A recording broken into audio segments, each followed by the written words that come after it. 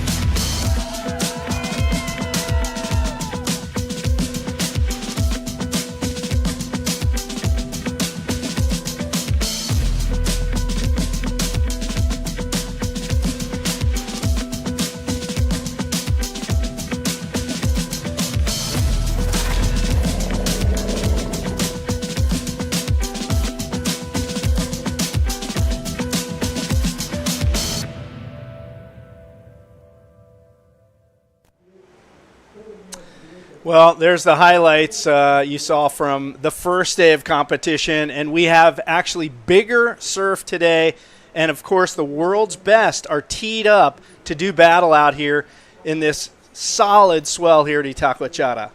Yeah, I'm so excited to see it. So let's hit the water right now. I can hear the horn, and it's starting, and we tell you what, we have 30 minutes for today's heats.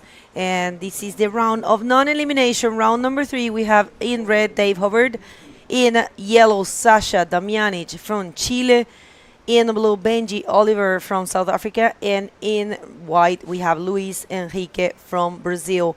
And the usual thing, you can distinguish the seated riders by the color of the rash guards. So the red and the yellow are the seated riders, the top 16. This is the good thing about this round. We are starting to see the top from last year. Yeah, of course, Dave Hubbard currently sitting number 5 in the rankings on the World Tour. He was over there in Chile, and he had a look at that wave early on. And you really have to kind of be picky on a day like today because you can get stuck inside. We do have 30-minute heats today, so there's a little bit more time for these riders out there. Just for that, main reason that in a beach break, there's no channel, right? You get a wave, you ride it pretty far, and you can get stuck way on the inside. So I saw before the heat, I was watching, as I mentioned, and I saw Dave get back-to-back insane in-and-out barrels. So there are some serious high-scoring potential waves out there for these riders. And, some of the riders you may not have heard of before. Benji Oliver, his first go at the IBC World Tour, this young South African traveling with Tristan Roberts this year. Tristan kind of showing him the ropes. And, he's having a stab at the World Tour, which is always great to see some new blood, which contrasts our veteran Dave Hubbard, who's been on the tour for many years. And actually, speaking about the devil, he comes in this first wave of the day, first wave of the heat. Classic conservative roll, very well projected, and he's combining with one more. So smart move there for Dave Hubbard.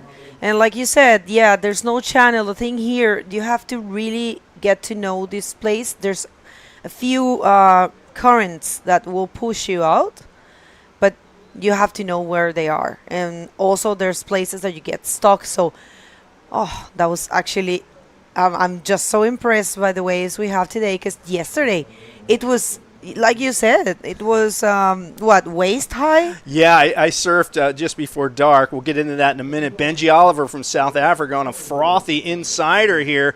Up into the lip, gets the roll off, looking for maybe one more move, and he ducks out. So kind of a shorter ride for Benji on the inside.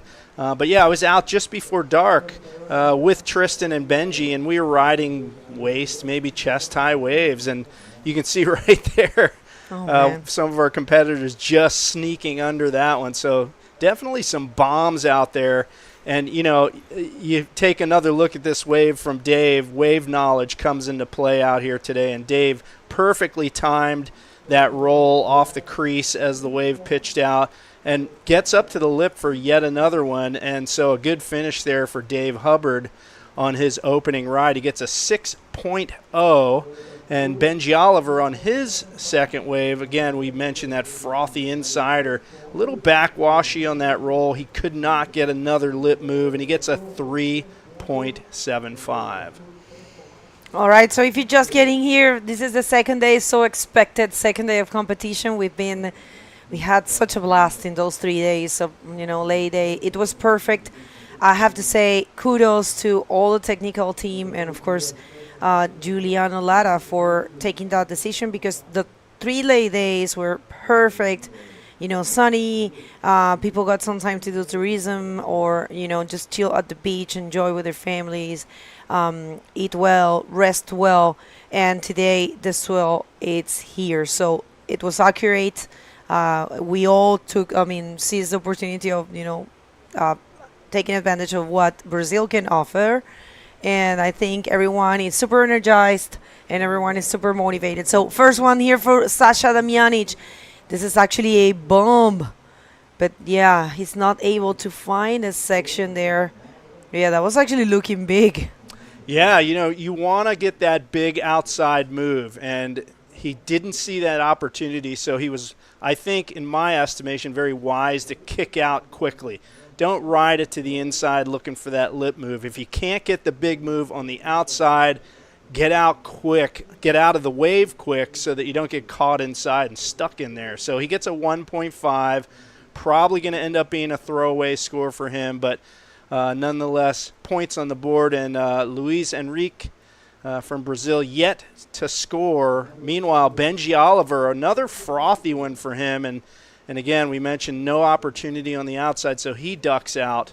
But yeah, beautiful 3 days, man. We had some small surf. It was beautiful and sunny.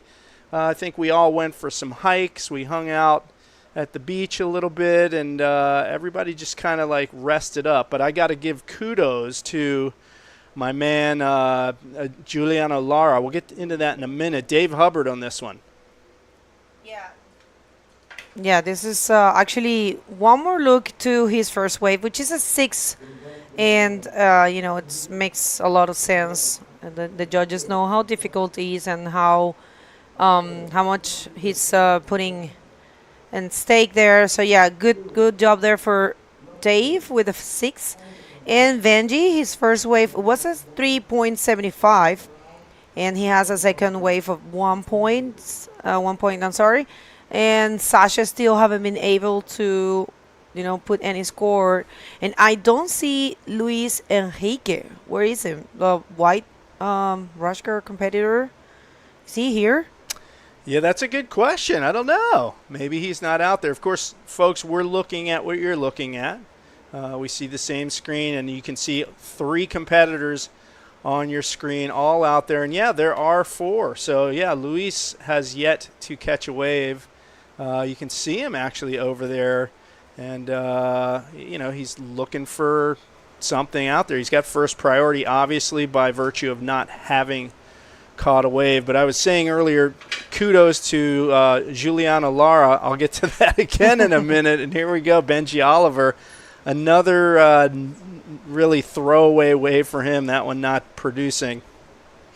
All right, yeah, no, I mean, Benji, I think for South Africans, these kind of conditions are okay, are completely normal because they are very used to surfing big waves, I believe.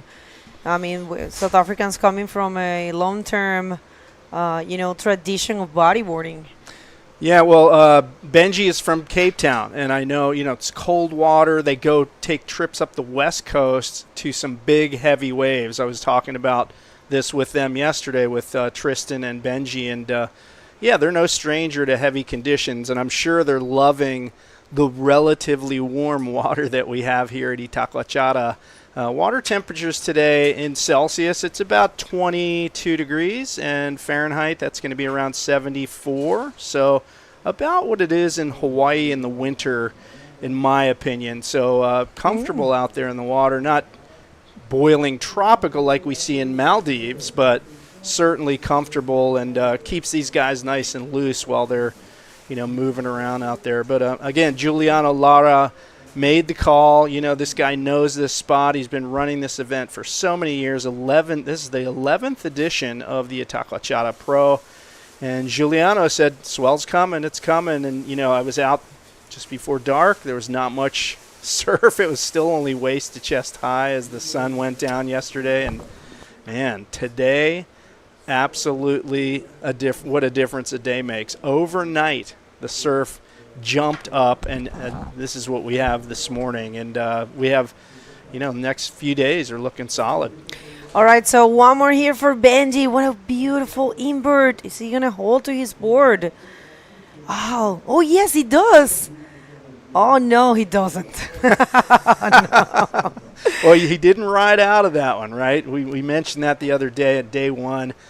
You have to ride out cleanly in front of the whitewash. One more look at this one as he bottom turns again. Another frothy one for Benji, but gets the invert, the flipper tweak there, and you see him bucking around in the whitewater, fighting it, trying to get in front of the whitewash, kicking, and just can't quite get in front of the wave. So I don't think that's going to be considered a make. All right.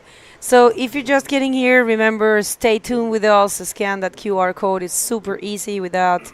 You'll get all the information from first hand, and you also support the sport, which, doesn't cost anything. It gives a lot back.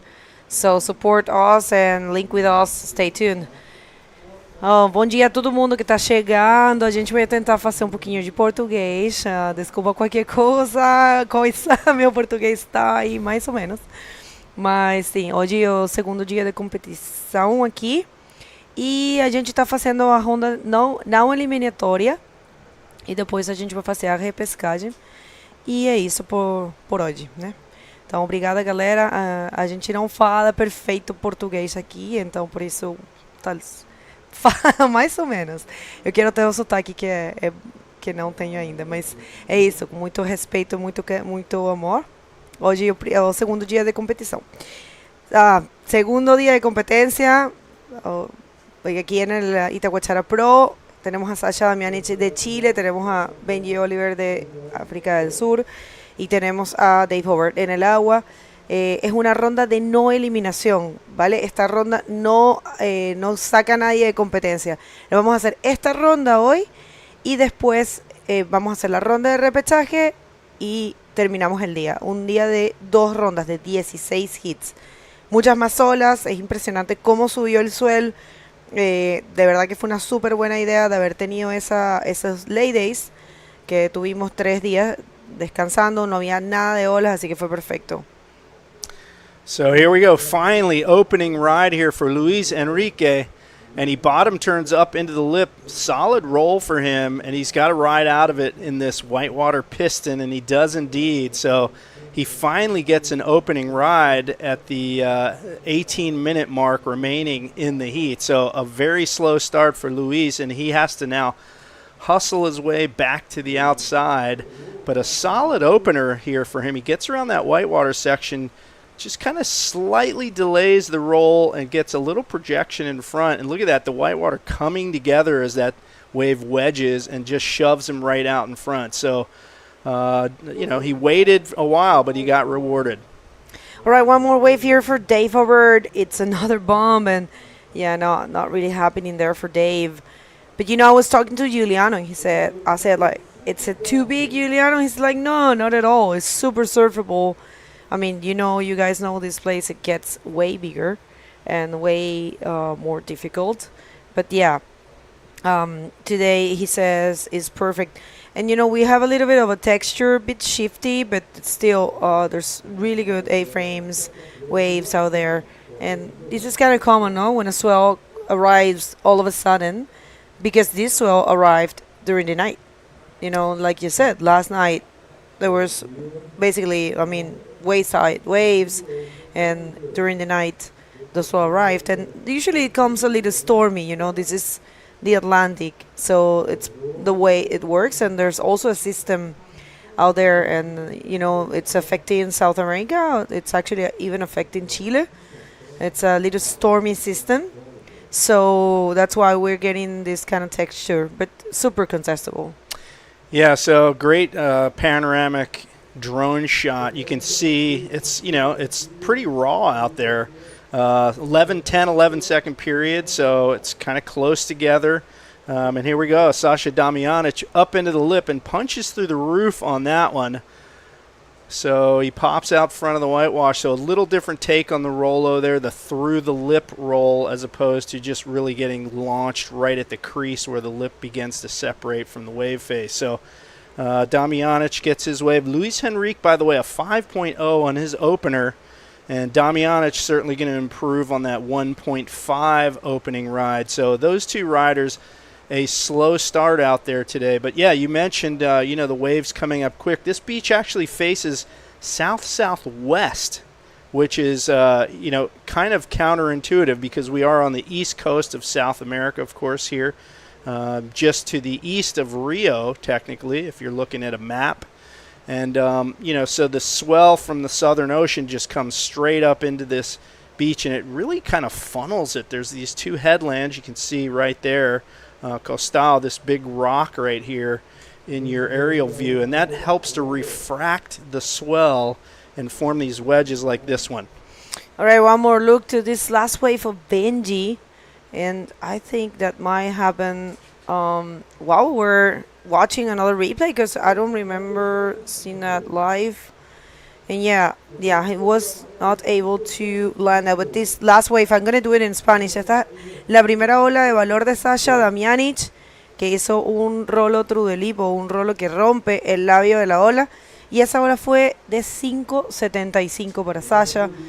Y él ahora está primero, porque tiene un 5.75 y un 1.50. Pero obviamente tiene que tener mucho cuidado porque Dave Hubbard tiene un 6 y un 1. O sea, Dave está buscando un 1.25 para ser primero, y Benji, el sudafricano, un 3.26. Scores muy apretados, muy cercanos. Es típico de estas rondas en donde vemos a los más profesionales, los que están en el turno, que son los más profesionales que han estado compitiendo más tiempo. Recordando que esta ronda es de no eliminación, y en esta ronda estamos viendo por primera vez a los atletas que vienen sembrados del año pasado, del ranking 2023, y los pueden reconocer por el color de su camiseta. Rojo y amarillo siempre son los riders sembrados. So a really tight race here in this non-elimination round, round 3, heat number 1. The tight race being between first and second. Sasha Damjanic, a 5.75 on his last wave, puts him in the first position. Dave Hubbard just needs basically another wave. He needs a 1.25 to move ahead into first position. And tell the fans how this works in the non-elimination round. If you win, what happens? We actually changed that this year. First and second, they are skipping around, meaning they're jumping straight to round number 5. Also meaning that they're not competing today anymore. So pretty comfortable and pretty useful, because, It's tiring, of course, and if you can skip around, it's definitely a good benefit. So that's the benefit of ending in the first or second position, and third and fourth, they will still serve today in the repechage, which happening right after this round. All right, so good explanation of how this is going to work. So certainly a major advantage to get first or second. You get to basically relax for the rest of the day. Tomorrow, obviously, the swell is solid today. It is supposed to be peaking today and slowly dropping over the next several days. But the winds are supposed to come around really nice. So tomorrow we should have some offshore winds and smaller surf, but still really good quality. Probably pretty similar to day one where we had super clean conditions. And right now, Sasha Damjanic now picking off this wave. This is probably going to help him get rid of that low score, that 1.5. He's still looking for the lip move, and that one doesn't really offer much. So he didn't really get off a move on that wave, but will that be enough to replace the 1.5? Maybe not. And we see the score coming through, and it does actually come through as a 1.0. So he's still going to be looking to throw away the 1.5, and we're down just around the 11.5 minute mark remaining in this heat. So plenty of time, but it may come down to the wire here in terms of who's going to take out this heat between Sasha and Dave. There's only so much time in the heat, but hey, don't count out Benji Oliver and Luis. Luis has a 5.0 on his scorecard so far, so one more good wave, and that could move him straight into first position. All right, so 11 minutes, 11 minutos faltando en este heat. E recordando que nesta não eliminação, galera que está chegando do Brasil, essa aqui é uma ronda que não é eliminatória. O que significa que as pessoas que ficam na primeira, segunda colocação, elas... a gente vai voltar para essa ideia depois disso. One more wave here for Dave Hubbard, and it's a quick, in and out. He didn't really do much. Então, as pessoas que ficam na primeira e segunda colocação, elas vão pular pela ronda número 5. E aí, eles não vão surfar hoje. Então, hoje a gente vai fazer a repescagem depois dessa ronda aqui. E aí, só as pessoas que ficam, os atletas que ficam na terceira e quarta colocação, eles vão surfar mais uma vez, e essa sim vai ser uma ronda eliminatória. Então é isso. Isso é o que significa non-elimination round, ou ronda de não eliminação. Desculpa, meu amor. Alright, so what else? 10 minutes. E também, gente, essa ronda daqui vai ter 30 minutos, que não é o normal, né? A gente sempre faz baterias de 25 e agora são de 30. You never cease to amaze me. No, I feel so embarrassed to speak Portuguese. Well, because I'm in Brazil, so I'm thinking all the time that my accent is all good. But that's try my best. All right, so one more wave here for Bendy. I'm sorry. Yeah, that's a make. So yeah, he did a nice little sort of a fade on the drop, waiting for the lip to set up in front of him. And that was turned out to be a good move because he got up to the lip, got the Rolo off, and Benji's now going to be probably looking at his best score of the heat as we see the score come through at a 4.5. You see him sort of delayed himself up at the lip, does a steep bottom turn right up into the lip, gets that roll-off, bouncy landing in the froth, but good enough for a 4.5. And guess what, folks? Suddenly we have a change in the rankings in this particular heat. Benji now moves his way into first position.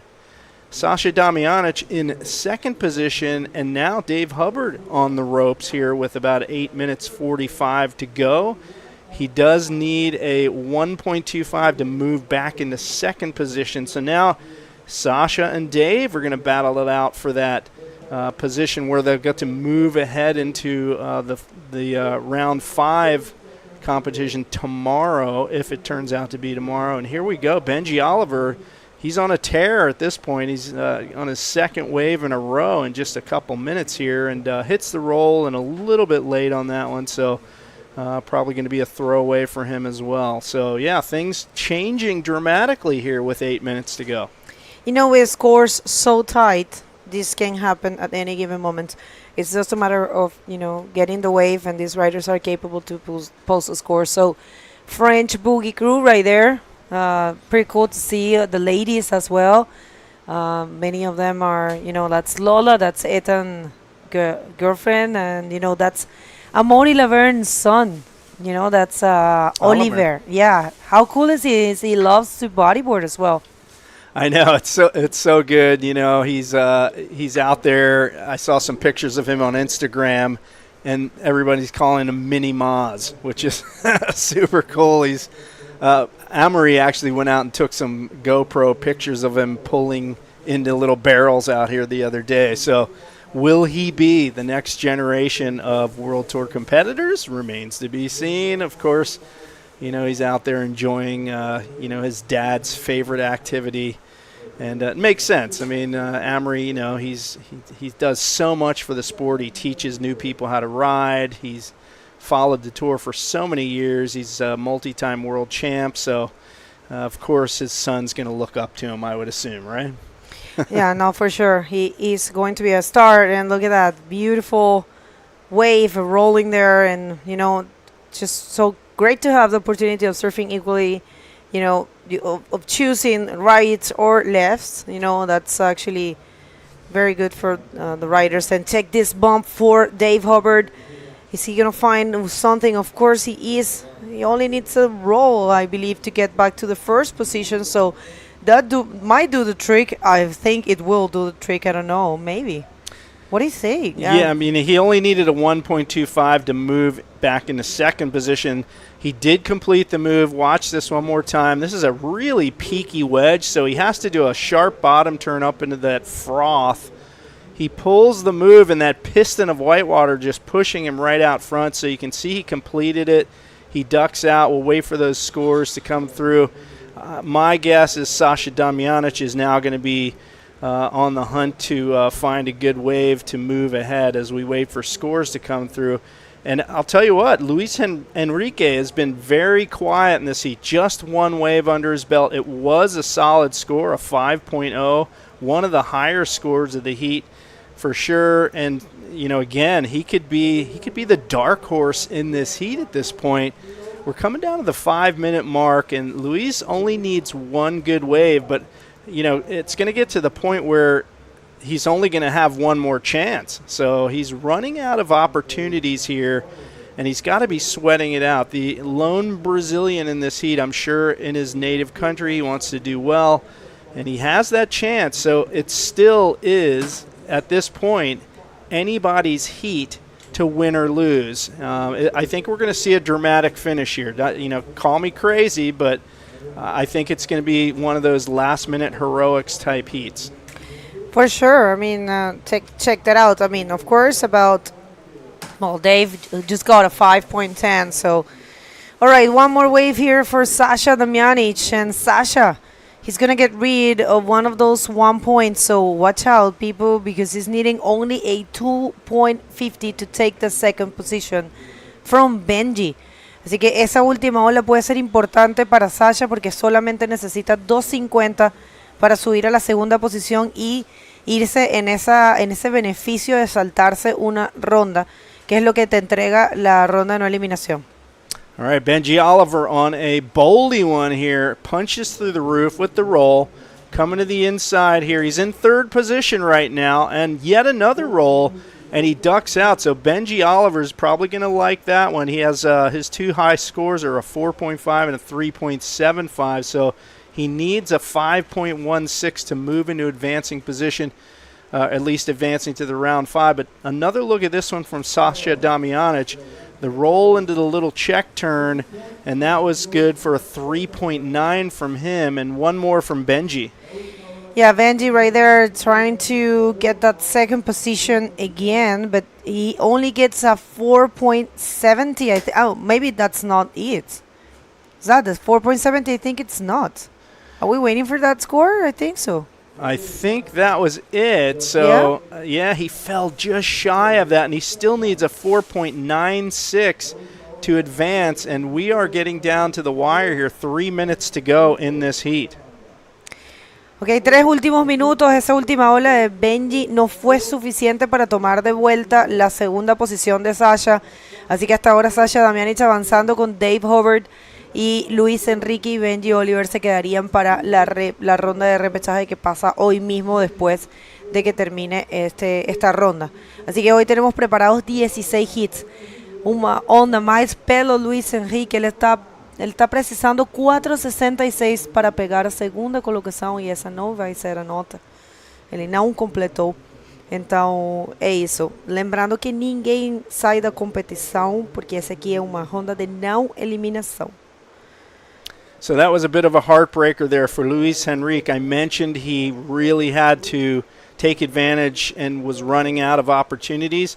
He took that opportunity, did not complete the move, gets a 2.0, a 2 on that wave, and it was not enough. He really needed to make that count, and now the question is, can he make it back out in time to get one more wave? He will be 4th priority once he gets back out. Right now, Dave Hubbard sits in the 1st position. We have seen a lot of flip-flopping here in this last 10 minutes of this heat.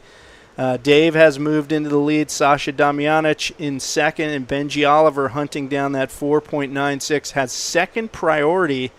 So with 1:40 to go, will the Atlantic produce what this South African needs to move into that round 5, from this non-elimination round? Again, no one loses today in terms of being out of the competition. It's just you get a little boost if you get 1st and 2nd, move ahead to round 5, which will not be happening today. We're going to go round 3 and round 4 today. So at this point, if nothing changes, it's going to be Benji and Luis moving into heats later on this morning. And they'll have another go at it. So, it's not the end of the world. Not the end of the world, that's right. All right, so one more here for Dave. He just wants to solidify his 1st position, but yeah, that's not going to do it. And a big shout out for the Wave Riders group in South Africa and Bianca tuning in. Bianca, the promoter for the Cape Town Pro that might happen next year. Fingers crossed, and everyone in South Africa. So here comes Benji, maybe last ditch effort to try to get that 2nd position, looking for a 4.96 he is. And yeah, that's a roll, that's a landed maneuver. You can never call a maneuver landed here, You see them landing and then they disappear in the foamy section. So yeah, that was an A landed maneuver. Yeah, so that was interesting. It's crazy. The waves wedged together. One more wave. Sasha Damianic just going straight in on this wave. He could have tried to do something, I suppose. So he's going to have a throwaway here. But one more look at this from Benji. Goes up to the lip and hammers the lip. And look at that. He had a little explosion hit the bottom of his board, and that pushed him back just enough so that this wedging section came together on his back, and he could not ride out of that. And he gets a 1.5. It's considered a no-make. All right, so here it's over, and official results advancing in 1st, Dave Hubbard and Sasha Damianic. We're coming back for a full French heat, so don't go anywhere.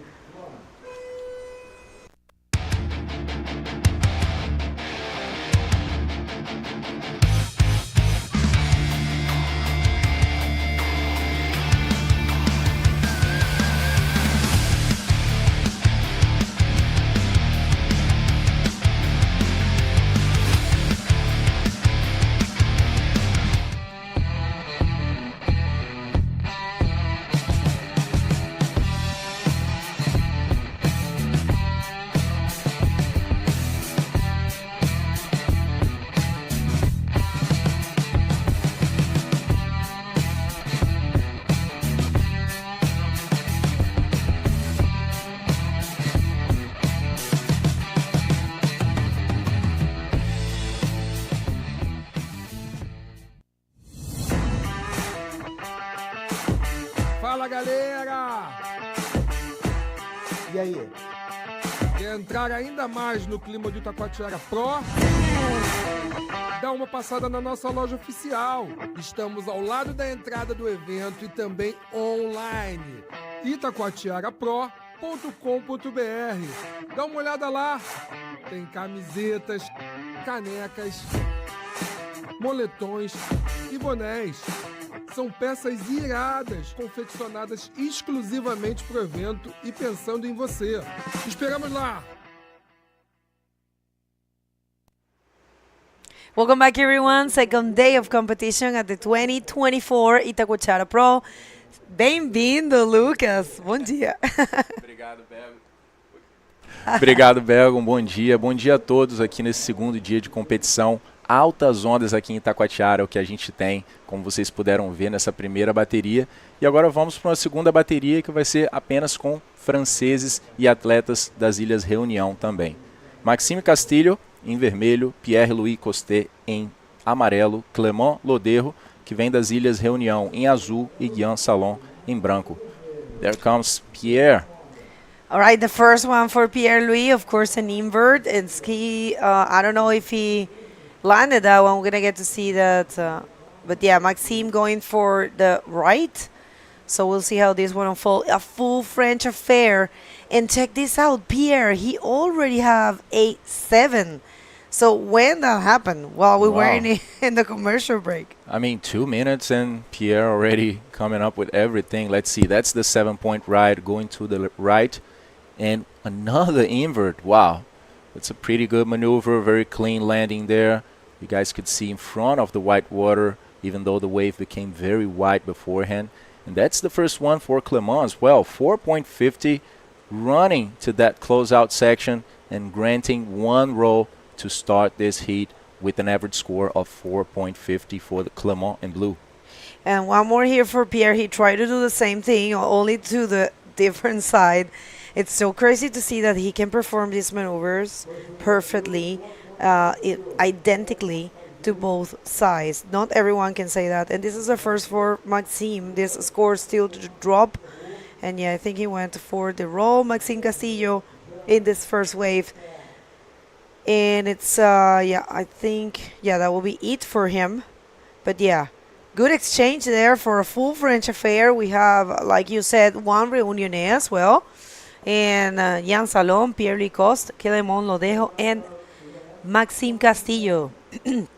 Salut à tout le monde qui parle français. On a seulement français ici. Et on voulait voir les drapeaux français ou les drapeaux réunionnais là nos chats. Et là vient Guian Salon, there he comes, repeating Pierre's effort there, just going for one invert, making quite an effort to complete this maneuver, but that was the first step for Guian Salon, just granting one nice invert to the left. Let's check this once more. Yeah, replay for Jan Salon with an invert, not the most inverted invert of the world, but that was just, you know, a try. I believe these riders, they want to do something different. And this wave actually is very good for inverts. And there goes Maxime as well, going for the reverse. I mean, I'm loving this heat. Starting on fire, but just not being able to complete this maneuver.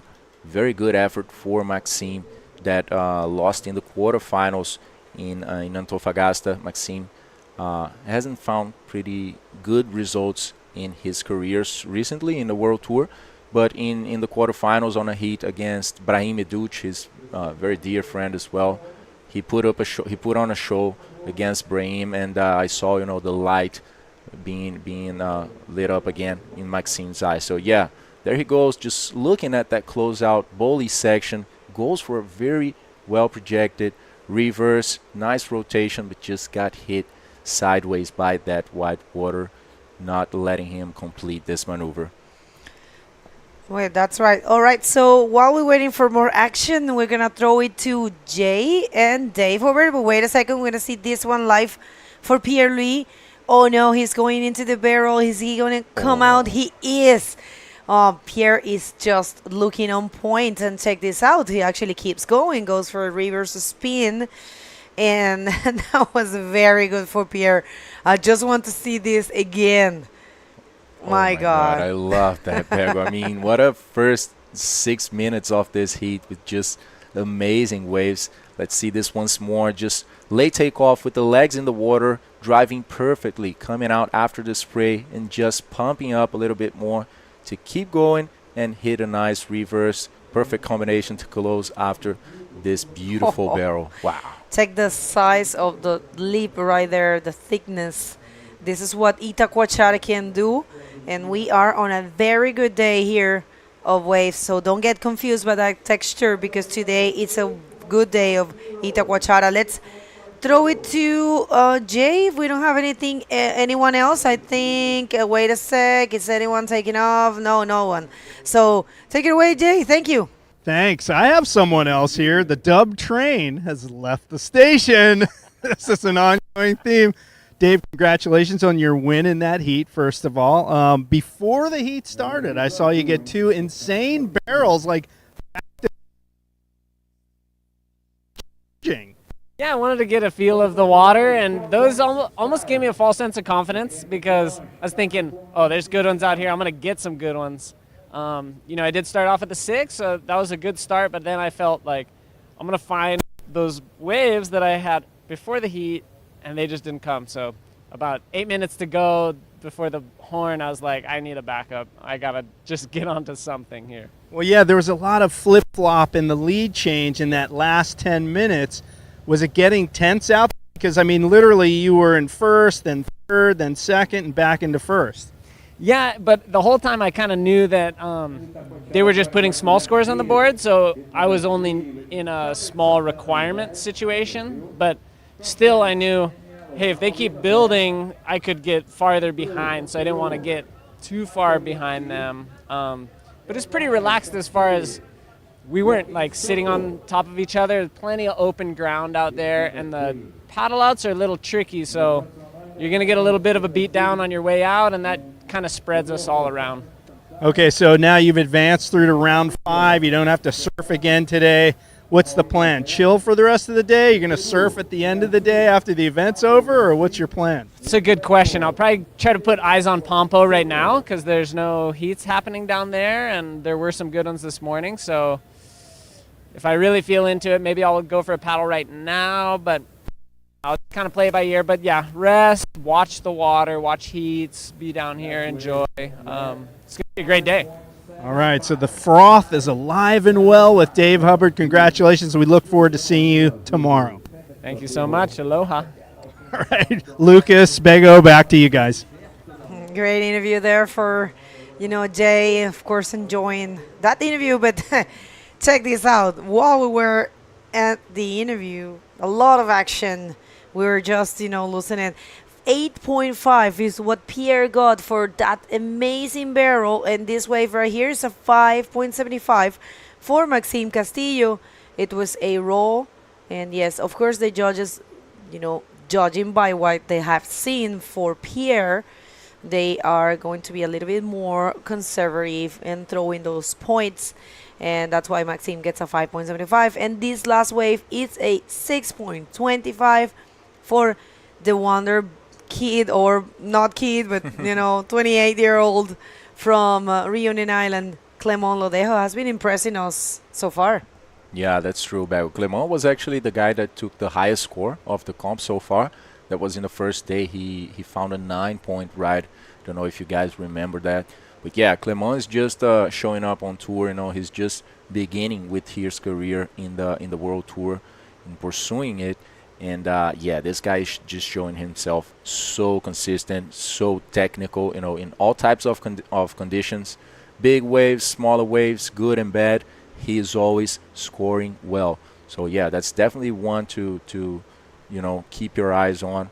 And a show of bodyboarding is what this guy from Reunion Island is putting on. So Pierre on the other side just got a 7-point ride in the very first minutes of this heat.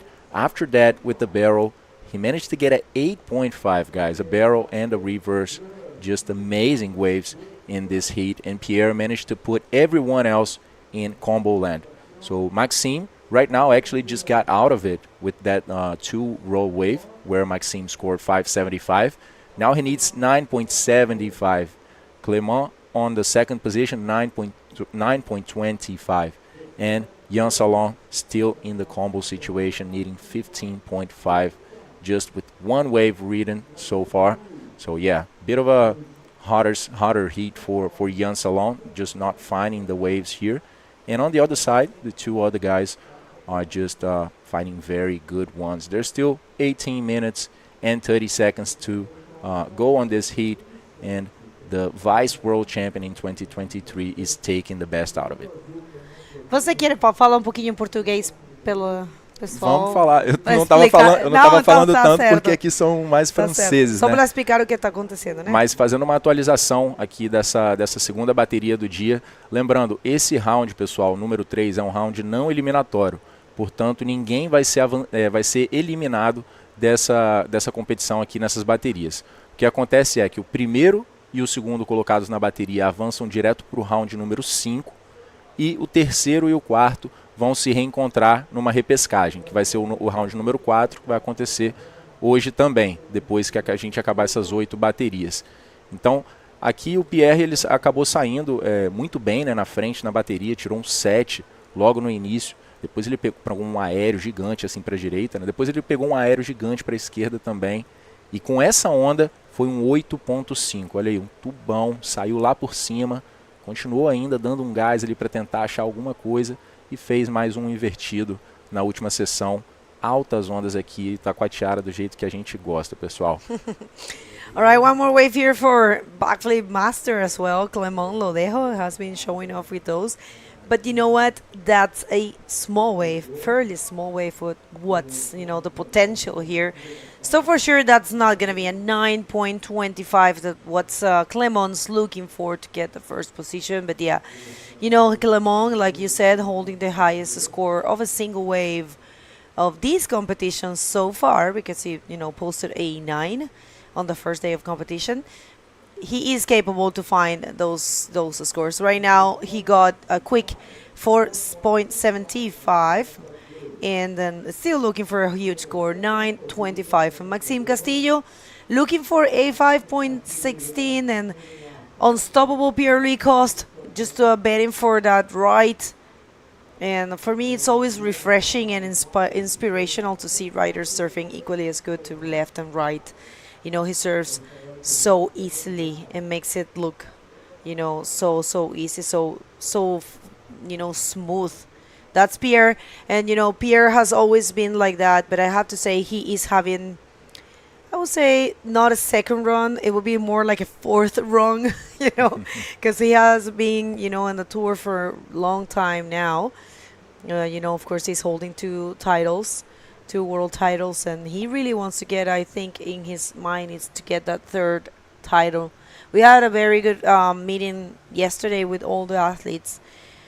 The IBC is trying to put a meeting with the athletes in every event if possible. Of course, in Antofagasta, time was a little tight, so we couldn't meet.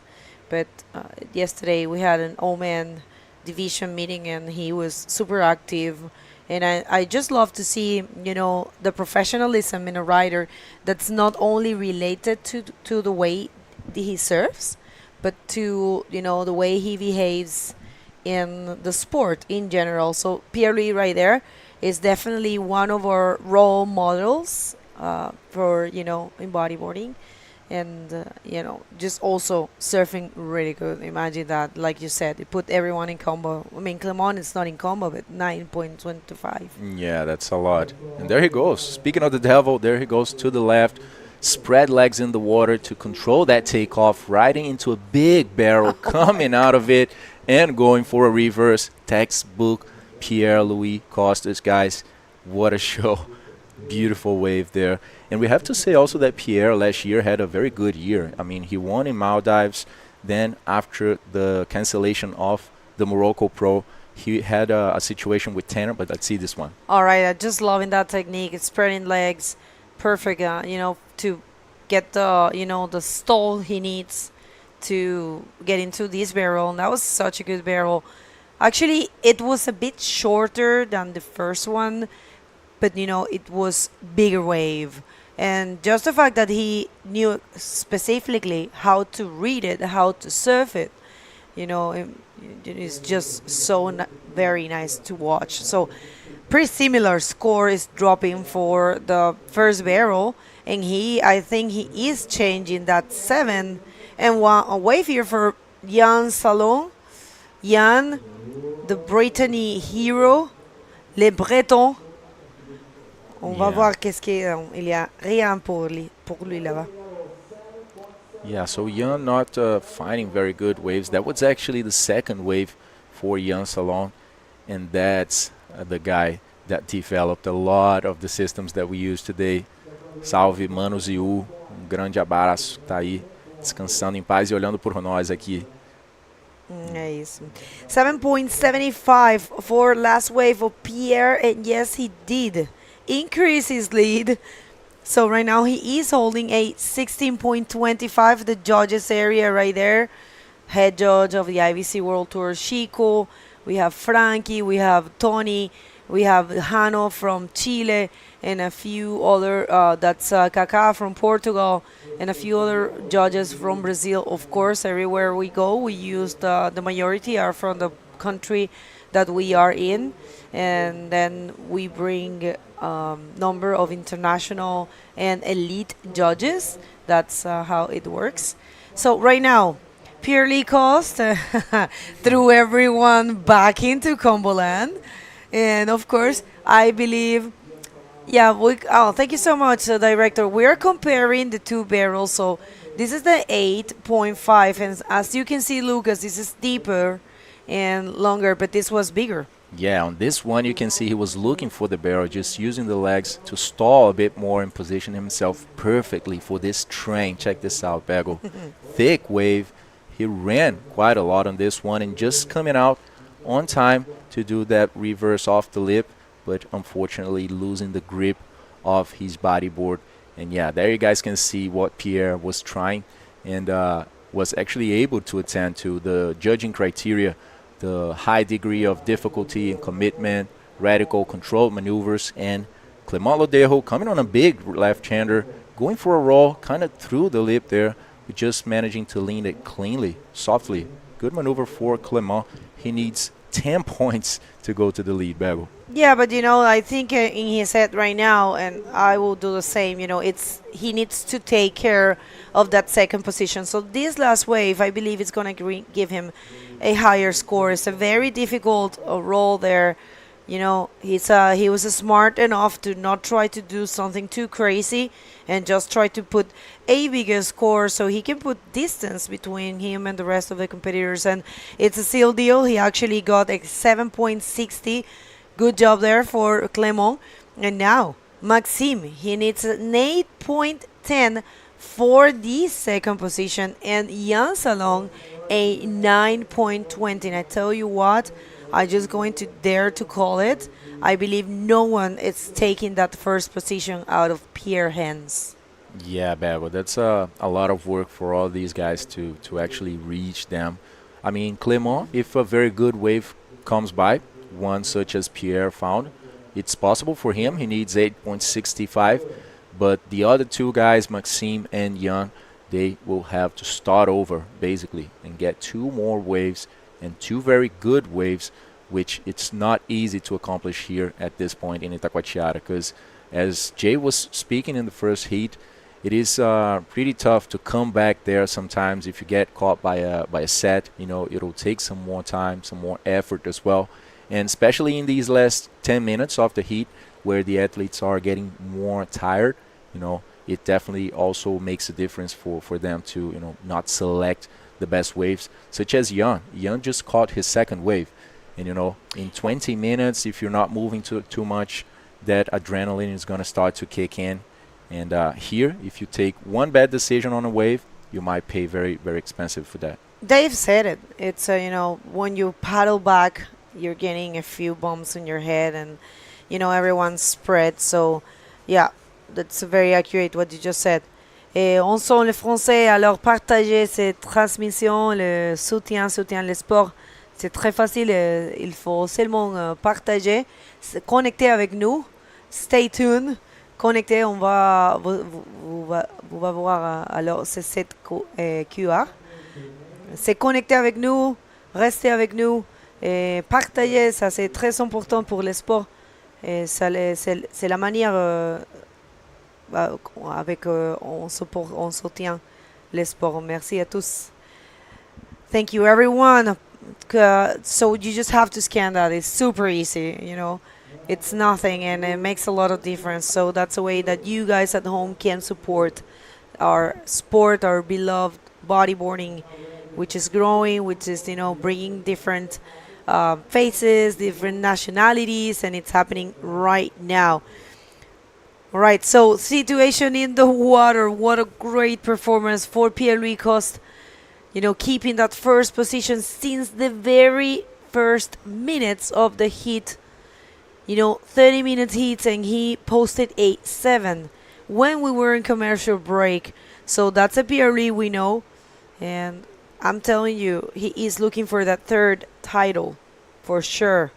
Yeah, Bago. So as you mentioned that, coming back to it, last year Pierre had a win in Maldives. And then after the event in Morocco was cancelled, Pierre was in a situation with Tanner where he had to win the Fronton King. You guys saw that on the last stop of the tour in Canaries, guys. Oh, it that was so good. a crazy situation. Pierre had to win, and he managed to pass many of his heats actually, and just lost on the quarterfinal where Tanner was crowned. So yeah, Pierre just getting very close, and with this heat, for example, showing how sharp he is. All right, one more wave here for Clement, going for that right, and that's not really offering for him. Yeah, Clement, he's searching, but I'm pretty sure he knows he's not going to get that first position. I mean, watch out. I mean, he got a 6.25. I mean, he already got a 9. That would be very interesting to see. Wait a second. So you see, probably I did call it too early, you know? Yeah, I'm sorry, was still Clement. 10 minutes. Yeah. I'm sorry, guys. Maybe I'm taking for granted the rest of the competitors. But yeah, actually, you know, after what he did right there with the 6.25, I mean, 7.60, that was his main score, and that was his last wave. Not the previous one, of course. Last, you know, valuable score. Now he's looking for an 8.65. It's a possible thing for him. Yeah, it's very achievable. I mean, for the other two guys, it's another thing because they have to basically start over and accumulate 16.25 to go to first. But for Clement, it's a matter of one wave, I believe. You know, he took a look at that right-hander that just died in front of him, just lost all of its energy. And yeah, let's see if he gets to a better position there for one more attempt. He doesn't have the priority though, so let's see how he will position between the other three riders as well. All right, so 5 minutes and 40 seconds, and we don't know what's going to happen because this heat has been super good. And we were expecting this, right? These 4 riders, they have been surfing super good. And remember, you can distinguish, you can recognize the seeded riders. What is a seed rider? What is a seed? People a lot of times asking me that. Seed, it's, you know, all these people that come in from right there. Thank you so much, director. So this is the event seeding, all right? That sometimes changing depending on the top 16 riders that shows to that specific event. First, as you can see right now, we have Armides Oliveres, who was not in last year top 16, but since he is second in the tour rankings, he got the back seed. So what's happening? The seeding is what the riders that ends in the 16 among the 16, the top 16, gets throughout the whole year. So if you finish the year among the top 16, you're going to be seeded always next year in the non-elimination round. So you are going to have that benefit, which also grants you the benefit of skipping one round. But what happened? In all the events, some of the top 16 from last year don't show, and then there's a vacancy there. So you might think that the person that's in the let's say in the spot 17th will get the first vacancy, but actually it happens if you go to the IBC World Tour rulebook, the person that will take it, it's the one that it's in the best position of the 2024 of the current ranking. So that's why Armides Oliveres is there in the top 16. So this is the event seeding, right? Take that into consideration. Em português, né? Vai. Vamos explicar aqui, pessoal, rapidamente o que a Bego estava explicando em inglês, o que é o seeding do evento, que seria a tradução literal seria a semeadura, né? Mas basicamente uma palavra que a gente usa muito é o ranqueamento.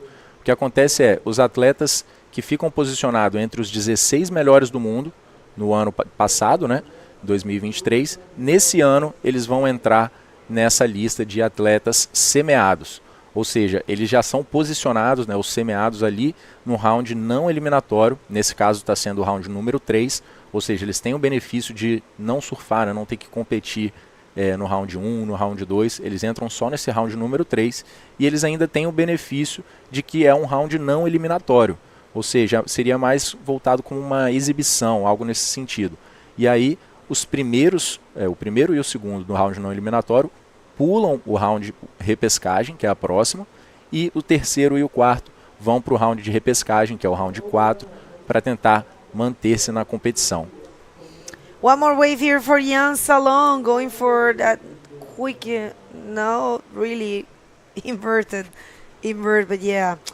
Oh man, Jan, he was telling me, and I have to send this message to you, Jan, when you watch the streaming again. He was telling me that he has this need to show the world the different maneuvers he knows how to do. He told me in Antofagasta, I want to do something different than rolls, you know. But you know how it is. It's okay, yeah. You can maybe try those things in videos and everyone knows that you are capable of. But the thing is that you need to secure the points. And in competition, you only have a limited amount of minutes, a limited time. So you really want to try to secure that. So probably if you would have, go for a roll there, big, projected, huge roll, landed in the flat, probably would get a high scores because he's only holding a 4.65 and a 1.5. So a little lesson. I know for a fact everyone, including us, we love to see all the maneuvers that there is in bodyboarding, and I know that all the riders, they have this pride of showing the world what they can do. But in competition, it's a whole different story. You have to put the scores. You have to try to do whatever it takes to advance. And it's a huge benefit to skip around. So, if it comes down to only performing a few rolls, it's okay. Yeah, for sure. I mean, just have to go through the heat, and this time of the competition is the more important. Let's see. It looks like Jan Salon is going on another left-hander. Let's see if he's going to hit this one. And there he goes. Too late maybe on that section. Actually, looks like he wasn't finding the right timing to hit these waves, Both this last left and also the previous one. I we just saw once, but I'm not even sure if it was a matter of which maneuver, but just hitting it a little bit earlier as he ended up landing out the back of that wave. So yeah, situation it's drawing like it's PLC and Clement Lodejo jumping the rapid charge round and just finishing the work for today, because we are 5 seconds actually from closing this heat. And that's it, guys. PLC and Clement jumping the rapid charge, and Maxime as well as Jan Salon will be going in the water once more today. We're going to call a quick commercial break to come back with heat number 3.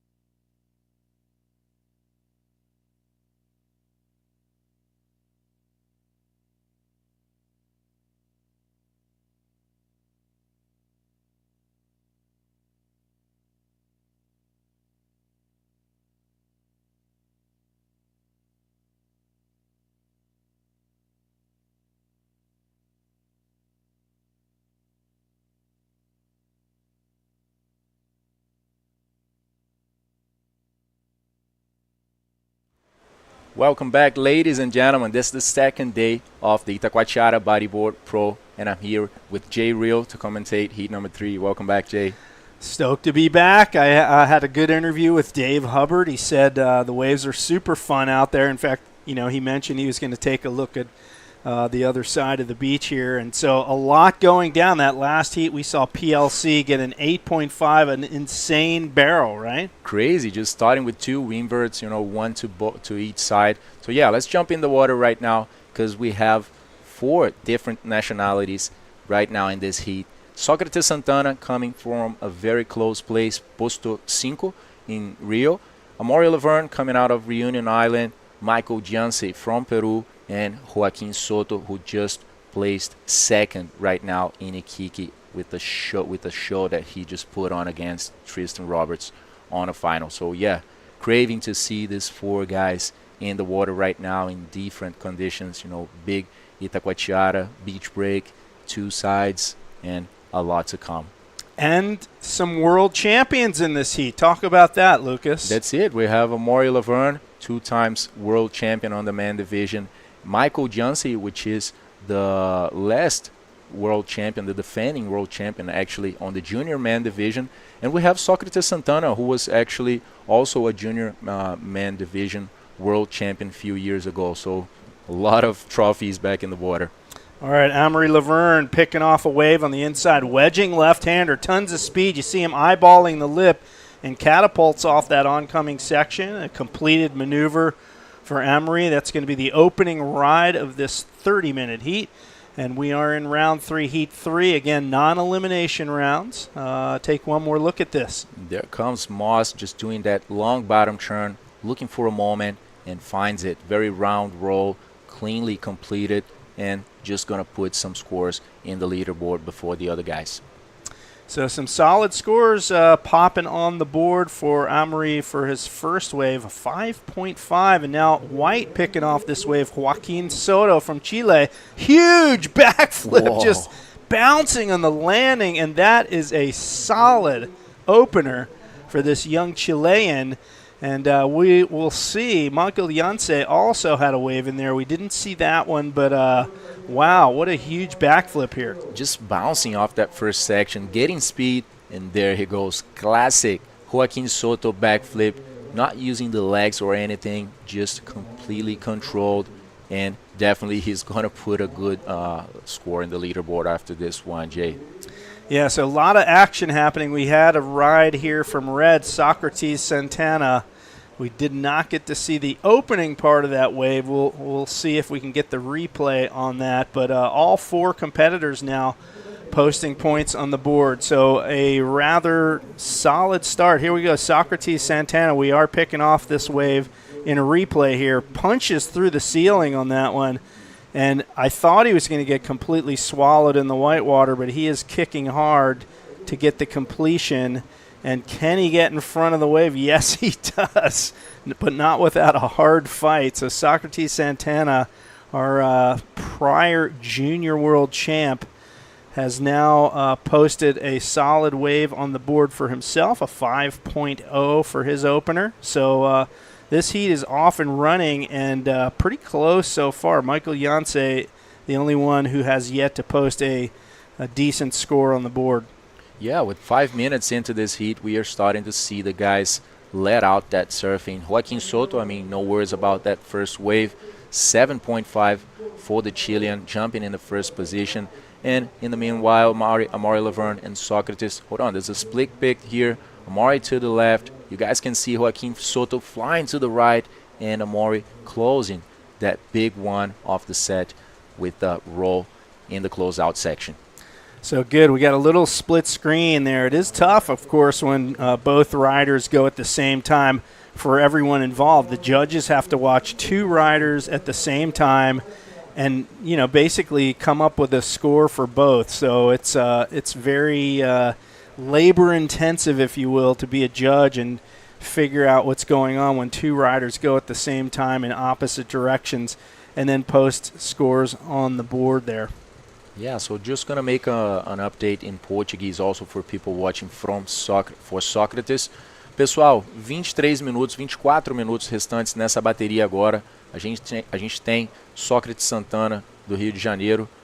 Esse foi o último replay da onda do Amaury Laverne. Fez um rolo gigante ali na esquerda. Conseguiu aterrissar bem firme, ó, completa a manobra com facilidade. E essa foi uma direita do Joaquim, que perdeu um pouco o momento ali. Executou um rolo caindo para trás da onda e acabou não completando. Joaquim é o líder dessa bateria, achou um backflip muito bom ali no início, com 7,5, que foi a melhor onda até agora. O Amaury e o Sócrates estão ali mais próximos um do outro, 5,5 para o Amaury e 5 para o Sócrates, mas está saindo uma boa nota para o francês nessa última esquerda, que foi uma bomba, ele conseguiu completar limpo, e isso com certeza vai contabilizar bons pontos para ele. E enquanto isso, Michael Janse, apenas 1,5, não conseguiu encontrar nada ainda nessa bateria, com 7 minutos decorridos, lembrando que é uma bateria não eliminatória de 30 minutos. So Amory in the lead with a 13.0 heat score, 2 solid waves, a 7.5 and a 5.5 as well. Let's take one more look at this wave from Joaquin Soto. Only this one was his 7.5. Giant backflip, scorpions on the landing, and still pulls it off. This wave, for Amory Laverne up into that heaving, heavy section. And notice the clean exit from that maneuver. He's not buried in whitewash fighting it. He slid right out in front of that and gets a 7.5 for that wave. So 2 riders now with 7.5s on the board. Joaquin Soto just needs a solid backup wave, and he can move himself potentially into the lead. So it is, still anybody's heat. 22 minutes remaining in this heat. Socrates Santana, just 1 wave, and it's a 5.0 mid-range score. So a lot of opportunities out here for these guys. Too early to really call who's dominating the heat just yet. Yeah, so actually we just have Michael Janse that didn't start too strong. Socrates already got 1 wave at least, but Michael is just waiting for it, and we know how Michael is. He's that explosive guy. He's always getting many waves, and pretty sure he wants to get started in this heat as quick as he can.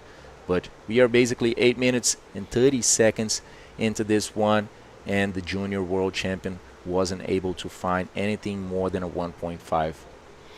Well, yeah, so, we saw in the first heat of this round, we saw Luis Enrique have a very slow start, and he just kind of never really got going. So it's that way. The Atlantic Ocean, any ocean, of course, has its rhythms. And sometimes in a heat, you're either on rhythm or you're not on rhythm. And it can make or break a heat. Sometimes you're just right in the right spot every time. You can see that left wedge off that big rock over there looking solid. On the other end of this beach, the west end of the beach, there's a right wedge. You can see that other cliff on the right-hand side of your screen right now. So you got a couple of solid wedging waves. Pampo is the name of the wave on the right side of your screen. And, and then peaks in the center from the refraction. So many scoring opportunities out here for these riders today. Yeah, this beach is made for bodyboarding, Jay. It's just so good. Wedgie on both sides. Actually, the side of Costão on the left side of the screen. The wave is a bit more, like a flat wave compared to Costão. But sometimes when it is small, actually you can go all the way to that left corner and find some wedgie waves as well. But 3 different types of waves here that the locals define as Costão, Meio, and Pampo, but all of them are so good for bodyboarding. Of course, Pampo is one of the favorites for everyone because it's just so perfect. And actually today during the morning when we got here, the guys were thinking of moving the comp to Pampo since there were some good waves there actually. But here in the middle it was cleaner, less rip currents, and more contestable. Because in these types of situations, when it gets to this size and more than that, it's very easy to just find yourself in a washing machine there and trying to get back to the spot after a set. So yeah, I would say a good call. We are seeing very good waves here in these 3 heats that we already saw, and a bit of a slower moment right now. As you guys can see, for example, this rip current, it goes all the way back there. it's pretty good to get in if you use them on your favor, but once they're against you, it's a tough situation. Yeah, that's right. You can use the rip to your advantage to get back out after a wave, of course, but yeah, man, it's so heavy out here. The short period swell here, 10, 11 seconds, means the rip is strong when it's on. Right after a big set, you get that heavy rip that can take you out, or you can take you all the way to Antarctica. Yeah. if you're not careful, because this beach kind of does face towards the Southern Ocean. But yeah, you mentioned the middle peak. I really love the opportunity for these riders to go either right or left. It definitely can, suit. Some riders are a little stronger in one direction or the other in some cases. So it's a fair playing field. Everybody has a shot, whether you're better at rights or better at lefts. Those opportunities exist out here. That's good, because sometimes you don't have that opportunity, right? When you have a point break or a reef break that just breaks to one side. But there comes Sócrates Santana, aí vem o Carioca atrasando para tubo, passa por dentro daquela primeira parte grande ali, espumada, e acaba cortando para trás dessa onda, que não vai contar tantos pontos assim para o Sócrates Santana. Até agora ele tem 5 pontos. And here he goes. You see him bottom turning on this wave. He stalls a little bit, little knee stall right there, gets a little bit of a cover up, comes out with the spit, and has to duck through the back. Just could not find that spot to get up to the lip. And Socrates, we're waiting for the scores to post through from that one. But in the meantime, we have Begonia Martinez with Mr. PLC. Begonia, take it away. Thank you so much, Jay. That was the Pierre we know. You were super connected. You were just my Gravier, which is your home spot. Yeah, it's true. Like I personally grew up in beach break like that. Like very shifty beach break. Some really good days, some very difficult days. It's very similar to La Gravier actually. Like even like the water texture. So this morning felt like a little bit like a big Gravier, but it doesn't mean like you're gonna get the good ones even if you're used to. It's very easy to like disconnected, being on the other side of the rip ball, especially with 4 people in the water. So I was actually, the option I took was to be a little bit more on the right side, and it paid off because I think the best 2 waves of the set of the heat came through. All right, so in your mind, are you chasing, of course, that 3rd title this year? You were so close last year. So the strategy here, doing only inverts and going for it's actually your... Yeah, I wanted to start strong. I think the waves are really good for inverts today because the waves are closing out a lot. So we're going to see a lot of big rolls. It's not that easy to do backflips today. I think it's really good for invert, and we might even see air reverses. But an invert is actually today a really good strategic move. So I started with one good one on the right. I tried one on the left. I didn't make it. And then I wasn't honestly expecting to get barrels today, but some good wave came through. All right, so we might have him commentating for the recharge round. All right, you want to say something to someone back home? Yeah, for sure. Like, as always, to my family watching at home, my friends, and all my sponsors, thank you so much for allowing me to be here. I'm really, really, really happy to be back in Brazil. I didn't come since 2019, since the pandemic. It's one place that I really always wanted to come, and luckily this year they just changed the date so I could make it for my son's birthday. So thank you, Juliano. And hopefully I can make it all the way this time. Right. Congratulations and best of luck. See you guys. Thanks, Bego. Great interview there with Pierre. Just an amazing performance in this last heat. 3 first minutes of the heat, getting a 7.5 and another big invert as well that he didn't complete. And halfway through that one, he managed to get a big barrel, 8.5 as well, just finding himself like home here in Itacoatiara. Yeah, 2-time world champ, PLC, a long-time tour veteran.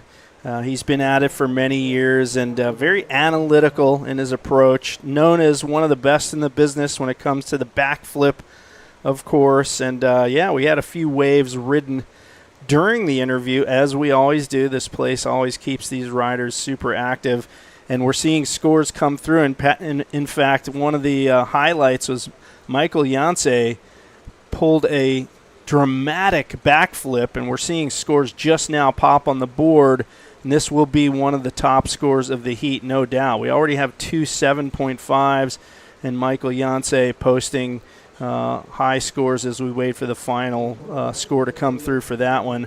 And the current standings as it stands right now, Amory Laverne in the lead in this heat. Second place, Joaquin Soto, Socrates Santana in fourth place. And 6.75 is that score for Michael Janse, and Joaquin Soto with a decent wave of his own.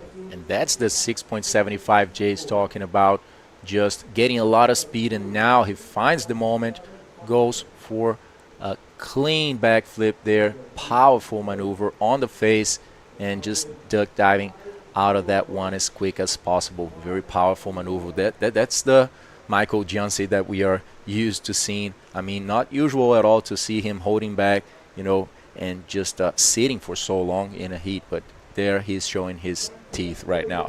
For sure. So he has a wave that could be considered a throwaway, of course, as we see our competitors in the next heat preparing up in the competitors area, which has a great view, the upstairs part anyway, great view of the ocean. And look at this, we got all kinds of stuff for these competitors. Mats on the ground, we got the bands. Riders are warming up. We got a massage table in the background. So these guys are well taken care of here at the Itacoatiara Pro by Juliano Lara. He gets it all set up for these riders, so they're going to perform at their best. And, man, I don't think I could bend like that. What about you, Lucas? Yeah, I would have to practice some more to get to this point. But, yeah, how good it is to have a good athletes on, right, for these guys to try and release that stress, before the heats. Warm up as well. It might not look like, but it is a chilly day here in Brazil. I mean, for us, it's a little chilly, not too sunny here today. And yeah, these guys have bicycles and all type of stuff there, so they can get ready and rest as well throughout the day, watching the other heats, and just trying to provide a very good environment for them to spend a whole day here at the beach. So yeah, weather-wise, we're looking, as you can see, at overcast conditions. A few showers out there on the ocean. We did have some rain yesterday at the end of the day and into the evening, just spotty showers really, and it is expected to clear out later on today. We should have a couple of sunny days here at the end of the week. So really some fantastic conditions on tap. Air temperatures right now here around 20, I'd say about 20 degrees Celsius out there. That's about 70 Fahrenheit, and that overcast will probably keep it in that zone for most of the day today. And again, water temperatures in the low 70s, about 22 Celsius. So it's not freezing by any stretch. You see most of these guys wearing spring suits out there. So certainly not being restricted by wetsuits out there in any way. Yeah, for sure. I would say maybe for the wind, a bit of wind may get you some cold. But let's see. That's Joaquin Soto passing that first section, going for a nice reverse, but not managing to project it forward and land in front of the wave. So that's not going to be make for Joaquin Soto, but we can see that this guy is looking to pull something different. Joaquin is always just sending it, so yeah, that's what we want to see. All right, so Amory Laverne holding down the lead in this heat and throwing some shakas here from the competitors. We got a full-on worldwide crew down there. You saw Oliver, that's Amory's son. There's Tristan Roberts. And, the list goes on. Some of the best in the world. Maxime Castillo, a longtime tour veteran. So all these guys just watching the action, trying to figure out where they're going to sit out there, and watching Amory Laverne so far dominate this heat. His heat score thus far 13 points, and not too far behind him, Joaquin Soto needs a 5.5 to take over the lead. So those two at this point are advancing through to round 5, but things can change. Just 9.5 to go. Michael Janse has a throwaway score, 1.5. He's just looking to get a 5.01 to move into that second slot. And Socrates Santana also a throwaway score. He's got his low score is a 1.6, and he needs a 6.76 to move into advancing position. It just takes one decent wave. Yeah, Jay, and we are seeing a slow moment in this heat. Not many waves being surfed since the interview, but I wouldn't say that it is slow out there, because it's just so many waves breaking all over the beach, and I would say that the most special thing is, as you said, about the guys watching the comp, knowing where to sit, because here at this size, especially, you have to be at the right time, at the right spot. So that also makes a lot of difference, and I'm pretty sure that's why we are seeing these guys floating a little bit more. And we can also see Amori on the right side, Socrates in front here, just starting to move themselves a bit more and maybe relocate or come down a bit more, to look for an opportunity. Because as the time starts to decrease more and more, situation will become more stressful for these athletes. Even though it's a non-elimination round, everyone wants to go through the just jump the rapid charge. That's a big benefit, especially in these big of conditions. True. And Lucas, I want to ask you a question. You know this spot. Hang on just 1 second for that question. Socrates Santana here trying to replace a 1.6. That one, I don't think that's going to do it. But how does tide affect this spot? Is there a dramatic difference in the quality between high and low? Yeah, I think that there are. I'm not sure, with this amount of swell, this big, how much it does changes, or if it has any special effects. But what I know is that when the tide is dropping just like it is now, I believe it's low at 826. That's it. That's going to be 0.2 meters. And for sure we will see the waves just breaking further away, and I believe some more barrels. That's what I believe. I don't believe it's going to become a closeout, which happens sometime, but due to the recent swells that we had here, that built a very good sandbar, I believe we are going to see more barreling waves, and maybe with the tide just filling up later, maybe some bigger waves as well. I like it. So, yeah, that means we've just passed the low tide, so we do have that incoming tide push, and fortunately the waves remaining light. Of course, a light offshore would groom the surf a little bit, clean it up, but certainly no shortage of high-scoring opportunities. And, there's a spot there, a ledge called Shock. Speaking of Shock, shockingly good wave here for Amory Laverne, but not really. So his last wave, he got a 1.0, probably looking at a similar score on this one. And one more view from the drone there. Shock is a super crazy ledge spot. You can see a couple guys actually in the water, and there's a guy toe surfing on this wave here. So that's a slab wave. You ever ridden that spot? I never ridden that actually, but I have some friends that do surf here. Some guys from Itacoatiara that usually go to my place as well to get some slabs. And the guys get some very big waves here, Jay, just huge waves. And the wave is so bouncy, that becomes much harder for them. But Michael Jansi, there he goes, over that white water, just ducking out of that wave, not finding much potential on this right-hander. All right, speaking of bouncy, he was bouncing all over the place, picks off a 1.0 on that wave. So you'll see a lot of these very low-scoring waves where the rider sees the wave, it looks like it's going to have that high-scoring potential, and they take off, and it just kind of like morphs into something that's not so good. So, that's just the nature of a beach break on sort of what we would call a wonky day, where there's a lot of rip and current, and it's a little raw out there. So you'll see a lot of these scores are like 1.0, 1.5, and then suddenly they'll find that magic wave where they get the high scores and post the kind of scores that they want to. Yeah, and here in Itacoatiara with that view, you can see the rip currents as far how far they go, and the thing is that they show up and they disappear. And they also change, they move throughout the beach. So in the beginning of this heat, I believe I was saying that, here in the middle it's cleaner and this and that. And now you guys can see a huge rip current in the middle. So what I believe is also that current moved more to the middle. It was more on the left side of the beach, and then it moved a little bit to where the athletes were sitting in this heat, and that's why you guys can see a lot of water moving there. It's so hard to be out there in this situation here in Itacoatiara and find a good wave. But the leader of this heat, Amaury Laverne, just fine.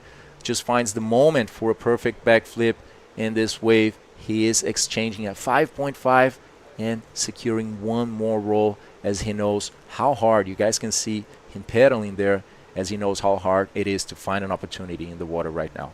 Yeah, that was a crazy flip right there. He actually kind of punched through the lip and pulled that off. And Ma's known far and wide for his training. One more look at this really frothy one. You see him punching through the roof and really doing well to get the board back around here. And he finds this little foam roll on the end upcoming here, rolls it there, and you think he's done, but he's kicking. He's holding his breath. You can see how hard he's fighting to show completion of that maneuver, and he does so. And the judges are going to reward him for that, of course, because it's a completed maneuver there, and he gets a 5.15. So smaller, frothy wave. Michael Janse looking like it's a cleaner wave, finding that pocket, goes for a roll, and he pumps a bit more to get another section. Let's see what Michael is going to combine with, but just a closeout against him and one roll for the young Peruvian. Well, yeah, I'm kind of surprised, to be honest, that he didn't hit the roll on that closeout section. He does need one more decent score, take one more look at this. Real bowly section there, but it like crumbles for a second, gets up to the lip, gets the roll, and he's eyeballing this closeout down the line. He doesn't have a ton of speed, but he's, I thought he was going to bottom turn and punch it through that section. Maybe would have gotten another point or two and really helped his situation, because right now he's still in third position. Meanwhile, outside Socrates, bowly one right here, perfect backflip, and you saw his neck snap on the landing. That was a violent landing, and he's, I don't know if that was a claim or he wasn't happy with that, but that looked pretty solid to me. Yeah, Jay, I think maybe he was, just frustrated of floating for so long on the heat. Socrates didn't find many waves, just 4 before this one. And there you guys can see just finding a perfect moment for a pocket, just projecting a lot of his neck, also hitting the water very strongly. And there you guys have 6.25 for Socrates Santana, his best wave on the heat so far, but that was not enough to take him to second. He's in the third position, now needing 5.51 to get Joaquin's place. So we saw in some earlier heats, if a rider pulled a backflip, that was enough to get him through the heat. But now we're seeing the level of riding increase. And I think part of this benefit is that the riders in the later heats are benefiting from watching the riders in the earlier heats. So you pointed out, earlier the riders watch, they see where to sit. Michael Janse on an insider, and that thing just detonates on the sandbar, and Janse hits the eject button and gets through the back. But yeah, they have that benefit of, okay, this is where PLC sat or Dave Hubbard sat, so I should be in that spot. Of course, all of that changes over time with the tide and the swell, but I really think we're starting to see riders dial in where to sit to get those high scores. Definitely, Jay, and we also have another techniques like setting the time for the set as well, timing the sets, and all of these strategies that these guys have. Some of them they keep to themselves, for a strategy, but it all makes a difference for sure. We have slower heats, we have heats with more waves, and the judges also have to adapt that to the judging criteria, whatever is out there. But it looks like a thick one is coming, and Amori is going, spreading his legs, but Joaquin also on the right. And wow, I didn't see that one from Amori. Hopefully seeing that replay really soon. So that heat wraps up, and as of now, the standings look like Amory Laverne taking the heat, with Joaquin Soto in second as we see him make his way in. And on to the next round this afternoon will be third place Socrates Santana and Michael Janse. And we're going to take a quick commercial break. We'll be back with the next heat shortly. Stay tuned.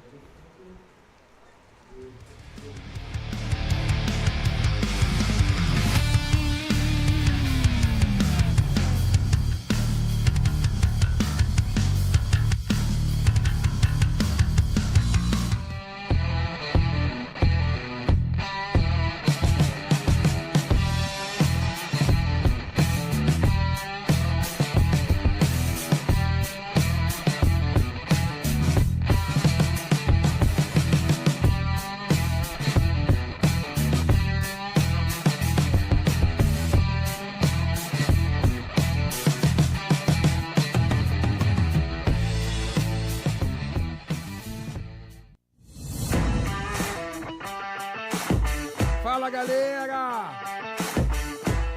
E aí? Quer entrar ainda mais no clima do Itacoatiara Pro? Dá uma passada na nossa loja oficial. Estamos ao lado da entrada do evento e também online. Itacoatiarapro.com.br. Dá uma olhada lá. Tem camisetas, canecas, moletões e bonés. São peças iradas, confeccionadas exclusivamente para o evento e pensando em você. Esperamos lá! All right, the multilingual maven of the microphone, Bego Martinez, back in the studio with us. And, we've seen some dramatic maneuvers out there, a lot of backflips, a lot of barrels, and, there's high scoring potential, but there's a lot of low scores too. A lot of waves just don't work out. It's kind of tricky. Pierre said it, and Dave as well. So it's happening. Let's hit the water and see the next heat because it's another stacked one. We are in a non-elimination round with all the seeded riders, top 16 riders from 2023. So in red, we have Gabriel Braga from Brazil. Gabriel, he took the win on the first event of the year in Armides Oliveres. He took the second spot on Morocco, and coming also for a good performance. And good performance also from Thiago Barros from Brazil. He actually was surfing super good in the previous rounds. And Isaías Ravik from here from Brazil, but he lives in Portugal. So it's great to see him here. Speaking about him. Isais takes off in this. He got a little bucked at the bottom of that. He backdoors that chandeliering section and gets out of the barrel. What an amazing opener for him. And he ducks out. He wasn't able to get up to the lip for that finish, but fantastic in and out barrel. A 5.0. I got to think if he got that finishing maneuver off, we would have been seeing a score in the excellent range for sure. But nonetheless, a great opener for him, and he does get the first ride of the heat. Yeah, very, very good, wave for him. He was, fearless right there. So, yeah, just a way to start things. It's not a deep barrel, but, it's something. He gets a 5 out of that.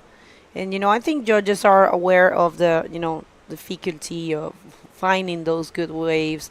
Pierre said it, and here he comes, maybe in a mid-side wave, nice invert for Isaías. And is he continuing? Actually, no. It's so hard because you cannot call a complete maneuver. We're gonna get back to that idea. Thiago Barros with a nice roll there, lands in, ducks out the back, so he doesn't get the second move. Meanwhile, Gabriel Braga, our current World Tour leader, with a nice solid roll, clean exit from that maneuver, and. Isaias really keeping busy here with 2 waves right at the outset in the first 4 minutes of the heat, actually the first 3.5 minutes. And Gabriel Braga, our current World Tour leader, took out that first event in Morocco and just trying to keep that momentum going. Armides Oliveres, one of our top riders on the tour. Beautiful backflip for this young Canarian and a solid wave for Armide. Really coming on the world scene in the last few years, doing super well. He's ditched the mullet, which is quite a development. Take one more look at this one from Isaias. Yeah, Isaias is just surfing really good. Unfortunately, he was not able to land that maneuver. But this one right here for Thiago, probably he should have, hit the wave right away. But, he stalled a little bit and then found that section. But that's enough to put some scores under his belt. And that the last one of Gabriel. So I think scores are, dropping. But this one right here is the one that it's taking the more points. This is Armide going straight for the backflip. Armides Oliveres, as we are watching the scores dropping, I believe Armide is going to be the one that's going to get the best out of that exchange. And indeed, a 6.5 on that wave for Solid Veris, as Giuliano Lara called it back in the Maldives a couple years ago. That was his English nickname. And Salaveras, solid opener for him. And look at this little right bowl for Gabriel Braga. Just pulls in, scoops it really hard, trying to get out of that. and that thing just punches him right to the bottom. So Gabriel Braga, even our World Tour leader right now, no immunity to getting pumped out here at Itacoatiara Beach. This place packs a punch, folks. Believe me, a few free surfs for me in even smaller conditions. This place jams it. Yeah, what a beautiful barrel. And, I just love the fact that in here you can surf, great rights and great lefts. And that allows riders to, choose their natural side. And actually, the conditions are looking way better. I don't know. You see a texture out there. But when you see a wave rolling, they look very good. They look super perfect. Yeah, I think, as we see the swell settle a little bit, it's going to just get more groomed, cleaner. And we do have an incoming tide, which certainly will help matters as well. So I think we're just going to see it getting better and better. It's already good. We've seen some super high scores, barrels, ramps, which is what you want for a bodyboarding event, of course. And that's only going to get better. 23 minutes to go in this heat. And while we have a little break in the action, Lucas has our heat winner from the last heat. Lucas Rocha, what do you got? Thanks, Jay. I'm here with Amari. Amari, very tough heat right now, slow moment of the ocean. How did you feel with the three youngsters guys going in the water? Yeah, it's good to start the event with finally after a week here. Obviously, the new guys are surfing really well. I saw that in the last events. So now I really take care every time I'm with these guys in the water. Obviously today, as you said, it's tough. It's really physical. It's maybe where I can have a bit of advantage when it's getting really physical. And it was tough, to get the good ones. I mean, it's so much power out there, so much water moving. Hard to be at the right spot. You really need to get that first wave with a decent score, and a bit of luck, obviously. But yeah, I'm feeling good, feeling fit, and see what's happening now. And how do you approach the situation when it comes to the positioning out there? We saw you guys being dragged or coming back to the spot. It's very tough sometimes. How do you approach that here in Itacoatiara? Yeah, I think you need to always be a bit inside, because when the set comes, it's you with the rip pushing you outside. It's you getting there pretty fast. But if you are too outside, it's hard to get the small ones and the inside ones that can be good too to get some score.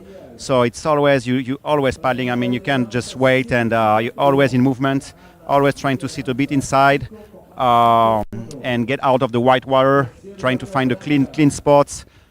For maybe the next one coming a bit cleaner.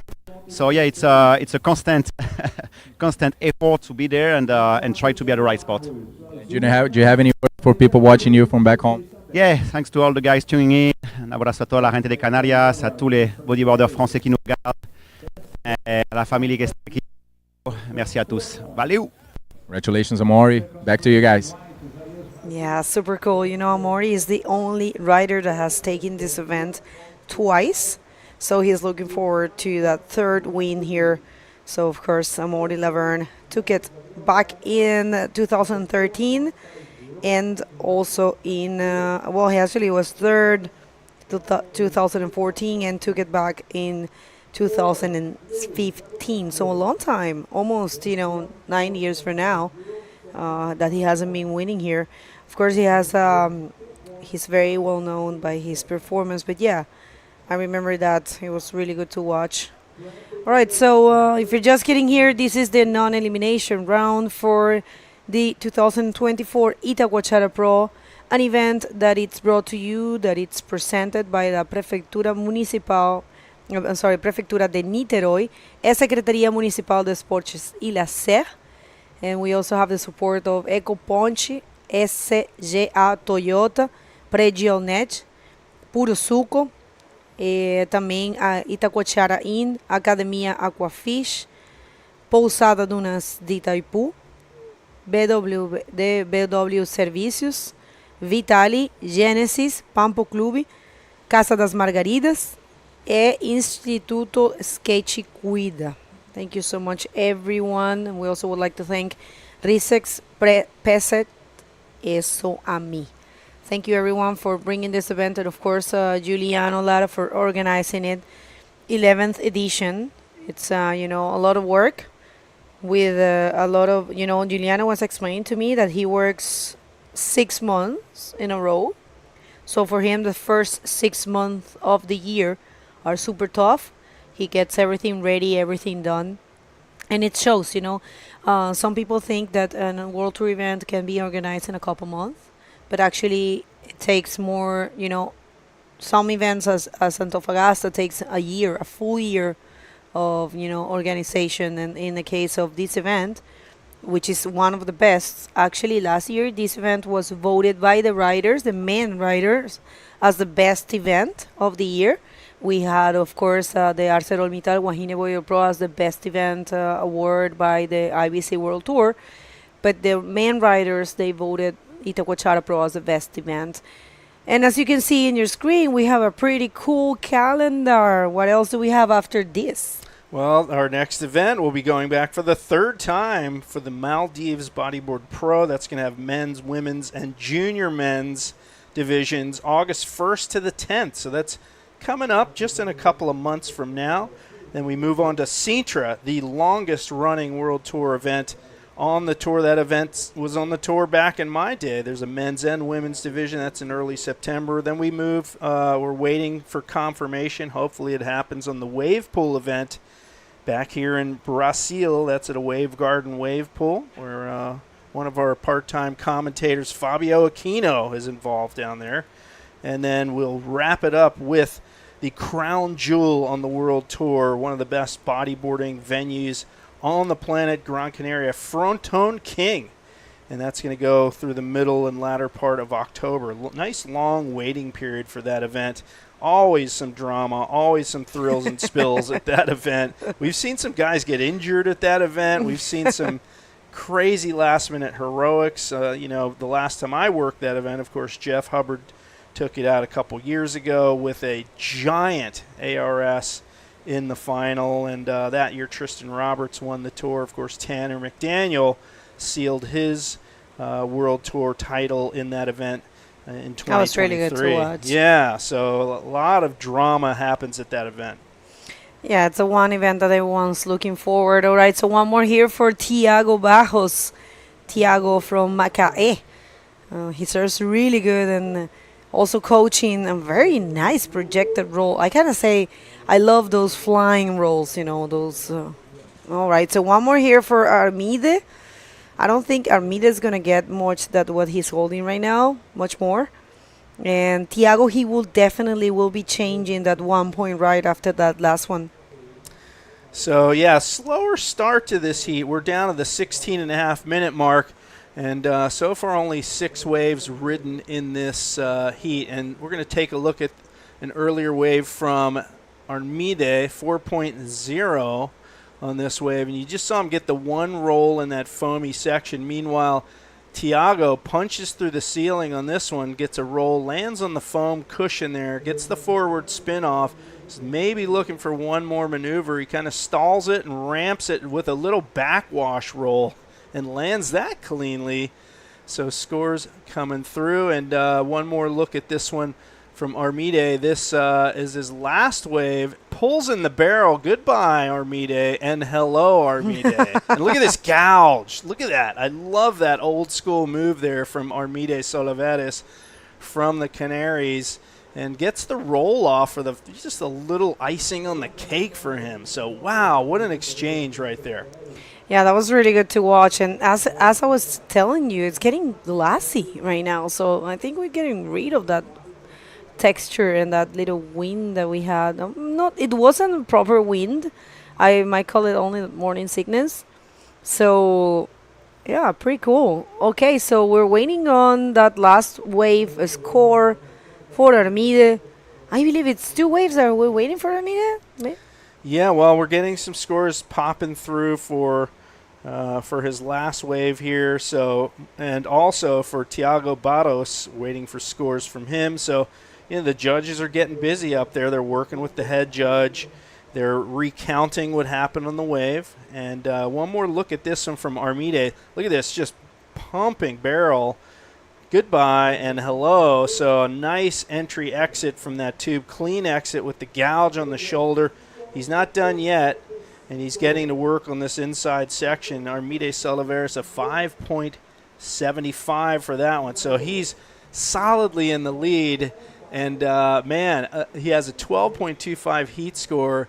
The second place rider in this heat needs to get a 7.25 to unseat Soliveris from his lead spot, and that is Isaias, who has a heat score of 6.65. So, all of these other riders kind of have throwaway scores on the board. We are waiting for Tiago Barros for his last wave for the final score to come through. So I think we're going to see him move into second position.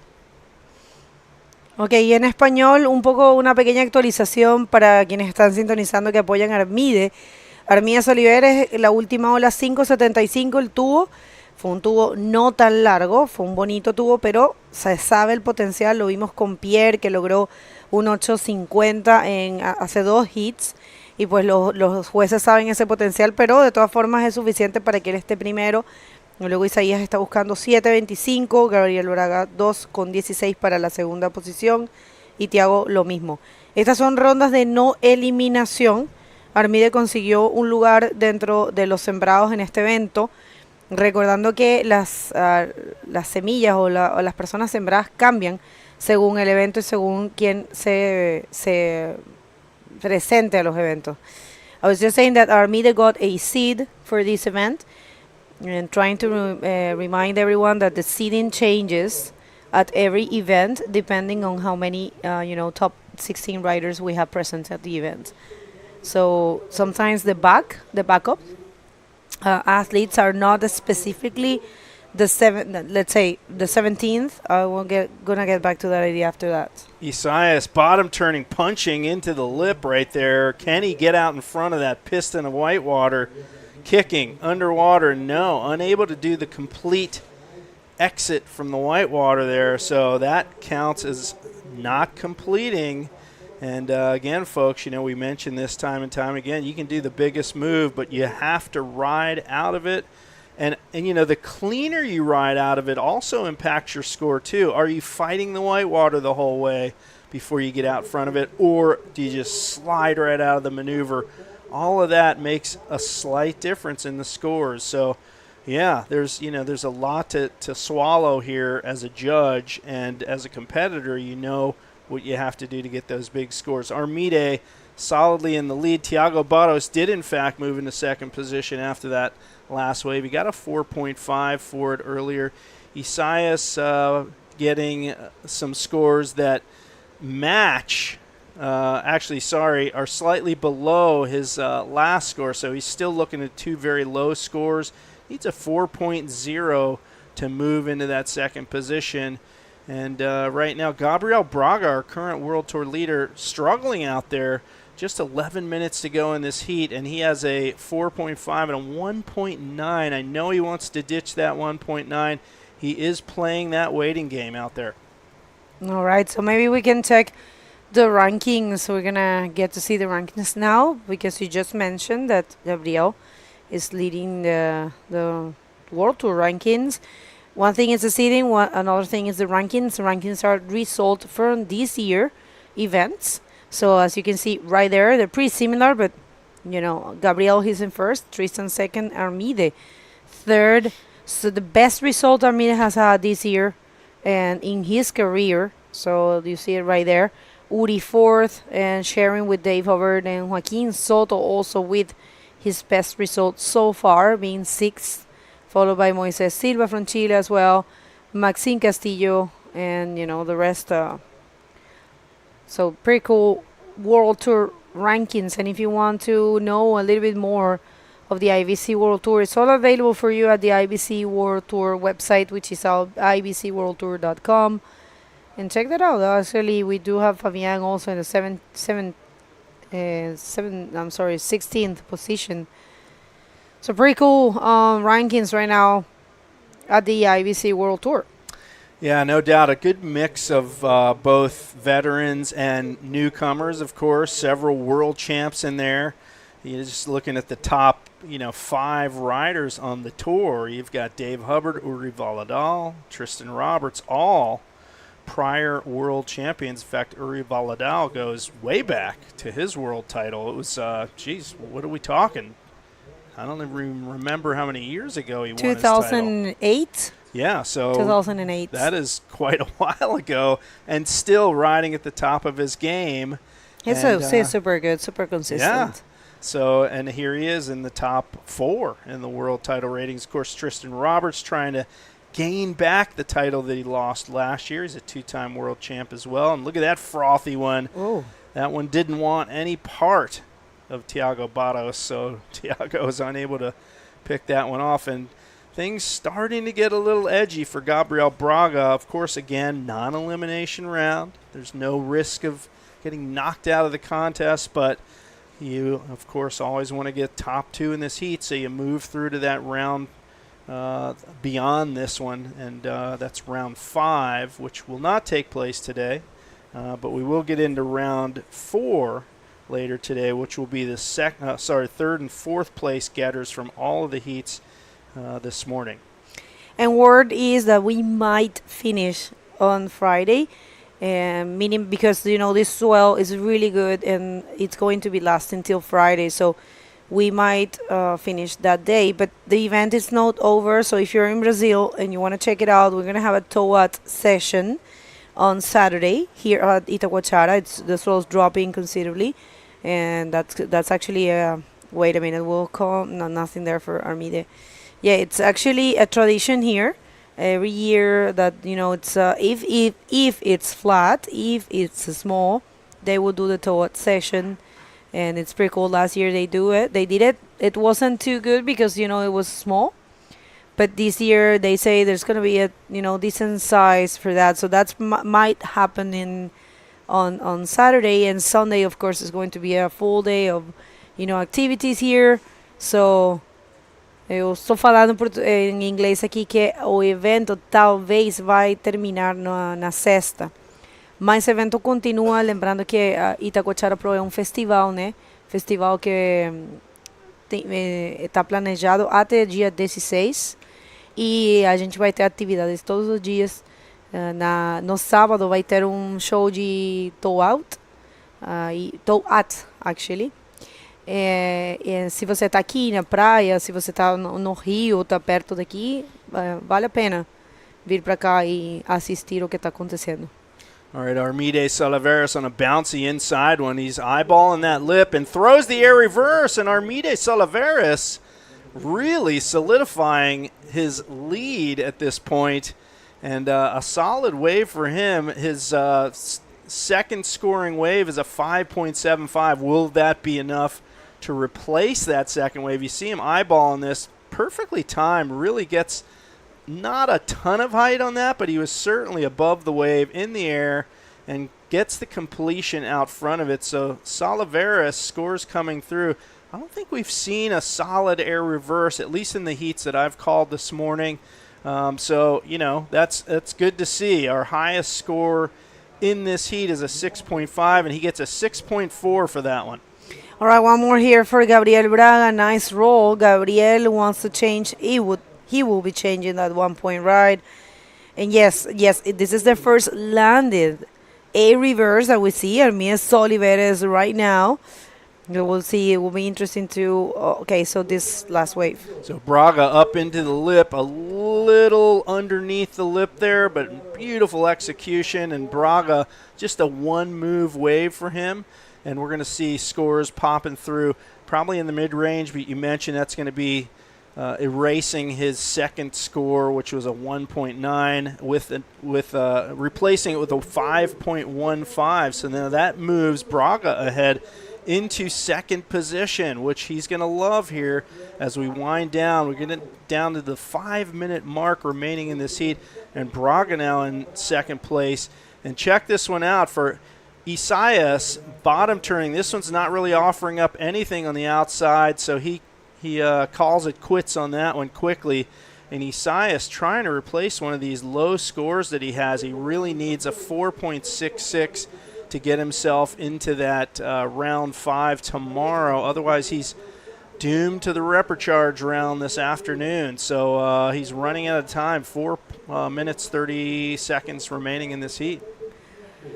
Bueno, y para las personas que están sintonizando en español, Armide, que se está, bueno, como siempre, surfeando increíble, se puso el primer air reverse completado que hemos visto.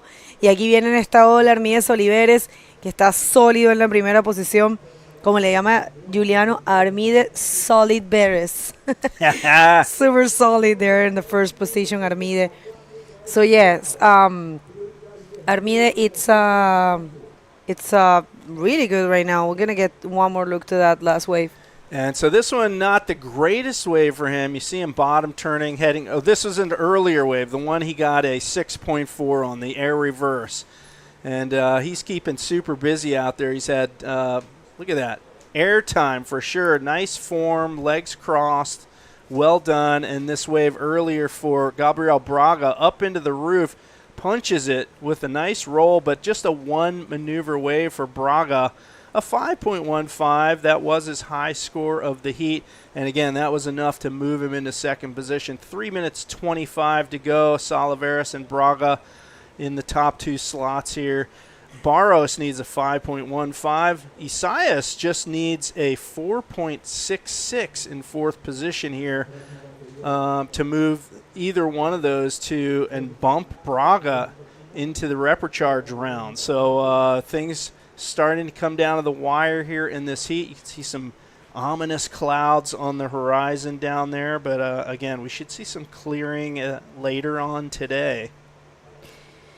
2 minutos con 50 y un performance espectacular de Armides Oliveres, que se ha quedado con esa primera posición casi todo el hit. Bueno, sí hubo un cambio. Gabriel saltaba a la segunda posición. Tiago y Isaías, los dos brasileros, se están quedando con la tercera y la cuarta, recordando que es de no eliminación. Ellos van a ir a repechaje después de esta ronda. Que bueno, ojalá no surfear hoy, ¿no? Es como algo que todos queremos, pero bueno, también es algo bueno poder tener una segunda oportunidad. How good it's to have, the second chance for the reprecharge round. It's just that, surfing twice might be a little tiring, but they're ready for that. Well, it beats being out of the contest. Let's put it that way. You traveled all the way. In his case, or in these guys' case, they're from Brazil, but still you travel all the way here to do this event. You don't want to get knocked out after one unlucky heat. And there is some luck involved in competitive bodyboarding. You can have all the skill in the world, but if you're not in the right spot when the wave comes, it's the end of the game there for you. But this gives them a second chance. It's the non-elimination round. You're not out. You have another shot at it. So I love that. I love that format. It does lengthen the event, but it's a huge benefit for the competitors. And if you have the waves and have the time, it's certainly a huge plus to have that option. Did you guys have non-elimination rounds in your times? No. I remember traveling halfway across the planet, and you have a bad 25-minute heat, and that's it. You're done. You spent thousands of dollars, and in 25 minutes, you're done. So it was very frustrating at times. But that can happen also to the people that it's not ranked, right? Sure. Sure, you start out in the early rounds, you're out, right? So we saw that on day one. Some riders got knocked out. All right, so one more wave here, just a victory lap and nothing there for Armide. Last 30 seconds, and wait a minute, that's a wave that's counting, but is he landed that? Oh, it's unfortunate here, guys, because people do land the maneuvers, but it's really hard to maintain, the balance, or not even balance, so just to stay on top of your board after that explosion. It's typical of the beach breaks like this. And this wave is also counting for Tiago Barros. We'll see if he can find that score. Goes for a big roll, and that's a landed maneuver for Tiago. Interesting. He is looking for a 5.15. That might be it. Was that wave big enough and heavy enough to give him that 5.15 that he needed to move into that second slot? we'll have to wait for the scores to come through. At this point, looks like I'm going to be doing this interview in Spanish with Armide, if nothing changes. And another great heat. We're just waiting for scores to pop through. One more look at this wedgie right-hander, and you see him kind of stalling, waiting for that lip, climbs up the face, pulls the roll, clean exit from the move, and he's throwing his hand up. That looks like it could end up replacing his 4.5. Will it be the 5.15 he's looking for? Still waiting for scores to pop through, folks, before I toss to commercial. I want to see how this plays out. And dramatic well. finish, huh? Very good. It's looking well. So, atenção. Eu acho que o Thiago ele vai conseguir a nota que ele está precisando. Ele vai tirar o Gabriel Braga da segunda colocação. E assim, o Gabriel ele vai para a repescagem. E, cara, imagina, o Gabriel que é o líder, né, do ranking mundial. E aconteceu. O Thiago ele recebeu 5.5 e agora ele ficou na segunda colocação e Gabriel na terceira. Então, resultados oficiais: Armides Oliveira in first and second, Thiago Barros. Congratulations to him. Don't go anywhere. We're gonna quick commercial break and gonna come back super soon.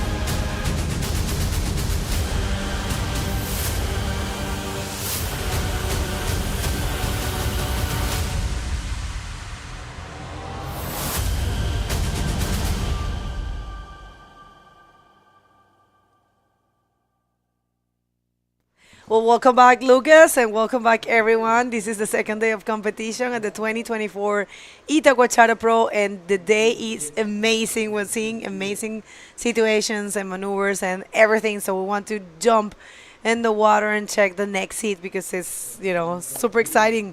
Who do we have? We have the world champion, Tristan Roberts, coming out of South Africa, facing Matias Diaz from Iquique, Chile, Brahim Duch from Morocco, and Sergio Machado from Brazil. This is looking very good. I mean, these names have been putting on a show already in the tour. I mean, Sergio Machado taking the 2 10-point rides in the Antofagasta Bodyboarding Festival. We saw Tristan Roberts taking the first event in Iquique as well. And let's see, Matias Diaz on the first wave, bouncing in that first outside section, hitting one roll and just leaving that one. And Brahim Duch on the second, stalling, waiting for a barrel to cover him up, but just bouncing out of that section as well. And I think it was this 2.5 for Brahim and 3.5 for Matias Diaz. And Sergio Machado coming from that performance in Antofagasta, you know, and I don't know what he's going to do. You know, 2 10s in Antofagasta. And here, he also has a number of achievements here in Itacoatiara. We were just saying in the previous heat that Amaury Laverne is a single rider that has 2 wins here. And, you know, but him also, Sergio has been in the podium a couple times. Actually, in 2022, he was 3rd. And I remember, I think even he was 3rd also in 2014. So, yes, he's looking for a win here. He really wants that. I mean, come on, how good could it be to win in your country, you know? Yeah, we just saw that sure. with Moises. For sure, Bevel. But now it's Tristan Roberts actually coming on this one, just throwing a backflip to begin with. Not the most time in the air, not the most projected backflip as we are used to see Tristan doing, but that's what he got on the first wave. Right, yeah, this is, you know, just a safe first move. Very nice, actually, from Tristan. And yeah, good way to start things for him. And I was just saying, yeah, and actually one cool fact is that the last two editions and the two editions that we had in the IBC World Tour of this event has been taken by Chileans. The very first was taken by Alan Munoz in 2022, and Tristan, he only won here once in 2019. So yes, so last year Moises Silva took the win here. So maybe that's also in Matias' head, you know, thinking, all right, so the rest of the, you know, we had two Chileans winning the two events that had happened in the IBC World Tour. Why not me? You know, That's true. Yeah, Matias Diaz's style completely matches Itacoatiara. You know, he's a very explosive guy, always attacking the lip, and that's the perfect scenario for him, for sure, to turn around that situation, since Matias didn't get good results in the two stops we had back in Chile. But on the other side, Moises, that won last year, is coming from a win as well in Antofagasta. So this guy is very motivated, you know, just coming from his second win in the World Tour ever, surfing so sharp, you know, it's a fearless guy. He's always, you know, throwing himself when it is big. We also saw Rodrigo, you know, making a final against him here last year. So yeah, looking forward for 2024 version of this event with these guys all here once more. And Brahim, he also loves this place, you know. Brahim, it's he feels comfortable. You know, Brahim is one of those guys that love these waves. All right, so one big wave here actually for Tristan. Is he gonna go for just a roll? That's good. Just to put some scores, the first one was a 5.75, and this will be his backup score. And yes, so we would like to thank everyone that has made this event possible. Remember, this is brought to you in a second. After this replay for Tristan Roberts, just hitting the lip and getting launched out of that ball in the first section, completing the maneuver cleanly, that's going to match the 5.75 that the South African has, and we are still waiting. That's a 4.75, so Tristan Roberts right now far in the lead in this heat. Yeah, I was just saying that this event is brought to you by Prefectura de Niterói y la Secretaría Municipal de Deportes y la SER. Thank you so much. And we have the interview ready, and we're going to come back with that amazing list of supporters. So take it away, Jay. Thanks so much, Bego. Armide Soliveres solidly winning that heat. Solid Veres, being solid in the water. And you were very busy during that heat. You caught many waves, yeah? Yeah, it was a really good hit, I think, but it was really difficult because of the currency. I tried my best. I know that the other riders are really good, but I need to take the best wave to get the score. So I did it, and I do my two good waves, so I passed the hit first. Excellent. So the tour this year is going well for you. Are you planning to follow the whole rest of the tour this year? Yeah, I think that I am in a good position now in the ranking, so I need to train a lot now after this comp. I would like to get a really good position here too, but I need to train a lot. The riders are really good. So for the rest of the day today, you gonna relax, or you gonna go out for another surf? No, the waves are really good, so I think I'm going to go to the water again. These guys they can't get enough, folks. Well, congratulations to you and best of luck to you in the next round. Thank you so much. Thank you also to all my sponsors. Gracias a todos mis amigos, a mi familia, y vamos a por ello. All right, back in the studio, guys. Thanks, Jay. Great interview there. Armidi, always a character. And check this out. Tristan Roberts coming on a set wave and huge reverse out of that section. Wow, I didn't expect that, Bego. Just bent so thickly, and he just went for a huge air reverse. Wow. No, and I tell you what, I mean, he knows this type of conditions. He loves these big beach breaks. He actually just threw his video, you know, new video in Mexico, and he was training there. And yeah, Tristan Roberts is super comfortable here. I mean, if you see on Roos, his beach break, his home break, I'm sorry, it's a very, powerful, and I dare to say that sometimes even looks like a short break.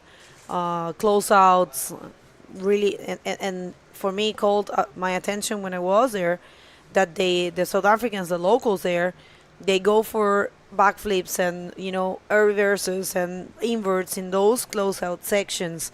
So I believe Tristan also feels super comfortable here. So we'll see. All right. So one more here for Sergio Machado. Sergio, who has been posting fairly small scores. This is a 4 for him. It's his first ride. So yeah, not the Sergio Machado we are used to, but that changes every event. And this is the last for Tristan. Check that bomb. He would have landed that. It would definitely would be a 10 for sure. But yeah, that was only a 1.75. It was non-completed. And actually the rotation wasn't complete either. So yeah, good effort there for Tristan trying to, bring something different.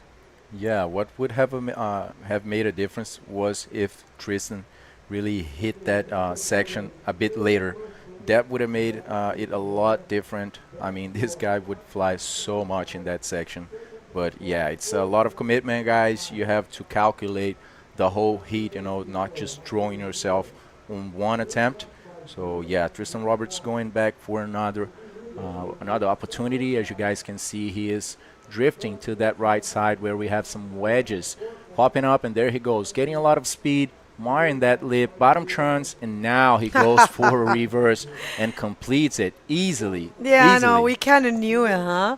It was in his head. He saw the meet in the previous one, and I remember in an interview I was asking him what's his signature maneuver, because everyone thinks it's a backflip, and he said, actually no, what I can consider my signature maneuver is the air reverse. So there you have it.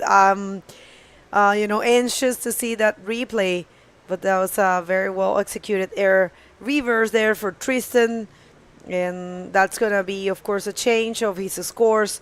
So check this out. He knew perfectly where to hit it and how to execute the maneuver. Super fast, super smooth. So yeah, that's definitely going to be his biggest score and the biggest score of the heat so far. Good job there for Tristan Roberts. Yeah, very tough to do that reverse. I would say it's the landing, because here in Itacoatiara, as you have been saying, the white water just smashes you so much. Check out this wave, guys.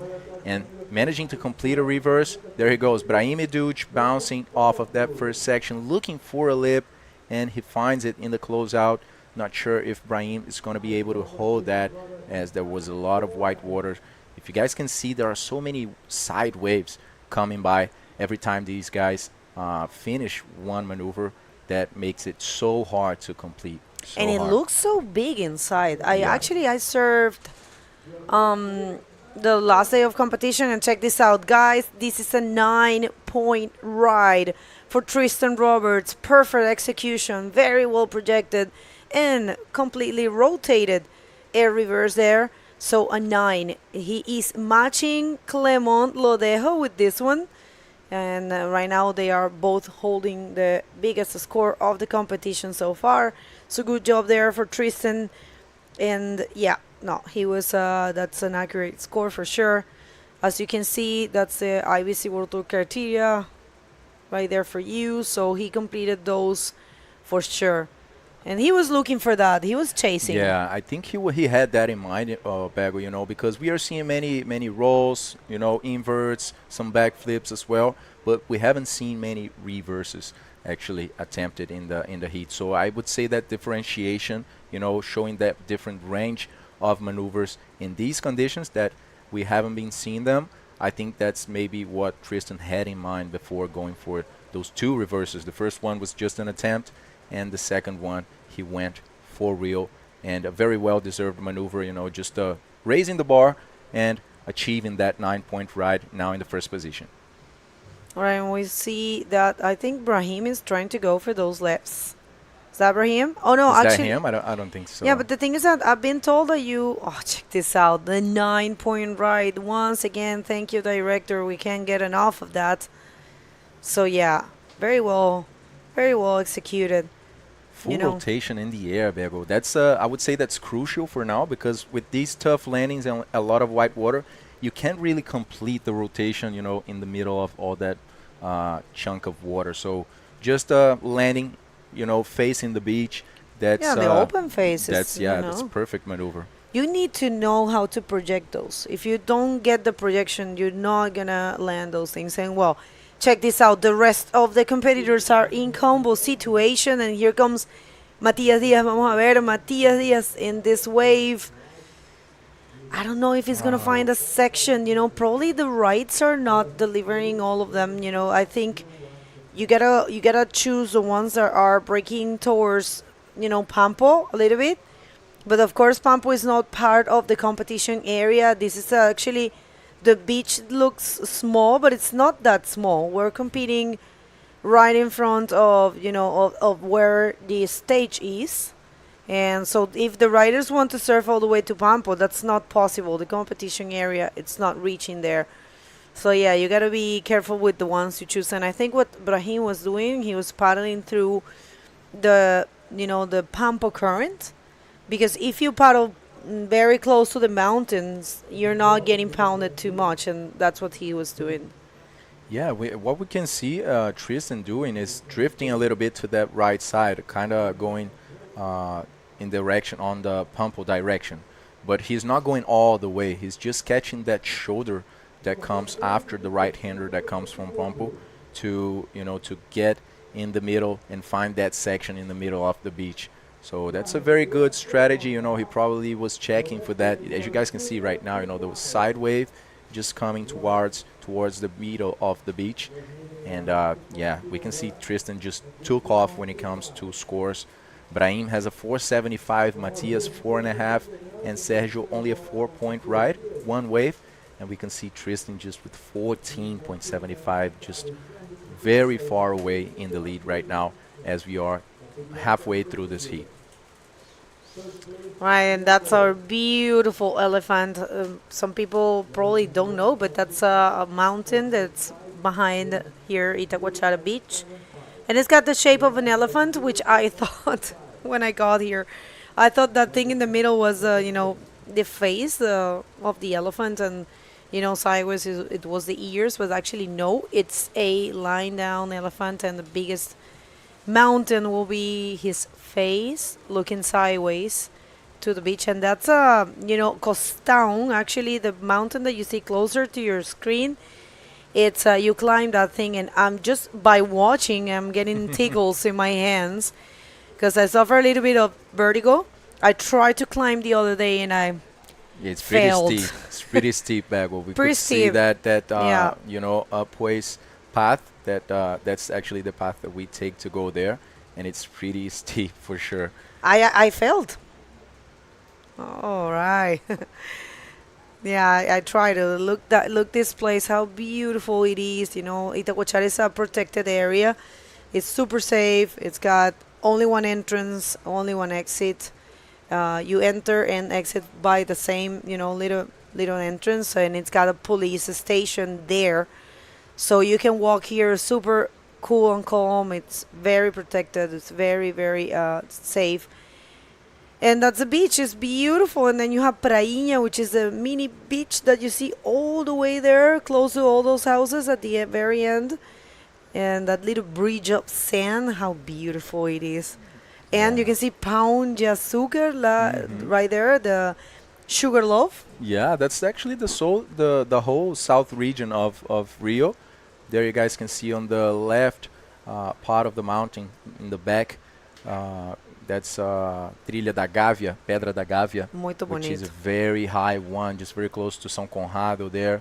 Yeah, so many spots. There's also Sossego, which is on the right, after in that rock in the middle of the beach. There's, Piratininga, no? yeah, that's in the middle of Piratininga Beach. Sossego is a right-hander wedge, very close here to Itacoatiara, maybe 10, 15 minutes driving, and it gets pretty big as well. So, yeah, very tiny space here in Itacoatiara, but big waves and also very constant when it comes to waves. You know, Itacoatiara is known as one of the most dangerous beaches in Brazil, one of the most, like the strongest one. You know, there are many strong currents here. It's You can tell. straight, yeah, it's See straight how they're pointed to paddling? south, you know, so all They're, of that. they're being dragged. Yeah, that's true, Bago. Check this out. I mean, they're trying, they're paddling. Not too hard, but they're being dragged. Yeah. You see, I don't want to be out there today, definitely. But they love these kind of conditions. You know, Armida said it in his interview. He said, I wouldn't mind to surf back today. The waves are very good. Yeah. So I think, you know, for some people. All right, so maybe we can just send a couple of shout-outs to our sponsors in Portuguese, por favor. Com certeza, um agradecimento enorme aos nossos patrocinadores para esse evento. Esse evento é apresentado pela Prefeitura de Niterói e pela Secretaria Municipal de Esportes e Lazer. Temos também co-patrocinadores a Ecoponte, SGA Toyota, Predial Net e Puro Suco, proporcionando aquela comida maravilhosa para gente, clássica aqui de Itacoatiara. Suporte também do Itacoatiara In, Academia Aquafish, Pousada Dunas de Itaipu, BW Serviços, Vitale, Gênesis, Pampo Clube, Casa das Margaridas, Hostel Itacoatiara e também ao Instituto Skate Cuida. Esse evento é promovido por Rádio Mix, Rádio Amil Paradiso e também um agradecimento especial a Ressex, P7 e Soami. Muito obrigado por fazer esse evento acontecer aí há 12 anos praticamente, né? A primeira edição em 2012 e veio se tornando cada vez uma etapa tão esperada do circuito mundial de bodyboard e já deixou de ser inclusive uma etapa só do circuito de bodyboard, é um festival, né? Inclui 5 modalidades aqui, ciclismo, surf, body surf, bodyboard. Então, se você está aqui pela região do Rio de Janeiro, hoje em Niterói, não deixem de vir conferir esse evento, pessoal. A gente tem os melhores bodyboarders do mundo na água aqui em Itacoatiara hoje, com altas ondas. Brahim Meducci vem numa esquerda e nesse caso aqui nessa bateria, esse rapaz aí, Sérgio Machado, está na 4ª posição, vem numa bomba, mas acaba fechando na frente dele. Sérgio está precisando de uma combinação de 14,75 para ir à primeira posição, ou então 0,75 para ir para a segunda. Bueno, para quienes están recién llegando, bueno, está un poco difícil la situación con los scores. Bueno, esto que ven en pantalla es nuestro QR que pueden escanear y conectarse con nosotros. Matías Díaz está 4º, ha tomado solamente una ola de 3.50 y una ola de 1 punto.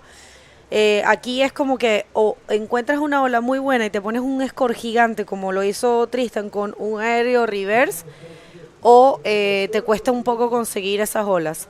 De hecho, me parece que Matías está abajo, está en la arena y sí, está un poco difícil en ese sentido, pero si conectas con... Ah, no, era el competidor. Era Sergio. Y bueno, Tristan Roberts tiene a todo el mundo en combo. La verdad que tuvo la suerte de conseguir una muy buena ola. Hizo un aéreo reverse de 9 puntos y también tiene un score de respaldo de 5.75. Mati no le ha ido tan bien. Y también a Sergio Machado, que a pesar de que no ha encontrado las puntuaciones que necesita, está segundo con scores súper bajos. Y Ibrahim también.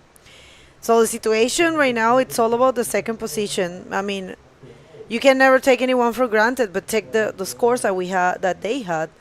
You know, just thinking that Sergio Machado holding a total of 5, which is really not common to see. Yeah. So, you know, I'm just going to ask Tristan about it because, or what can he advise in this kind of things, in this kind of conditions, is just try to be super sharp and go for the most radical and powerful maneuver that you can, because you don't know when you're going to have another chance. There he goes, going for another attempt. The leader of this heat already has a 9 point, just ducking out of that wave. Tristan, I think he is sitting on a very particular point there. He is on the middle of the beach, but just a little bit towards the right side. So let's see. That's Brahim Meducci just taking off under the barrel and coming out with a roll. That's going to be, I believe, maybe more than 25 for Brahim. Let's see. But here comes Sergio. Let's see. Sergio's going to go for a roll there. And yeah, he's ditching the 1 point right that he has for sure. So one more roll. Not a landed one. Oh, yeah, it is a landed one. This is the thing here, man. You can never you never know what's going to happen. You say landed, and then they disappear. And then you said not landed, and then they show. So yeah, there's also a side wave, just making it even harder. Take us through this one, Bebo. yeah, right now here, Brahim, he would have get the score to jump to the second position, but Sergio, he got also a bigger score. So this one right here. Yeah, Sergio just taking off late and bottom turning under the lip to pass that section with a nice roll and even close the wave with one more to combine with. And there you guys can see there's a side wave all the time, just making it even harder to the rider to show up in front of the white water. So yeah, a lot of movement there, but Sergio was able to hold that and get a 4-point ride. So right now he's got a better situation in the second position, and Brahim needs 4.50 as well as Matias Diaz. They are in the same situation right now, looking for that spot in the second, in between the first and second to jump the rapid charge round. I understand now why the judges gave 30 minutes for these hits, because also I'm going to double check, but I'm thinking you have probably 10 minutes to get out there. I'm not sure, to paddle out. I believe that's possible, Bego, because that guy that we saw going in the water at that time, Sergio. I believe it was the next heat. Yeah. I believe it was João Zic, actually. João Zic. All right, so next heat is going to be on fire as well. We're going to have Ethan Capdeville, who actually last year ended third here. Young Aymar pursuing also good results in the World Tour. And young French that wants to, have a go and have victories. And also we will see Miguel Rodriguez from Peru. Miguel also likes this type of conditions. And we will see João Zic, or Siki, as you guys said. And he is our wild card for this event, coming from, the previous round and making it all the way to the non-elimination. Check how pounded these guys are getting in there. You guys have, I'm telling you, that looks way bigger than what you can imagine in your screen. I was just surfing the other day, the last day that we had competition, and in here it's dramatical. I'm sorry, how swell drops. Like if you see if the swell's dropping, you see it changing throughout the day. Yeah. For example, that first day of competition, we had waves. We're gonna get back to that area after that. Hold on. Sérgio Machado vem atrasando ali com as pernas na água, faz um 360 na parte crítica da onda e vem correndo, passa uma outra sessão ali que não armou para ele e agora sim faz um rolo na fechadeira. Uma onda um pouco branca, não ofereceu tantas sessões assim para o Sérgio Machado, mas ele está na segunda posição e ele busca aumentar aquele 4 pontos, porque como a gente veio comentando, Tristan Roberts não deixou espaço nessa bateria, disparou na liderança e a batalha vai ficando cada vez mais pela segunda posição. Então o Sérgio Machado fez um bom trabalho ali para tentar aumentar um pouco o seu somatório e consolidar essa parte de classificação.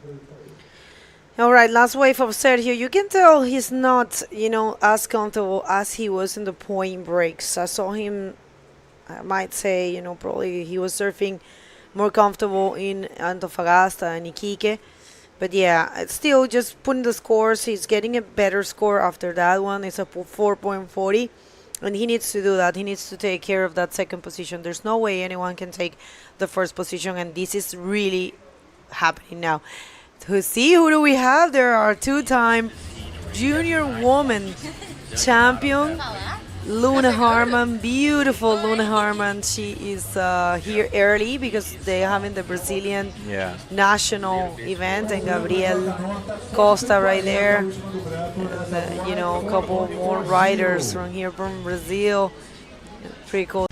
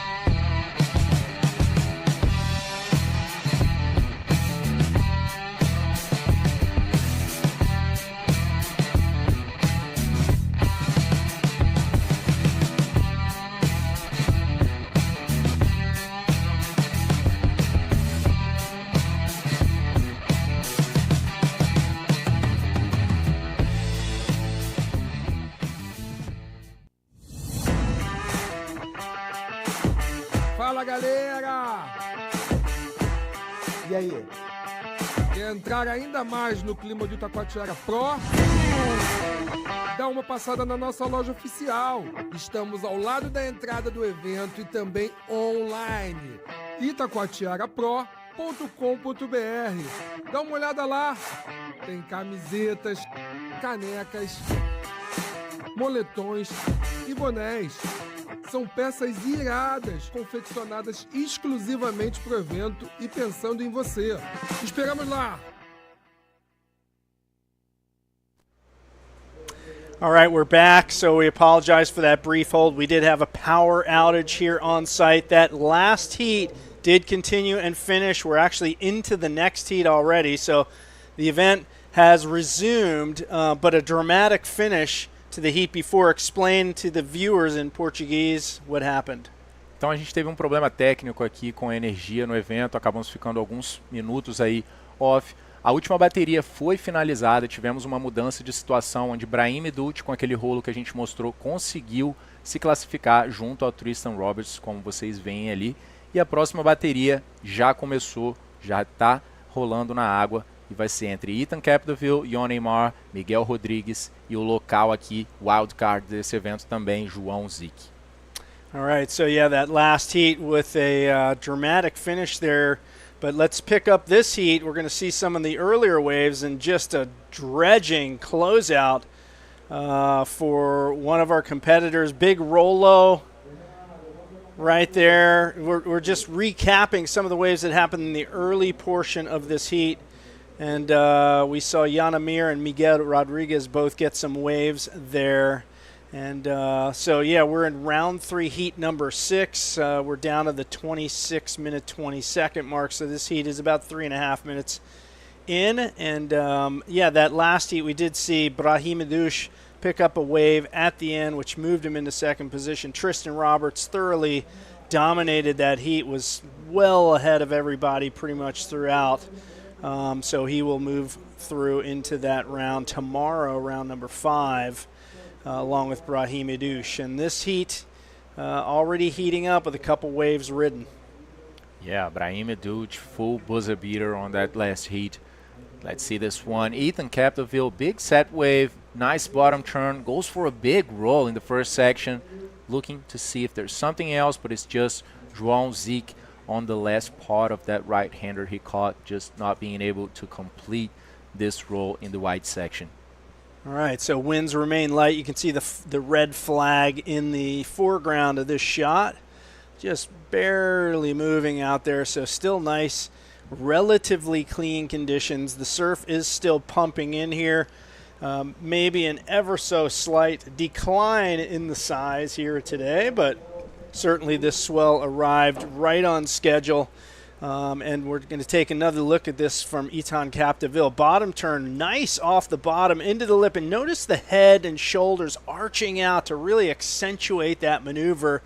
And Ethan Capdeville looking a lot like his dad, Nicholas Capdeville, who I used to compete with back in the GOB days. In fact, I showed Ethan a photo I have on my phone of a final that I was fortunate enough to be in with his dad in Reunion Island in the late 90s. And his dad's fostered that love of bodyboarding, obviously, with Ethan and his brother. They're both top-level competitors, and we're glad to see him carrying on the family tradition. Yeah, that's amazing to see when we have these cases when the whole family, right, rides the bodyboard, and you can see this legacy passing from mother or father to son, as we see as well with Neymar and Luna. You know, Luna just giving her first steps in the career and just reaching more and more.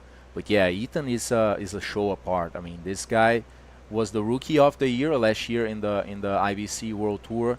The year before, in 2022, he didn't get a very good result. Was his first year on the tour as well, to begin with, and then last year he just went ridiculous on the tour, showing a lot of technique, a lot of consistency, you know, despite being a very young rider as well. And also Nicholas went to the first stop of the tour in Morocco for a few heats as well, to go for an attempt. But yeah, so nice to see these guys keeping the legacy on.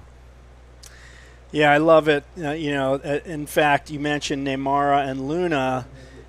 I'm trying to think. There's never been another mother-daughter world champ combo in the surf world that I can think of. And here we go, bottom turning on this bouncy right-hander, quickly in and out of that. Jan Aymar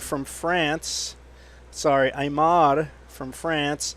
And he is chasing down a 2.51 at this point, and that score for that last wave is going to be a 1.0.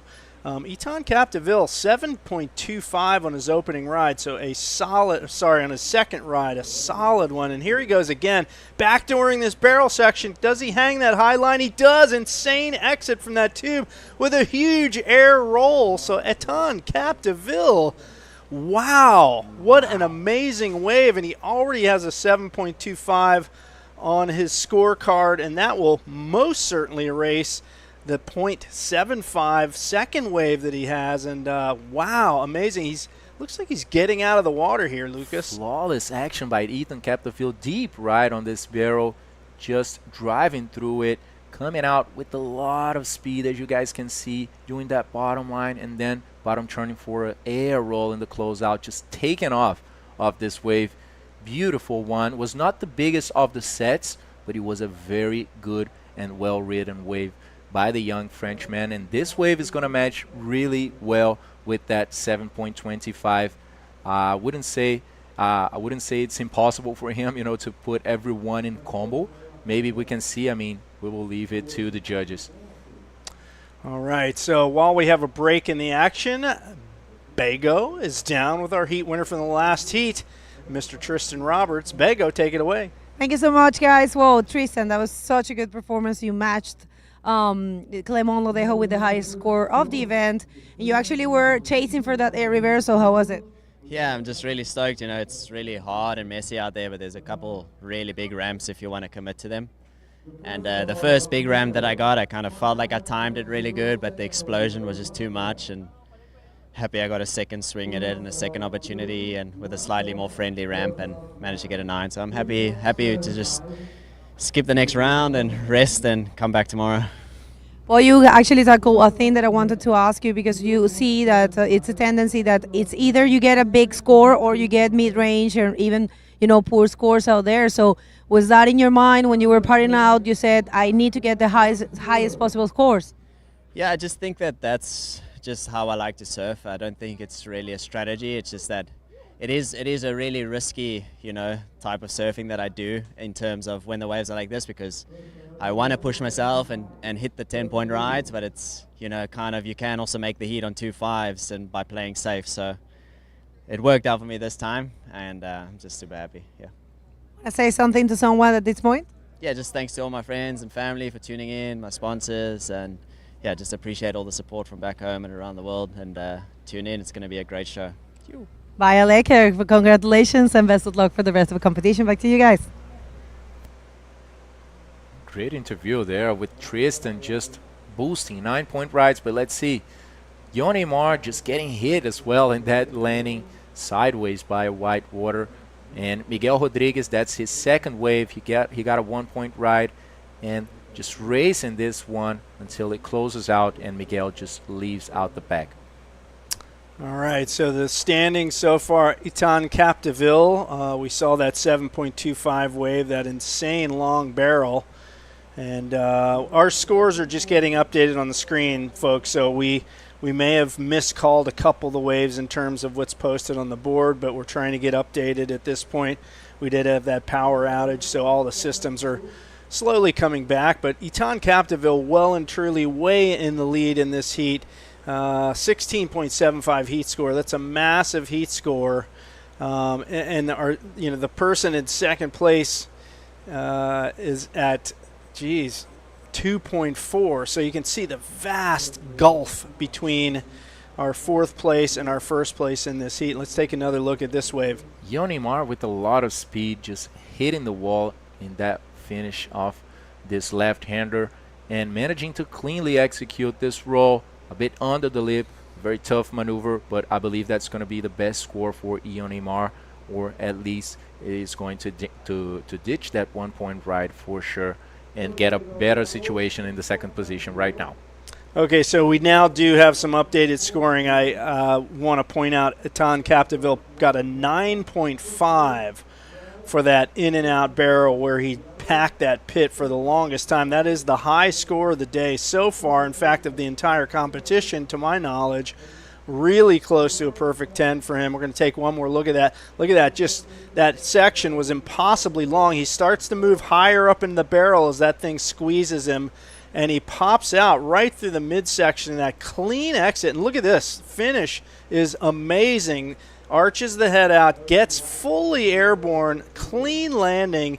And Etan Capdeville, he came in after that wave. I'm not sure why. Of course, we didn't get to see that. Maybe he changed out his equipment. Maybe a fin came off. We're looking at the same images you are, folks, so we don't know. But I'll tell you what, man, he is crushing this heat at this point. 17 minutes to go. Just to put it in perspective, Jan Aymar needs a combo of waves to get 16.75 to take over the lead from Etan. In fact, Etan, I don't want to step out too far on the limb here. He could probably get out of the water at this point and be safe. From elimination and at least moving to the reprecharge round. But he's not leaving the water, Jade. Check out another big set. He's driving, getting some speed. He's going to go big for sure, but whoa, just hitting the wall there, not being able to project that maneuver forward. And there goes Jan Aymar out the back. Jan Aymar, bottom turning, frothy, smaller inside wave, kind of forces that roll up under the lip. And he dips out. He knows that's not quite what he's looking for. And Jan Aymar in second position right now, just trying to cement that second spot. And really, it's going to be a tough road to go down if he wants to try to overtake Etan Capdeville. So at this point, 16 minutes to go. We see Joao Zeke needing a 2.76 to move into that second slot, and Miguel Rodriguez, the Peruvian, really having a struggle to get underway here with anything other than super low scores. He needs a 5.11 though, and that'll move him into second slot. So those three are really battling for that second position to advance through to round number 5. And first position is locked down here with Etan Capdeville, who just seems really in sync with the surf out there today. Fazendo uma atualização então em português também, a gente tem o João Zic, que é o wildcard desse evento, nessa bateria. Ele está em terceiro nessa bateria agora. A bateria está sendo completamente dominada por Etan Capdeville, o francês. Encontrou um 7.25 logo no início da bateria. E agora, mais recentemente, ele fez um 9,5 com a melhor onda da competição, a nota mais alta até agora. Lembrando que a gente está apenas no segundo dia desse evento, ainda tem muita água para rolar debaixo da ponte. Mas o Etan já alcançou ali quase a perfeição com o último tubo. Somando esse 9,5 e o 7.25, ele colocou todos os outros atletas da bateria em combinação, precisando de 16.75 para poder conseguir aquela primeira posição. Levando em conta que aqui é um round não eliminatório e ninguém vai sair da competição, a batalha agora é pelo segundo lugar. Então o Jan Aymar conseguiu um 5,5 logo no início da bateria e depois foi aumentando aquela nota, né, até o momento que ele conseguiu um 6,5 para poder somar junto. Então ele fica ali também numa situação de combinação, porém fica mais próximo do segundo lugar e aí consegue pular aquele round de repescagem, que é um round 4 que vai para a água mais tardar ainda. Então em terceiro a gente tem o local João Zic, precisando ali de um combo de 12 pontos para poder avançar agora, e o Miguel Rodrigues, peruano, com 2 ou 3 notas muito baixas ainda, 1.40 e 1 ponto, ainda tem muito caminho pela frente para poder manter o nível dos outros atletas. Thank you for that update in Portuguese, Lucas. Great job there, as always. And 13 minutes 45 seconds remain in this heat. This is heat number 6 of round 3. We have 8 heats in total in this round. Then we move on to the reprecharge round, which is round number 4. That's all the people that got 3rd or 4th in this first round of heats. They'll go at it again to avoid being eliminated from the Itacoatiara Pro. This is probably going to end up being a 4-day event in terms of the amount of days of competition. We did have a 3-day lay day situation after day one with small surf, really nice weather. All the competitors got to kind of get in the groove of being here at this beautiful location. You can see that gorgeous drone view of the scene here. It's really a sort of a tropical paradise here. Gorgeous landscape, beautiful beach. That sand, it's that squeaky sand, if you know what I'm talking about. You walk in the sand and it squeaks. It's so clean, and we're stoked to be here. Ethan Capdeville, big right-hander, just waiting for the moment, kind of late to hit the lip, but managed to do a nice invert. Let's see if he's going to hold this one, because there's a lot of white water. There you guys can see Ethan getting a little bit lost in that bunch of foam there. But that's not going to be a wave that causes a difference to his total score. Ethan now has to go really big to improve his situation, since his worst wave, his second best wave actually, is 7.25. So that's not going to be any wave that is going to provide Ethan that score. The leaderboard right now is still not updated, guys. There's a score for Yonemar, which didn't enter that leaderboard so far. It's a 6.5 that matches with that 5.5, and we are still working on fixing that while the comp is running. So 12 minutes basically in this heat, and then we're going to start heat number 7, getting to the final moments of this round number 3, and then it's going to be full elimination from round 4 on. Yeah, that's when it gets heavy, right? You start to get the prize money, the points, and you know, the chance of being eliminated really ramps up the anxiety for some of these competitors. And of course, the riders that have gotten first and second, they have the luxury of sitting it out for the rest of the day. Of course, the two that I asked if they're going to just chill out for the rest of the day, they both said nope, they're going to go for a surf. So that goes to show you how much fun it is out there. Miguel Rodriguez, late drop on this frothy one. Meanwhile, going left is Joao Zeke, and both riders really finding no big scoring opportunities on their respective waves. And both of these guys in 4th and 3rd respectively, still hunting down something to move them into advancing position, and struggling to do so as we come closer to that 10-minute mark in the heat. So the heat nearly 2/3 complete, but we've seen it time and time again. It just can take one wave towards the end of the heat, and in fact, moving into advancing position for Miguel Rodriguez would require at this point he needs a combo. So he's going to need to get 2 decent waves, whereas Joao Zeke is within striking distance, but he still needs an 8.25 to advance. We haven't seen too many waves in that range today, so those two riders are really, really backed into a corner at this point. Yeah, definitely, Jay. Miguel is in a tough situation right now, needing 2 waves. And João on the other side, it's not as difficult of a task as for Miguel. He needs only 1 wave, but it's a big one, a big score, 825 actually. Let's see Miguel Rodriguez maybe looking for a reverse on this volley wave. Just going for 1 invert, and not sure if he's going to land that in front, and he does. Completes that invert. That's going to be Miguel's best wave on this heat, with basically 20 minutes into it. Miguel just found 3 1-point rides and 1 1.40. So very hard one for the Peruvian here. And I think that on the last exchange that we saw between João and Miguel, each one going to one side, we could see how this wave changes after you take off on it. Sometimes you look at it, you know, it starts bending and then it just loses energy, you know, hits a deep area, and it's very tough. I mean, João surfs here since he was born, basically, and we could see he was betting on that left-hander that just didn't provide, and that's going to cost you a few minutes at least to get back there, you know, to get back that priority as well and wait for 1 wave. So that shows the importance of being in the right spot at the right time here in Itacoatiara. You know, when it gets to this size on, you can't really, you know, pedal quick to reach the wave and move yourself a lot. You gotta be patient and sit there and just watch the nice place to stay. Yeah, true. There is a bit of luck involved for sure. Anytime you're competing at a beach break, there is an element of variability, an element of unpredictability, because it's not like a reef break where it just breaks in the same spot every time. You do have to hope that a wave comes to you, and we've seen it where the best guys in the world, the wave just doesn't come to them through the heat, and they can't get that scoring opportunity. But at the same time, there's guys that are, less expected to do well. They'll just be in the right spot every time and score the good ones. So that's kind of the nature of competing at a beach break.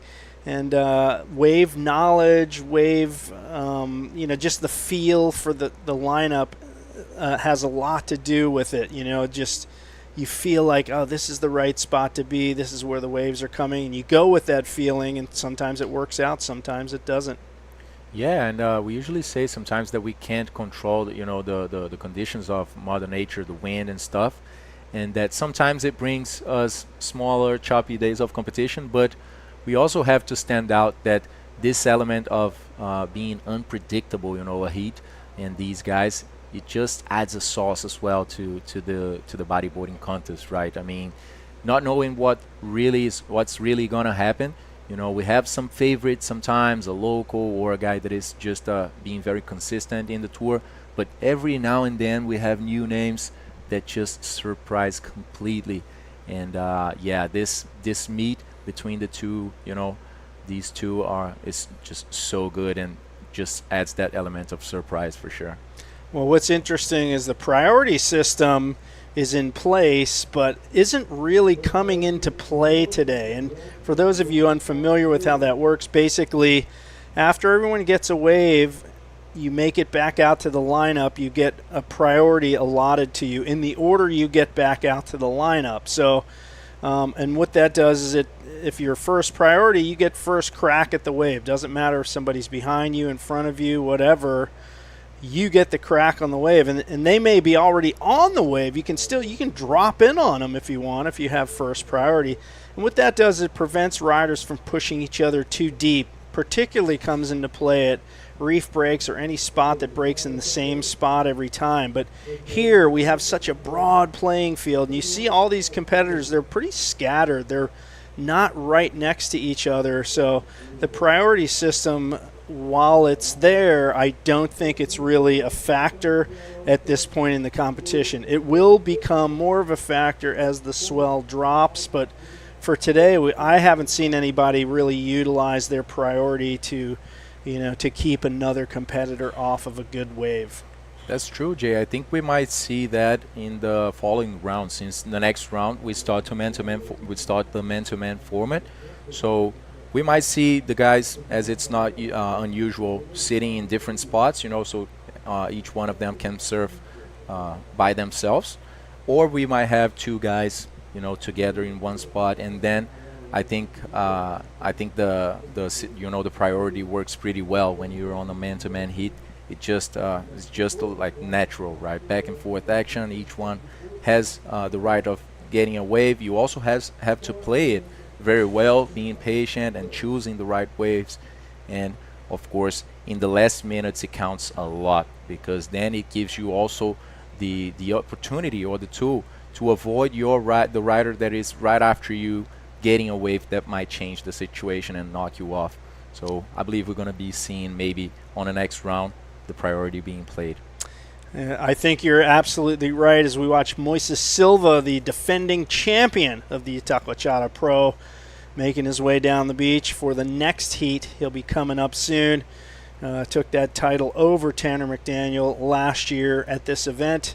No doubt he wants to repeat the victory, and he'll certainly give it a crack in the next heat. But for now, it is all France with Etan Capdeville and Jan Amar, in the top two slots, and Joao Zic and Miguel Rodriguez are running out of clock time. We're down to 3 minutes and 45 seconds, and it's a situation where Miguel Rodriguez is he's pretty much in a situation where he needs an 8.0, and Joao Zeke needs an 8.25. So these guys are really up against the wall here. They're going to have to they can't get two waves. They got to get one absolutely amazing epic wave.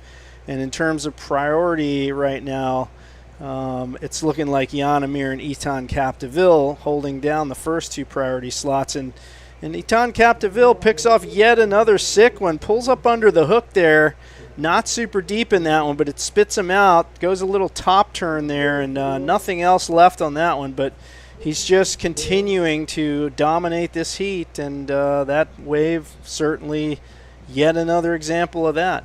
Yeah, an insider there with a good size. Ethan just taking off very late and getting in position for that barrel, being sped out of that one, and just not finding anything after this section of the barrel. So another good wave for Ethan, but that's not going to make it into his final score.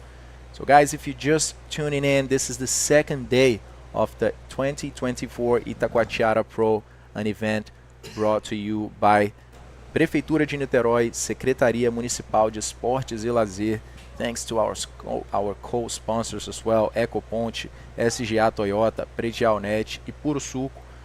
Thanks to our supporters, Itacoatiara Inn, Academia Aquafish, Pousada Dunas de Itaipu, BW Serviços, Vitale, Gênesis, Pampo Clube, Casa das Margaridas e Instituto Skate Cuida. Thanks also to our media partners, Radio Mix, Radio Amil Paradiso, and last but not least, Risex, Pisset, and Soami. One more year, the biggest open-air festival in Brazil, being brought to you with 5 modalities. We have bodyboard, skate, surf, body surf, and cycling as well. So it's amazing here, guys. If you have a chance of coming to Niteroi and meet this place on the same date as we have this festival, I would highly recommend that. Yeah, a lot going on here at this event every year. And, I mean, I think they had a body surfing event last year after the bodyboarding, and some of the best body surfers. You had Kalani Latanzi, Mike Stewart. They were here competing amongst some of Brazil's other top body surfers. And check it out, man. It's I think it's like environmental action going on. It's, I think, World Environmental Day. Am I correct on that? You can just see at the right side of your screen is Juliana Lara, this event's director, who's been there at the helm of this event since its inception way back in 2012, and he kind of like spearheads this entire thing and all that goes on. And you can see these guys have some plants. I'm going to guess they may be planting it on the dunes. I believe so. Let's see this one from João Zeke. Is he going to be able to hold that? Because I think he ran over a wide section that really stopped him. So yeah, I believe that's actually his chinga, Jay. It is the way we call the vegetation on the beach. So I believe there are plants in there. Check this out. He's just getting hit by a very strong chunk of water in front of João's vision there, and not being able to come out of that barrel. Yeah, Joao got a little low on that one, and the heat's going to end here as Itan Capdeville picks off this wave. Don't think it's going to count, and it doesn't matter anyway. Capdeville thoroughly and truly dominating that heat from start to finish, and takes out the win with Jan Amar taking second position, and those two will advance on tomorrow to round 5. We're going to take a commercial break, and then we'll be right back. Stay tuned, folks.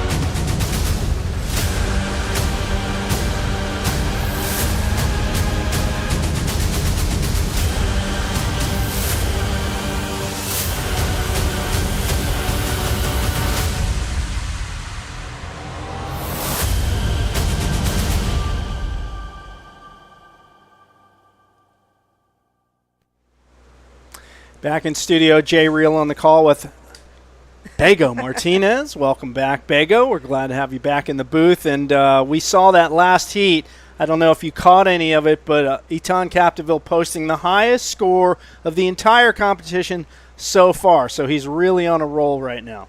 Yeah, it's very good to see him that way because, you know, he's coming from a very good result from last year. He's equal third. So let's hit the water and check the next heat, which also is another cracker of a heat.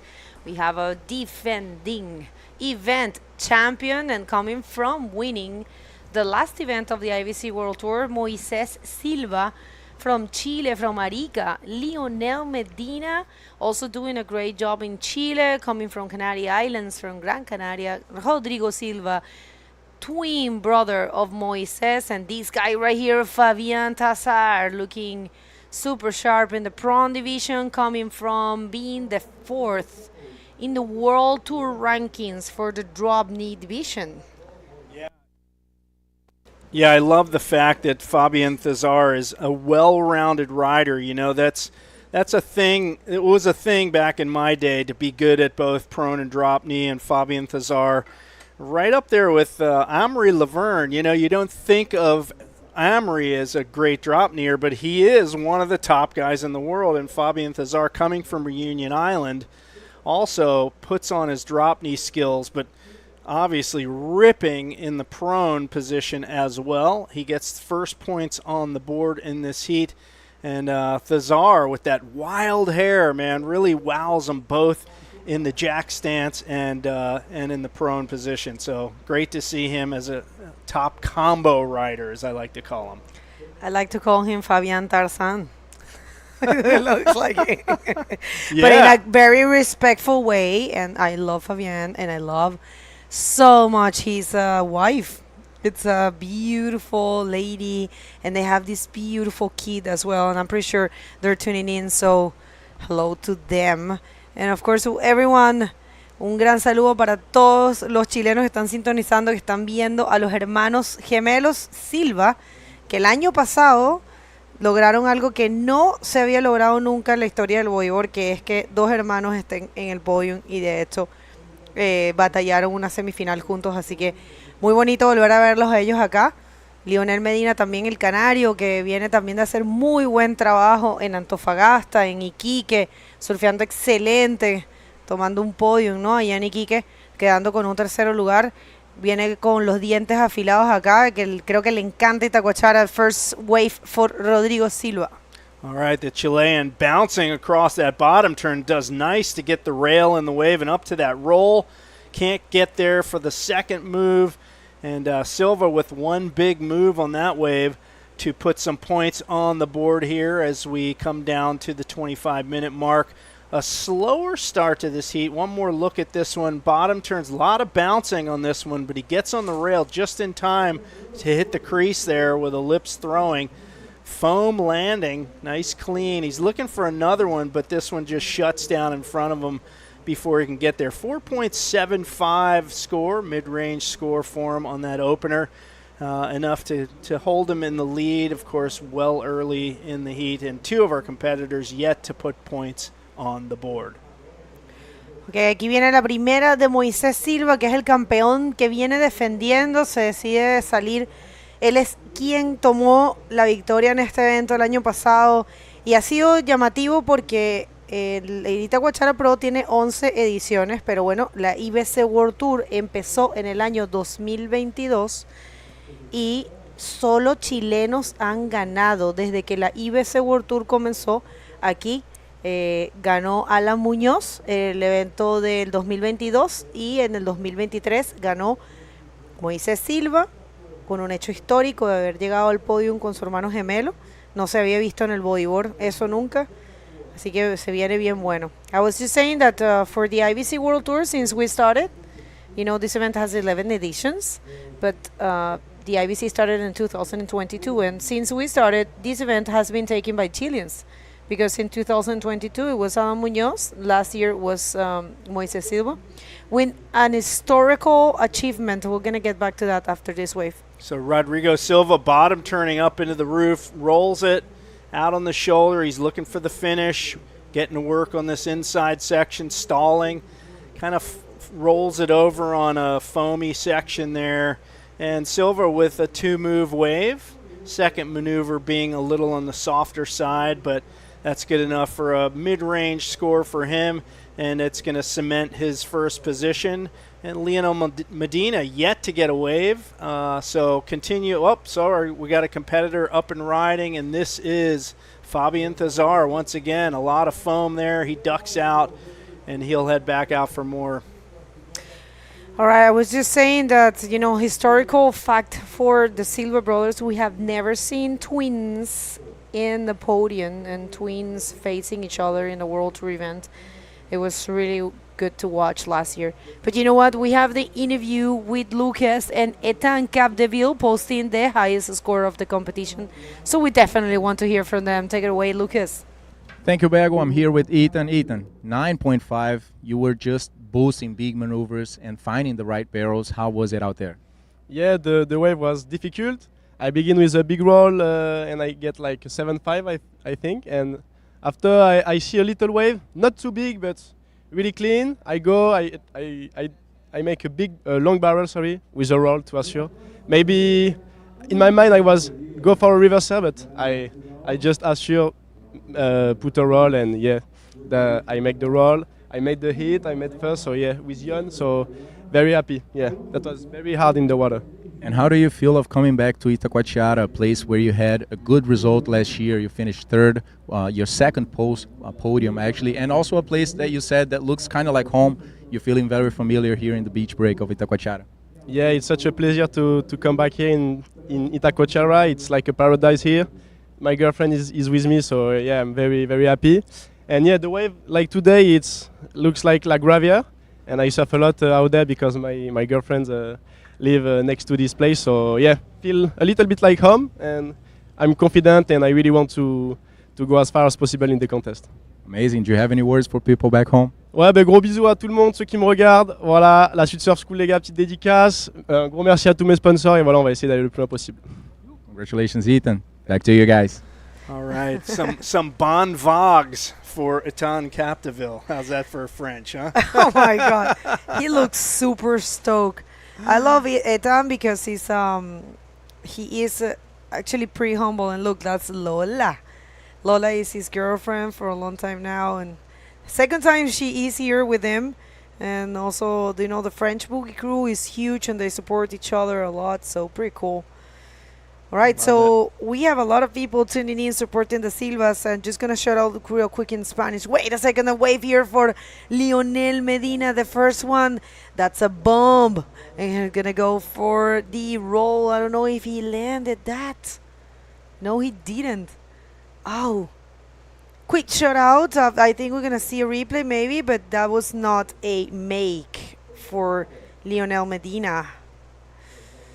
Que todas las personas están sintonizando, los estamos leyendo un poquito cada cierto tiempo. Disculpen que no vemos todos los mensajes, estamos bien concentraditos acá. Un abrazo a Juan Martínez, un abrazo a Marisa Yasmina. Marisa, eres la mamá de los Silva. Un abrazo grande. Tenemos a Adrien, supporting Fabián. White Snoop. White Snoop. Woo! Yeah, buddy. What's up, White Snoop? Thank you for the love. And Jay. Yeah, man. Do you remember White Snoop? Oh, of my course. gosh. He's a legend. The guy came to our Texas trip. He's an awesome bodyboarder from Check that local out. area. Look at that. Oh, no. Is he going to come out? Oh, I don't know how's that going to be deemed. Yeah. I mean, that's probably, you know, he probably gets some points, but I'm not sure. Of course, it's not perfect make. No, actually, it's not going to be deemed as a complete maneuver. Well, let's take another look at this. Late drop, he really drives onto that rail quickly because he knows he has to get the speed. Gorgeous barreling wave. He comes out. We thought he was going to pop out through the top of that tube, but instead he tries to pop out through the curtain there, and he's smothered in whitewater. And right now he's fighting to get the make, and I think he just ran out of breath because he had to hold his breath through all of that, and he didn't pop out the front of that. So the scores will probably reflect that. I don't know if you could call that a made barrel. It's we're seeing a 2.0 for Moises Silva on that. Yeah, no, that's definitely not a make. Bueno, las olas están bien buenas, están bien pesadas, pero no tan pesadas como este lugar se puede poner, porque de verdad este lugar puede mostrarnos sus dientes. Aquí le dicen terror y pánico. Itacoatiara, terror y pánico. De hecho, esta no es una playa que la gente visita mucho, porque es una playa que se sabe que se pone bien grande. Además tiene esta particularidad de que salen olas mucho más grandes de las que estás surfeando. Estás de repente sentado en el inside surfeando algo como olas medianas y de repente alguna grande, y de la nada sale un set gigante de allá atrás que tienes que correr tipo Puerto Escondido, y claro, es una ola de mucha consecuencia. I was just saying that this is the type of wave. It's a wave of consequence, because it happens a little bit what happens in Puerto Escondido. You're sitting there, surfing mid-size waves. Check that out. That's a nice one. I would have gone on that one. And then you're chill. You're surfing these kind of waves, and all of a sudden a set comes. Yes. And it's a very far away set, and you have to paddle like crazy. It's super stressful. So people don't get fooled at your screen, and which is the same as ours. It looks, I would say fairly, not too big, but out there, it looks way bigger. I agree. And, your lungs got to be in good shape, man, to handle some of the beatings. Look at this. Up under the hook, Fabian Thazar, nice little in and out barrel, and that section just dumping in front of him. So Thazar unable to find the lip move, but a nice little in and out barrel on that one for Thazar. One more look at this one, Bego. Yeah, no, he was actually very smart on how he rode that wave. Not the deepest barrel, but that's a make barrel for sure. And it's showing in the scores. He's a 4.75, and now Fabian is second. Rodrigo Silva is first with a 4.75 and a 3.75. So very, very, very cool. Just to see Rodrigo doing a great job. Rodrigo Silva liderando entonces este hit hasta ahora. 16 minutos con 24 quedan. Esta es una ronda de no eliminación. Nadie se va de competencia. And that's the set I was talking about. Yeah. If you're there, I think, where's Fabian? Fabian, I don't know if he's already back at the inside, but yeah, those sets are coming out of, yeah, no, he's actually being dragged all the way there. And great aerial shot here of what a riptide looks like, right? That little sort of finger of white churning water on slightly to the right side of center of your screen. That is a classic rip. You get a big set, all that water gets pushed in, it has to find a way back out. It forms sort of a mini river of water that pushes back out to sea. And those that are really adept at wave riding, their experience, they'll actually utilize that to get back out. And then you just paddle either right or left of that churning mess of water, and you get out of the riptide. It's very easy to get out of one if you go either right or left and use it to your advantage, but it does mess up the waves a bit. I'm so happy that you mentioned that, because actually that's the most famous riptide that this place has. And if you know how to use it, that's Dudu Pedra always use it, João Sik, and all the locals here, the surfers and everyone, Kalani and everyone that surfs here on regular basis, they know perfectly how to use it. And check that out, it looks like shock. It's starting to show its teeth a little bit, but I think it does need a little bit more of swell. We'll see if that happens throughout the week. But I'm very happy to see that we don't have strong winds at all. So today is actually going to be a good day of competition here.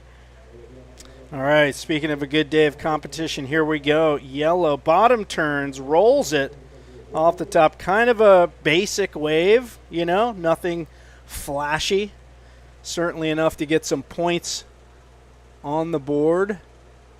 And he's looking back outside, trying to decide, am I going to go all the way to the shore and run up the beach, or, yeah. So we got competitors making their way up the beach. Lionel Medina gets out, as does Moises Silva. Moises Silva has a little mini coach there, giving him some tips as he runs up the beach. He is in fourth position right now, with two sort of low-scoring waves. Medina in third, so those two really need to hustle back out. 13 minutes, 40 seconds to go. One more look at this one from Lionel Medina, and you can see him just kind of a basic roll, a smaller wave, not really super projected into the flats, and I think he's just going to go for repositioning here. So he made his way into the beach. And look at that beautiful shot of Corcovado in the distance, one of the iconic locations here in Rio de Janeiro. And yeah, Pau de Azucar, also known as Sugarloaf in English, which you went to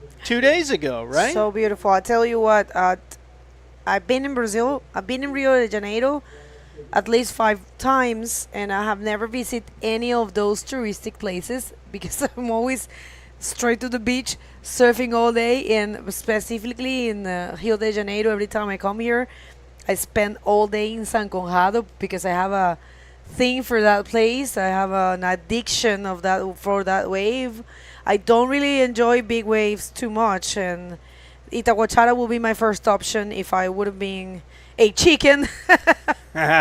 But definitely I spent my time there in San Conrado. But yeah, I went to the Sugarloaf the other day, and people, it worth it too much. You have no idea. It's really good. It's $35 the ticket. How do you call that in English? The cable car. Cable cars. That's I forgot. Yeah. I had it in all languages, and I was looking for that in English. And it's such a beautiful place. And up there, there's like shops and a lot of restaurants and cafes and acai spots, and you can have a beer. You see, there's 2 mountains. Yes. So the first station, it's pretty cool. Well, one more wave here for Fabien Tassa, going for those barrels. The Réunionnais, 4th in the World Tour rankings of the drop knee division, number 4. All right, so Thazar plumbing, packing some pits. Take one more look at this. It was looking good for a minute there. He's pulling up high, but the shock wave just picks him off right there, and he can't make it out of the tube. And Thazar, holding down second position in this heat, gets a 1.9 on that wave, so he's going to remain in second spot. Rodrigo Silva, so far in the lead in this heat. Score's not very high in this heat. In fact, our leader at an 8.5. One of the lower scoring heats we've seen thus far. 11 minutes remain in this heat. And yeah, you mentioned, a lot of sights to see in Rio. I mentioned cable car earlier. It's also called a tram in English. So tram connecting those 2 peaks.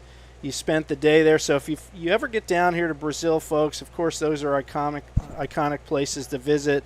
And lots of surf. You mentioned Sal Conrado, which also is known as Pepino, or at least it used to be back in my day. That's what they called it. I didn't know that. Yeah, I don't know if they still call it that, but that's one of the better beach breaks in Rio, as is Itacoatiara, which I feel like we're removed from Rio here. It's such a little enclave away from the craziness of that city. I agree. Okay, so one more here for Fabian. Fabian, it's trying to get rid of one of those small scores. Yeah, he needs to get that 1.90 removed from the scoreboard.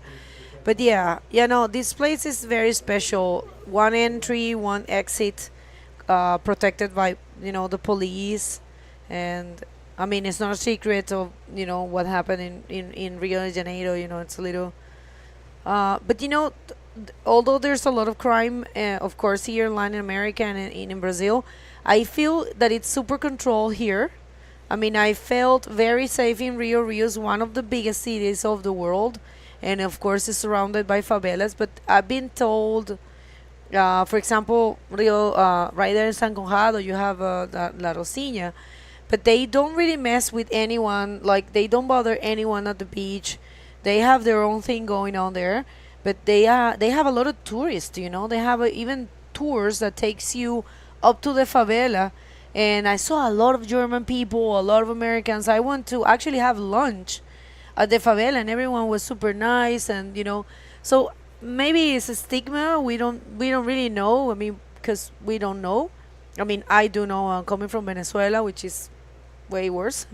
But yeah, no, Brazil is super safe for what I can, say. Leo there with a small wave, just a little something, and he's only holding a 1.5 and a 3.90, so definitely worth the effort of trying just to do something. Even a 2.5 would be better, right? And Yeah. actually, it's what's coming out. Wow. You should be on the judging panel, Big. Oh my! But yeah, you mentioned, any major city in any country, there's always going to be, an element of danger wherever you go. It doesn't matter. United States, whatever, Madrid, you name a major city, there's going to be places you don't want to hang out at night. Let's put it that way. So, Rio's no different. But it is, in my estimation, Rio, of all the places I've traveled in terms of big cities, it's geographically the most beautiful city I've ever seen. The geography of that city is absolutely stunning. You have these monolithic rocks and bays and coves and offshore islands. It is stunning visually to see it, and I'm sure from Sugarloaf, or even if you go up to Corcovado, you get panoramic views of the city. It's absolutely amazing. Agree with you. Okay, situation in the water. Last wave of Lionel was a 2.5. Got a little something more than what he was holding, but of course he needs to do better. But 2.76 is what he needs. La situación es Rodrigo Silva, que con scores medianos a bajos está en la primera posición. Moisés, que no ha podido conectar nada. Aquí viene justamente Rodrigo Silva con otra ola más. En este momento es un poco lo que dijo Tristan, ¿no? Hay que tratar de... Tristan me decía, es que puede haber alguien que encuentre los scores altos o muy muy altos, o todos los demás son scores medianos.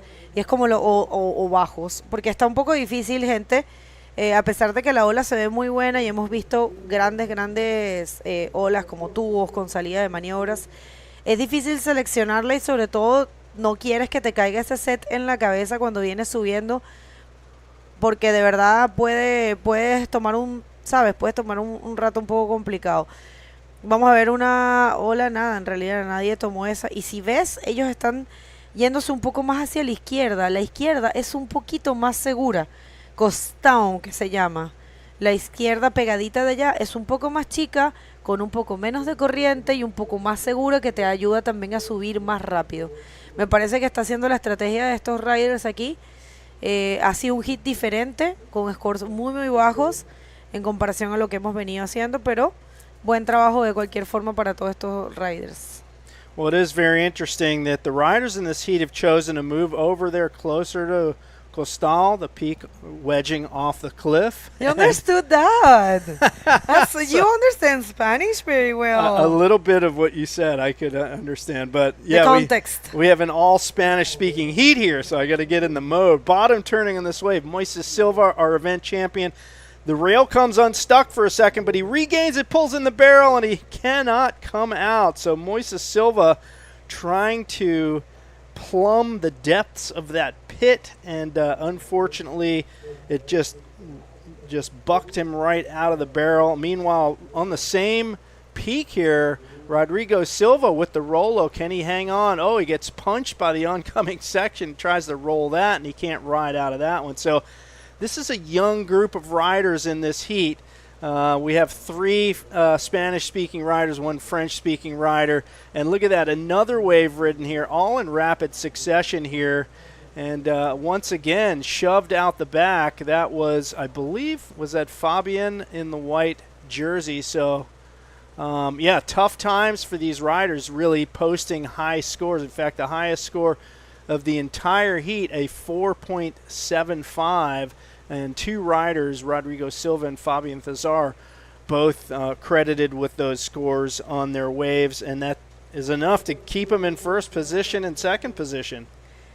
Bueno, buen trabajo para Rodrigo Silva, consigue un 4.55 con la última ola, está más sólido en la primera posición, y aquí viene la respuesta de su hermano que lo eliminó el año pasado. It's funny because, Moises eliminated his brother last year in the semifinal. So, but that's what it takes. It's an individual sport. It's only a one-man glory. So, one-man glory would be, right? So. Yeah. Oh, who's Aw. that baby? Oh, that's Uri's. Oh no, he's so beautiful. That's Uri's Aw. wife and Uri's baby. Future world champ, right? And look at what his shirt says. Catching waves. Oh, I baby. love it. Oh man, here's our competitors area. You can see they get to chill out with a panoramic view of the surf here today. And we're down to the 3:20 mark in this heat. And thus far, Rodrigo Silva holding down the lead. And here we go. Moises Silva having another shot at this, trying to avoid getting into that reprecharge round. You saw him bottom turn. He's looking for that lip. He finds it a little later and just does not have enough forward speed to get the rotation on that reverse and gets shoved to the bottom. You see him check his watch. And Silva struggling in this heat. In fact, his best scoring wave, a 2.0. So our defending champion looks at this point like he's going to be relegated to that reprecharge round. And you mentioned, brothers or siblings in bodyboarding competition. It goes way, way back. We have to think, because we're in Brazil, of Isabella and Mariana Nogueira, of course, competing together on the World Tour. And then we have, Jeff and Dave Hubbard, of course, who are both still competing. The Silver Brothers, twins. How many twins have we had on the World Tour for bodyboarding? Those are the only ones that I can think of. We just had, for the second time in life, the Australians did the League Brothers in Iquique, but it was, the second time in life that we saw, a couple twins. Douglas and Gordon Cockwell from South Africa ring a bell to me, but I don't remember them doing any World Tour events. I'm not sure about that. Speaking of South Africa, Benji Oliver there throwing shakas to the camera. So haven't been a lot of twins, but there have been brother sister or sister groups in the event. See, I want to just mention that. See why the riders are not taking whatever wave. See how long they take them to get back out there. And in that case, Jay, I think the most, the smartest thing to do is try to paddle towards their left, and try to get as closer as possible to that rock. I think there's actually a rider entering, and there is a rider all the way close to the rock. And he is, that thing actually, can you see it? Yes. Yeah, that was super fast. Yep. So that's what I would have done that, Then, I don't know who's that. I think it's Rodrigo. He stopped fighting. He's like, I'm leaving.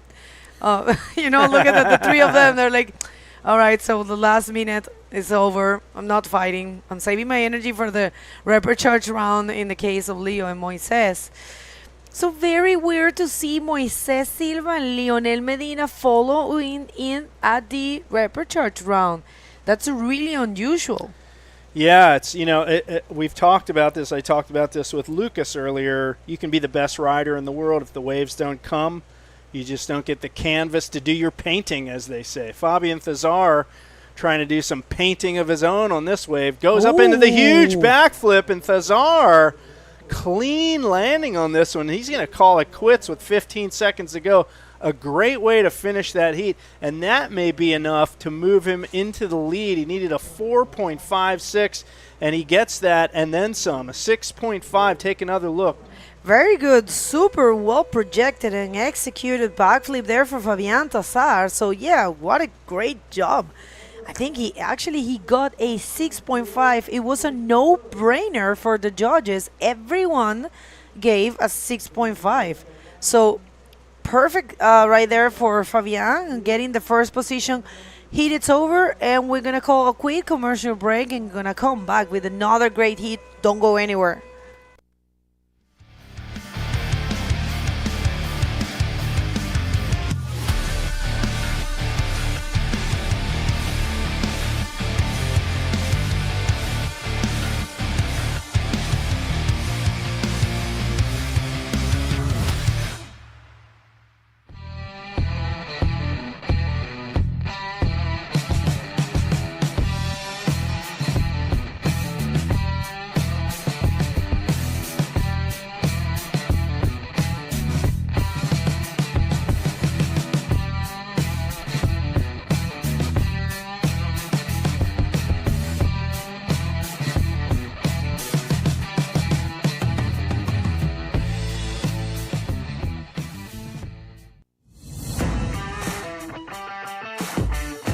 galera!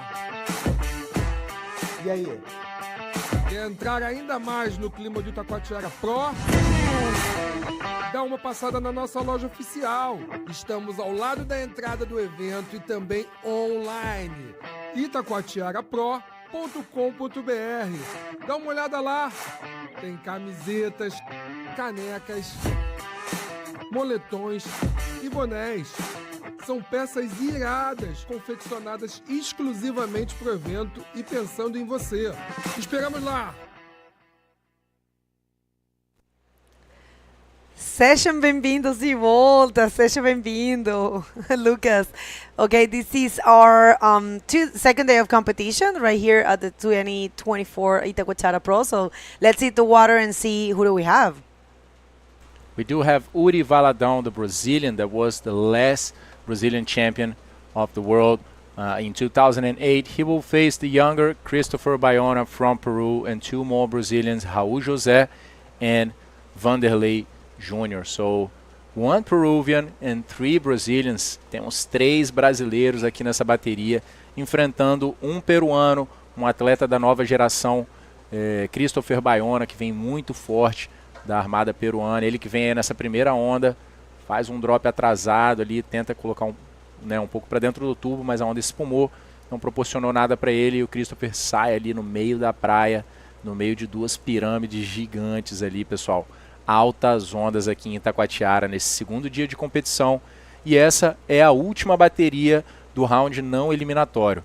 Então, nessas 8 baterias nesse round 3, a gente viu os top 16 do ano passado entrando e enfrentando os outros atletas que vieram se classificando desde o round número 1. E depois a gente vai ter também o round 4, ou a repescagem, como a gente chama, que é onde os terceiros e quartos nessas baterias desse round 3 vão ter uma outra chance de se enfrentar para poder continuar ainda lutando pelo título do Itacoatiara Pro. Muito bom de ter 3 brasileiros, né, lá nessa round. Y un peruano, Christopher Bayona, que Christopher Bayona es excelente rider también de Perú, que viene dando muchísimo de qué hablar desde la categoría junior, así que un hit de 3 brasileños y un peruano. Muy buenos riders tenemos acá presentes en el Itacoatiara Pro.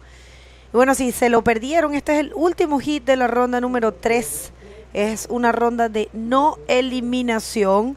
Una ronda que significa que las personas que queden en el hit número 1 y número 2, en la posición número 1 y número 2, se van a saltar una ronda, van a ir directo a la ronda número 5, y quienes queden en tercero o cuarta posición van a hacer el repechaje que va a pasar hoy mismo, ahora mismo. Después de que terminemos este hit, saltamos a la ronda número 4 para 8 hits más, y ahí entonces terminaríamos el día. La planificación, Lucas, hay una tendencia y una fuerte tendencia que vamos a terminar el campeonato el día viernes, pero el evento no termina. Hay que recordar que esto es un festival que dura hasta el 16, que tiene otras modalidades, otros deportes, y además, como está la ventana del evento mundial de bodyboard, se va a hacer un show de toe at, que está buenísimo, y eso va a ser el sábado, así que no se lo pierdan. No va a haber transmisión de eso, pero sí van a ver highlights, y si de casualidad están en Brasil, pues vengan a ver eso y después no se pierdan los highlights. Onda do Uri Valadão agora vindo para a direita. Já vou trazer essa atualização que a Bego veio com bastante velocidade, joga um aéreo, se mantém ali no meio da espuma, mas consegue aterrissar de maneira limpa. Vai ser a primeira onda boa dessa bateria, e do Uri Valadão também. E como a Begonha veio falando aqui, a gente tem uma possibilidade grande de que o evento venha a terminar na sexta-feira, pessoal. Se vocês olharem o gráfico aí da ondulação, let's see this once more by Uri, just getting a lot of speed, bottom turning, hitting that lip very strongly for an invert that he managed to land in front of the white water cleanly. So, good maneuver for the last Brazilian World Champion in 2008. Então, atualizando aqui para vocês, pessoal, muito provavelmente vai acabar na sexta-feira esse campeonato. A gente teve um dia de competição, e aí a gente teve 3 dias de break. Agora a gente volta no dia de hoje, quarta-feira, quinta-feira e na sexta-feira também, que são os dias onde há mais swell, tem mais força aqui para a gente poder estar rodando a competição. Itacoatiara é uma etapa lendária, né, pessoal, que todo mundo já espera pelas ondas grandes. E esses 3 dias, hoje, amanhã e sexta-feira, são os dias onde a gente vai ter mais ondas.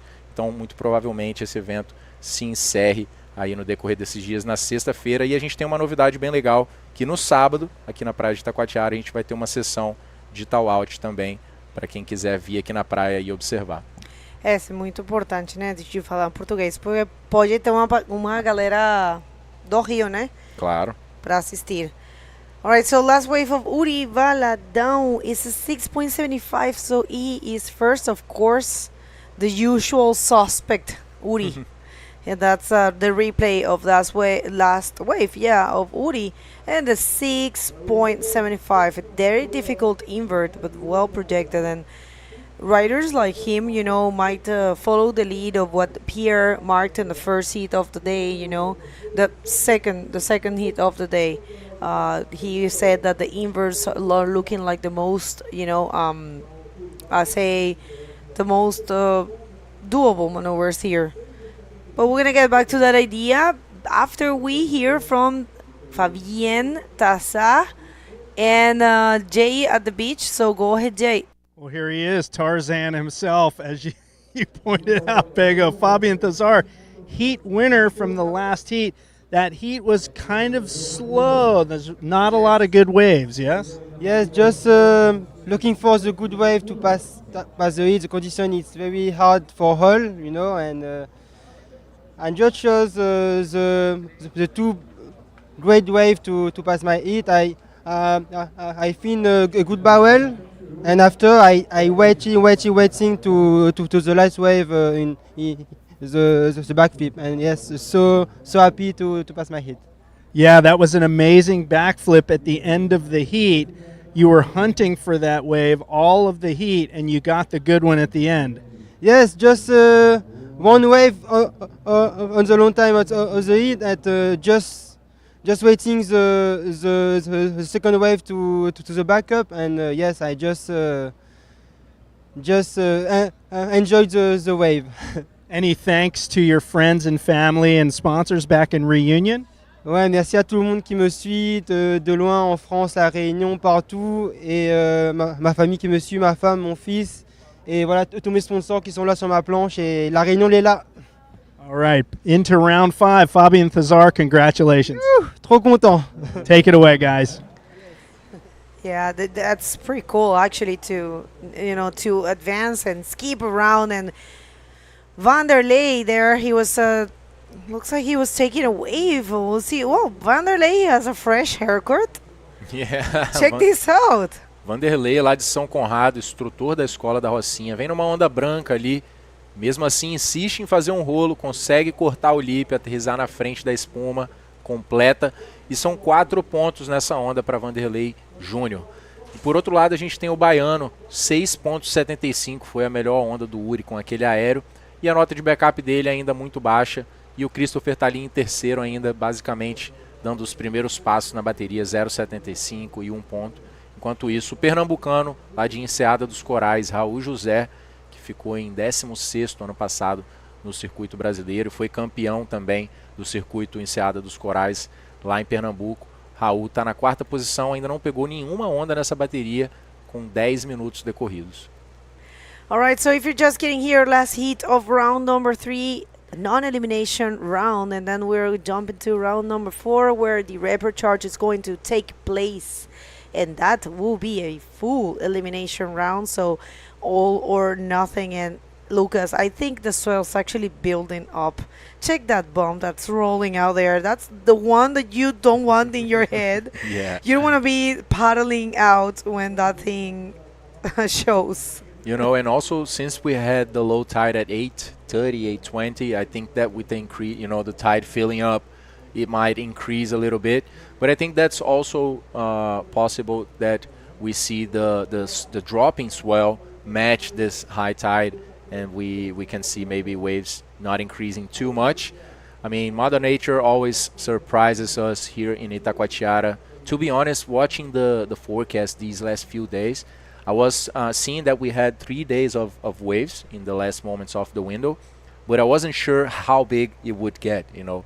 And fortunately here in Itacoatiara, it always gets a bit bigger at least than what we expect, you know, and we have super sensible. Yeah, sensitive. It's just, you know, the beach is just straight pointed to south, so it's the swell is coming from very deep waters and coming from all the way from the South Pole. So it's a lot of energy. The beach is also very small and has the two mountains that also amplify this swell that reaches the beach. So yeah, a lot of Very good things insights. here. Thank you, Lucas. Lucas knows a lot about swells. He studies the behavior of the ocean because he is a big wave rider from the slabs of Espírito Santo. If you don't know Lucas, Lucas só gosta de bomba. Nah, these guys here are big wave riders for sure. It's a tradition here in Itacoatiara. Let's see, Raul José. Primeira onda do Raul, faz um drop ali, passando por dentro do tubo, passa outra seção ainda e sai para fazer uma manobra. Completa um rolo ali na seção que fecha na frente dele. Primeira onda do Raul, tirou um tubo legal ali, correu mais do que a gente esperava ainda, umas 2 sessões dentro do tubo. Saiu com uma manobra de fechamento, começou um pouco tarde, mas já põe ali os seus primeiros pontos no quadro. All right, so last wave of Raul José, I've been very impressed with him, you know. He has been a very pleasant surprise, one of those that you get only in the, you know, in this contest. Very good barrel ride and combined with the roll, and how smart he has been to wait, you know, half of the heat almost to take that first wave. Only a few people can do that. So yeah, good job there for Raul. And now he is in the first position looking for a 1.01 to take the last Brazilian world champ, Uri Valadão. But here he comes, of course. There he goes, aí vai Uri Valadão, parece que é uma onda que vai dobrar ali na frente, ele vem buscando velocidade, passando por dentro do tubo, continua cavando, faz um rolo cortando o lip e descolando bastante daquela onda para aterrissar de maneira limpa. Uri tem 6.75 e agora ele vai trocar esse 1 ponto de backup dele, com certeza por uma nota muito melhor nessa onda. All right, yeah, very smart just to try to, you know, get a backup score. He needs that, and he needs to separate himself from the rest of the riders. So yeah, I think it's actually going to be something pretty alike of what he had. It is actually bigger. It's a 7 for Uri, and right now he is solid right there in the first position, taking into consideration that the previous rounds, I mean heats, they have been having a hard time to find the good waves, you know, and it's been a trend that it's either people getting very high scores or very small scores. I mean, just seeing Lionel Medina and Moises Silva going to the repechage round is super unusual. Yeah, with 2.2 points and 1.5 for Moises. Yeah, that wasn't the people that those riders are not, you know, but this can happen. We have an important information. We're going to have a break of 10 minutes after this heat because the technical team has to do what it's called the reseeding.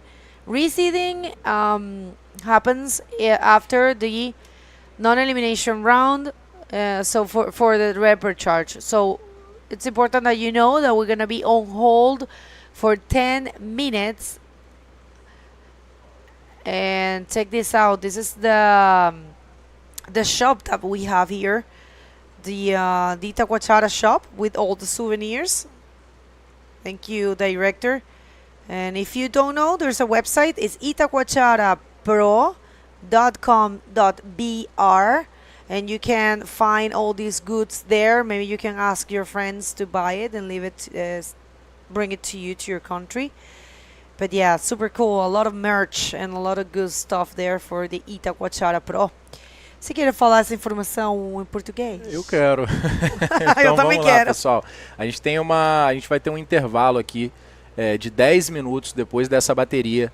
Então a gente vai estar terminando o round número 3 e a gente vai ter esse break de 10 minutos para a comissão técnica poder fazer o reseeding. O reseeding basicamente são os cálculos matemáticos que eles fazem, levando em conta a posição de cada atleta. Pera aí que tem uma bomba, Christopher Bayona vindo ali no pampo, acaba não saindo dessa onda. Então, voltando aqui à atualização, a gente vai ter 10 minutos de break depois no final dessa bateria para que a comissão técnica faça o reseeding, que é fazer aquelas chaves, né, conectar exatamente um atleta com o outro, montar as baterias para a gente poder seguir com a repescagem. Então, só para deixar vocês informados, não saiam daí nesses 10 minutos. Logo depois a gente vai estar voltando com muito mais ação com os atletas que ficaram em terceiro e quarto aí nesse round não eliminatório. E depois dessas 8 baterias do round de repescagem, a gente termina o segundo dia de competição aqui. Então, estamos só na metade, pessoal. Tem muita onda ainda para a gente ver hoje aqui. Y la información la voy a dar, I'm going just to say that in Spanish too. Esta información oficial, después de este hit, que es el hit número 8, vamos a hacer lo tradicional, que es un parón, un parado de 10 minutos, un break, porque los jueces tienen que hacer el reseeding, o ¿cómo sería en español? Como reorganizar, replantar a los riders que tienen ranking y que pasaron al repechaje. Eso es parte del sistema de la IBC World Tour que se implantó este año. Así que después de este hit, una pausa de 10 minutos. Esta parte de nuestro staff técnico trabajando, jueces mezclados, internacionales, profesionales, con los jueces profesionales brasileros. Ahí va Yana subiendo las escaleras con Giu. Y nuestros camarógrafos de Wave Data, Sandro y Slotch. Lolote e Sandrinho. E el área de atletas, não? Linda área de atletas aqui, né? A gente tem essa parte de cima aí, onde os atletas têm essa varanda para poder ver o mar. Luninha, a Bianca com Kayan, filhos do Uri. Estão vendo o pai na liderança lá dentro da água. Que é olhos, né? Lindo, né? Olhos grandones, assim, muito bonito esse menino. Parabéns, Uri. E vem ele aí, Bego. Vem o Uri respondendo, tá vendo que o filho tá lá de fora olhando, mas essa onda acaba ficando muito difícil, realmente. Tem uma montanha de água branca ali na frente do Uri que não dava para ele passar nesse tubo. E vem série. Alright, situation in the water. First, look at that thing. Yeah, Ron. Yeah, Oh. please do a very deep dog dive there. Yeah, And you know what, Bego? This wave, in some places, when it breaks really far out, you can duck dive sometimes. It doesn't drag you, but here it drags you. It drags you. It drags you. I you know. Sometimes if you're very far out and a huge set comes, depending on how it breaks, you can go through, but it'll shake you a lot, and much probably it drags you sometimes if you get caught really hard. That's when one of the things that I scare the most, that I'm afraid the most, you know. I hate to be being dragged and then get caught in the inside. I rather to, you know, turn around and leave, but sometimes you can't do that. If the wave is Yeah. too big and you turn around, you're gonna get pounded. So Yeah. it's really, I get very desperate. And also some people have, sometimes when they get desperate, they just leave their boards and dive, and that's also not very good. I mean, you can go deeper and, go through that wave, but if your leash breaks, then you're in a bad situation. So that's why these guys here in Itacoatiara have a tradition of holding their boards for dear life. Like, they don't leave it. They don't leave it. Well, you know, in Cicatela, actually, they surf without a leash. And they say, this is very cool that you mentioned that, because I believe everyone's different. But in Cicatela, they say it's safer to leave the board. If you get caught, just, lose the board and try to just to swim. To swim, and get out of the impact zone and just get out. That's what they say. I've been in Cicatela 4 times, and I have been surfing without a leash, and actually once helped me. But it's I don't really like those situations, and I believe a lot of people is afraid of that. And that's also, if you get too desperate, you lose a lot of oxygen. Yeah. And that's when you drown. Yeah, there are different approaches to these types of situation. But let's see, Uri Valadão keeping very busy in this heat, going for one more attempt. I would say Uri is looking for a ramp, but this wave just bends to the other side and don't allow Uri a second wave. So yeah, Bego, just coming back to that, we have sometimes, 2 situations, which is you want to have your board beside you because you can use it as a float, as a buoy. And on the other side, you don't want it too close because the leash might wrap around you. And that's really, really bad. That's right. So that's what you want to avoid. And I think that's why also some people prefer to don't use a leash, Yeah. or just, you know, as they do in pipe, for example, they just remove the leash sometimes before this, when the set comes. I've seen it, yeah. So, yeah. Lose the board. Yeah, when it gets really big, you don't want to get, you know, tangled around the leash. That could be very, very serious. Yeah, no, I believe, yeah, those techniques, both of them are, you know, depending on the person, of course, but yeah. All right, so Itacoatiara showing the teeth right now. Good day of competition. I saw Giuliano in the morning. He was so super motivated. He said, like, oh, today is going to be an amazing day of competition. You'll see we're going to have a lot of good maneuvers and a lot of good scores. And I was like, hey, it's so good to know it. You know, there's a few riders that know this place very well. Giuliano is one of them. Of course, Dudu, you know, it's in the head of the list. But, yeah, he was saying that, he was very excited, you know, because it's very nice to bring a contest to your beach and show the world what it can do. And, you know, you have the world's best right now present in this event. So thank you everyone that had made it possible. We would like to thank all of our sponsors. Just remember, this event is brought to you by Prefeitura de Niterói e a Secretaria Municipal de Esportes e la SER. E temos também nossos co-patrocinadores Ecoponte, SGA Toyota, Predial Net e Puro Suco.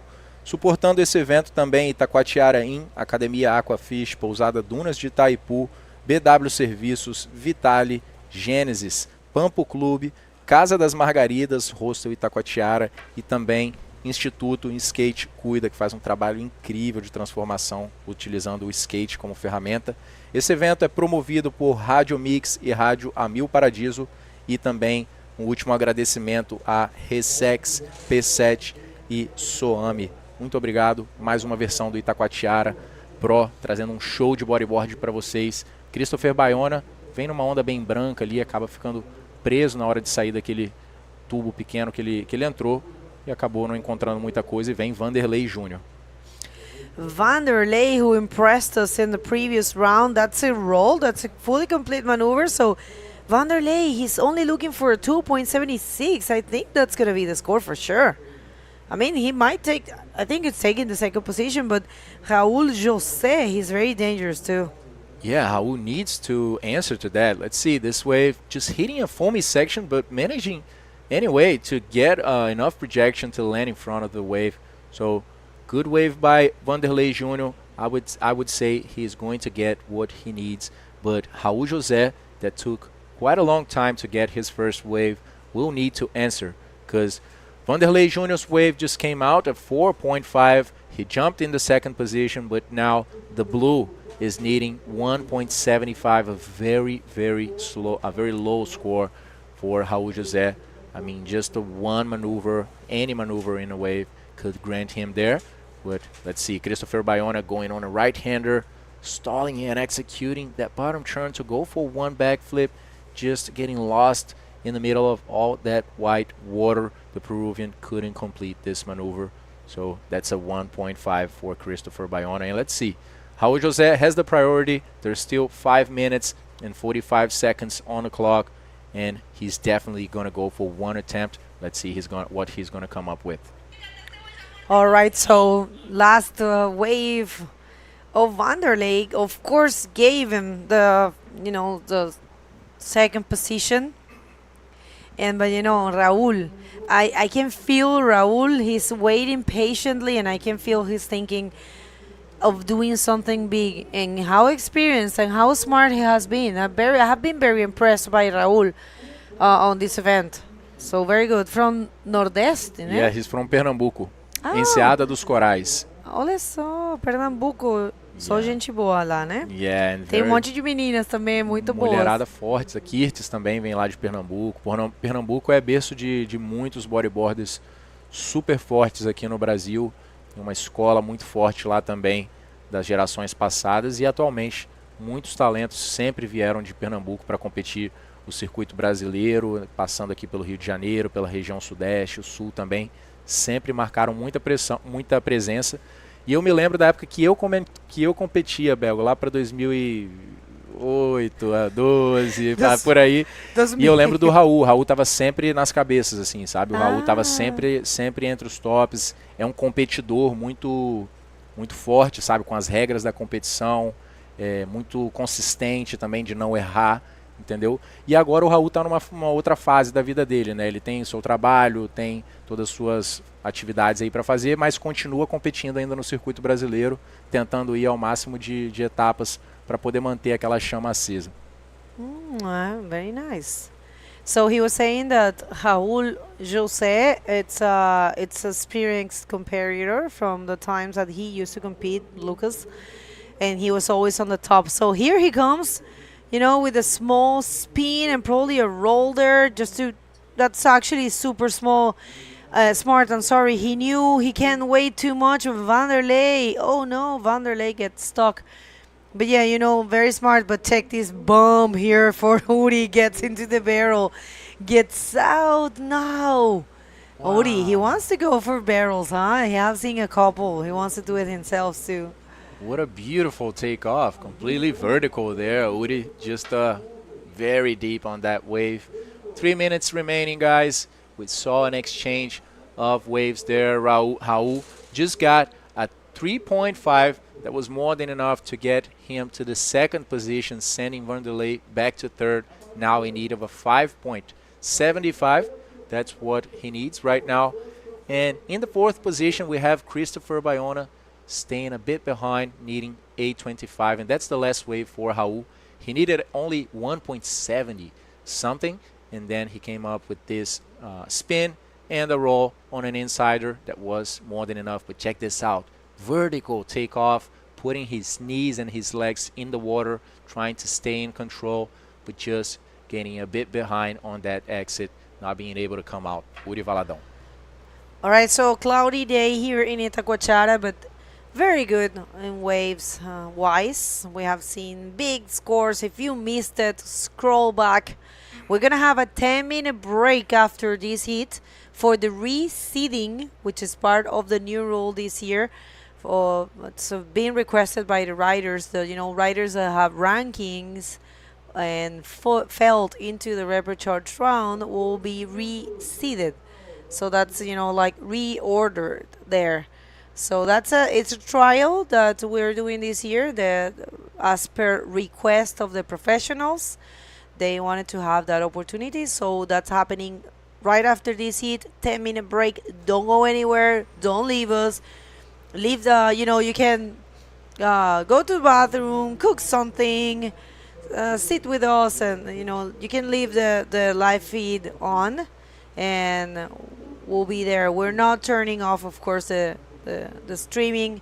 Stay tuned with us. Scan that QR, super easy, and we'll take you to all of our socials and everything related to IBC World Tour. So remember, a break of 10 minutes. That's it, guys. Grab your popcorn, your beverages, and whatever you guys are able to.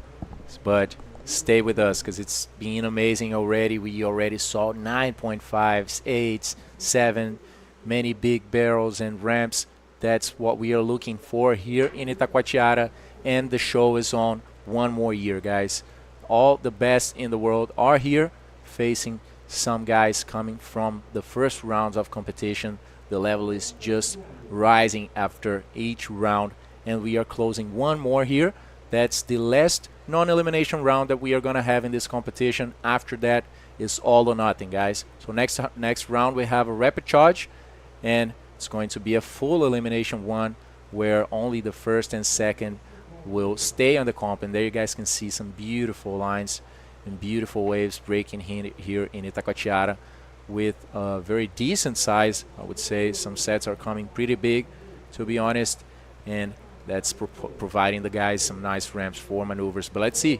Vanderlei Jr. coming on a smaller wave that's being counted, I'm sure. I believe so, but 5.76, that's what Vanderlei need. Not sure if he's going to get it on this wave, since he was an insider with not much power to launch Vanderlei for a better maneuver. All right, heat it's over, and yeah, I don't know. I mean, 5.75. Yeah, we'll see. I don't know if that's it. We need to wait for that score. No, he knows it. He knows that's not going to be it. Yeah, it's official, but it's okay. He will have another chance. Unofficial results is Urivala down, advancing to the skipping one round alongside with Raul Jose, and the rest are going to rapid charge. So remember, we are coming to a commercial break, and then we will be on hold for 10 minutes. Então a gente vai fazer um intervalo agora, como havia dito. Vamos ficar 10 minutos aí on hold, em stand-by, para poder voltar com o round número 4 de repescagem, pessoal. Então não saiam daí e a gente volta já já com muito mais ação aqui no Itacoatiara Pro 2024.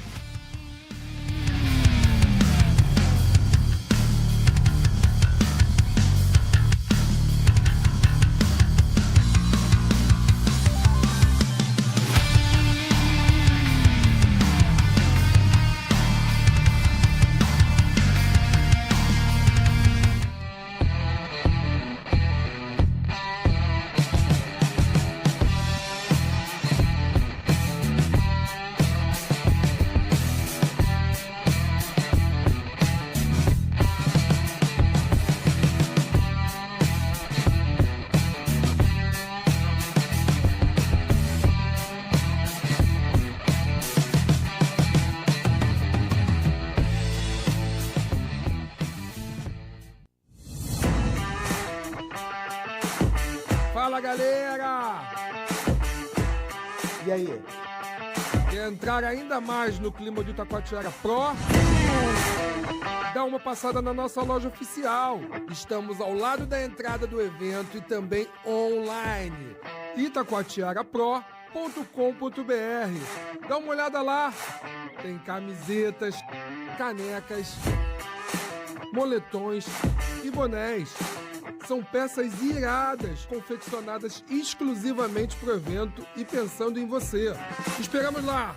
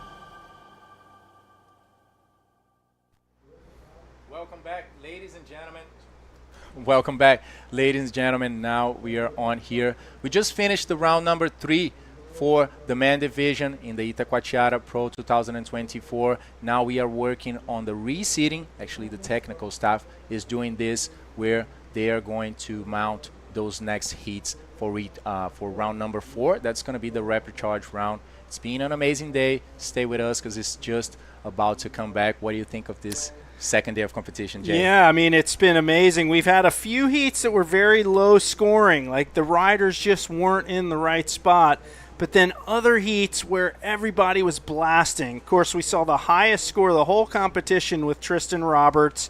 We also saw Etan Capdeville get the best barrel I've seen in this entire competition too, followed up by an air roll. So some really, really amazing world-class riding going down. We've seen a few, I'll call them upsets. Let's check out some highlights from some earlier waves. This is the second heat of the day. Mr. Pierre Louis just smashing completely this heat. Check this out. Open legs, just getting in a perfect position to go through that barrel. This was during the same heat for Pierre. He got a 7.70 something in the 9-point ride in Clermont. And here's Clermont. We saw him really dominate day one, up into the lip, through the lip, and beautifully executed roll right there. So great wave for him. Joaquin Soto from Chile, the young Chilean gun. Check this out. Big backflip, flying for some time, scorpions and everything, as Jay said, and just getting also a very good score. And Amory Laverne on this left-hander in an earlier heat, you saw him just cracking the lip right as it separates from the wave face. And again, clean exit from that maneuver, so great wave from him. And Armides Oliveira is on the best phase of his career, taking a second spot in Morocco.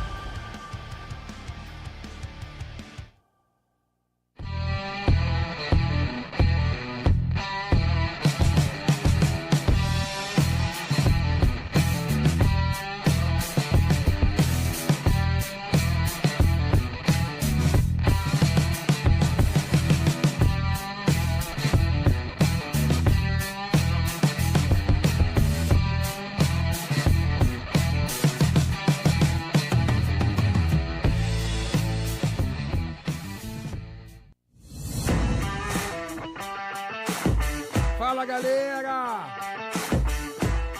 E aí? Quer entrar ainda mais no clima de Itacoatiara Pro? Dá uma passada na nossa loja oficial. Estamos ao lado da entrada do evento e também online. Itacoatiarapro.com.br. Dá uma olhada lá. Tem camisetas, canecas, moletões e bonés. São peças iradas, confeccionadas exclusivamente para o evento e pensando em você. Esperamos lá!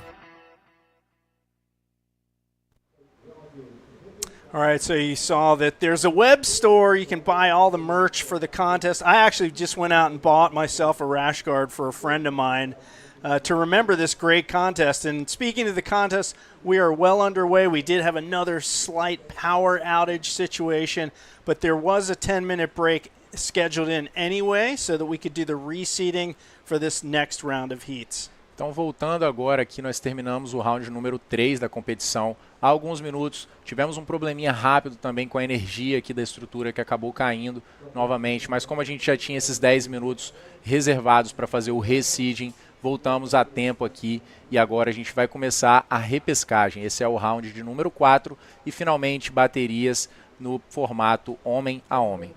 All right, so now we move into men's round 4. This is the Repercharge round. Heat number 1 is going to feature our former junior world champion, Socrates Santana. He's from Posto Cinco, which is just across the bay, Copacabana Beach.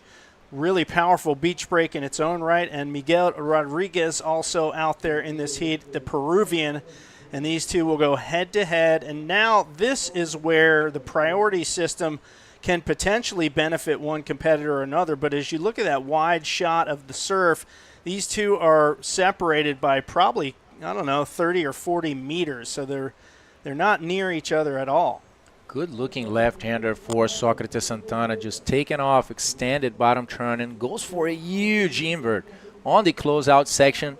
Is he going to be able to hold that? Because if he does, wow, he didn't actually, but if he did hold that maneuver, it was going to be a huge score, Jay. Well, you can see he's frustrated. He's smashing his board with his hand. This is a passionate rider, local Brazilian guy from this city. Actually, bottom turns on this section, hammers the lip. Beautiful fin tweak there, and lands just a little bit too deep in that whitewash. He's fighting it all the way, and just the turbulence is too much. Holds him underwater for a minute or two. And you see him pop up there just behind. So that's a no-make. He gets a 2.0 on that wave. Apenas 2 pontos nessa última onda do Sócrates. Então, como vocês viram aí, um aéreo gigante na fechadeira.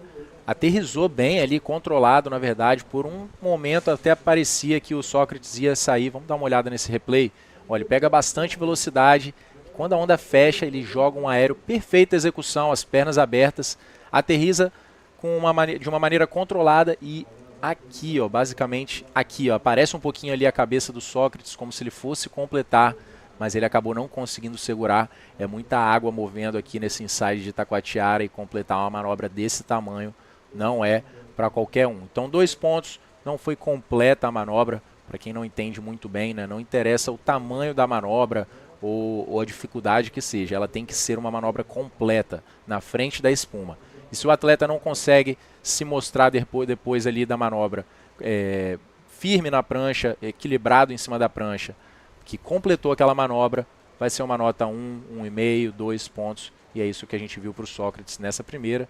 E enquanto isso, Miguel Rodrigues apenas esperando nesses 5 minutos aí que a gente já viu para pegar a primeira onda. All right, so while we have this break in the action, Miss Begonia has our winner from the heat that ended, well, now quite a while ago. Bego, let's hear the interview. Thank you so much, Jay. Well, Uri, that was very good. And we can see it's been a trend that people either find very good scores or just go for very low scores. So how was it and how do you feel there? I'm super happy because hard condition today is really big and super strong. And I just focus in my surf, like not in the priority. Não foquei muito na prioridade, apenas em surfar, falar português fica mais fácil. E feliz de ter passado o primeiro passo. Well, he says, halfway he said it in English, but he said that he was not even thinking about priority or the other riders or anything. He was just focusing on surfing well and doing what he can do and, happy to be advancing. So it's been a while since you were the world champion and you are for sure pursuing that. You've been having good results this year. Você está tendo uma boa atuação nesse ano, então está perseguindo o título. Eu acho que está muito cedo ainda para ficar pensando. Eu gosto de pensar uma bateria por vez. Tipo, me divertir, surfar, fazer o meu melhor em cada campeonato. E acho que é isso que vai me dar bons resultados aí. Consequentemente, eu vou estar com fé em Deus lá na disputa.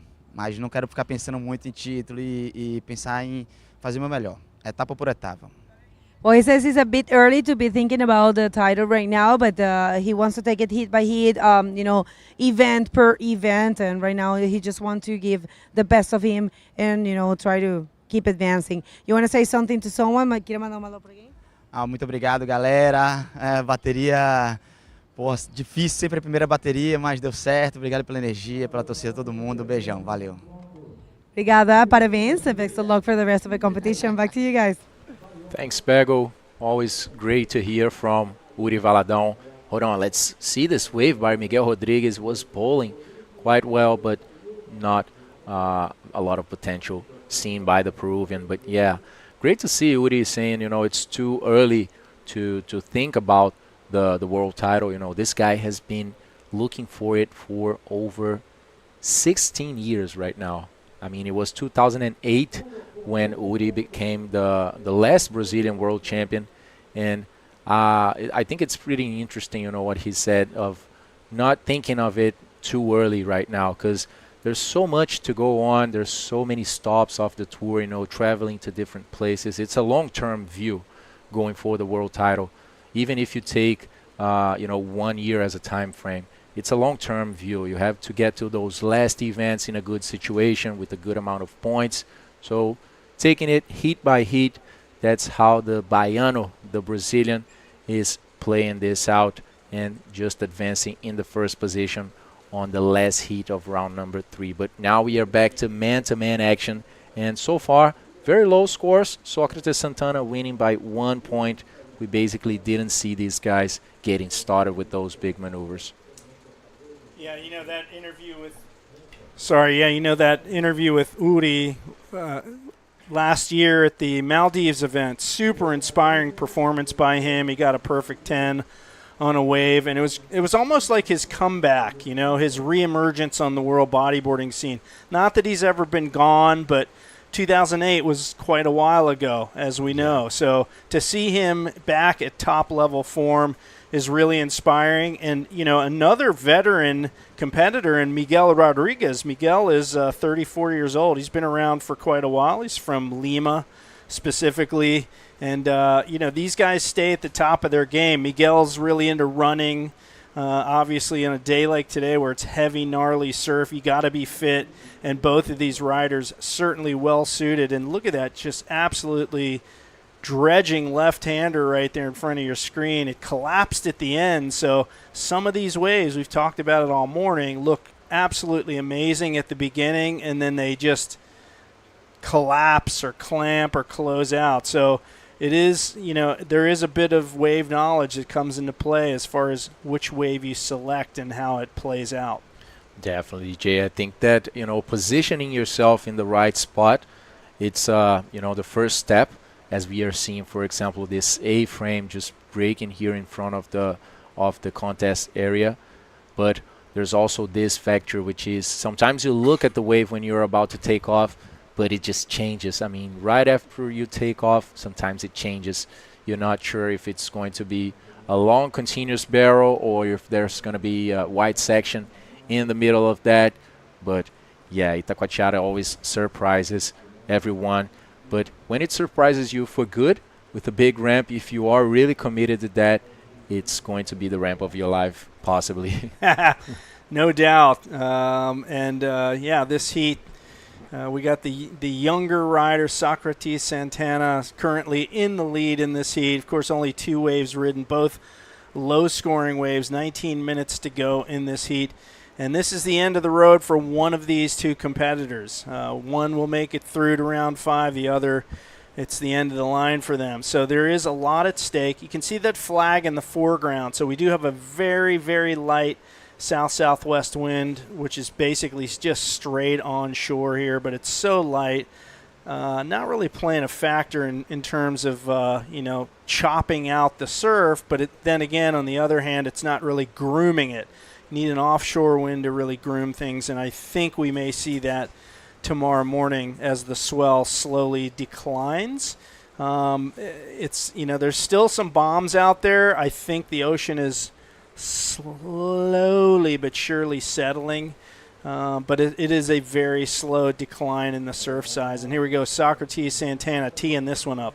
Vem Sócrates Santana lá do posto 5, faz um drop com bastante velocidade, vai para o invertido aéreo, tenta completar ali, caiu lá de cima e consegue completar a manobra muito boa para o Sócrates. Não se projetou tanto assim decolando para a onda, mas é uma manobra bem difícil de se executar. Traz ali um fator também de diferenciação dos outros atletas. Vamos dar uma olhada nesse replay. And Santana, you see him, beautiful glassy face there. Goes up, has to wait a half a tick to get that reverse rotation in as the oncoming section hits him. And this time he's not going to be buried in the whitewash. We saw that happen earlier. He wasn't going to let it happen again. And he pulls that one off. And the score's coming in the mid-range for that one. Not a spectacular wave, but definitely a decent wave for him. And that will hold him in the lead of this heat thus far, but really too hard to say how this one's going to play out here, as Miguel Rodriguez has yet to get a second wave in his scorecard.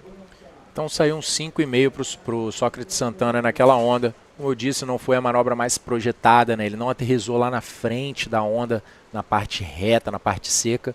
Acabou aterrissando no lip, caindo com o lip. Conseguiu fazer completar a manobra ali de maneira limpa, porém foi um 5,5 para ele, que veio buscando qualquer coisa. A gente está chegando quase na metade dessa bateria e os dois atletas só tinham uma onda de valor muito baixo, né?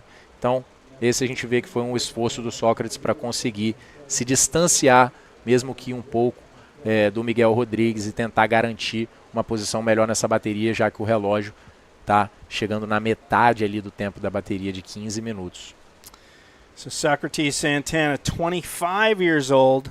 We mentioned Copacabana Posto Cinco, which is basically, it's like lifeguard tower number 5 right there, kind of in the middle of the beach there. That's a pretty amazing beach just across the bay from us here, with a spot called Leme at the end of the beach on one side, and another spot called Shore Break on the other end of the beach. Not a shore break at all, actually. It's a reef break, but they call it shore break. And that's where Socrates cut his teeth under the tutelage of legends like Guilherme Tamaga and others who are from that area. And, he cites his favorite waves in the world as Pipeline, Niteroi, and Teahupo'o. I got to say that right. Some people say Chopu, but it's Teahupo'o in Tahiti. So he likes the heavy stuff, folks. That's the message there. A true legend in the making, Socrates Santana. Yeah, I remember last year when we came for this event for the 2023 version. We went for one day. It was a day off, and we went for Posto Cinco, and it was pumping so much. And Socrates was sitting way back there, just waiting for those waves that we call sorriso here. They call it sorriso. It's when the wave comes foaming all the way from the back, and they say it comes smiling, and that's what means sorriso, smile. So Socrates was always on those waves. You came like spinning and doing carves, all the way until the wave hits that shore break, and then it is a train. It is a tunnel. It's an amazing wave. Well, one of the former webcasters on the World Tour, Steve Jackson, of course, used to live in that area. He'd always tell me tales, show me photos of Posto Cinco. I was here in 2013 on the call for an event that was happening there, but it was never really good the entire duration of the event. Unfortunately, really small surf the whole time, but I could see the potential. It's a really heavy beach break, much like Itacoatiara, not quite as wedgy, but certainly plenty of power at that spot. Yeah, I would say most of the beaches in Rio, I mean, there's a very peculiar drawing, I would say, from the coastline here in Rio. There's a lot of curves, but when the south swell comes here, it just washes the whole, like all the beaches, sweeps everything. It comes very raw from the South Pole, and here in the beaches of Rio de Janeiro, you can see big closeouts, big waves all over the city. Well, it's no wonder that some of the top bodyboarders and surfers in the world hail from Brazil. There's so many, obviously, different areas of Brazil, but Rio in particular, man, this place well exposed to swell if you go to the right beach. And Itacoatiara is right at the forefront of that in terms of swell exposure. I've mentioned the beach here faces like southwest, so anything from the south, whether it be southeast or straight south, even a little bit of southwest, is going to make its way into this beach and get funneled into this tiny little enclave, as we see our competitor from the next heat getting some encouragement as he makes his way down the beach path and gets that first view of the surf as he heads down onto the sand. Meanwhile, Socrates Santana bottom turning on this wave, trying to make his way around that section. Nice invert there. Can he hang on? And that time he just lands in the V and gets exploded out the back. You see him smacking his board again, so he is carrying the passion. But really at this point he's so well and truly in the lead that I think he's safe, at least at this point, with 12 minutes to go. Yeah, that's true, Jay. The thing only is that as the situation is not too decided, when you are getting to those last minutes of the heat, it's hard for the athlete inside the water to hold that anxiety. And, we know what these guys want. They want to get a score to get further away from their opponent. In this case, Socrates wants to get a backup score and ditch that 2-point ride to get further away and maybe put Miguel in a combo situation. That would be the ideal for him, as we are starting to see the clock run out. So yes, guys, slower heat in this case is just the first one of the rapid charge round. We still have 7 more to go. We are basically halfway through this second day of Itacoatiara Pro. Now we have an answer from Miguel Rodriguez, just waiting for a section to do a roll, but not really managing to complete that, and just one more attempt by the Peruvian. So Rodriguez trying to find something where nothing exists. He quickly He quickly kicks out, and he's going to make his way back out. And you can see the perspective here. He looks like a little dot amongst all the swell out there. And, I mentioned it's a slow drop. It indeed is. But you can see the swell period is very close. and the swell period meaning the distance in time between two waves passing a given point. And today it's around the 10, 11 second period range, whereas, in a place like, at least in California where I live or in Hawaii, sometimes you get a 20 second or even 25 second swell period. So there's more gap between each wave, and in some cases that can help you get out quicker. But today, man, if you time it wrong, it's heavy beatings. Washing machine there, just one wave after the other, and they're very close, as Jay said.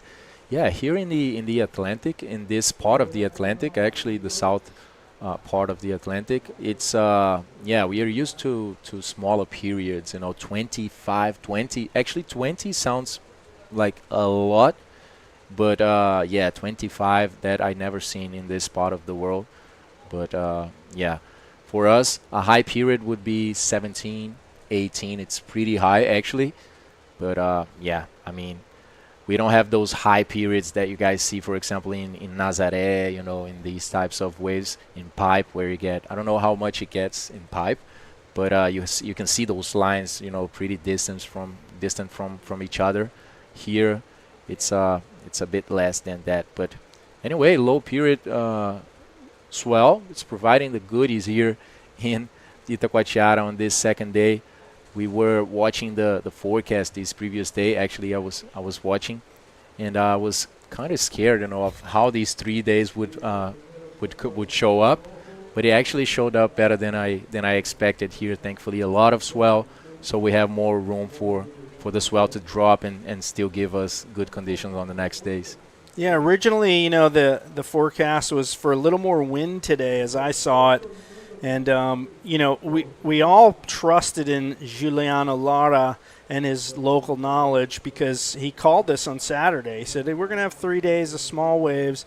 Then you'll see the swell's going to hit Wednesday. And sure enough, I mentioned at the beginning of the webcast, I was out yesterday evening until about 5 o'clock in the evening, so just a half an hour before dark. And it was maybe 1 to 2 feet. Waist to chest high, and I thought, boy, is this swell coming or is it not? And then sure enough, man, overnight, boom, like clockwork, here's the swell. And spot on with the call here. And, the wind luckily has stayed down all day, providing ample opportunity for these riders to put on a show. Yes, and yesterday, actually, in the late afternoon, when actually a storm started arriving here, and a lot of wind. I was by the kiosk here, looking for lunch, for late lunch, and then the wind and the rain just came super strong, just washing everything. And what I was worried about was about the wind today. Wasn't even anymore about the swell. But thankfully the wind is holding pretty well. I went outside a few minutes ago, and it was looking pretty good. So yeah, thankfully we have clean conditions here. Just as you guys are seeing, it is not easy, because on this size here in Itacoatiara, guys, you can't just pursue or reach the waves on the last second. You have to sit, position yourself, and when the big bump comes, you don't hesitate. Yeah, good point here. 7 minutes remain in the heat. So far, Socrates Santana holding down the lead. His heat score just a 7.5. This is potentially the lowest scoring heat we've seen yet today. Miguel Rodriguez really yet to get off the ground here with his campaign in this heat. A 1.0 and a 1.65, basically throwaway wave. So, but if he wants to take over the lead and advance through this competition, he's going to be looking for a 5.85. And as that clock winds down, the tension ramps up, right? Because he knows he may catch a wave and may get stuck on the inside, and he might not make it back out. So he really needs to make this next wave count and get a good one. Yeah, tense moments for both of them, right? Because Miguel, for him, it's a matter of one wave and getting that 5.85, and for sure he wants to get that as soon as possible. But on the other side, Socrates also wants to get another wave, because if Miguel finds his wave on the last minutes of the heat, then there's not any time available for Socrates to answer to that and give a response. So it's a tough situation for both of them. I mean, we know nothing is actually settled here. Only on the last second, guys. We saw many buzzer beaters on the first days. We saw also today one heat being changed like this. It was actually Brahim, a Dutch, if I'm not wrong, with the roll. Yeah, it was a big roll, just changing the situation in the last 40 seconds. So, yeah, still waiting. Let's see if there's going to be any crazy action by any of these two guys in this last minutes. And the rain has begun to fall, a little passing shower moving through, or liquid sunshine, as we like to call it. And you see Miguel Rodriguez looking for that high score that he needs, a 5.85, just a really kind of a mid-range score. But, man, he is playing a game of patience here, a 30-minute heat, and we are down under 5 minutes, and now things are starting to get a little nerve-wracking for him. And, of course, Socrates Santana, his lower scoring wave is a 2.0, so he could potentially get a good one and widen that gap between him and Miguel Rodriguez. So which one of these two competitors is going to advance through? Will it be the veteran Miguel Rodriguez or the young gun Socrates Santana? And here he goes. This is a very important wave for him, and he goes up into the lip and just gets hammered, absolutely embedded in the lip, and that is an unfortunate wave for him. Still plenty of time, 4 minutes to go, and Rodriguez is going to have to grab that board. One more look at this, Lucas. Yeah, the Peruvian just going on an insider, but check this out, a mountain of water falling over his back, and that was not possible to make for sure, guys. So he didn't have enough speed to go past that section and have a better landing. So just 1.70 for Miguel Rodriguez. And now with 3 minutes and 35 seconds, you guys can see Socrates out the back just seeing where Miguel is, because I'm pretty sure that as soon as Miguel gets to that outside, if Socrates is still there, he's going to glue on the Peruvian to maybe not give him the chance of finding one last wave, which is only a 5.8. So very achievable score for Miguel Rodriguez. 3 minutes remaining. I would say maybe a good call for Socrates would be just get an insider, and try to increase by 1 or 2 or 3 points this 2-point ride. Because if you see right now, Miguel needs 5.80. If Socrates gets a 4-point ride, Miguel will be needing a 7.80. That would be much less achievable score, I would say. That would have to be a good wave, not an insider that could give that. So let's see how these guys are going to play it out. We can see Socrates pedaling a little bit back against the current to get closer to Miguel. Our next heat in the lineup, you can see him off to the side there, Christopher Bayona from Peru, Sergio Machado from Brazil. So again, a Peruvian and Brazilian heat, much like the one in the water at the moment. And we come down to the 2-minute mark. And, yeah, I like your idea for the strategy for Socrates, because he could just sit out there and keep Miguel off a wave, but that would mean he'd have to give up his priority if a good one comes, and then there could be one behind it. Yeah. And that's a risky move. You can see the rain really starting to fall out there now. And, people say, I've had people say, do you surf in the rain? And well, yeah, you're wet anyway, folks. So, right? It's usually people that don't surf that say that, of course. Or they'll ask you, does that wetsuit keep you warm? And you want to say, no, I just wear it because it looks cool. Yeah, and here in Brazil, if you don't surf when it's raining, I mean, you'll have to get out of the water pretty frequently, because these rains just come and go. They come and go all the time. Yes. And you know what? In my place, I'm not sure if here in Rio it happens a lot like in my place, which is Espírito Santo, north of here. But sometimes these big rain clouds come and they pass by and they stop the wind. Oh, yes. After the rain, usually the wind just slows down and then it gets super glassy. That happens a lot in my place, and I know that it happens sometimes here in Rio, so let's hope for that. Yes, yeah, you get, a pretty good sized shower can have its own little wind field associated with it, and yeah, temporarily you'll get a different wind while that shower is passing over or briefly after. And here we go. Another shot for Miguel Rodriguez. He pulls off that forward spin. We didn't see the outside portion of this wave, so I can't comment on what he may have done earlier, but he's going to milk this one all the way to the beach with 30 seconds to go.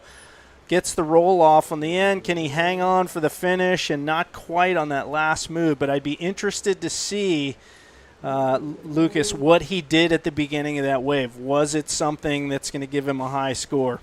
Yeah, Jay, actually came out, so it was just at 2.35. It was just from that spin on that he tried to go for the maneuvers. So that was not enough for Miguel Rodriguez. Desafortunadamente, Miguel Rodriguez está eliminado ahora de la competencia y sigue Sócrates Santana. So Sócrates Santana advancing to round number 5. We're going to call a quick commercial break, guys, and come back with Sergio Machado and Christopher Bayona for heat number 2.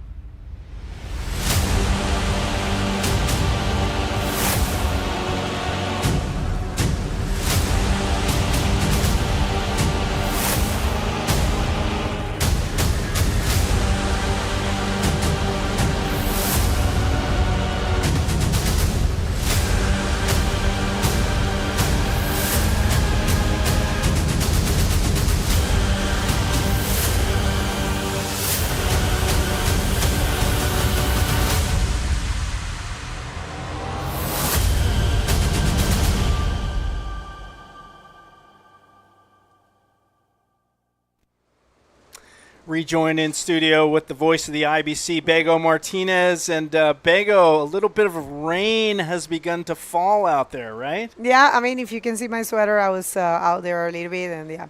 But, you know, not bothering at all. Actually, the wave is looking very good. So let's hit the water. I'm loving the man-o-man as usual. And we'll see. So Christopher Bayona facing Sergio Machado. Oh, this is going to be a very stacked heat for sure. So yeah, we haven't seen the best of Sergio Machado or the best of Christopher Bayona today. But of course, you know, we're going to see it right now because it's all or nothing in the man-o-man heats right here in the Rapid Charge round. Only one person will be advancing, so it's very important to give it all. Well, Sergio Machado from here in Brazil, Christopher Bayona from Peru, of course, already has a wave under his belt. Christopher Bayona with a 1.0, and we do have a wave for Sergio Machado with scores popping in there shortly here. And these two guys are trying to get to work here early. That last heat, very slow, pretty much a low-scoring heat. We didn't see anything out of the mid-range and even only one wave in the mid-range. So hopefully these guys will have a little bit better luck. Things are changing. Swell's dropping. Tide's coming up. And, of course, the rain, always somewhat of a factor in terms of visibility. If it gets too heavy, it can be hard for these guys, you know, to see the long distances, the waves coming in. But I'm not seeing that be a factor in any way, shape, or form. It isn't raining super, super hard at this point. And we do expect the showers to push through as the day goes on. And little A-frame teeing up here. Yeah, it's looking fun, but check that out. You see it from far away, and it looks, you know, decent. It probably, you might think it's 6 foot, but it's nothing like that. What do you say? How big is it? Well, it's, you know, they say it's good from far, but far from good, which isn't the case today because it does look decent out there. But, you know, this morning I was calling it, I measured the wave faces. I'm going to call that 6 to 10 feet this morning, some 12-foot faces on the sets. I'm saying we're now down into that 4 to 8 foot range in terms of face height. But occasionally you'll get a rogue set that's going to be bigger than those averages. So obviously these riders want to be in position for those, but it's really hard. You got all the current, it's kind of sloshy conditions out there still, and it just takes a little bit of luck to be in the right spot. Yeah, no, I agree with you, and a bit more of a texture right now, so we'll see. Bueno, para las personas que están sintonizando de habla hispana, Christopher Bayona aquí sí lo tiene que dejar todo, tiene que darlo todo, porque esta es la última oportunidad que va a tener. Está contra un gran competidor que es Sergio Machado, que viene a hacer 2:10 en Iquique. Y bueno, Christopher también viene muy buen performance en Iquique, quedando quinto. Así que vamos a ver, esta es la segunda ola de Sergio Machado. La ven Sergio Machado, brasilero. Y consigue un invert. Esta va a ser una ola bastante buena. Vamos a ver cuánto pueden darle por ese invert. Yeah. We'll see how much he gets for that one, but that's a fairly complete maneuver. I think so. Solid execution on that. And he kind of almost had to redirect his body in midair. Take one more look. He really claws hard to get into this one. Fangs it off the bottom. And this oncoming section, he drives up to the perfect spot here. Bam. Now watch the fin flare and the redirect as he kicks back down in front of the whitewash and fights this, but gets out in front of it for the completion. And Sergio Machado with a solid wave. This is one of the better waves we've seen in this round. Only 2 heats so far, of course, this being the second. And he's getting high scores across the board in the really good high range, 7.0. So Machado setting the pace here in heat number 2 of round 4. And 24 minutes to go. Yeah, that was really good, and this is what he needed to do. He needed to put big scores as soon as possible. We have, it's difficult now. It's difficult today. So every single opportunity you get, you have to use it as much as possible and try to bring the biggest scores possible. And check that out. That's what I was referring on the previous heat. If you paddle really close to that mountain, it will actually get you out way faster than if you paddle in the middle of the beach. There's a current there. It's the same in Pampo, I surfed the other day and I paddled through Pampo and dry hair, man. I got out there, dry hair. Wow. Yeah. It's the wedge in California is the same way. If you're paddling out there on a big day, you paddle out next to the jetty, the rock wall at the wedge, because what happens is the waves come in, they refract, and the refracting wave creates sort of a deep spot there, and the waves don't break as hard usually right next to the rock wall. All right, so we are waiting for a little bit more of action, but we have Lucas ready with Socrates Santana at the beach. So take it away, Lucas. Thanks, Begonia. Socrates, you didn't go as well in the non-elimination round where you didn't get that first and second position. Now that was a very tough heat as well. You did some big boosts in the beginning, but just small scores. Let us know how it was inside the water. Cara, tinha boas ondas na primeira bateria, mas eu não me encontrei. Felizmente ali fiquei para repescagem e agora peguei uma bateria bem difícil também contra o peruano. Cara, entrei ali confiante, mas tive a primeira tentativa que ia ser um bom high score, mas eu não consegui entrar no aéreo. E fui de novo buscar outra nota. Também, acho que, se eu não me engano, eu errei essa e depois que eu consegui a primeira nota da bateria, e aí fui tentando me achar ali aos poucos, tive outra tentativa, mas assim, as condições estão bem difíceis agora. Tentei jogar ali com a prioridade e deu certo, cara, avancei. Amanhã acredito que vai estar melhor. E é isso, vamos pra cima. So he's saying that it was a very difficult heat against the Peruvian, a very experienced guy, Miguel is. He actually missed the first wave, a big invert that would have been a good score. After that, he found a good score, and then he was just scraping throughout the whole heat to try and go through. Socrates, what are your expectations for Itacoatiara for the next 2 days of competition now that you already on the next heat tomorrow? Cara, pelas previsões eu acredito que vai ter boas ondas e acho que funciona muito assim, né? Que Itacoatiara tem um swell grande, ajeita o fundo, próximos dias sempre fica linda. Então acredito que vai ser um show de bodyboard. Estou muito, muito ansioso e motivado para os próximos dias. Queria realmente passar essa bateria e agora focar nos próximos dias. He's super anxious and excited for the next days. He really wanted to go past this moment right now. And he says the expectations are the best. As usual here in Itacoatiara, a big swell comes and makes a good sandbar. So tomorrow with the swell decreasing, he expects it to get even better. Umas palavras para quem está assistindo você na transmissão em casa. Cara, mandar um abraço aí para toda a galera do Brasil, para todo mundo que me acompanha, que me manda mensagem lá no Instagram. E também um beijo para minha namorada que está aqui me acompanhando, que está me incentivando o tempo inteiro. Um beijo para a família dela e minha mãe. Te amo, mãe. Isso aí, parabéns. A gente vê Sócrates Santana no 5º round. So back to you guys. Well, thank you so much, Socrates Santana, our former junior world champion, showing that he still has championship froth going on there, and he advances on to round number 5 tomorrow, and he's got to be stoked about that, of course, taking out the Peruvian. And in this heat, we missed something during the break. Sergio Machado nailed down a 5.25 wave score. We're going to take a look at that. When you see him taking off on this wave, bouncy section there, has to make his way around a couple of whitewater foam balls, but gets up to that lip right as the wave shuts down. And it looks like he's done. He's buried in whitewater. Can he get himself out front of the wave for the finish? And yes, he does. So that was good enough for a 5.25, putting him in the lead. And pretty solid lead. In fact, he's comboed Christopher Bayona at this point. So Bayona with 19 and a half minutes and change, or a little bit less than that, has to really get to work out there.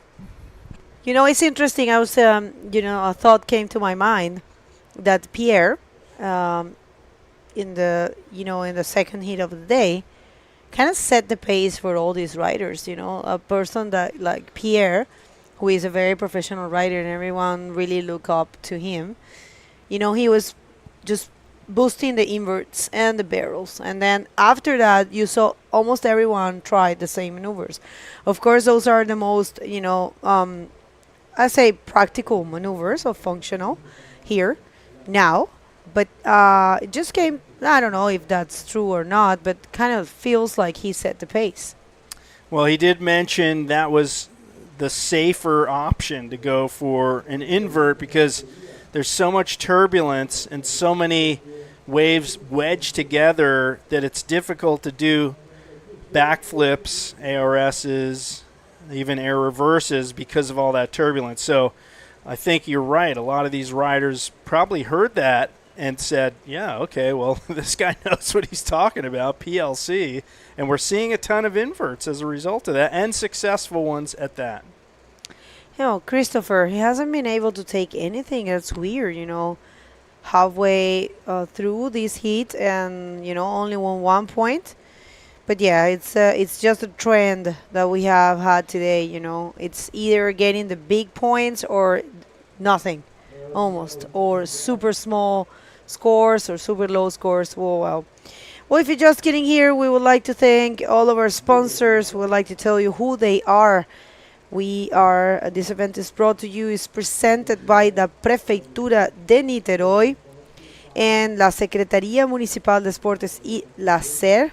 We also have the support of Eco Punch, SGA Toyota, Pregi Alnech, Puro Suco, Itacoatiara Inn, Academia Aquafish, Pousada Dunas de Itaipu, BW Servicios, Vitali, Genesis, Pampo Clube, Casa das Margaridas y Instituto Skate Cuida. And also we have the support and the promotion for Radio Mix and Radio Amil Paradiso. And a special thanks to Risex, Presech y Soami. Obrigado todo mundo. Yes, I enjoyed some Puro Suco myself at several points along this journey here. Some great food, great acai as well. And I'm staying at Itacoatiara Inn, one of the sponsors as well, and loving my stay there. Real nice and quiet, just a few blocks off the beach here. Nelson. Yeah, Nelson, man. He's in L.A. now. He flew there, I think, yesterday. But Great host, great place to stay if you're ever in Itacoatiara. That's the perfect spot, man. So I highly recommend it. And here we go. We're down to 16 minutes in this heat so far. Sergio Machado. It's been the Sergio Machado show. Yeah. And Christopher Bayona struggling to get started in this heat. It's really like he wasn't even in this heat. I hate to say that, but he just has one wave, a 1.0. He's really struggling to get the rhythm out there and figure out where to be. But things can pivot. We're only halfway through this heat, and things can change. We've seen a lot of heats decided in the closing minutes or even minute of the heat, so don't count him out just yet. No, for sure. You definitely, at this point of competition, you can never rule anyone out. So anything can happen. This is the most used phrase in the commentary, bodyboarding, and I try to avoid it, because it's so repetitive. But anyways, quick update in Spanish, una actualización rapidita para todas las personas que están sintonizando, que están siguiendo al peruano Christopher Bayona. La verdad que no ha tenido mucha suerte, Christopher. No se ha encontrado, yo creo, tal vez no se siente seguro. Lo encuentro extraño porque en Perú hay un montón de beach rigs y él de verdad que surfea muy, muy bien. Viene a hacer muy buen trabajo en Iquique y en Antofagasta también se lució un poco, pero aquí no lo veo muy, muy conectado con la ola. Esta es la última oportunidad que va a tener. Mira cómo está corriendo en realidad. Es que estas olas allá adentro, en serio, gente, se ven súper, súper aterradoras. Y de hecho, fíjate, lo arrastró, lo sacó del point, a Sergio no. Christopher was dragged. Did you see that? No. Yeah, by that set. It dragged him backward for sure. Yeah, he tried to dog dive, but, he got caught. For a second, I thought you said drugged. Oh, no. I thought, what? Dragged? I want to hear this story. My God, I'm sorry for my accent and that's pronunciation. Okay. Well, what time is it in Peru right now? His fans watching. What time is it? It's might be 3 hours less, I think. Yeah, it's almost 1300 or 1 p.m. over here. So it's in the morning, hours. 10:50 a.m. So hopefully we got some folks tuning in from Peru, watching this event here and cheering that Christopher Bayona turns things around here in this heat as we get down to the 13.5-minute mark. And here we go. Our next competitor, Jan Salon, preparing for his heat. And he is a tall, skinny dude. Yeah. Look at that. Look at that game face, man. He looked serious right there. For some people, they say it's good to be very skinny for bodyboarding. They say you're more, I would say, I don't know, your skills are better, or I don't know. What do you think? I don't see that, because you have bodyboarders of all shapes and sizes that have dominated in the sport over the years. I mean, let's pick out one short and stocky guy that's in this event. You have Fabian Thazar.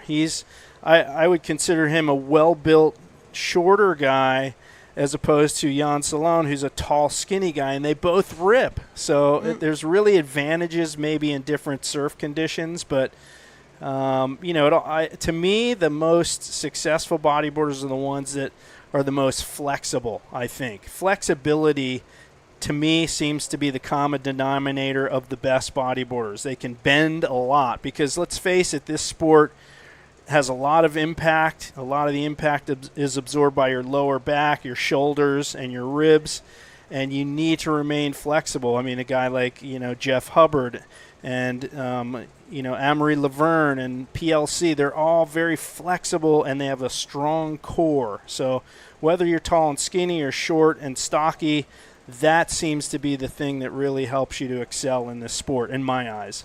I think you're right. Yeah, it makes a lot of sense. Definitely.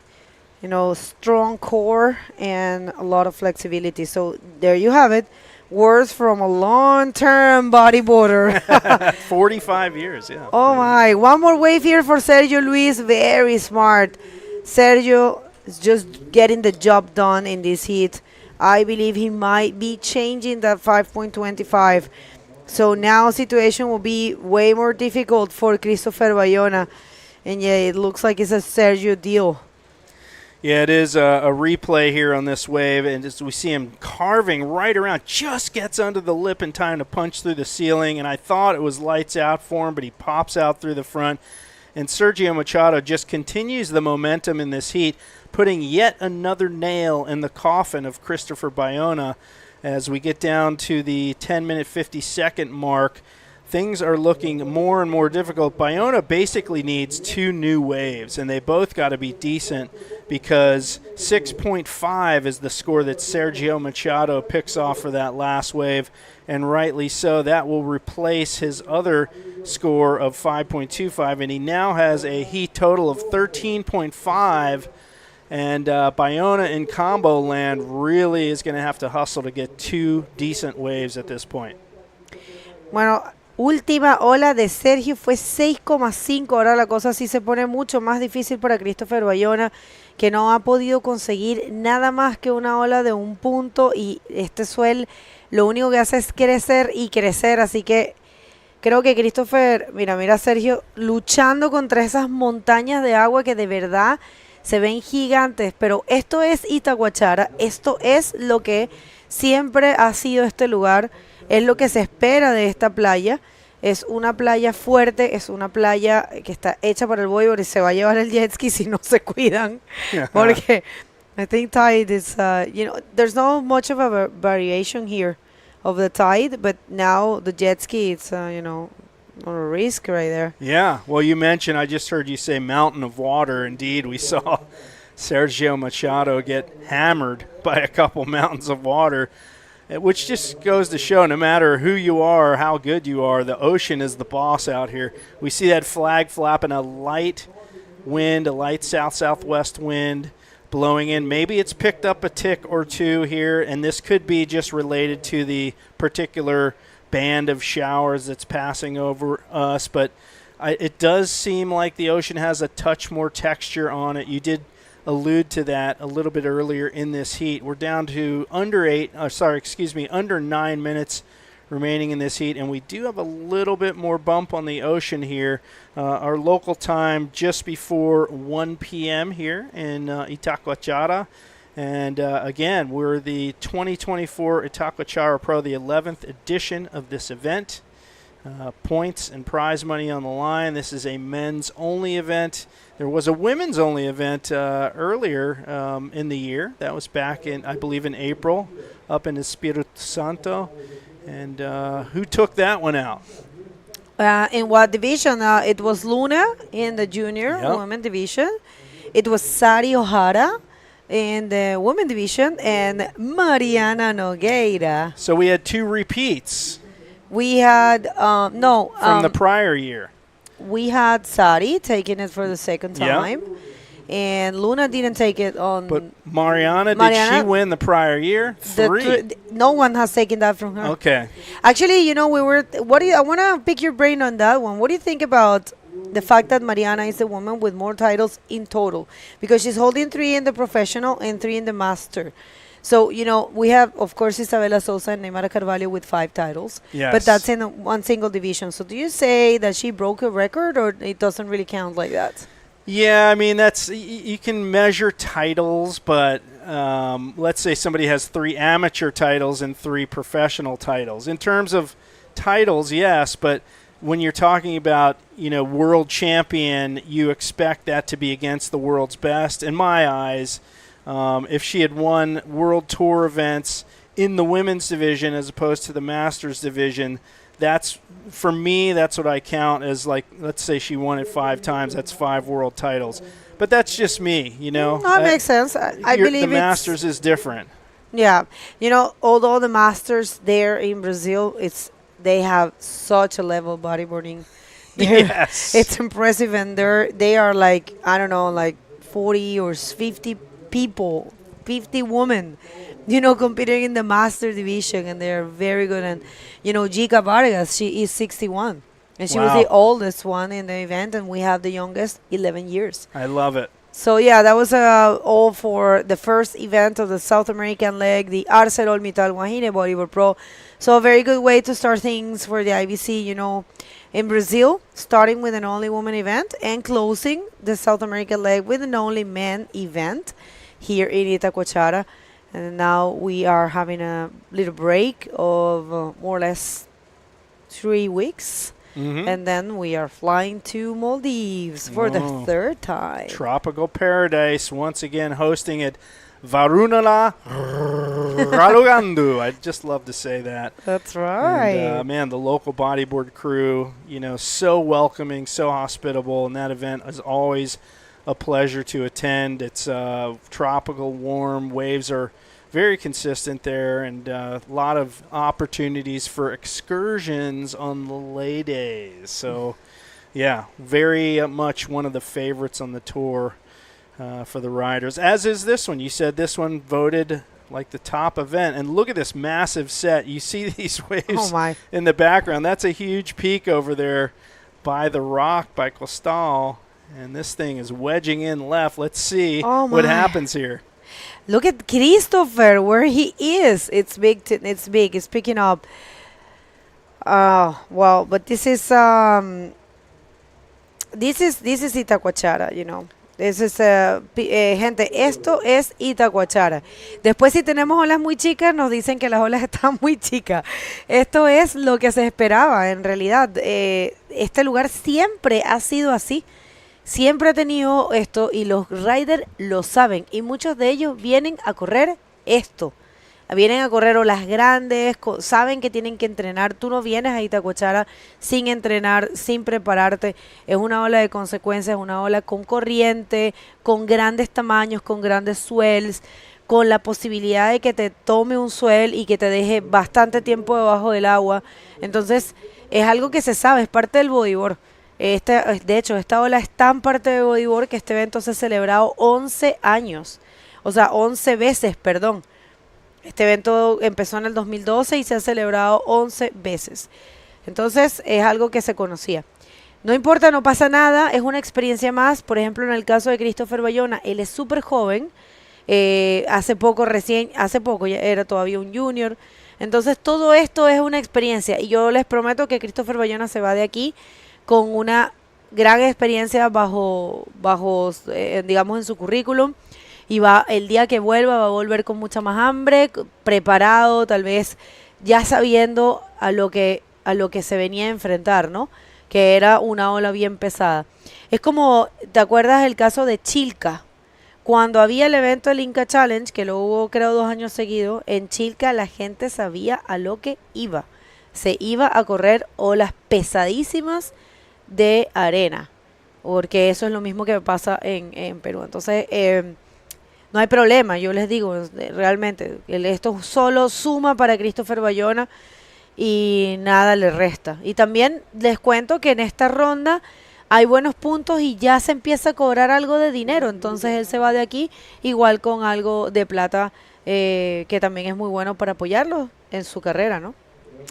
Well, Sergio Machado effectively crushing any hope Christopher Bayona has of making it through this heat. He's basically sitting next to him, making sure he doesn't get a good one. But the reality is Bayona has one wave. It's a 1.0. And even if he gets a 10 on his wave, it's not going to be enough. So, you know, at this point with 2.5 minutes to go, it's looking pretty much like a done deal. And Machado thoroughly dominated this heat. Didn't have to do a ton, but he does have a 7.0 and a 6.5, so he's done really well in this heat. And Bayona just never really got started. And here we go. Here's the final nail in the coffin here as Machado goes up to the lip. Doesn't really matter what he does on this wave. To be honest, he could just do a hand drag or a jammer right here, but he goes for the roll in the heavy section. And he's smothered. Where is he? I think he's at Davy Jones' locker right there. No, he pops up. His board is right next to him, and, you know, he should basically come in. I don't even know why he's duck diving. And you can see Bayona probably pretty frustrated at this point. 1:40 to go, and it never really got started at all for this young man. And he'll have to go home back to Peru and kind of regroup and, you know, give it another crack at the next event. And hope things don't go this way the next time he competes. I mean, I was just saying that in Spanish, and I think you understood a great deal of what I said. I mean, he has nothing to lose, you know. Everything is a good experience for him. He's very young, and you have to know that if you're coming to Itacoatiara, you are going to face swells like this and even worse, because last year it was bigger and it was a little bit messier actually, and that's what it is. This is Itacoatiara. This is a place that is this way. So it's okay. I think it's fine. He's not losing anything, of course.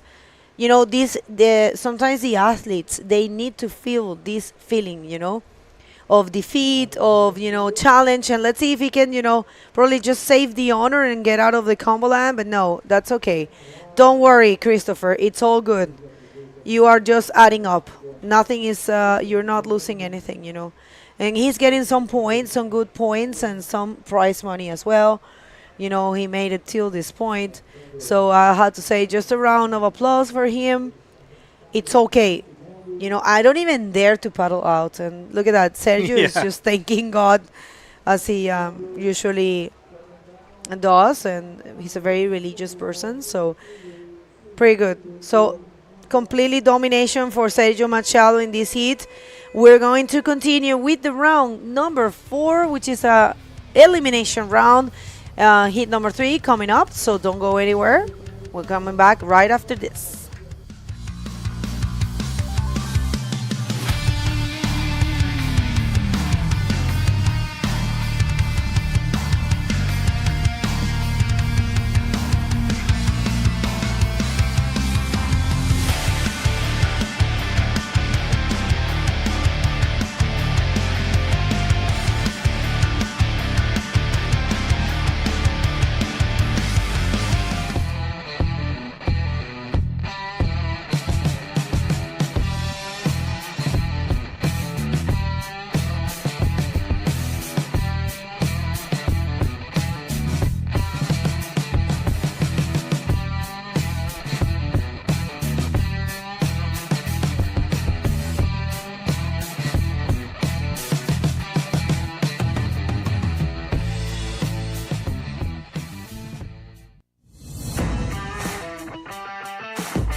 Fala, galera!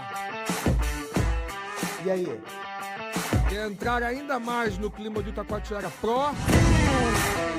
Dá uma passada na nossa loja oficial.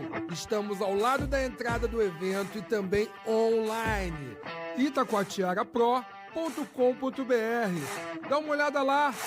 Tem camisetas, canecas, moletões e bonés.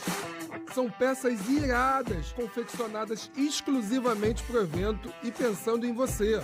Esperamos lá! Well, welcome back, everyone. This is the second day of competition at the 2024 Itacoatiara Pro, Lucas, and the swell is actually picking up and the waves are big, so let's hit the water and check. The next hit is Jan Salon against Isaías Ravik. Então temos o francês Jan Salon, vai estar enfrentando o Isaías Ravik, vem lá do Ceará. Isaías, um atleta muito forte, muito técnico, vive atualmente em Lisboa, treina lá em Portugal. E teve uma boa participação agora em Antofagasta, não me lembro exatamente se foi nas quartas de final que o Isaías saiu, mas foi por aí. Uma bateria bem disputada, já com grandes nomes. Foi uma bateria bem próxima, eu lembro que foi menos de um ponto que o Isaías precisava para poder virar a situação. Mas é isso, pessoal, um atleta que vem bem forte, assim como o francês também, Jan Salon. Nós temos 30 minutos nessa bateria, altas ondas aqui em Itacoatiara. O vento, como ao contrário do que apontava a previsão, o vento está dando uma segurada, tinha uma previsão de vento bem forte aqui, leste, sudeste, e tem dado uma segurada que está mantendo boas oportunidades para os atletas lá dentro da água. Como vocês veem, não está fácil, pessoal. Tem um tamanho e aqui em Itacoatiara é bem pesado. Então, a gente vai ver nessa bateria agora o que esses dois vão trazer, já que na última apenas o Sérgio Machado encontrou aí um 7, um 6,5, e por outro lado o Christopher Bayona teve bastante dificuldade de se posicionar e se localizar ali no mar.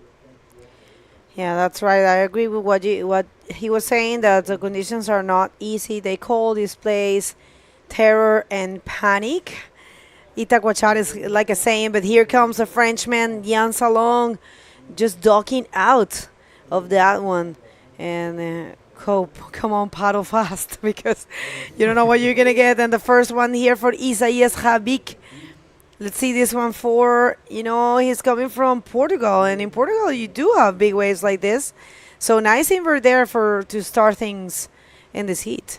Yeah, I think as Pierre said in the interview, Bagel, that the invert is going to be a safe maneuver today. When it is this big and you have closeouts, you have these types of sections, it becomes a safer maneuver. Let's see, taking a lot of speed in this bottom turn, and there he goes on the pocket and executes this invert. Very nice one, just releasing those legs over in the air, and we are still waiting for that score, but that's definitely going to be the best for Isaías in this heat. Primeira boa onda do Isaías nessa bateria, fez um aéreo ali de segurança. Tá saindo a nota aqui, imagino que vai ser algo por volta de 7 pontos, já que os juízes começam a colocar. E conseguiu um primeiro passo bom na bateria, enquanto o Jan Salon tem apenas 1 ponto no seu somatório. Tá saindo a nota aqui, tem um 7,5, tem um 8, outro 7,5, saiu a nota 7,75, ótimo início de bateria para o Isaías. Yeah, very good way to start for Isaías Havik at 7.75. And it's just that, look at that, even the sun's coming out. We had a little bit of rain, so full tropical weather right now here. Even though Itacoatiara, it's not as you might think, that's why we're wearing sweaters. You might think Brazil is all about tropical and warm, but actually here it's a bit chilly, and we are facing right now, we are about to start the winter. So, it can get down till 19 degrees, maybe 20 degrees, which is, not even tropical. Even less than that. All right, so one more look here to the 7.75 for Isaías Havik. Nice wave and very smart to start things that way. You want to try to put the 2 scores. Imagine in these conditions, it will be the best scenario just to go for 2 big scores and then just wait for the time to pass and get out of there. You don't want to see. I want to get out of here, Yeah, Bego, I saw you were talking with Jay on the last heat, and yeah, one thing is for sure, registrating, for this event in Itacoatiara, you definitely know the responsibility you have, because it's always tough here, guys. It's not usual coming to Itacoatiara and finding fun waves, small wedges. It's all about big waves, terror and panic, as Bagel said. Let's see if these 2 guys are gonna go for this wave. Otherwise, we have the interview with Sergio Machado, conducted by Jay Real. So please, Jay, take it away. Thanks, Lucas. Yeah, Bego mentioned it's a little chilly. It's not chilly out here. It's really nice, actually, warm and humid. But I'm here with the man of the hour. This is Sergio Machado, who thoroughly dominated that heat. It was like a one-man heat out there for you. Hello, everyone. Good morning, everyone. Bom dia a todo mundo que está assistindo. Yeah, it was a kind of tough hit because Christopher Bayona is such a great athlete. So I knew will be like not that easy, and the waves it's kind of tough right there. The conditions are big right now, but it's like a lot of movement, too much powerful. So yeah, I'm glad to and thankful for past that hit. What do you think it will be your strategy moving forward? Tomorrow the waves will be a little smaller. Are you going to try more risky maneuvers? For sure, like my main what's the name? Plan. My main plan is like believe in, have faith in God, and Him create the waves, Him create all the beach, the nature. So I need to do my part as well. Of course, I wanna do a high performance. Everyone, I think so, because here, Itacoatiara, the wave proportionated that maneuvers. For sure, I want to do the best I can out there, but honestly, like, it's one more step by step, and I hope to go to the final day. Excellent. So, do you want to say any words in Portuguese? Sponsors, family? Eu queria mandar um beijo para minha filha Zoé, que tá assistindo, não sei se está assistindo, mas filha, por você, mais um passinho. Queria agradecer a minha família, meu pai, minha mãe, meus irmãos, meu irmão mais novo está aqui, minha irmã, minhas irmãs também devem estar assistindo, meus amigos por aí afora, muitos irmãos por aí que mandam mensagem positiva, mensagem de apoio, de motivação, isso é importante para nós que estamos aqui. Dá força, porque a gente nunca sabe o que está passando dentro da mente de um atleta, né? E isso aqui é primordial para estar no foco. Então, é isso, agradecer a galera daqui do Rio, galera do Nordeste, Rio das Ostras, que foi onde tudo começou. A galera daqui de Itacoa, que sempre me abraçou, sempre me tratou muito bem, com respeito, carinho. Galera do Sul também. E é isso, mais um passinho. Gratidão a vocês pelas mensagens e vamos para mais uma. Que Deus vos abençoe. Acredito que é possível. All right. Congratulations and good luck moving forward and back into that warm, dry studio, guys. All right, so great interview and congratulations to Sergio Machado, doing a great job in the World Tour. Hopefully he can follow the whole tour. I mean, if you are looking to put your eyes on someone and support someone, he's a good choice for sure. So right now, all about Isaías. We haven't seen Jan in a possibility of putting any scores. Jan, le français, ça c'est la dernière fois qu'il peut surfer, parce que ça c'est le reprecharge. Je sais pas comment on dit ça en français, mais oui, Jan là-bas, il essaye de prendre un bon bag. C'est difficile, hein? C'est trop fort. C'est plus fort que tu penses, hein? Que vous pensez. Very, very different from what you see here in your screen, what it's out there, you know. Much heavier, for sure. Yeah. And sometimes we see also the angle, you know, looking by the front of the beach, you know, towards the wave, and we tend to think that the wave is straight, but when we see from this upper angle, when you see by the drone view, you can see how the wave bends, you know, how it provides a shoulder in the three very separate spots that there are in this beach. So the wave is much heavier than you guys think. If you obviously if you never came here, and that becomes very good when you're just racing to hit a ramp. So that's what these guys are looking for. We already saw some big boosts here by the athletes, high maneuvers, high scores starting to come out as well, and good forecast for the next days of competition. So it doesn't get much better than this, Pego. It will get better than this tomorrow, I think. Yeah. Actually, it's right now. I was just analyzing, and I was thinking, it's getting glassy. How amazing it's that this beach changes a lot.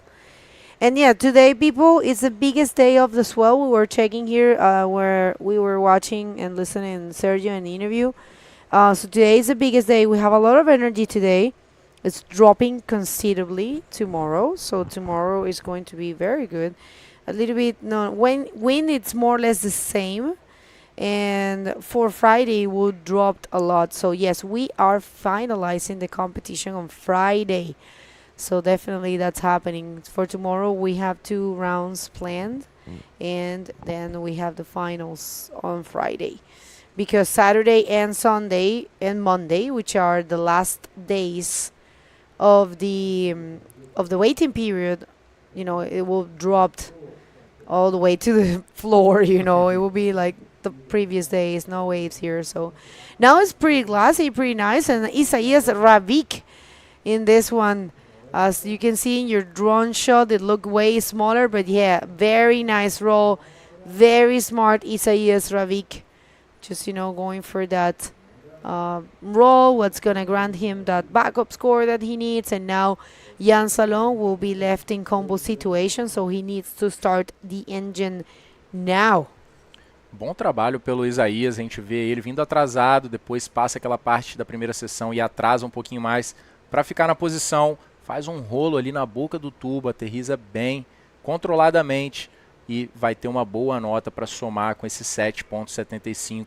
Se a gente levar em consideração, pessoal, a situação dessa bateria, o Jan Salon nesses 13 minutos decorridos, pegou uma onda de 1 ponto e outra onda de 0,75. E o Isaías já teve ali a sorte e óbvio também um bom trabalho de decidir naquela primeira onda de 7,75 e agora conseguiu 6 pontos. Então o Jan Salon em combinação precisa de 13,75.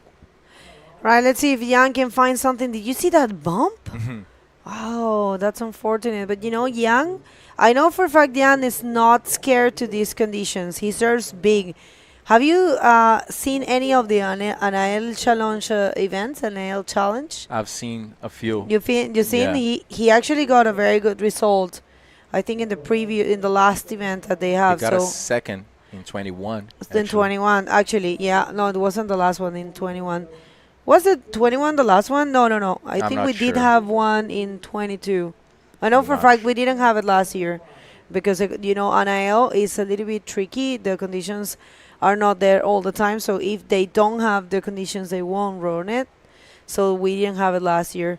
So yeah, but he got second in 21 in 2021. So pretty cool. So he's not afraid at all of big conditions. I know that, but of course he needs to. You know, it's all a matter of choosing well and using well that opportunity. You know, it's even a simple roll is a difficult task here. If you don't know how to land it properly, you're gonna get injured. You know, by the explosion of the landing. Yeah, we could see that in Isaiah's last wave. You know how he bottom turned firstly, and then after that stalling, staying in the right moment to hit the pocket. So very, very, very hard to do this reading, especially when you're just hitting many bumps like last wave for Jan.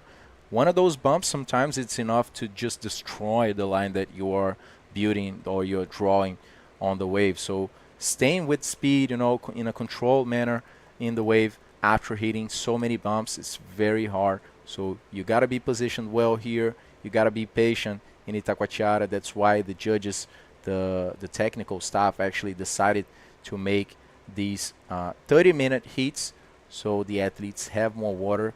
And one thing I would also say that maybe adds some more difficulty is having just 2 athletes in the water to position yourself. Because when you have 4 guys out there, you have 3 more guys beside you, you can get a different perspective, and see who's surfing, where the waves are coming by. And with just 2 in the water, it's pretty tough sometimes to have a perspective of exactly where you are. Isaias just handling the priority right now to Jan. Yeah, we'll see this. Here he comes. Jan Salon. I didn't know. We're going to get back to that. Let's see if he can find a roll. I think he's going to go for one of those. Yes, no, he got stuck. I was talking to him and I said, what does Jan means? And he said, Jan is Jean, which is Juan or João in Portuguese. Wow. But in Breton, which is the language that they have 3 languages in Brittany. Okay. And one of them is Breton. So his name is actually Juan, João. I would never think In French, about that. You don't say Jan. You say Jean. Jan. It's a Jean. Okay. We're learning many names here from many countries. It's just so diverse. I mean, when we went to Morocco, it was like another level. But yeah, it's so nice to get and meet. Sometimes, of course, we apologize for that. Sometimes we spell or we speak these names not in the best way. But yeah, it's just people from so many sides of the world. So many different countries and languages and cultures. But we are always trying to learn some more from the athletes to try to make a better transmission, a richer transmission and webcast here for you guys. That's right. With a lot of respect, if we don't know something, we try to figure it out. And of course, we stand corrected every time that it has to be. So yeah, Juan Salon. João Salão. João Salão. Versão brasileira. Yeah, that's pretty cool. So yeah, very charismatic person from the World Tour, Jan Salon, is super funny, and I speak a little bit of French, and his accent is very different. So, and he always tries to, push me to speak French, and super nice, as well as the rest of the boys. And yeah, he also everyone speaks some Spanish. John, very right? good. Yeah, No, he speaks very good Spanish. Good Spanish. Yeah, just being around so many people, not just as I said for us, but for the riders as well, right? Being around so many people from different nationalities. Of course, the groups starts to guys start to join themselves with the same nationalities and make those groups. We have the French boogie crew who are doing an amazing job as well. They're always together, pushing each other and reaching such a high level of bodyboarding. I love it. All right, one more here for Jan Salon. Let's see if he can find something. And this one's looking good for him. And yeah, goes for the invert. Very beautiful invert. Not the biggest wave, but definitely an executed maneuver and a projected one. So that's going to be his first valuable score for sure. Yeah, an insider wave, not the biggest of the sets, but just drawing a beautiful line, an extended bottom turn, and hitting that pocket perfectly. Nice completion as well. Very clean maneuver for Jan, and that's going to be the first step for him to get closer to Isaias, because just one step won't be enough, guys. He is in a combo situation right now. 13.75 is what he is needing, but with this last wave, I believe the situation is going to become much better for the French guy and a more achievable win in this situation against the Brazilian. All right, yeah, well, like you said, I agree with you. 6.5, Jan Salon just gets out of the combo situation, which is good. 10 minutes. Now he's looking for a 7.26 to take the possibility of continuing in competition, because people, right now, whoever loses, it's out of competition. This is the last chance. This is the repecharge round. And they need to give it all. They need to leave everything on the field. You don't want to leave anything behind right now. And getting ready there with the sun shining, it's Gabriel Braga. Oh, look at that. He's going to be facing Vanderlei Jr. from San Conrado, from here from Rio de Janeiro, but a little far away from here. Super good beach. Gabriel Braga, Bahia versus Rio de Janeiro nessa próxima bateria, pessoal. Vou estar aqui falando bastante português para vocês, para quem estiver torcendo pelo atual líder do circuito mundial, Gabriel Braga, agora na primeira posição, ganhou o evento em Marrocos também, a primeira vitória dele no Tour. E o Vanderlei Júnior, que não estou certo, mas creio muito que é a primeira vez que o Vanderlei está competindo no circuito mundial, pelo menos nos últimos anos. Pronto. E ele é instrutor também lá da escolinha da Rocinha, Vanderlei. Também faz esse trabalho lá com a comunidade da Rocinha, que usa o bodyboard como uma ferramenta também para causar uma transformação social. Muito legal o trabalho que é feito lá. E o Gabriel, que apenas não ganhou o Marrocos somente, ele também ficou terceiro agora em Antofagasta. Então ele está primeiro na primeira colocação do ranking mundial. E para todos os outros atletas é muito importante que ele perda aqui, sim, sabe? Sim. Todo mundo está esperando isso, mas ele não vai dar mole não. É isso aí, Isaias Havik vem numa onda, parece que tem alguma coisa ali no futuro, vem pegando bastante velocidade, mas a onda acabou dobrando para fora, não proporcionando nenhuma sessão para o Isaias fazer alguma manobra. Ele que agora está na primeira posição ainda, porém o Jan Salon precisa de 7.26, então, como eu havia dito, pessoal, o Jan estava numa combinação ali, precisando de mais de 13 pontos. Conseguiu sair dessa situação ainda com um pouco mais de 10 minutos de bateria.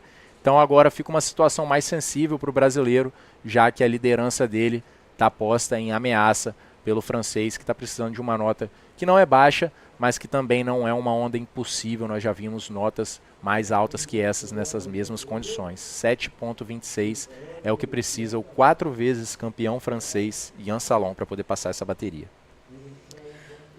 All right, so very, very stressful moments here for Jan, not needing that much. I mean, if he finds one wave and do a good maneuver, it's got to be a bigger wave though. He needs, it's got to be something relevant. It's got to be, maybe the invert he just did, it was perfect.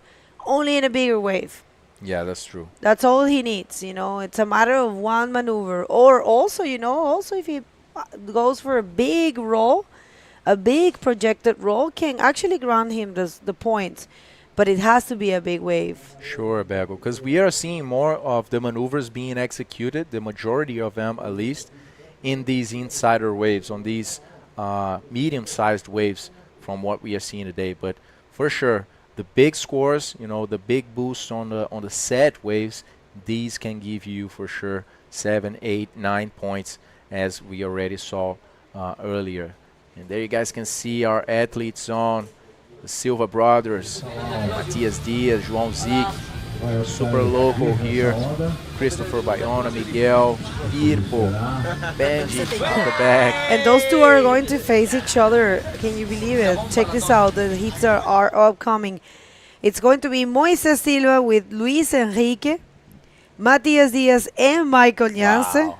We're going to have Lionel Medina against João Zic. And we're going to have Maxime Castillo against Benji Oliver. This is looking so good, Bego. Check out Ian Salon coming on a big wave. Goes for a big roll, as we were saying on the ride. He likes that one, claiming this one. He needs 7.26. Is he going to get it with this wave, Bego? What do you think? I don't know. Allez les Bretons, allez la Bretagne. On sont les Français. Yeah, that's a nice looking wave. It's actually way bigger and very well projected roll. He's got a very good technique. I like his style, but this guy also, you know, Isaias is a very technical and smooth rider. So it's a very good battle that we have in our hands. Jan, he got a bit, you know, still waiting for that score, but nice wave there. Very smart, Jan Salon, très intelligent. C'est ça que tu dois faire, Jan. Ça c'est parfait, ça c'est bien. And he's looking for 7.26. It's not a 7.26, it's a 7. But now he needs a little bit less, you know, a 6.75. It's a 76, supposedly. Yeah, I believe that was completely fair, Bego. Just, it wasn't the biggest wave of the set. We saw some bigger waves and some maneuvers being executed in waves with more size, but it was his best score so far, 7-point ride. Now he is in an even better situation, still in second, but needing 6.76 right now to change the situation against Isaias. Então, na última onda do francês, Ian Salon conseguiu 7 pontos com aquele rolo, foi uma manobra muito boa. A onda era uma onda da série, porém não era uma onda que tinha tanto tamanho, né? O rolo é uma manobra também mais básica. Ou seja, ele conseguiu uma boa nota, mas não era o que ele precisava. Tirou um 7, precisava de 7 ponto alguma coisa. Melhorou um pouco a sua situação. A gente vê ali como ele está bem próximo do Isaías, né? 13,5, 13,75 para o líder. E o Ian Salon agora precisa de 6,76.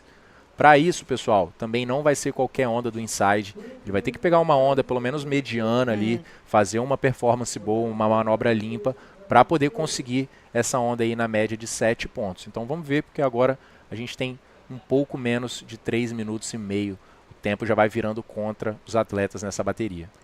Yeah, 3 minutes on the clock, and yeah, what Lucas was saying is true. He has to try to go for the biggest possible wave. And you know, he doesn't have to do a big backflip or a big, I mean, probably a big invert, of course, a big invert or a big backflip would do it. But he just have to go for a very well projected roll, such as what he just did, you know. He got a 7. So if he do the very same thing he just did, he's going to get the score and he's going to be advancing. So we'll see. But I know for a fact he is thinking about that. And guys, we will have the next round.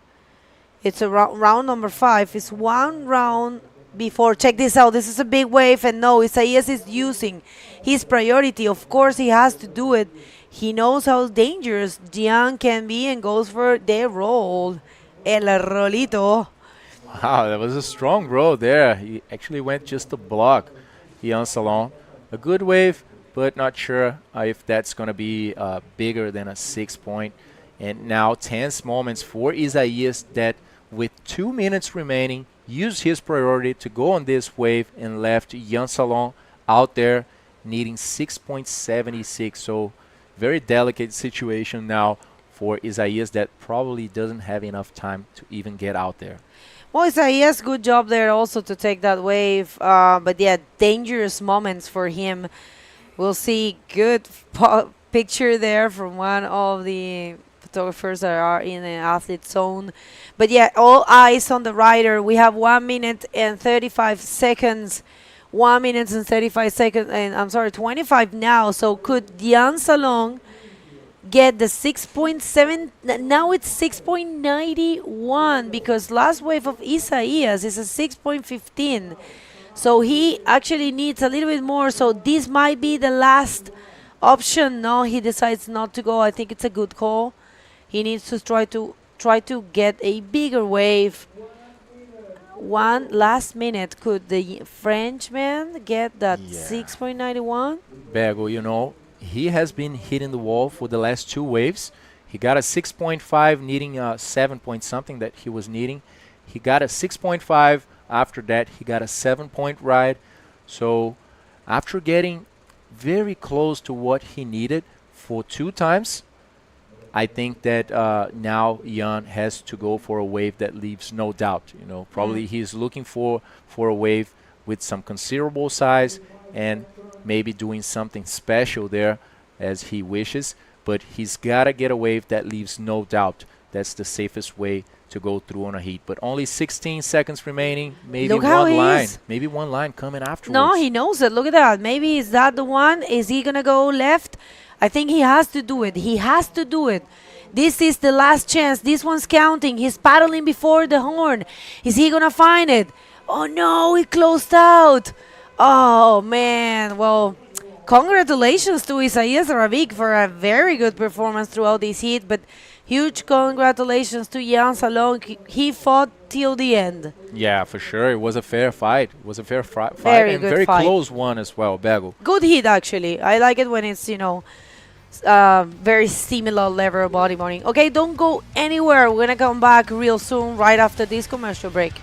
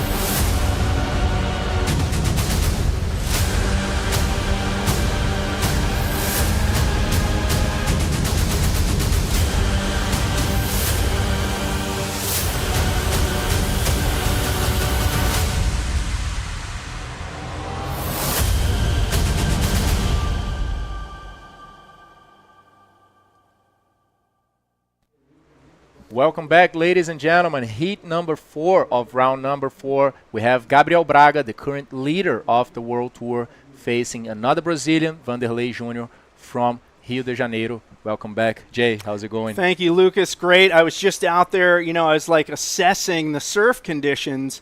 And I'll tell you what, you know, I thought from watching on the screen maybe it was dropping a little bit. No, folks, it is cranking. In fact, I just saw a guy absolutely get pumped over at Pompao. So you got pumped at Pompao. It is cranking. I know those words sound similar. And there's really no one free surfing, just these guys in the heat.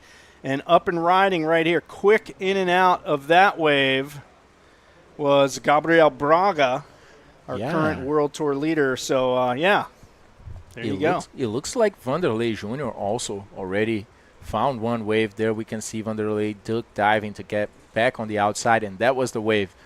Nice bottom turn, goes for an invert. Very nice maneuver, critical one in the pocket there, just landing in the flats. Quick and very good wave for Vanderlei to begin this heat. And he gets a 6.5 on that one. Braga, quick in and out, gets just a half a point. That'll no doubt be a throwaway for him.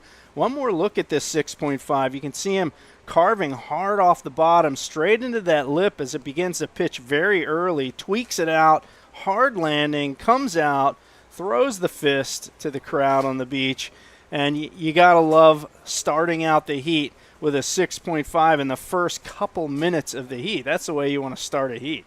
That's just what you want, right? When you get out there, super anxious sometimes, just waiting for the wave. I mean, you got everything. You just need that track for you to post some maneuvers. And, yeah, definitely getting that in the first moments will put you in a very good mind state and a very calm way for you to stay calm and composed throughout the heat.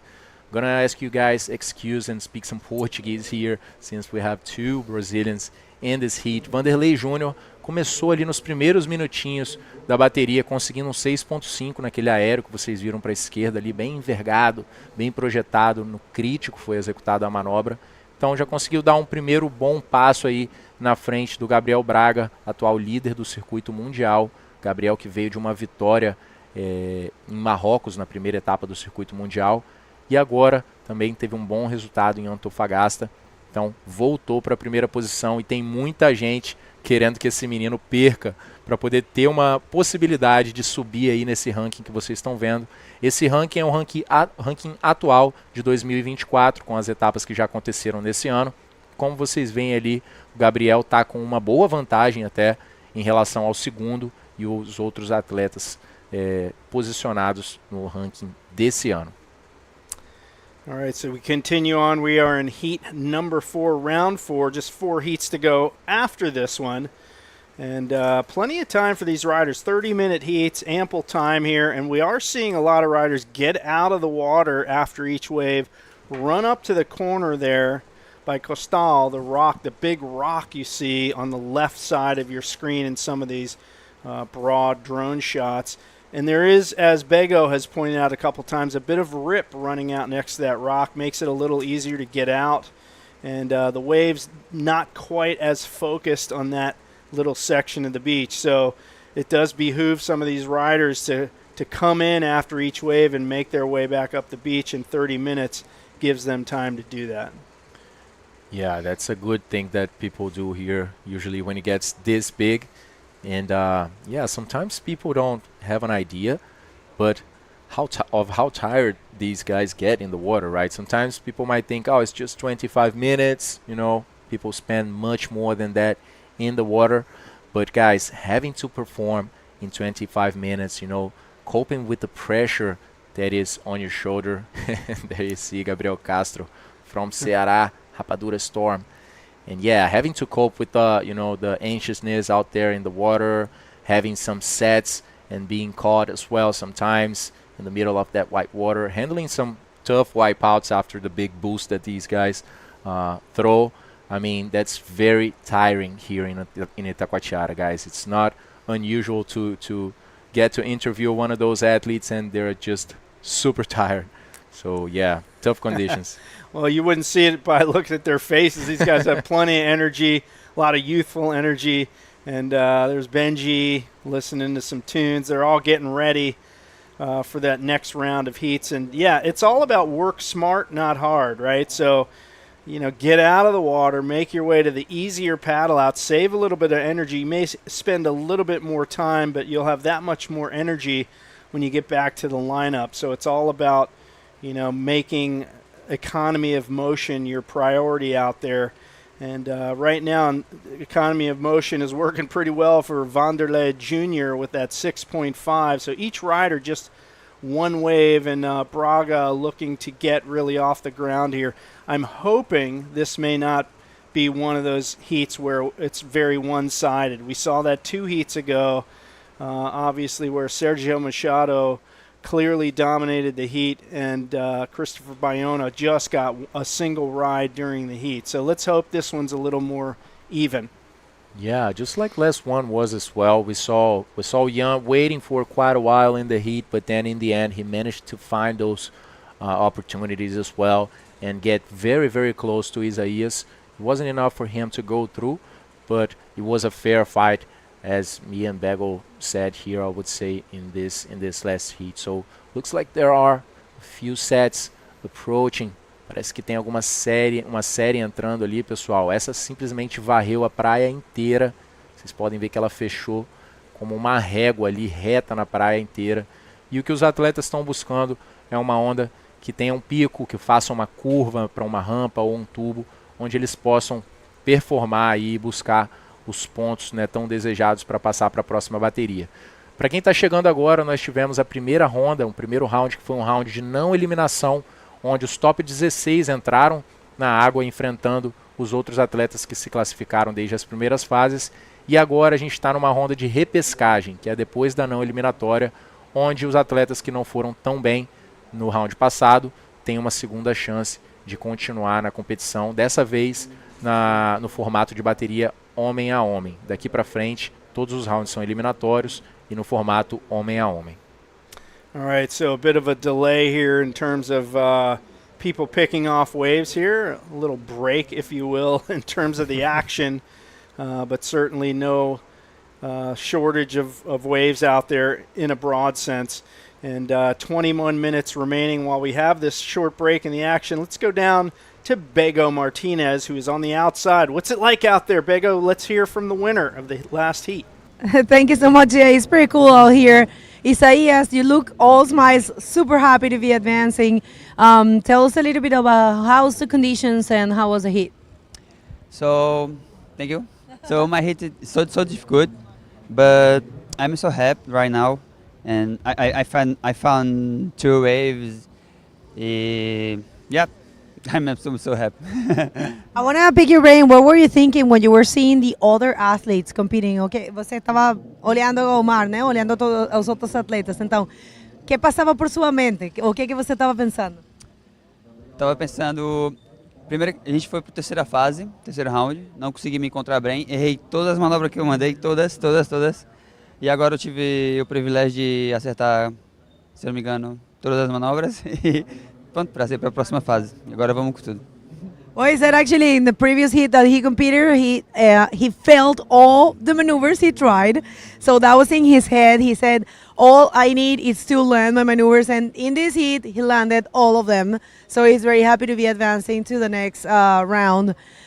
Very good results this year. You were telling me that you are planning to follow the tour only for Sintra and Fronton, which is a lot. You already done the South American leg. So I could say maybe it's the first time that you have the chance to follow as many events. So how are you feeling about that? Estou muito feliz. Esse ano eu vim muito focado, para falar a verdade. Treinei muito. E o meu objetivo desse ano é ficar entre os 16 e, se não, entre os 10. Eu quero mesmo ganhar uma etapa esse ano. Desde Antofagasta eu tenho esse sentimento muito forte e acredito que isso vai chegar esse ano. Agora tem Sintra, não vou para Maldivas, mas tem Sintra e Fronton. E pronto, é continuar treinando e tentar fazer os melhores resultados para ficar entre os 16 ou entre os 10. Well, he said in his mind, he's feeling the energy of winning a stage, a World Tour event. He has it. He felt it in Antofagasta. But he's focusing on ending the year in the top 16. And that's for him very good. And he is not going to go to Maldives, but yes, he's going to go to Sintra. He lives in Portugal, and he's going to go to Fronton. You want to say something to someone, mandar um alô para alguém? Muito obrigado a toda a minha família, meus amigos, a minha esposa e meu patrocinador. Thank you so much, Steph, for the all support. Thank you. Muito obrigado a todos. Obrigado. Parabéns, and best of luck for the round number 5. Back to you guys. Thanks, Pego. Great to see Isaias, a guy that that's what he said is actually reflecting in the water. He's been training super hard. He's more consistent than ever, and that's being translated in his results, at least in the last stop of the tour in Antofagasta, with this guy knocking out so many big names of the sport. So there's a Brazilian guy who lives over in Portugal, relocated to a different country, and obviously Sintra, long-running event. He's going to be there. That'll be his next event, and always good to see some new faces on the tour. Obviously, we have plenty of veterans out there really excelling, and new faces mixing in. That's kind of the general progression of any sport. You get the new and the old, and they mix together, and eventually it's a new generation, and it keeps a turnover going in the sport. 17 and a half minutes remaining in low-scoring heat, other than that 1:06.5 from Vanderlei. And Gabriel Braga had a quick duck in and out, and Vanderlei had a really good wave, but it just wasn't able to hold up to provide that lip maneuver. So things getting a little difficult in this heat in terms of being in the right spot. You can see actually Gabriel Braga sitting in a little bit of a rip right there. Yeah. There is a sort of a left wedge right where he is, and sitting way inside at this point. I don't know what the strategy is. I don't see the real big ones coming in over there, but nonetheless, that's where he's decided to post up. Next heat, Moises Silva, that's the defending champion of the Itacoatiara Pro. This guy just completely stood out last year here in this event.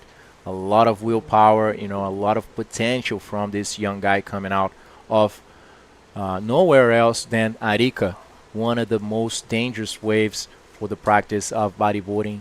Arica is definitely a place that tests you a lot, and we could see how ready Moises was last year here after doing everything that he's done. So we're going to see the defending champion of this event on the next heat facing another Brazilian, Luis Henrique. But now, with 16 minutes remaining, that's Moises just putting the red jersey as he managed to get a better position and punctuation than this guy, Luis Henrique, coming from Brazil. So yeah, right now situation is still pretty much the same.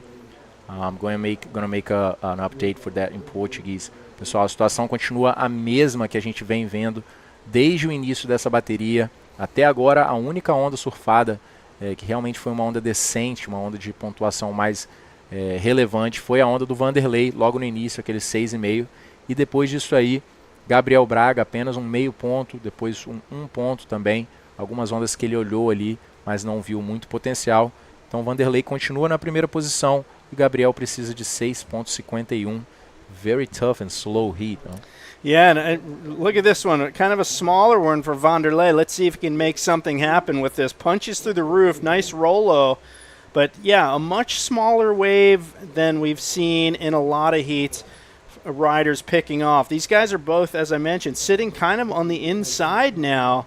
I'm not exactly sure why the strategy, other than the fact that it is an easier paddle out. One more look at this, Lucas. So there's Vanderlei Silva just bottom turning for a very nice round roll, cutting the lip and landing cleanly on this wave. So I don't remember who was saying, I think it was Tristan on the interview earlier today, that he was talking about just boosting those big maneuvers or also looking for those fives, And in this case here, we are seeing that Vanderlei is looking for an average score. That's what I think, After so long, maybe just getting a backup score, and that's what he got, a 475.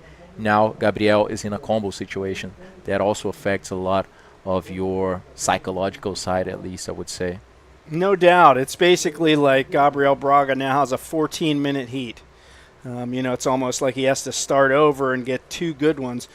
14 minutes, plenty of time to get two good ones, but you see him hunting for these little insiders, and I'm not sure that's going to do it. He does have to beat a 6.5 and a 4.75 by Vanderlei, and, he may get one of those waves over there where he is, but it is a little slow in this heat in terms of the big sets. We're not seeing those pumping, bombing waves. Maybe we're getting close to the higher tide. Here he goes, Braga on the inside here, and whoa, a dumpy section there, and he gets right up on the lip and really flies. And I'll tell you what, he made that one look bigger and better than it looked from the original perspective. I don't know, Lucas, that was pretty solid. That could be the wave of the heat so far. Yeah, and I think he also made it look very easy, but that was not an easy landing, I would say. He was just falling with the lip. So when that happens, sometimes you just get completely exploded. That's what I thought was going to happen. But that's going to be a good score, actually, for Gabriel Braga with a bit less than 13 minutes I believe he's going to come out of the combo situation. A última onda do Gabriel Braga, olha essa bomba, quando ela dobra ali, ele vai com tudo pro rolo. Agora a gente vê o ângulo de cima, como ele conseguiu se projetar para frente. Foi o que fez o Gabriel conseguir completar essa manobra parecendo tão fácil assim como ele fez de maneira tão suave. Essa projeção foi o que realmente jogou ele lá na frente. 7.5 para Gabriel Braga, saindo da situação de combinação que o Vanderlei tinha colocado ele. E agora ele passa a necessitar uma nota bem menor, um 3.75 para poder voltar para a liderança nessa bateria. So he's taken a good chip away at that combo situation and now only needs a 3.75 to overtake Vanderlei Jr. 12 minutes to go, ample time, and that wave, a good choice for a couple reasons. Obviously, it was a solid maneuver on a solid wave, but it also put him sort of back over next to the cliff there. And Costal provides that rip and helped him get back out without too much effort. Meanwhile, Vanderlei still duck diving on the inside. He's been stuck in there for quite a while. And that just goes to show, you know, that you get over by that cliff, you can take advantage of the rip. And a beautiful distant view as we look out to sea. And there's a lighthouse on an island. Not sure the name of that island. Maybe you know, Lucas? Yeah, no? I'm not sure as well. I'm not sure if that's Mother Island. There's an island here which has a sick wave as well. But I don't think that's Mother Island. Maybe our director can come up with that information really soon, because these guys know it here. So I believe it's going to come up for us soon. He may have said it in the headphones here. I didn't hear it, but nonetheless, a lighthouse out there. We saw an oil platform, so yeah, it's all happening. Actually, Mother Island, it's located more to the right side of Itacoatiara. So if you go sideways to the right, that's the direction of the island. This is just another one that I don't really know the name, but this is looking straight to the beach. So that's not Mother Island, but got it. That's Mother Island out there. After this big hill, you can see the first after the hill, the first one is the Father Island, and the second one is the Mother Island. And if you see on that left side of the island, looking from here, there a huge and like crazy right-hander breaks. Whoa. How about that? Speaking of crazy, look at that roll from Gabriel Braga. Another wave, and this one most likely going to move him into the first position. He needs a 3.75. We'll see what the judges think about that. Scores are going to come through on this one, and again puts him back into that rip. One more look at this as he bottom turns up into the lip, times it well, lands smoothly, and he's disappeared right here. And you wonder, is he coming out? And he's kicking hard, holding his weight centered over the board, and does pop out for the completion in the 5.0. Ótimo trabalho feito pelo Gabriel Braga nessa última onda ali. Nos últimos 4 minutos, basicamente, o Gabriel fez o trabalho necessário ali para poder voltar para a primeira posição. Conseguiu um 7,5 naquele rolo para a direita. E essa última onda ele precisava de 3 pontos alguma coisa. Conseguiu 5 pontos. Voltou para a primeira posição e agora o peso está nos ombros do Vanderlei Jr. lá de São Conrado, que está buscando uma nota um pouco maior, 6.01, para voltar para a liderança. So very good job for Gabriel in these last 4 to 5 minutes on getting back in the game and doing what he needed to get back that first position.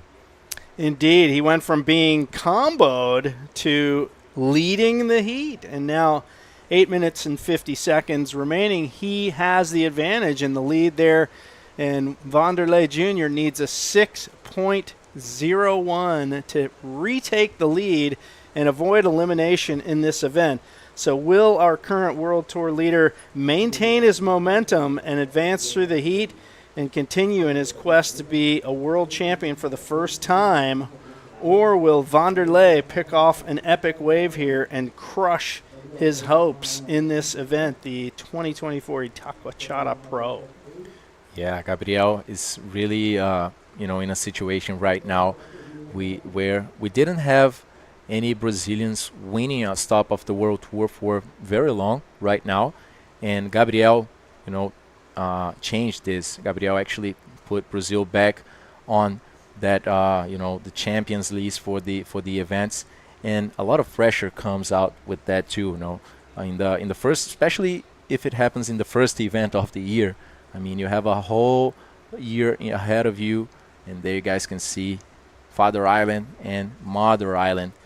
Just not gonna show it too much because I don't know if there's any other secrets from the guys here. They want to kill me. Not like it's an easy spot to get to, though, Yeah. man. You got to have some local knowledge and local people to take you. Yeah, that's always best. And yeah, because I don't own a jet ski. I don't know about you, but I don't have one in my garage. Yeah, there you gotta go with the jet ski. There are some guys that pedal, especially bodyboarders, but for surfers, it's mostly being towed in. Beautiful panoramic view of the city there. We talked about that earlier. I said, geographically, to me, one of the most beautiful cities on the planet. Just stunning, stunning topography. And here we are back out in the water at Itacoatiara with 6 minutes 50 to go in this heat.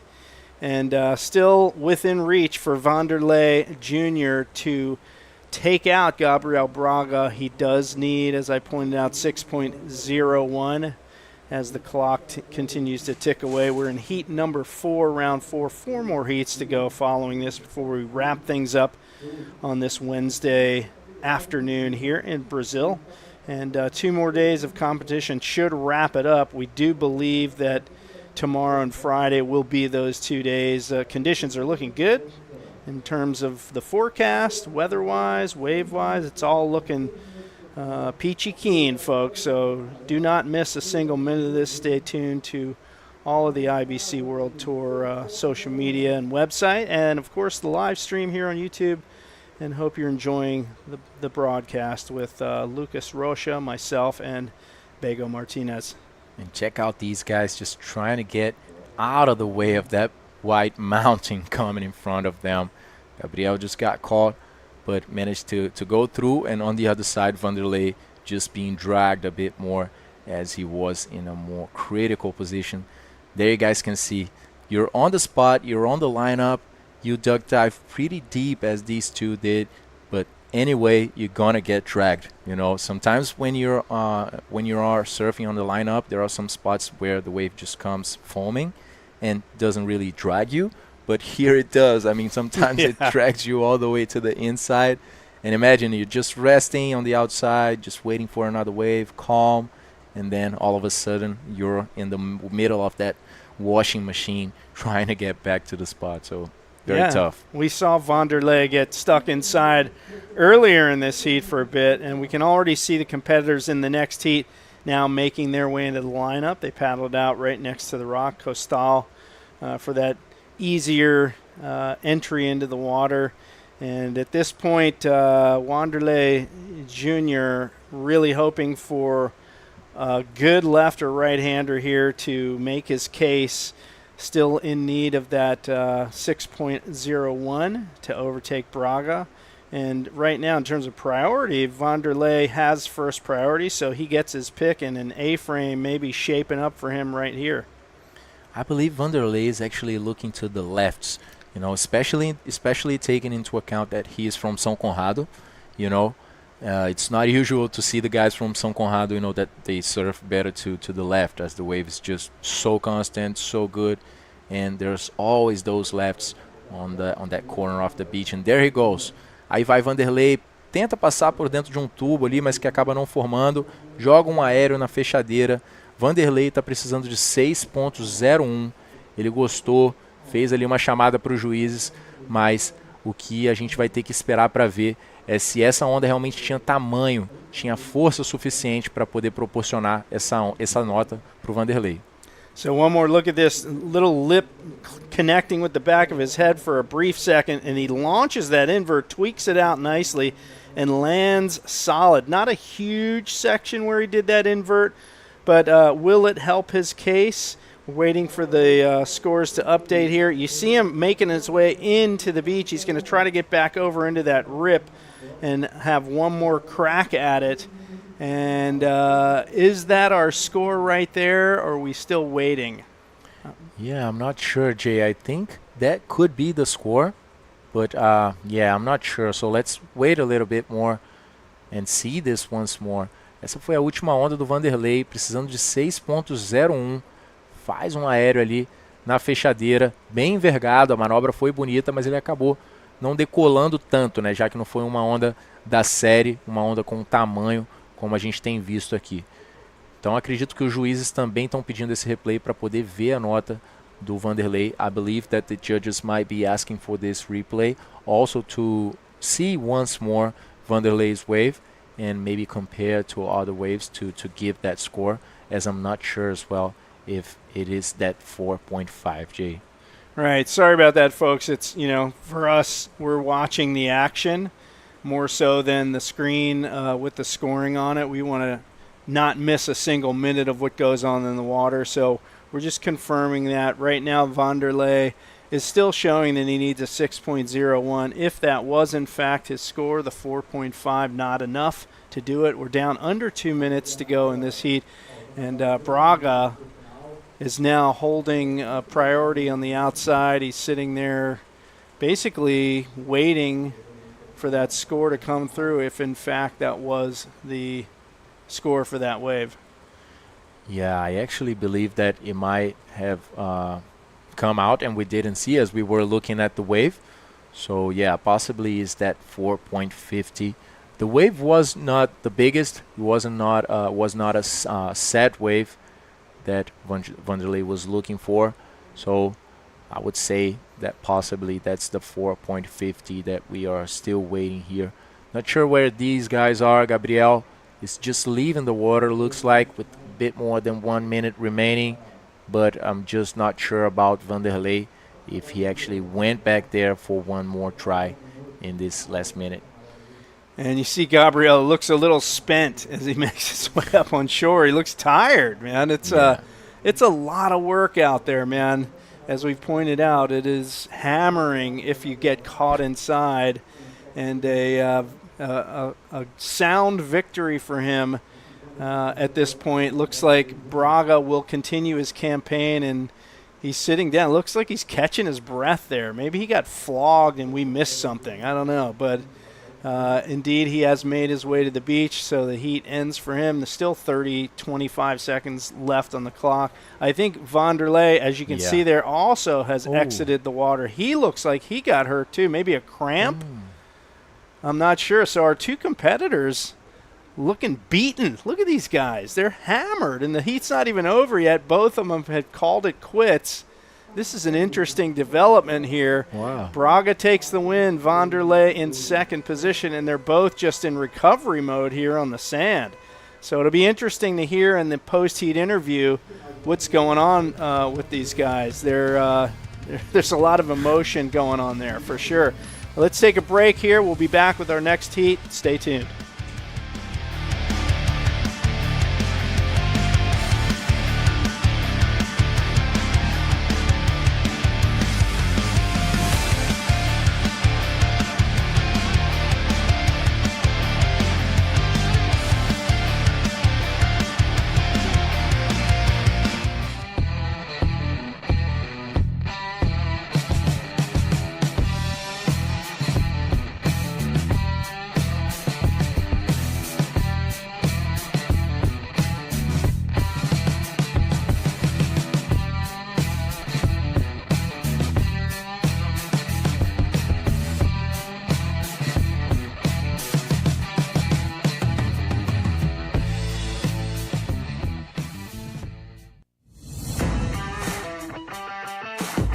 Fala, galera! E aí? Quer entrar ainda mais no clima do Itacoatiara Pro? Dá uma passada na nossa loja oficial. Estamos ao lado da entrada do evento e também online. Itacoatiarapro.com.br. Dá uma olhada lá. Tem camisetas, canecas, moletões e bonés. São peças iradas, confeccionadas exclusivamente para o evento e pensando em você. Esperamos lá! All right, back in the studio is Bego Martinez, rejoining me here as we progress on with day 2 of competition. We're now into the final 4 heats of the day. It's been really an up and down day. There's some heats that are just absolutely amazing, really close, and other heats that they're not close at all. So that just goes to show how difficult it is to read this big, heavy swell at Itacoatiara. Well, good thing is that tomorrow the swell's dropping and the next day as well, so we're going to see a show. Let's hit the water. We have the next heat, Moises Silva from Chile, from Arica, I'm sorry, facing Luis Enrique. So our defending champion of this event against one of the Brazilian guys that have been surfing super good in this event. I call them the revelations. It's always good to see new names, and this is what these events do, give opportunity to locals to broadcast themselves. For sure. So we had a wave early in the heat. Moises Silva cranking it off the bottom, right up under the hook, punches through the roof. Rolo executes that nicely. He's looking for another section and doesn't see any up ahead, so he ducks out. Good enough for a 5.25 for Moises Silva. And this has to be a playground for him. I mean, if he surfs Flopos, which is one of the heaviest, gnarliest waves in the world with this barreling wave over almost dry rock, sand bottom out here, man, this is like child's play for him, right? Yeah, I don't know about that because, these beach breaks are super, super heavy. But, yeah, I think you have a very good point there. Definitely, Flopos for me, I don't know, it's just a personal opinion of a very average bodyboarder that I am. Flopos for me, it's the most dangerous place. It's the most difficult wave, the scariest, and I don't know, the most dangerous one. I don't know about you. What do you think? You've been in Fronton as well, so...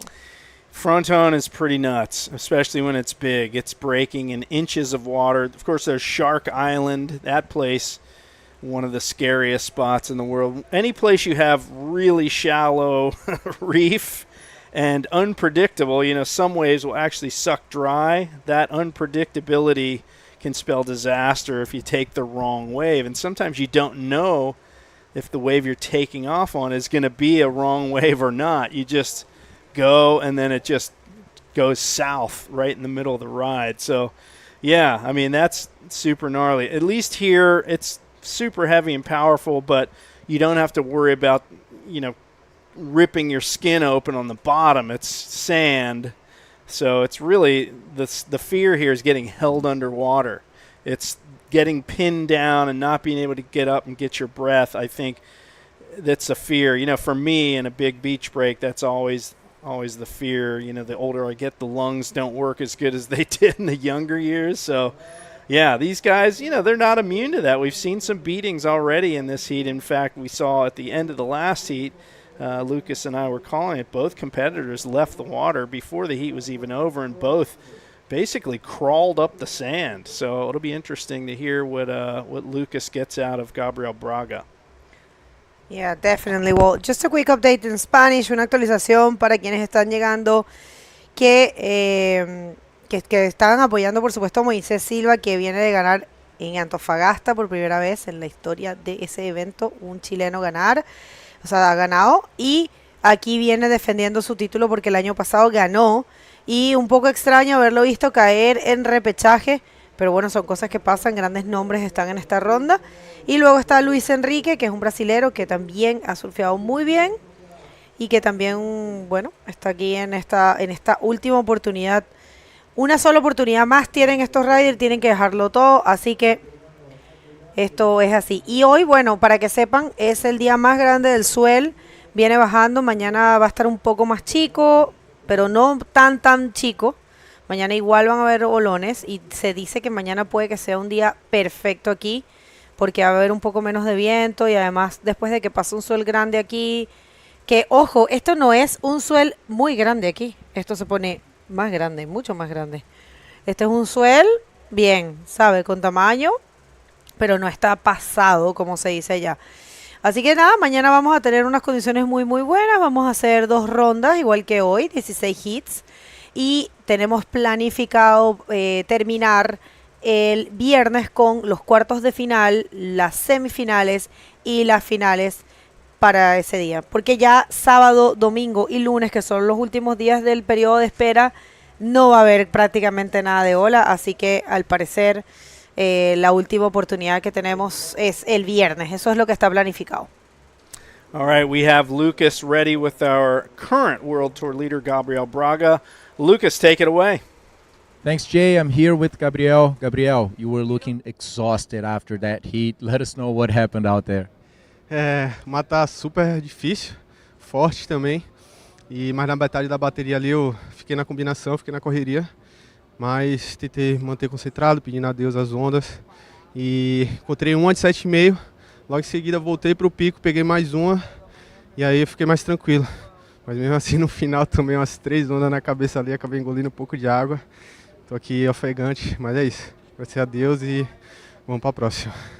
Yeah, he's saying about the stress on this heat. He was in combo situation for more than 10 minutes in that heat, after 10 minutes that the heat started. And then he got one wave right a few minutes after that. He went searching for another one. He got those waves, but right on the end, he got called by 3 ones, and it was just super tiring for him. Gabriel, now you are leading the World Tour, and now just getting through in the rep charge as well. How is that looking for you for end of the year scenario? Eu estava um pouco tenso, que eu fui para a repescagem e eu não podia perder nessa fase, então estava pedindo a todo momento, Deus, não deixa eu perder aqui, tem que passar mais uma, tem que fazer mais um resultado.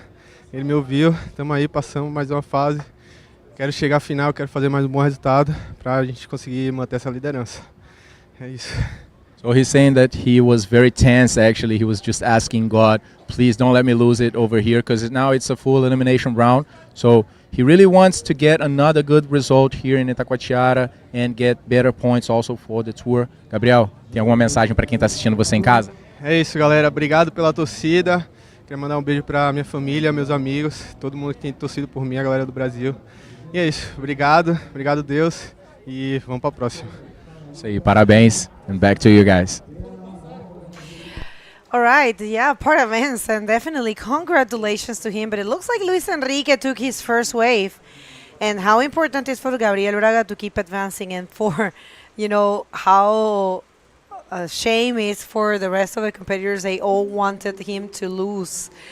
All right, so a bomb there for Luis Enrique, but not really able to, I think, did he find... I don't know. We're going to see now. I think he did a roll there. An invert. Yeah, solid invert there. He did get stuck in the whitewash, hence the score, the 1.85, so not a completed maneuver. But, yeah, Braga, he mentioned at in the interview how he got caught inside, 3 waves on the head at the end of the heat. So that explains why he was crawling up the sand there. And you can see Luis Henrique, he's doing the work smart, not hard move here and making a jog up to the corner there to paddle out next to Costal and to make it a little easier on himself. 20 minutes to go in this heat.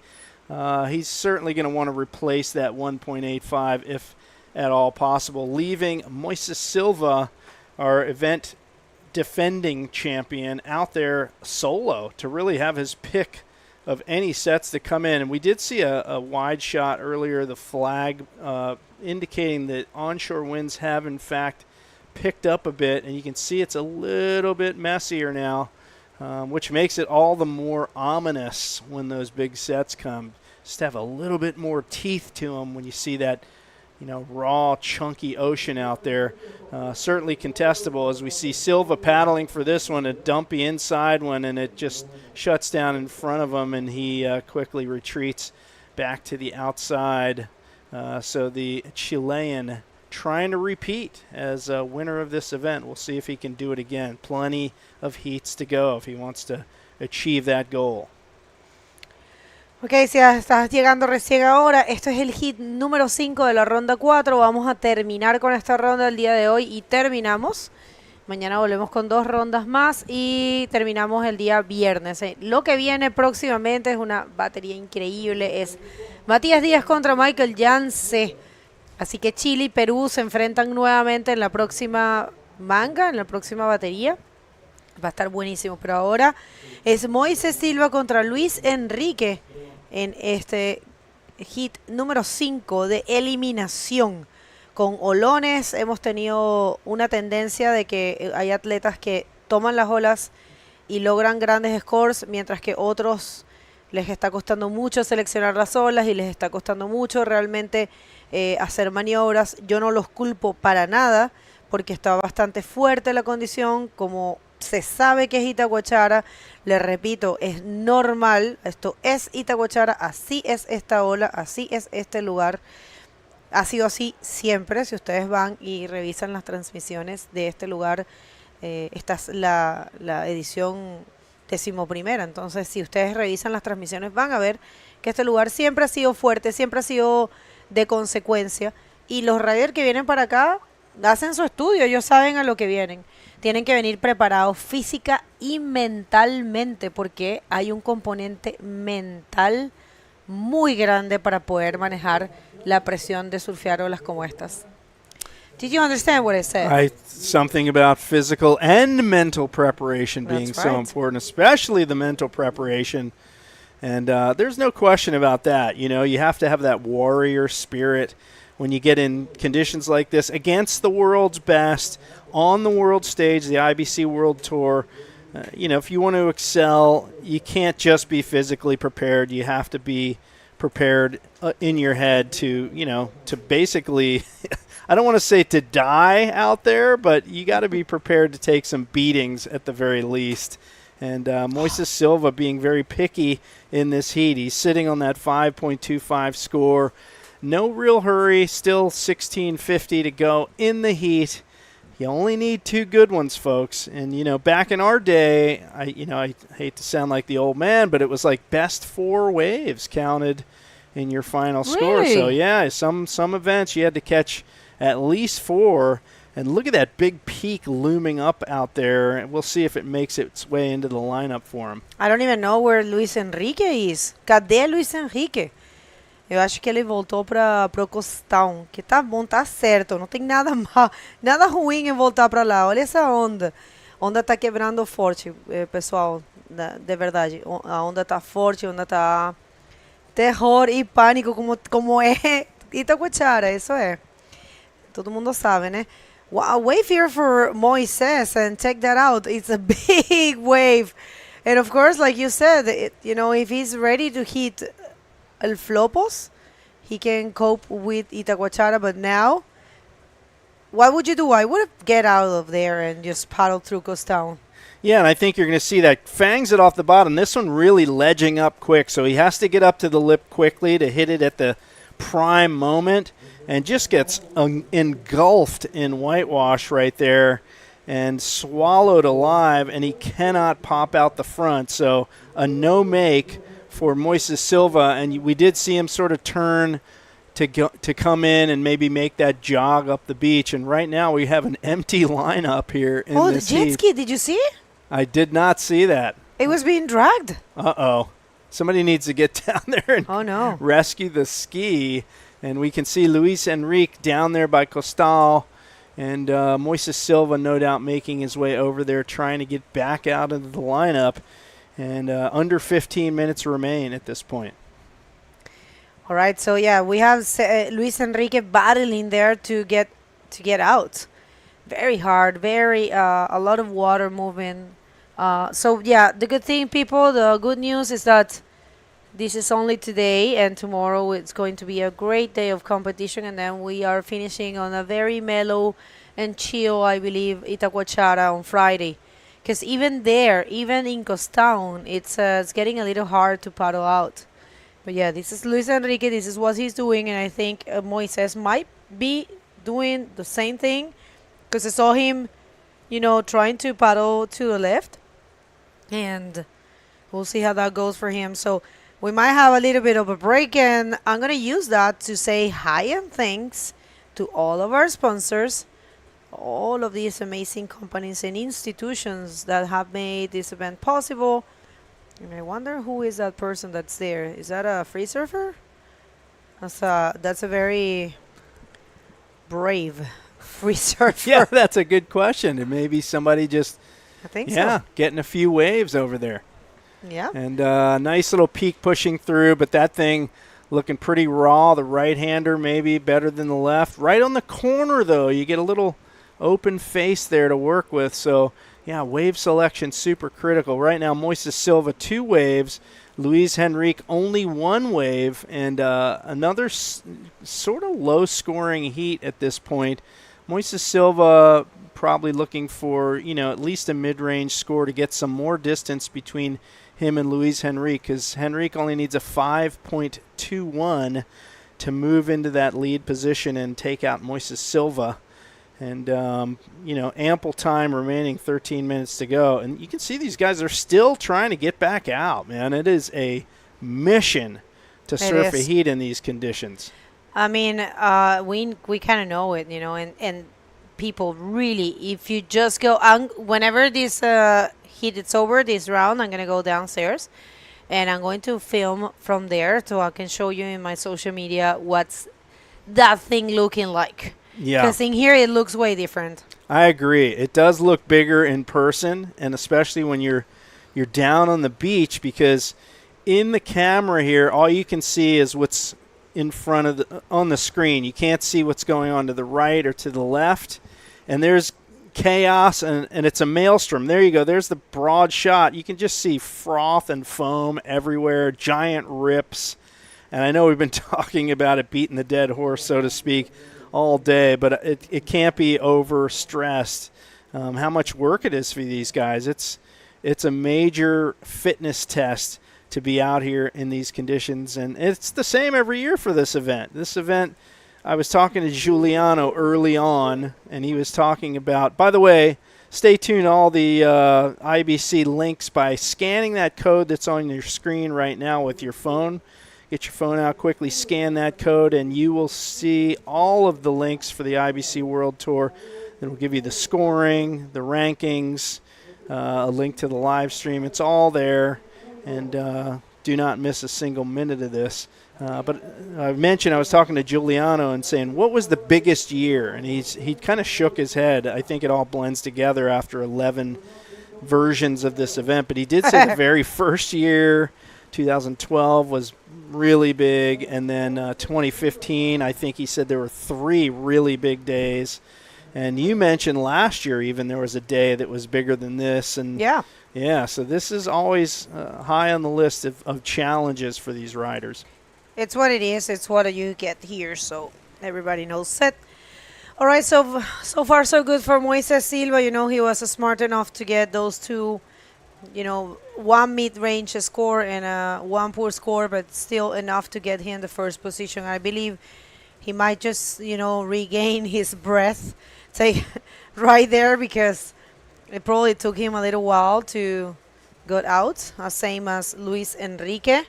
And I think he is going to find something else to try to, like you said, put some more distance between himself and Luis Enrique. But yeah, I was trying to shout out our sponsors.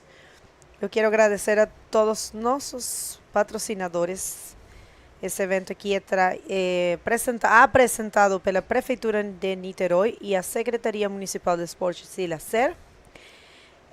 Também temos co-sponsors Ecoponte, SGA Toyota, Pregionet e Burusuco. And then we have Itacoatiara Inn, Academia Aquafish, Pousada Dunas de Itaipu, BW Servicios, Vitali, Genesis, Pampo Clube, Casa das Margaridas, e Instituto Skate Cuida. Thank you every single one for your support and for bringing high-level bodyboarding here back to Brazil, and giving us the opportunity of closing the South American leg in a great way. So, Moises Silva. Moises Silva, I thought he was going to go on that. You saw that section pitch in front of him, so that would have shut him down pretty quickly. And Silva still looking for a better wave to erase that 1.8 second score. And this is, arguably the slowest heat so far of this round number 4, heat number 5, the reprecharge round. These are the competitors that got third and fourth place in their morning heats and are relegated to battle it out to get back into the main rounds, round number 5, which will take place tomorrow. And, we still have more heats to come. Our next heat coming up, Matias Diaz and Michael Janse. You can see Matias putting on his jersey as he prepares for his next heat. He's got the game face on. When he sees the camera, will he smile? He throws the shakas. Good enough. No smiles, but he does throw the shakas. So he is staying in game face mode and heading out to the paddle out zone over there next to Costal. Yeah, you don't go out there too happy. You don't know what's going to happen. You know, in the head of these riders, they say, "I know I can't surf these kind of conditions. I'm completely capable of. The skills are there. We are always saying the same. You know, lack of bodyboarding, lack of level, we don't have. There is a lot of level there, and everyone that has reached this point is because they know how to surf, and everyone that is in the World Tour, you know, that's not in question. The thing is that the preparation and the challenges are different depending on the wave you're surfing. So, you know, we're coming from not the best conditions for Antofagasta, and Iquique was actually also fairly, you know, small. So they haven't been in these kind of conditions for a while, you know. And definitely, you know, beach break, as heavy as this one is, scares you. I mean, there's nothing wrong in saying that. It's a natural thing. Yeah, I think, you know, for the average person, this is out of reach in terms of being comfortable in these kind of waves. So, yeah, no joke out there for sure. Time winding down, 6 minutes and 40 seconds to go. Moises Silva still holding down the lead as he has throughout this heat, and Luis Enrique struggling to get off the ground here. Here we go. Moises Silva, another wave, a smaller inside wave. He's looking for that lip section, finds it. Kind of a basic roll-o. Maybe he's going to get another one off on the inside. Yes, a nice one there too. Maybe even better than the first. So a 2-maneuver wave. No doubt that will erase that 1.8 and push him ever so much further into the lead in this heat. And we'll wait for scores to pop through for him for that one. And here he goes once again, our event defending champion. Yeah, this is what I was thinking. Esto es lo que yo pensé que tal vez Moisés iba a hacer. Iba a buscar una ola pequeña de las del inside. Iba a buscar unas maniobras, asegurar su primer puesto. Está súper bien. La cosa está difícil allá afuera. No tiene nada de malo. El otro competidor tiene un 1.85. Sabemos que Moisés tiene la capacidad, lo hemos estado hablando. Sabemos que Luis Enrique tiene la capacidad. No se trata de una situación de nivel o no. Se trata de que también hay que tener en consideración que estos riders, los del Tour Mundial, vienen de correr 2 campeonatos que no ofrecieron olas tan difíciles porque no tocaron las condiciones que podían haber hecho las cosas más difíciles, pero también eran point breaks. Y no es lo mismo surfear un point break perfecto como Iquique. Wait a second, the wave is actually shaping for Luis Enrique. Oh, nice. Well, I mean, there's that. I mean, I was just thinking, is that going to be deemed as complete? But at least he's going to have something else under his belt. You know, he's only having a 1.85. Well, that was an interesting wave. It looked really good as he took off, but it quickly hit that foam on the inside and actually sort of doubled up. And he ended up pulling that second roll, but landing on the top part of the double up. And as we take one more look at this, nice bowly wave at the takeoff. He comes down. He has to kind of hang a little second and try to get that roll, but the backwash just throws him off the back. So an incomplete maneuver and a 1.5 wave score for him is going to still keep him in second position. And he's now hunting down a 7.4. So Moises Silva with just over 4 minutes remaining in the driver's seat in this heat. It's looking good for him, and both competitors, you can see them over there, they're duck diving. It's going to take them a while to get back out, and they may make it back out in time to get one more wave. They didn't even run down to the corner. I think they felt like probably they didn't have time, and now maybe it's a battle for priority at this point. If Silva can get back out first, he will have that priority, and he can just sit on top of Luis Enrique, prevent him from getting that wave that he needs, a 7.4. All right, yeah, I don't even know if they're gonna have the chance to, take more waves. It's a very long paddle. They're not even thinking about a paddle battle or skip. Just forget that. They are not even thinking about priority right there. I'm telling you. I mean, they just want to get it. Check that out, Moisés está tranquilo, la verdad. Oh, se lo llevó. Estamos conversando aquí con Jay que estamos pensando que capaz que ni siquiera llegan hasta el final. Dos de la parte de nuestro equipo de trabajo acá del Itacoatiara Pro, era Yuli. Y mira, se está saliendo Luis Enrique, ¿sí? Luis Enrique, ele está yendo embora. Ele está decidindo que ele vai sair. Está muito difícil, pessoal. E na verdade, não sei nem se eles vão achar ou vão poder sair para fora, entendeu? Tá muito difícil, não é normal também, é assim, Itacoatiara é assim, não é nada novo, essa é Itacoatiara, todo mundo sabe, né? Terror e pânico. E na verdade, actually, we will see better conditions, so yeah, I don't even think Luis Enrique just left the competition area. Yeah, he just checked out. I think he felt like, okay, it's lights out. The odds of him getting a 7.4 and just even making it back to the outside were slim. You don't see that a lot. A lot of guys will hey, it's never over until the horn blasts, right? He still had a couple minutes. I would like to believe in a perfect world he could make it back out and maybe get that miracle wave. But look at Moises. Yeah. It's actually no. This heat it's over. They are leaving the competition area. Moises took off his fin. I wonder why. Did his fin broke? I don't know. Maybe he's just trying to get the fins off so he can make it up the beach. He obviously knew he had the heat in the bag, and Luis Enrique got out of the water, so, why even waste energy trying to get back out? You can see our next two competitors already paddling into the lineup. There's still a minute 15 to go in this heat. But our next heat, Matias Diaz and Michael Yance, will make their way into the lineup. And there goes the horn. They've called the heat, even though those two guys still had a minute to go. Because of course. Why waste time, right? They're both done. You see the faces of the other athletes that made it all the way till the 5th round. Super happy, of course. All right, so don't go anywhere. We're going to come back with Matias Diaz and Michael Yance right after this.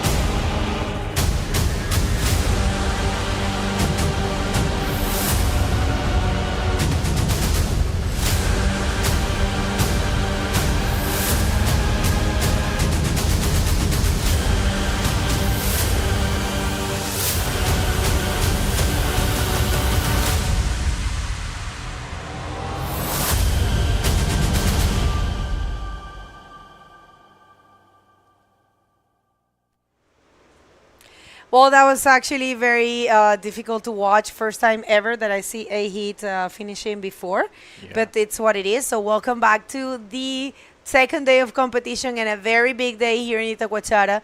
And it's been great. So we're going to hit the water because we have Matias Diaz facing Michael Jansen. Yes, I was just saying, Lucas, I don't know about you, but from what I can recall, I haven't seen an early an early finish to a heat as what I just saw, but it's what it is.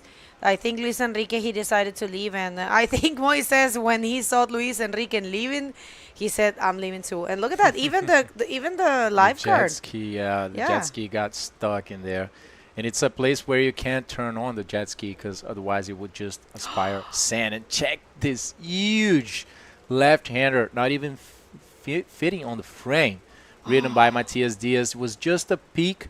Let's see if he finds something else, because there looks like there's another section combining 360, and it is just over. But that was huge, Pago. And Michael Jansen's answer, yeah, Matias' wave was huge. At least he could the chance of spinning, But yeah, he made it? Oh, he made it real fast back out there. That's fine.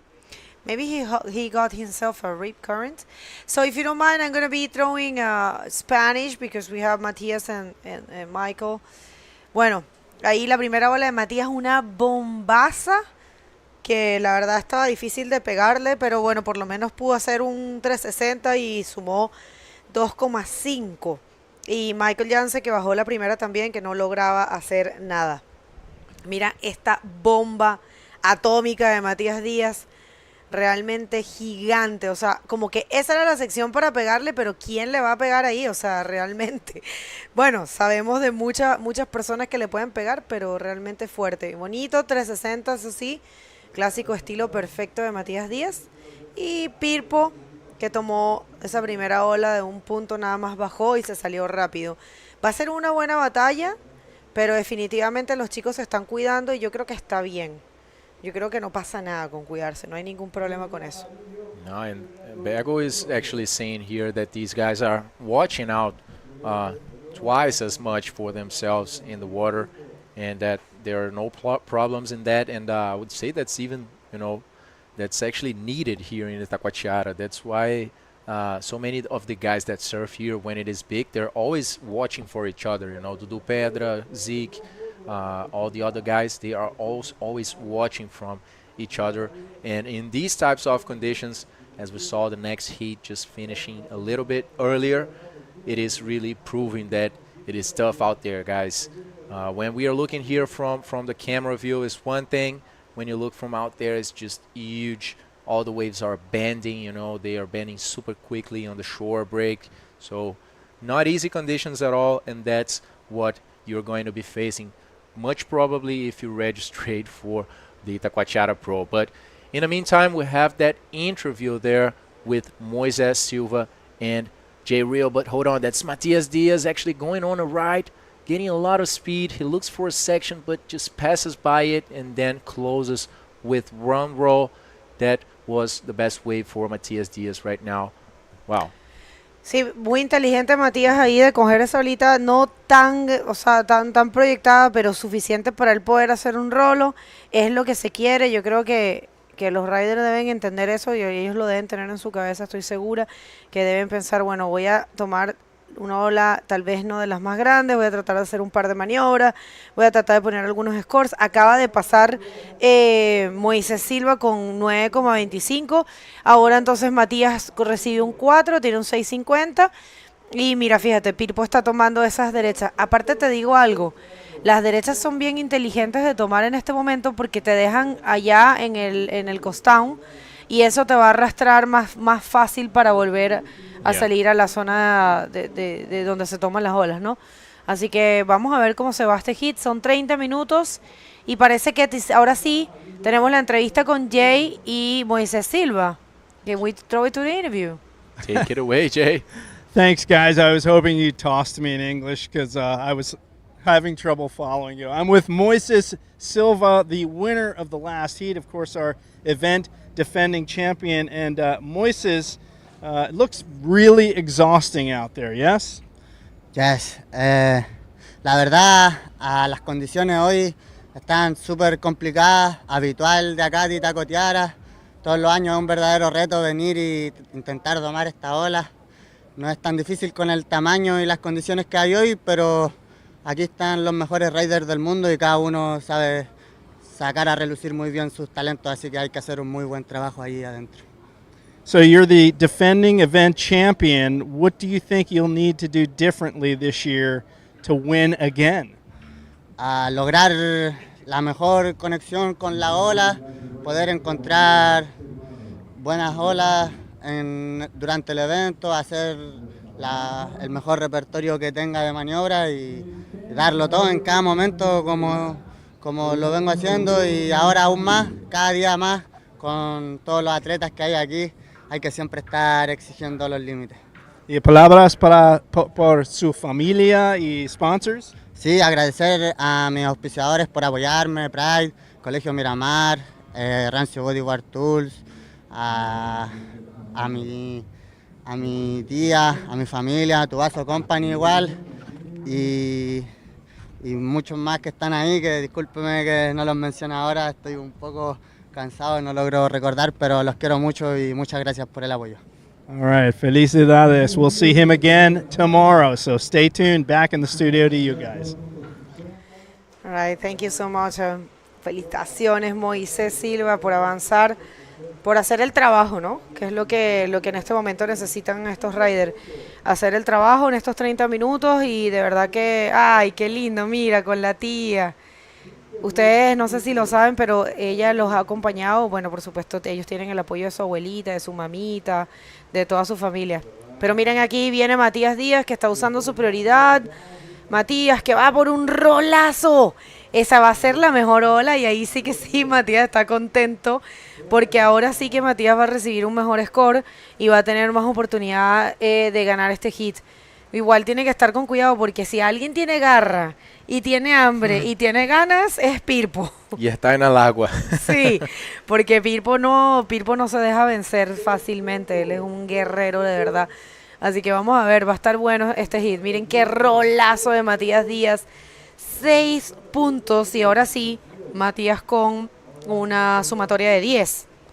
Yeah, so with that last wave, Matias Diaz just threw away that 2.5 and got a new 6-point ride to his total score, now leaving Michael in need of a 9-point ride. So there we can see Pirpo almost in combo land, and there he goes for one medium-sized wave, an insider one, just waiting for it to pop up.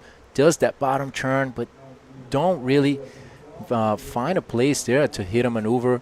He's looking for a maneuver. We can see that very clearly. It's Pirpo style to do that, but he wasn't able to get the right timing on that right-hander and execute anything. So just 1 point for another wave for Pirpo. That's right. Matias got a 6 after his last wave. Of course, it wasn't the biggest wave of the set, of course, but the roll was really good. It was well projected and it was strong. And check this out. I was training yesterday on his gym, and this guy, he is on point. He has a gym here with Juliano's girlfriend and wife, I think, and João Sick. He is super trained, super ready, one of the locals here, and I want to see him, you know, just surfing those bumps that he knows how to surf. But he's going to be facing Lionel Medina. Leo is also so strong, and I believe that's going to be a huge battle as well. Essa vai ser uma batalha incrível, pessoal. João Zic e Lionel Medina, mas vamos voltar para a água. Mais uma onda do Pirpo. Acaba não encontrando nada. Não saiam daí se vocês querem assistir a próxima entre o grande local representando aqui Itacoatiara, João Zic, que vai estar enfrentando uma barra também, porque o Lionel Medina, lá das Ilhas Canárias, eu diria entre os atletas mais fortes de lá, especialmente da nova geração, né? Também tem vários outros aí, mas o Lionel com certeza é um que chama muito atenção, surfa muito bem para os dois lados, é muito explosivo, agressivo, surfa onda grande muito bem. Ele vem lá daquela região ali de Gran Canária, onde tem El Fronton, vários outros picos desse naipe, pessoal. Então pode ter certeza. Esses dois aí são muito bons amigos, mas dentro da água o bicho vai pegar daqui a pouquinho. Então não saiam daí e fiquem com a gente aqui, porque faltam mais 2 baterias ainda para fechar esse dia. O bicho vai pegar. O bicho vai Puro pegar. suco, thank you so much for that. You know, it's been great because they bring sandwiches and Italianos and everything, and that's for everyone. Gabriel Costa lá, and All right, so nice looking wave here for people. Goes for the barrel. He's going to come out. And that's a very good wave for the Peruvian. Good job there for Pirpo. Oh, all right. So he is back on track. There he needs is. He needs a 9. Is that a 9?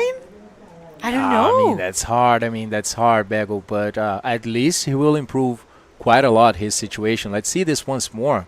A lot of size in this wave, kind of air dropping and bottom turning on time. Still pretty big there. And then the wave starts squeezing that little door where Pirpo came out of. So beautiful wave for the Peruvian. His first solid score. That's what's going to be. We were just saying that, if someone wants it, if someone is, oh my, now he's got the highest score of the competition right now, a 9.75 for the young Peruvian, and now he is first. Última ola de Pirpo, 9.75, gente, y lo dijimos, si hay alguien que quiere esto, si hay alguien que está conectado, si hay alguien que tiene hambre, si hay alguien que tiene fuerza, es Pirpo. Miren esto, fue difícil, tuvo una caída casi aérea. Ahí yo pensé que había perdido el control. Yo dije, no lo va a salir porque perdió el control, y no. Lo recuperó adentro del tubo y salió limpiamente. Muy buena nota, 9.75 para este joven peruano que todavía es junior. Imagínense lo que va a lograr Pirpo. Lo hemos dicho muchas veces.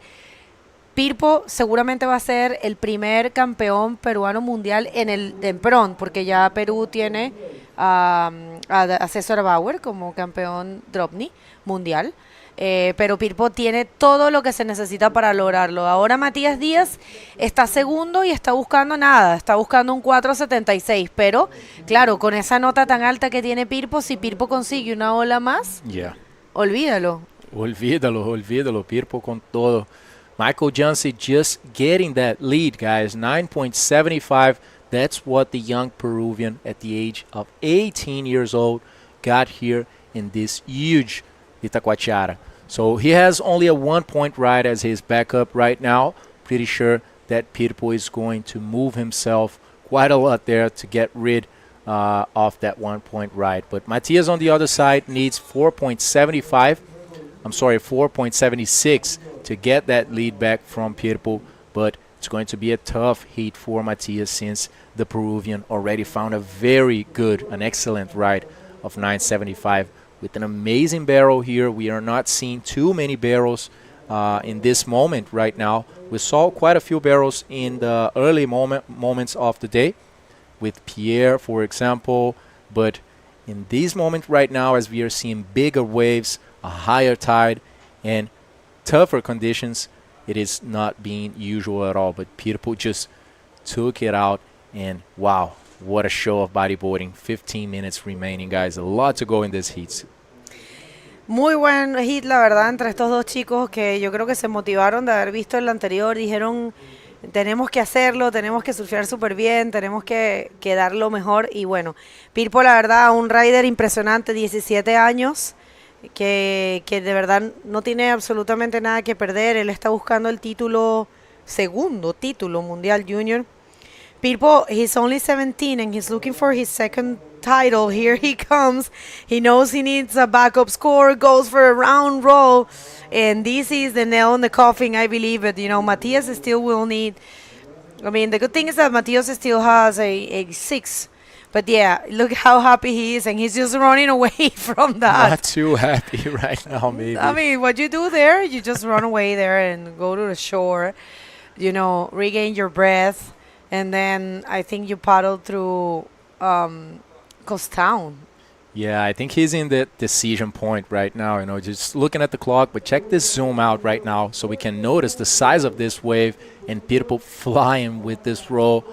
Good maneuver, 7-point ride for Michael Jansi. Check this once more. Very projected in the air. And just right now, putting Matias Diaz in a combo situation where he needs 16.75 to get that first place. All right, and here comes Matias. Matias right now in combo situation. Is he going to find something? Not really.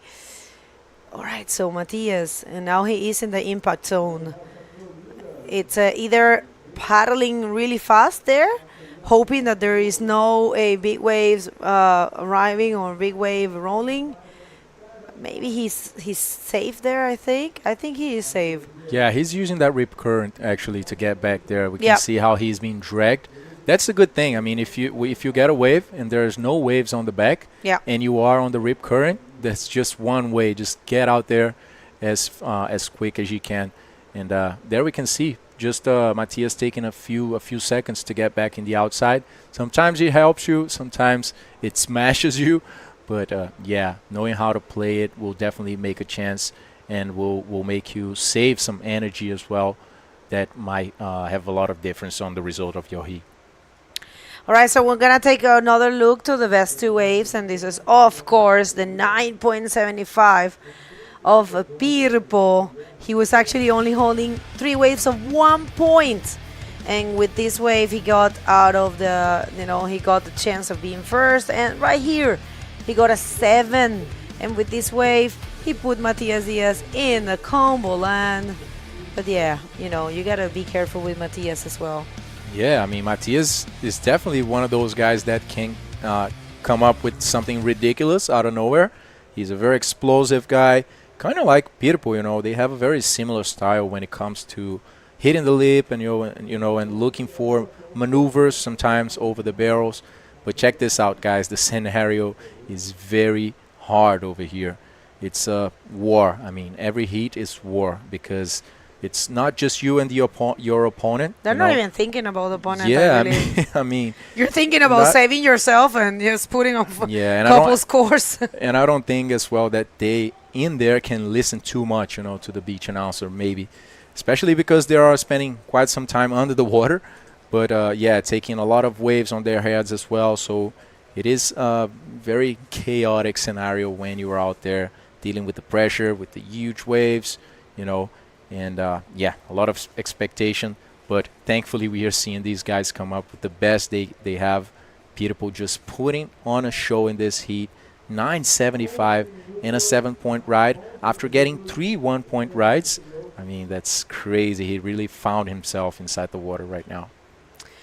Bueno, muy buena la situación en el agua, la verdad que fue impresionante. Matías comenzó súper fuerte con una ola pequeña, una ola muy grande que no logró hacerle maniobra. Bueno, vamos a ver esta para Matías, a ver si logra salir del combo.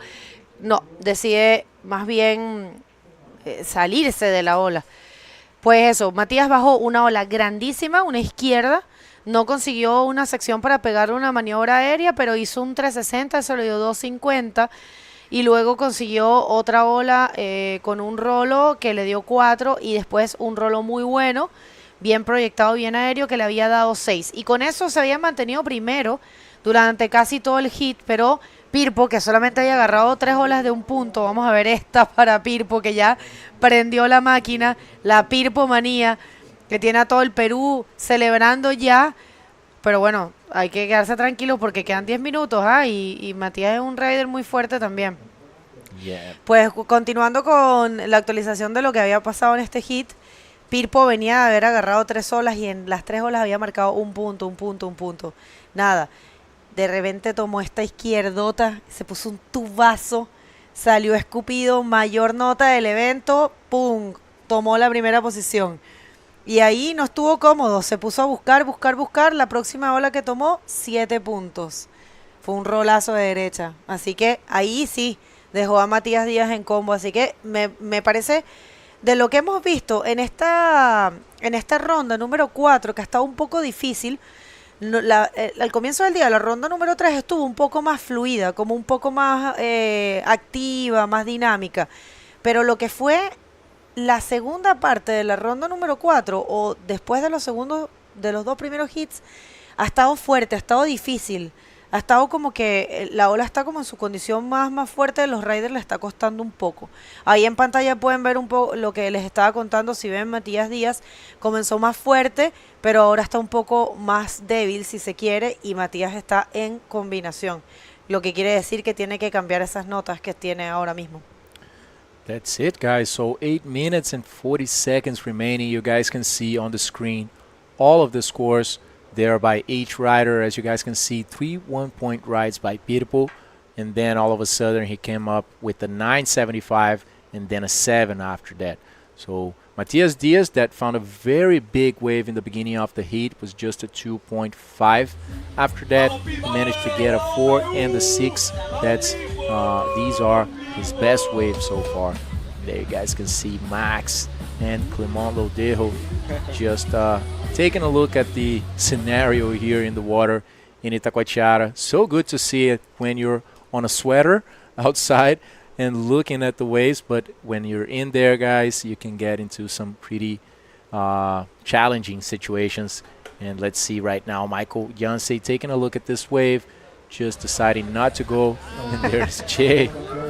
Jay and Sasha Damjanic just having a word there. And all right, so next hits we are going to have, if you are interested and check it out, you can go to the IBC World Tour website and click on the live button. As you can see, hit number 7, the second to last hit, will be Lionel Medina from Canary Islands facing João Siki from here, not from Brazil only, from here, from Itacoatiara. That's going to be next. And the last hit of the day will be Maxime Castillo against Benji Oliver from South Africa. And they're getting ready, and check that out. That's Luninha, 2 times junior woman world champ. Came here early to practice for the Brazilian event because, you know, the Itacoatiara Pro, it's a festival. And if you haven't done it, also go and check out the Itacoatiara Pro website, and there is a shop, a pretty cool shop. You can buy something for you or a friend. And Matias Diaz here trying to break that spell, the Pirpo spell. See if he can get out of the combo land, but not really. Yeah, that's pretty tough. Yeah, Benji, you coming up. No. Check how focused Tristan is on that on the situation in the water right now. Tristan is like, I'm so happy I made it. Tomorrow is gonna be good. When we talk about the benefits of going through in the non-limb, that's what we're talking about. Check this, guys. Michael Johnson, extended bottom turn, huge backflip. Oh my God! If he makes that, that's gotta be a 10. That was ridiculous, guys. With a huge backflip. Oh my God! I'm sorry for that scream. I got too excited. I'm so sorry. That's crazy. He's going crazy out there. Disculpen que pegué un grito, pero es que yo me imagino como pegarle ese lip y es como de verdad. No, esto es lo que queríamos ver. La verdad que estos riders, bueno, ahora se está saliendo un poquito, yo creo. Matías está luchando ahí. No sé si tuvo la misma suerte. Me parece que el otro rider es Joao. Puede ser Joao que está entrando al agua. Seguramente porque ya son 5 minutos con 20. Probablemente esos son los 2 competidores del hit que viene. No sé si ese es Matías o Lionel, ya lo vamos a ver. Pero miren esto que está aquí. Este Virgo no le tiene miedo a nada. Tiene un hambre, tiene una voluntad, tiene unas ganas. Si es que lo que tú dijiste, si volteaba ese backflip, olvídalo. 12. It's gonna be a 12. 20 ahí. Muy bueno, muy bueno el compromiso de este gran rider. Muy buen trabajo, de verdad que Pirpo ha sido un chico que nos ha impresionado muchísimo. Una persona súper sencilla, pero mira, viene un setón gigante ahí. Esto no lo van a pasar ni loco. Yo ahí me siento. Yo me siento en la tabla tranquilita a esperar a que pase el set, porque olvídalo. Eso no te deja subir. Yeah, that's a bad timing to go in, but it can happen, and the guys are just getting caught. So we have also to stand out for this. I mean, getting caught in a set like that just before your heat starts, imagine it. You're just getting caught, and then you're almost exhausted, and then you have 30 minutes ahead of you with the heat. That's just the worst. I mean, the worst. I don't know why they paddle there. Maybe they want to use that rip current that you were talking about. I know that's a little bit further to the center of the beach. It changes sometimes, you know, it just moves sometimes. And what might have happened as well is that they enter on the left side and ended up being dragged. But check this out, guys. Extended bottom turn, and check this lip. Thick lip that Michael just hit to fly over the flats. And you got to have some strong ribs for that, guys. Look check at that, this out.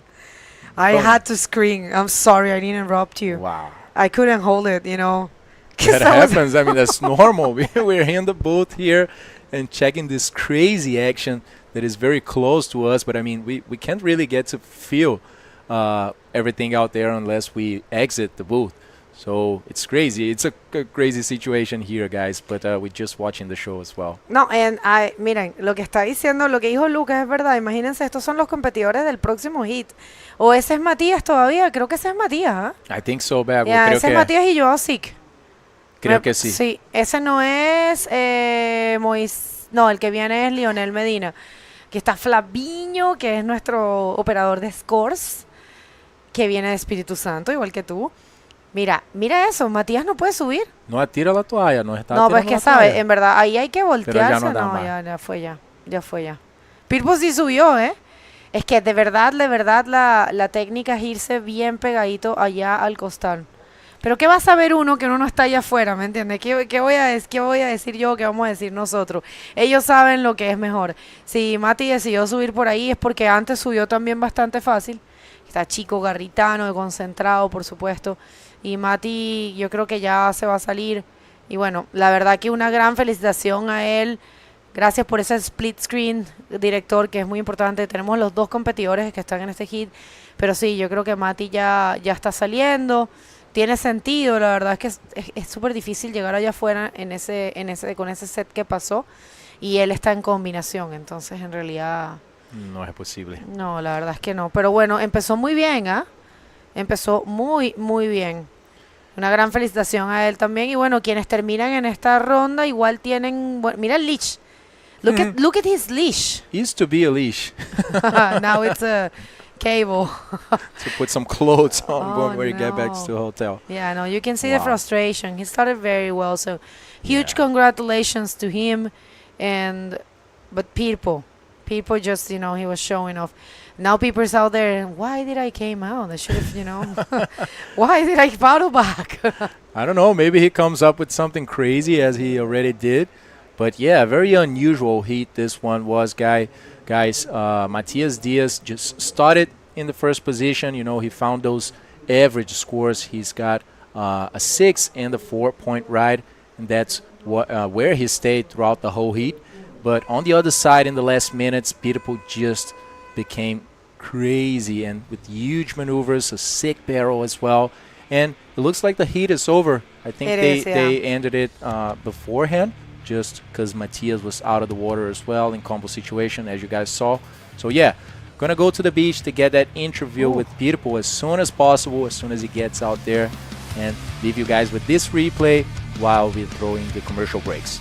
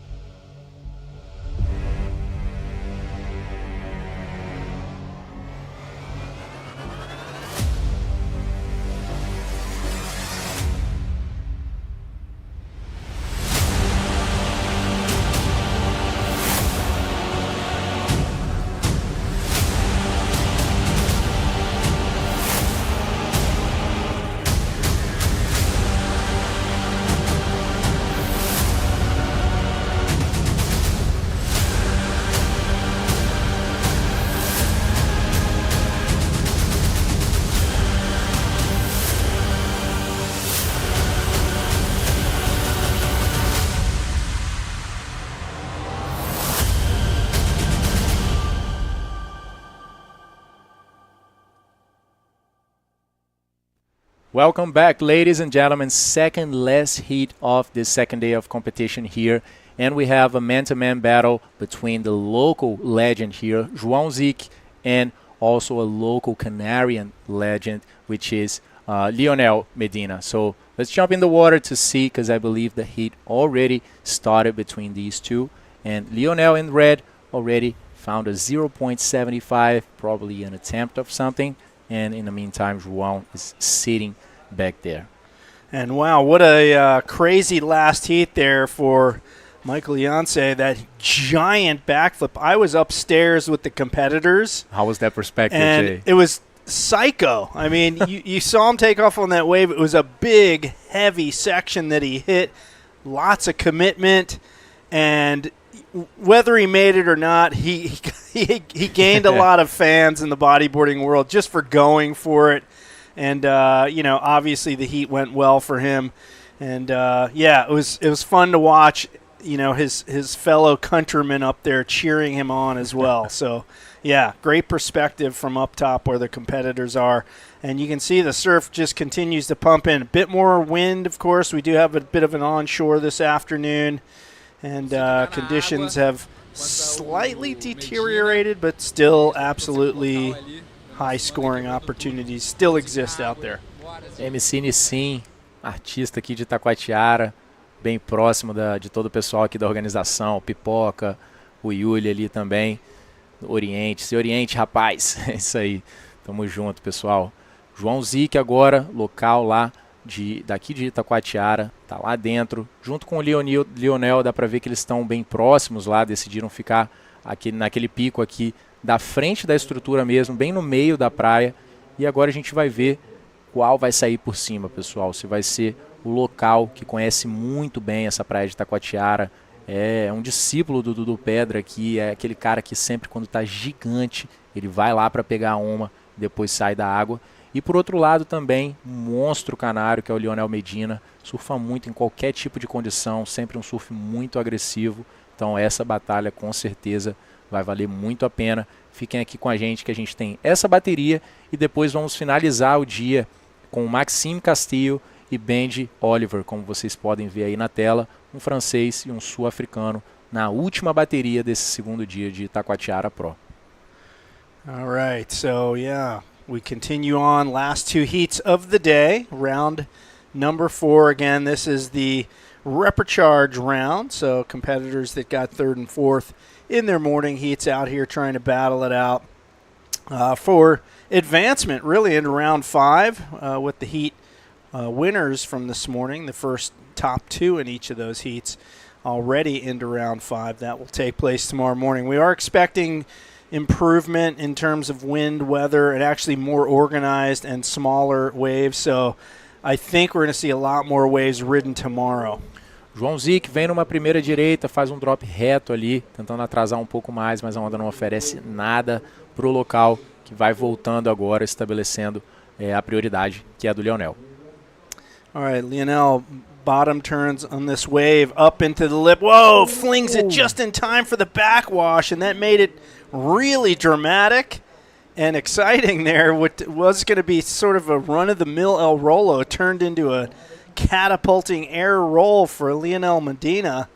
And the man from the Canaries taking advantage of the backwashy conditions at the moment over on that peak to really make for some flair in that Rolo. We got to take another look at that one. Wow. Pretty exciting wave there. Do you think he expected that he was actually going for the backwash? Because I don't. I don't either. It just worked out in his favor as he makes his way back out, that long paddle back to the lineup. Looks like maybe a little sunshine on the waves right now, too. Yeah, many clouds passing by here. Sometimes you get a quick storm and then sun comes out and then a lot of clouds. But yeah, it's usual tropical Brazil that we are seeing. Thankfully, with the wind holding as much as we need to still run the competition. And yeah, very tough situations, not easy. But let's see this once more. The backwash just matching perfectly this roll for Lionel, just getting launched many meters up actually, and that's going to be his best score in this heat since he already has a 0.75. And check this landing. Wow, that's amazing. You got to have a strong back. You can see like the head just wants to smash into the board, so you got to really have that strong core, that strong back to keep from smashing your face on the board. I've seen many of that situation happen over the years with riders slamming on big lip maneuvers like that, smashing their nose, their face, even coughing up blood to be dramatic, because it is dramatic when that happens. So those hard landings can take their toll, and these guys have to be fit and flexible to handle that. Yeah, definitely being fit here plays a big role. Like we saw, for example, in the last heat, Michael Janse with 3 minutes remaining, I think, going all the way back there, getting out of the water. We see that Michael's a very fit guy, so that makes a lot of difference. But in the meantime, let's jump to that interview with Pirpo down at the beach, and Bego. Over to you, Bego.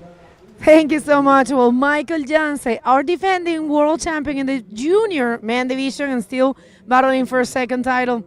I mean, people, what was that? We want to hear from you. I mean, just explain the world. Nada, la verdad, feliz. Esa ola que me tocó fue increíble, la verdad. Como tú dices, bajé un poco descontrolado, pero igual yo tengo un poco el control de la izquierda y de tanta explosión que me he metido y me ayudó a salir ese tubazo.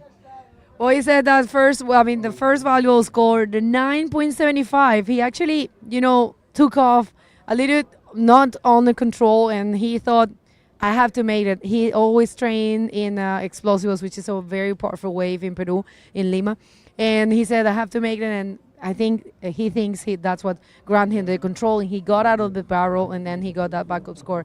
So, the heat started really slow for you, 3 1-point rides. Were you thinking that, you saw your friend Christopher Bayona, he serves really good, and you saw him that he didn't, connect with the wave. So, empezaste el heat un poco lento, viste que le pasó a Christopher un poquito, Miguel tampoco logró avanzar. ¿Qué pasaba por tu mente? Sabías que estaba difícil, sabías que estaba de mucha exigencia, pero igual te atreviste a todo. Yo sabía que ya después de ver a mis amigos peruanos, dije, no está nada fácil el mar, solo tenía que estar conectado siempre, buscando las olas por todos lados. Y yo sabía que igual me toca contra un grande, Matías Díaz, y entonces dije, si me va a ganar, no me va a dejar ganar por poco en puntos, tengo que guerrearlas, tiene que luchar él también igual que yo, y nada, feliz que me haya tocado esas olas, porque no, la verdad no me la creo hasta ahorita. Well, he said, yeah, definitely he saw his friends, battling. He said, this is not easy at all, but he said, I'm going to fight till the end. And if Matias is going to win, I'm going to put on a good fight, and I'm going to make him fight as well. So that's what he had in his mind. And he got such a good score. And what about that backflip? Did it hurt, or are you okay? ¿Te dolió esa caída o estás bien? La verdad sí, fue un backflip grande, la bajé así, le pegué, yo sentí que le había caído, pero ya vi la repetición y se ve como está del costado, no, los jueces no llegaron a ver, pero hay mucha espuma, la ola está muy fuerte, ahorita creo ya me está comenzando a doler la espalda, pero en el momento cuando uno está ahí caliente, con las ganas de pasar su hit, no sientes ningún dolor.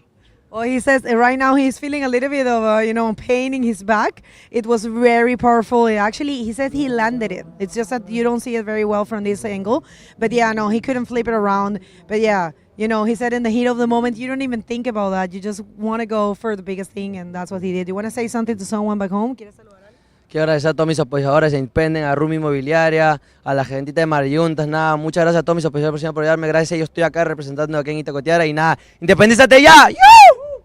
Felicitaciones y mucha suerte para el resto del campeonato. De regreso a ustedes. Back to you guys. Well, I think he blew out all our headphones with that last scream. And I think the sticker on his board says it all. Pirpomania. We have Pirpomania after that backflip. And I'll tell you, Lucas, my back hurts just watching it, right? That's true. I mean, that was insane. That's true. This guy is indestructible. I mean, yeah, he's just flowing, He's so happy with his performance. He's said he's feeling connected with the waves. So, yeah, what a great heat against a big guy as well, Matias Diaz. Big congratulations to Matias as well for being out there and putting on a fight.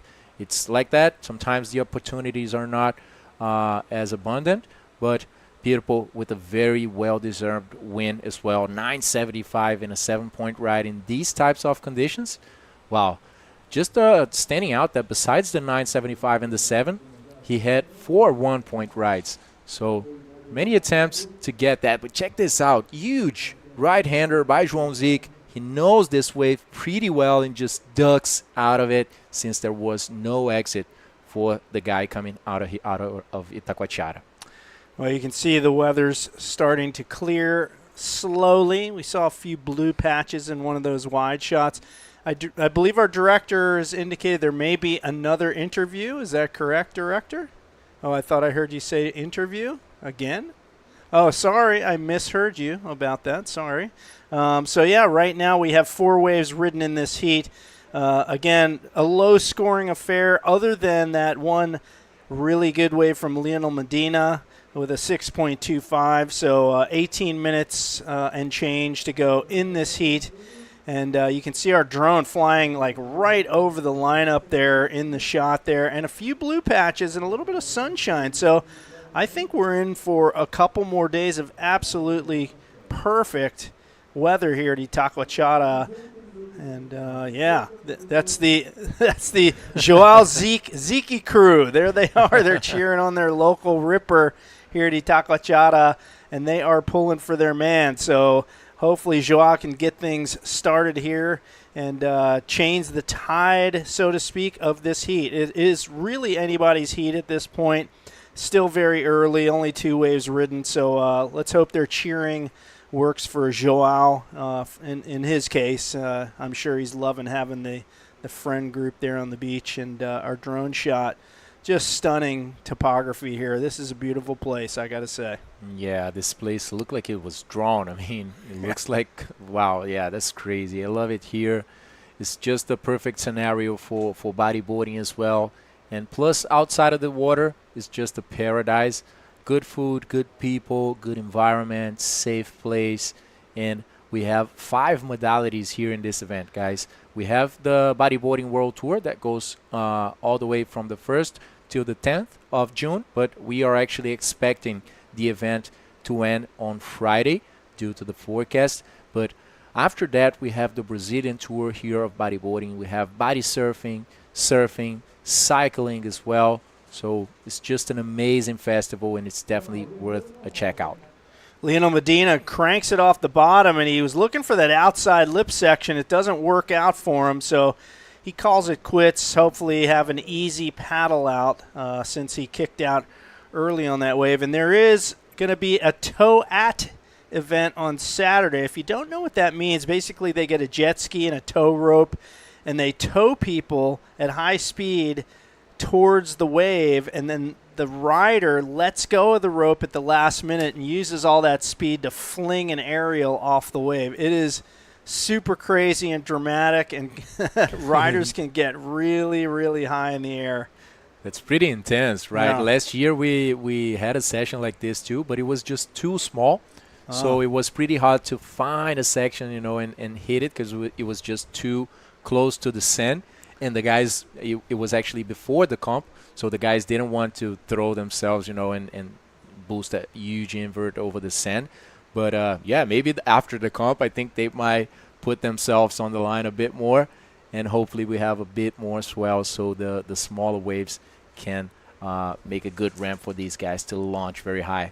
Totally makes sense. We see Maxime Castillo, the veteran Frenchman, heading out for his heat. He will be in the final heat of this round, the final heat of the day, as a matter of fact. So stay tuned for that heat upcoming. And, yeah, some of the top riders in the world have been out there today. Hopefully you've been with us since the beginning. If you have, thank you so much.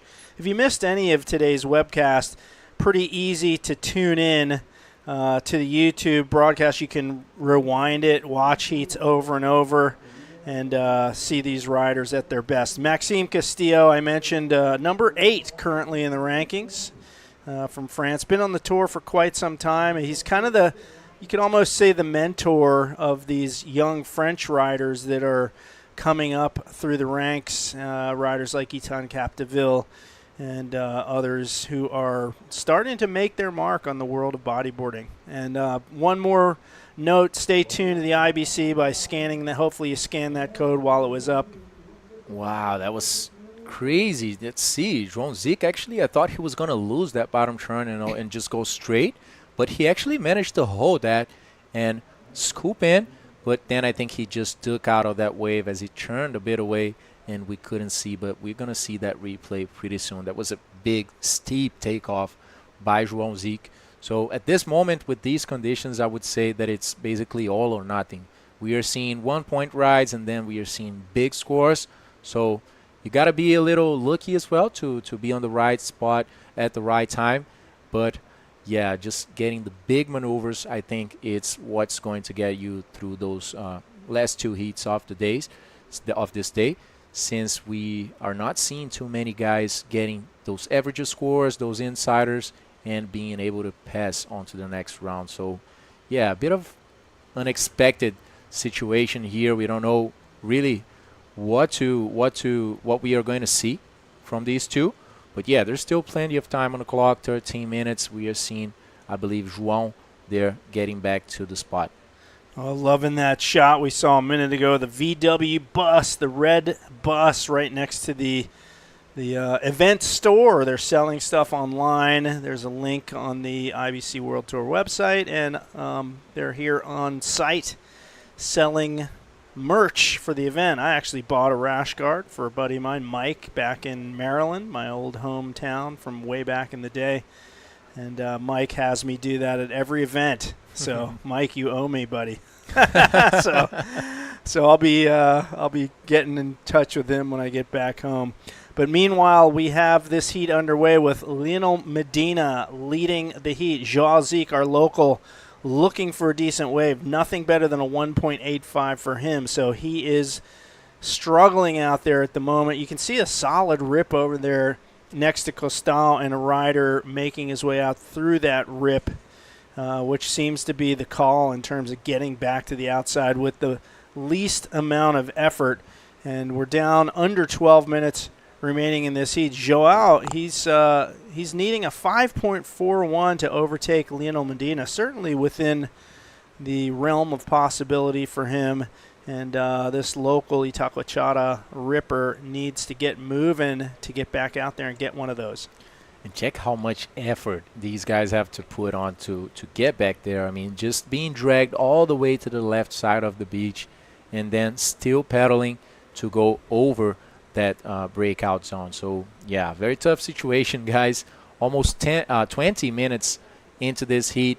Lionel is sitting back there holding the best score, a 6.25, with that roll that you guys saw that he was actually launched by the backwash. Not even sure if he was expecting that. If he wins this heat, I'm definitely going to ask this. But yeah, Lionel Medina going for one more wave, just not seeing too much potential and leaving it pretty early. And João Zeke, 30 years old, certainly been around the sport for quite a while. And again, this is his local beach. He does a lot of training. Bego pointed out that she got to go to his gym and get her sweat on. And that's good for us because, you know, we're sitting here on the call for so many hours on this couch. It's good to get a workout in. I got mine this morning before we started. And I'll tell you what, all the great food we've been eating here, we need to keep working out, keep moving, or we're never going to make it off this couch. And look at that over there, duck diving, even over there by Costal. Still some heavy waves just dredging off the bottom here. So certainly putting these riders to the test as João Zeke tries to make his way back to the peak and have another opportunity. Yeah, there we can see João just getting in the middle of those side waves there in Costal. Now he actually made it to the outside. If you guys check out on that white water that we are seeing, the waves actually break a little bit further away from the beach. So yeah, it's definitely a good place to go in.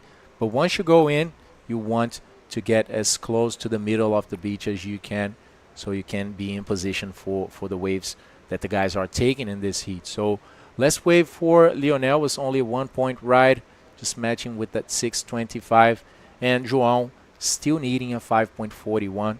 Então, pessoal, a gente tem agora 20 minutos, né, praticamente 21 minutos decorridos nessa bateria. É uma batalha difícil que está sendo ali entre o João e o Lionel. O João ainda não encontrou nenhuma onda decente nessa bateria. E o Lionel, por outro lado, teve uma onda muito boa ali, onde ele fez um rolo e que, por sorte ou por realmente por acaso, ou por ele ter realmente planejado, não sei, queria perguntar isso para ele depois da bateria, mas ele foi arremessado muito alto realmente com o retrocesso que veio na onda. Então acabou amplificando um pouco mais a manobra e o Lionel conseguiu esse 6.25, está na primeira posição e deixa o local agora precisando de 5.41. Vocês viram ali o tamanho da volta que o João deu para poder entrar no mar. Teve que ir até lá no costão, por aquele cantinho, usar a corrente a seu favor para poder chegar no outside. E agora sim ele vem voltando ali para o meio da praia para se posicionar de novo e tentar buscar alguma outra oportunidade nesses 8 minutos e 20 segundos. E olha o tamanho que está Itacoatiara hoje, pessoal. Tá faixa preta aqui de verdade. Queria fazer um agradecimento aos nossos patrocinadores desse evento, a Prefeitura de Niterói, a Secretaria Municipal de Esportes e Lazer, agradecimento também a Ecoponte, SGA Toyota, Predial Net e Puro Suco, ao nosso suporte também, Itacoatiara In, Academia Aquafish, a Pousada Dunas de Itaipu, BW Serviços, Vitale, Gênesis, ao Pampo Clube também. E esse evento é promovido para vocês por Rádio Mix, Rádio Amil Paradiso. E um agradecimento por último também a Ressex, P7 e Soami. Muito obrigado por fazerem o Itacoatiara Pro uma realidade, um ano mais, um evento que vai se tornando dos mais tradicionais do circuito mundial.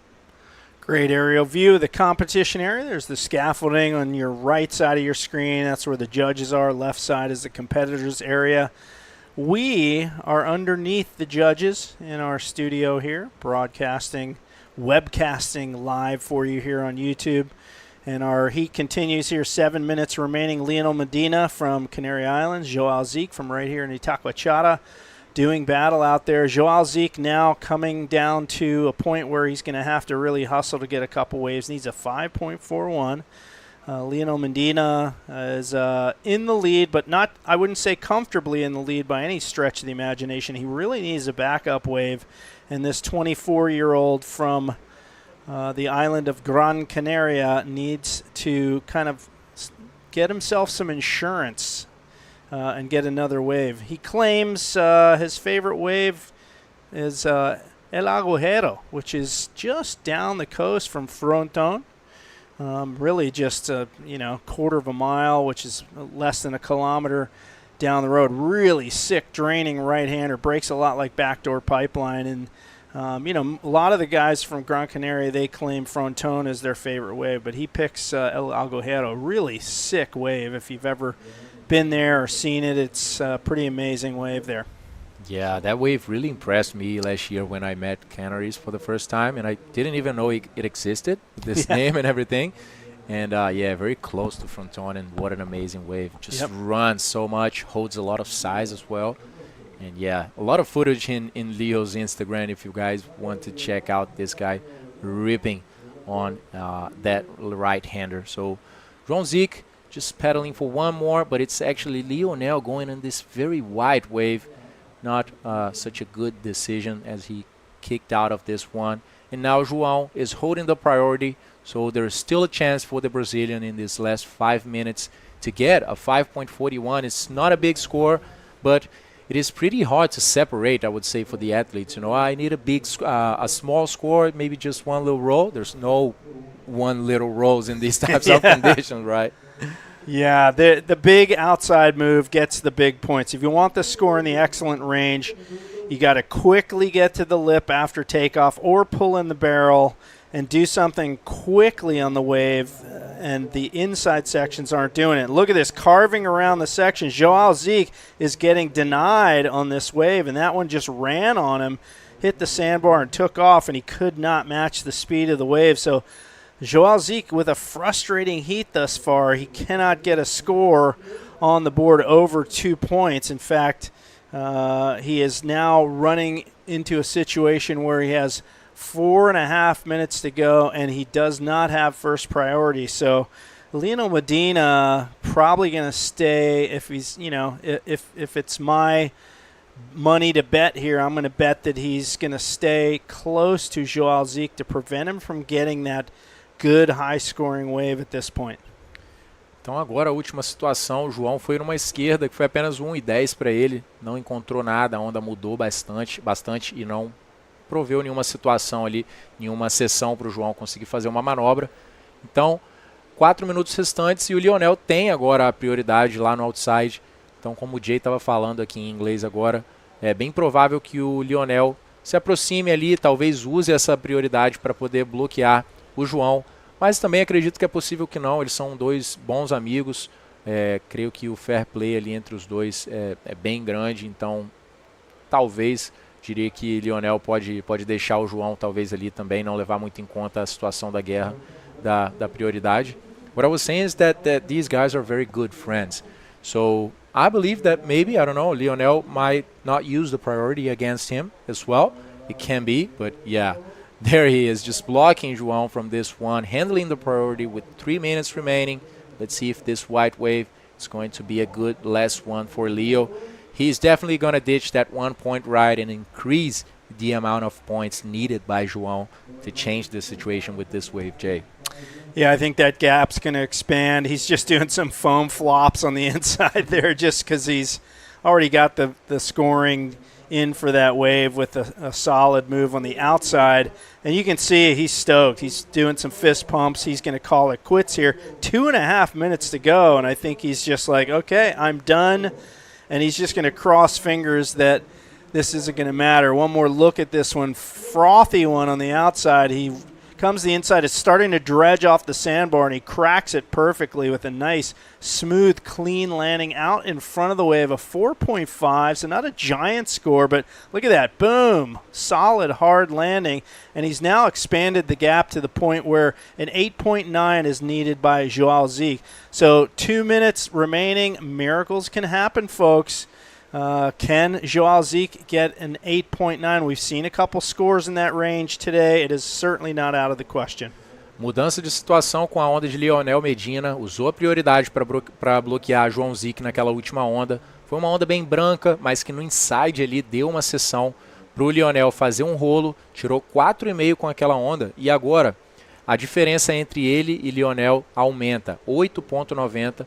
É o que precisa o local João Zique agora para mudar a situação dessa bateria. Ele está lá fora, tem a chance. Será que o João vem nessa onda? Parece que sim. Atrasa, fazendo um drop atrasado ali, passando e sendo explodido pelaquela sessão de espuma. E a onda acaba fechando para o João Zique. That was a hard one to go through. And yeah, I believe that was the last chance. I think so too. You know, we've already seen it takes a while to get back out, and João Zique with sort of what we call in English a Hail Mary right there with that last wave, and a 1.0. So João Zique having a very frustrating time. Any athlete would with those scores, but especially when it's your home break and your locals are here cheering for you, you really want to put on a show for them. You know, but it just goes to show you, man, no matter how good you are, how many years you've been riding, it's your local spot.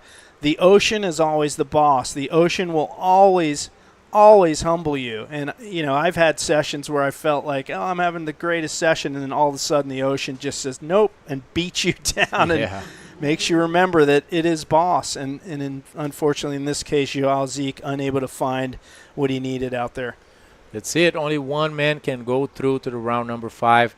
And that's going to be Lionel Medina. Very well-deserved heat for him.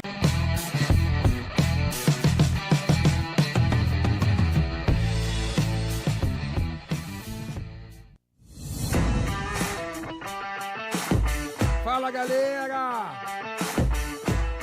E aí? Quer entrar ainda mais no clima do Itacoatiara Pro? Dá uma passada na nossa loja oficial. Estamos ao lado da entrada do evento e também online. Itacoatiarapro.com.br. Dá uma olhada lá. Tem camisetas, canecas, moletões e bonés.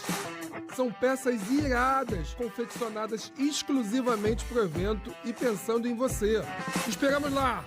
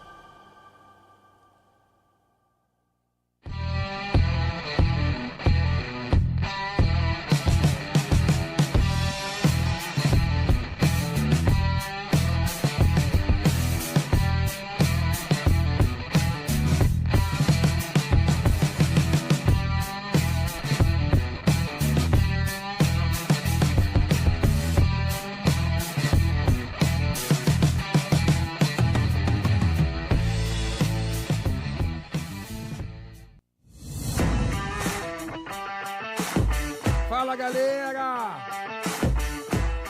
E aí? Quer entrar ainda mais no clima do Itacoatiara Pro? Dá uma passada na nossa loja oficial. Estamos ao lado da entrada do evento e também online. Itacoatiarapro.com.br. Dá uma olhada lá. Tem camisetas, canecas, moletões e bonés. São peças iradas, confeccionadas exclusivamente para o evento e pensando em você. Esperamos lá!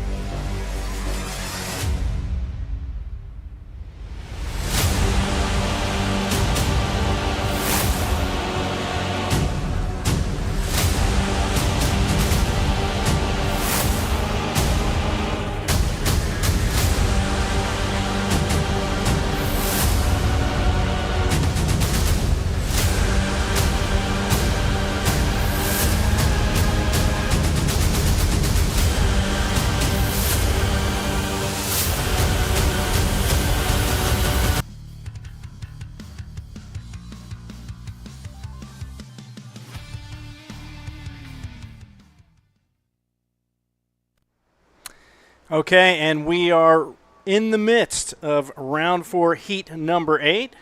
Underway with two competitors out there in red. We have from France, Maxime Castillo, our tour veteran, and a newcomer to the tour from South Africa, Benji Oliver. Both have a wave under their belt. Maxime Castillo with basically a throwaway wave, just a half a point for him.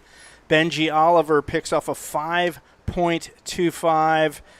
We did not see that wave. I can't tell you what he did on it just yet. Maybe we have a replay on that. We'll see if we can pull that up. But for now, 23 minutes, 20 seconds remain in the final heat of the day. And Bega, what an incredible day it has been. The surf has been really relentless and nonstop. Yeah, well, my God, what a day we had in our hands. It's been great just to see, you know, many people battling, many people, you know, struggling, but also many other people just showing a lot of skills and good second day of competition. And you know what, Jay, we have the official communication. We're going to come back tomorrow at the same time. 6:30 a.m. is the check-in, so we might start again at 7:15. That's happening super soon. I mean, that's happening tomorrow. And what it's intended to happen, and I think that's going to be for sure like that, because as well as dropping, we are going to do another 16 hits for tomorrow. So round number 5 and round number 6. And check this out. It looks like Benji has been dragged by the current. And yeah, because he's a little far away, right? Well, he did catch a wave, so I think what happened is he probably got out, ran back to Costal, and has ridden the rip back out to sea. But, man, he looks like he's way out to sea. I mean, he looks way beyond the lineup, so he's slowly chugging his way back in. And Benji hails from Cape Town, so he's no stranger to heavy waves. Cold water there in Cape Town, so this has got to feel like a tropical paradise compared to what he normally surfs in. And he's traveling with Tristan Roberts, of course, who's showing him the ropes. And he has followed the South American leg of the IBC Tour. He was over in Chile competing and no doubt gaining valuable experience. And let's take a look at that first wave that he had.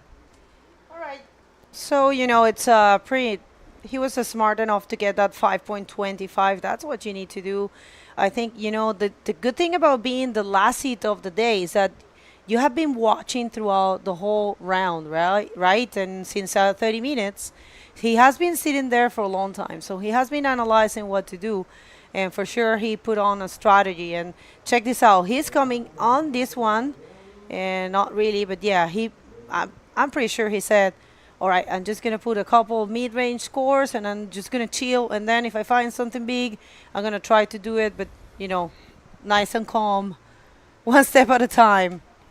Yep, and no doubt about it. We have an interview ready with our man out in front of the scaffolding. Take it away, Lucas. Thanks, Jay. Leo, one question for you. What about that big roll? And let us know also about this heat. You know, it was a very slow heat, not many waves, just one wave in the last minute that you got to seal the deal. So let us know your perspective. Bueno, vamos a empezar a hablar por las olas que hay en esta playa, que son completamente increíbles. Creo que son las olas más grandes que he surfeado nunca. Estaba intentando buscar un rolo grande, que fueron lo que mis compañercitos me dijeron la estrategia y la busqué, encontré una y gracias al rebote ahí pude hacer el rolo alto. Y luego la estrategia que usé fue entrar por el costado porque creo que físicamente no puedo entrar con estas condiciones y entré por el costado. Lo hice bastante bien porque entraba rápido y con la segunda el rolo ya me aseguré una primera posición y poder pasar la manga. So he's saying, firstly, because of the waves of this beach, he's saying these are the biggest and best waves he surfed in his life. And he got that wave. His friends actually told him to go for the big roll. He went for it, got a little bit of help from the backwash as well. And then he left the water to go and get in over Costão. Now I want to ask you, how is it to go on a heat against João Zic? You know, it's a big friend of yourself, also a big local here when it comes to this big of waves. So how was it facing your friend in the water? Sí, competir contra yo, así que es el que me abrió las puertas desde el primer momento, desde el primer año que vine. Me dejó su casa, ahora estoy aquí al lado de la playa, súper increíble todo, me cuida bastante. Y estar en el agua con todos los locales que tienen un potencial increíble, no solo surfeando, sino físicamente, que ya lo están demostrando cómo pueden entrar recto con estas condiciones y otros no, eso es lo que le hace especial. Al clima también, que es súper increíble, el calorcito, entrar en shorty me parece increíble. Las olas también, una pasada y nada, seguir disfrutando del paraíso y a surfear.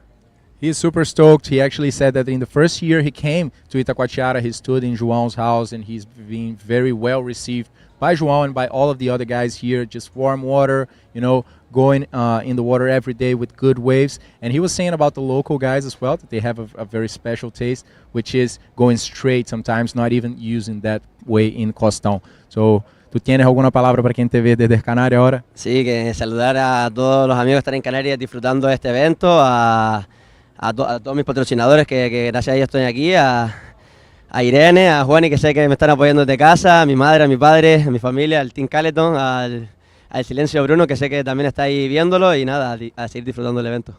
Vale, felicitaciones Leo, buena suerte en la próxima. Back to you guys. How stuck he was. It's just so cool. Lionel Medina, all the way from Canary Islands, doing a great job right there. So congratulations to him. And Benji Oliver with a 5.25. Maxime Castillo still haven't been able to find a wave.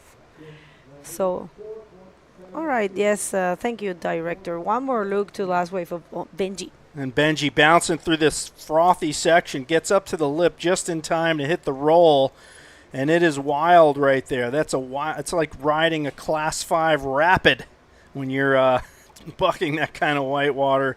But he comes out through the front, and that was good enough for that 5.25 and the heat lead thus far as we get down to almost the halfway mark in this heat. And Maxime Castillo suffering the fate of so many riders we've seen today where he just cannot get in the right spot and battling some rip. He's actually right on the edge of that rip coming off of Costão, and you can see a lumbering peak on the outside. It is sort of shifting around a little bit, and Maxime just trying to find the spot here.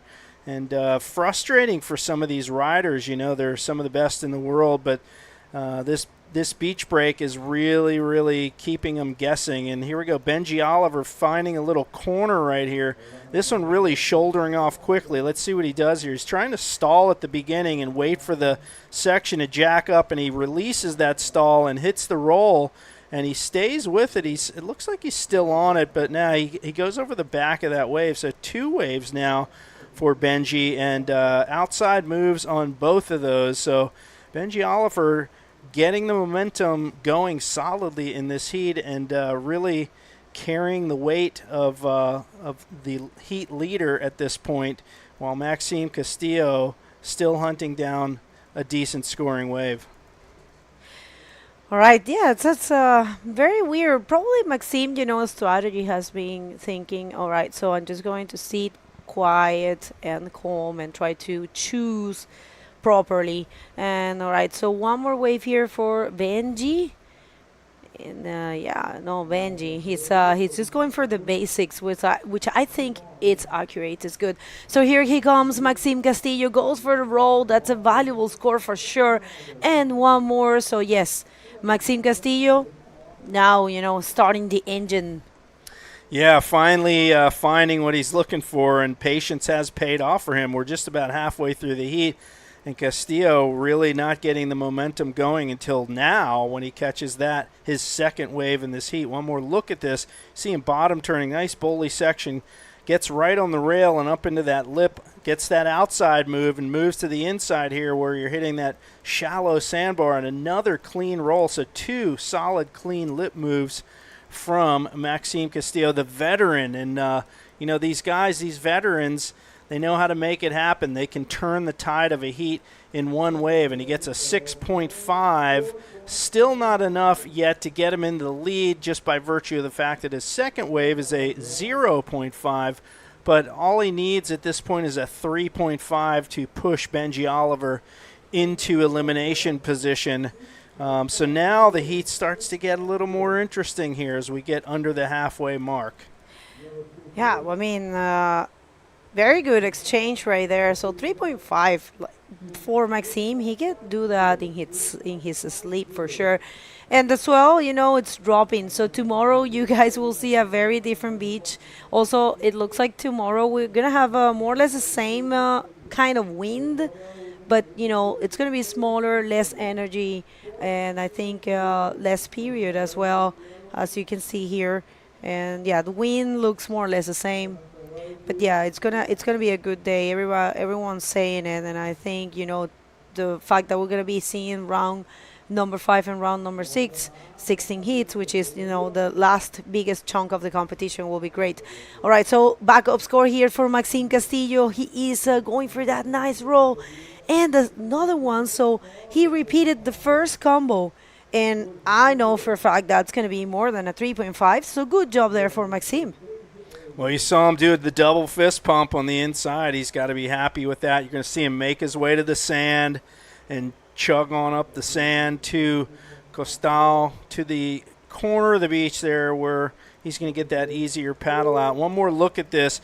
Bottom turns. Watch the quick rail transition after the first roll. Bam, straight on the rail. Bam, again.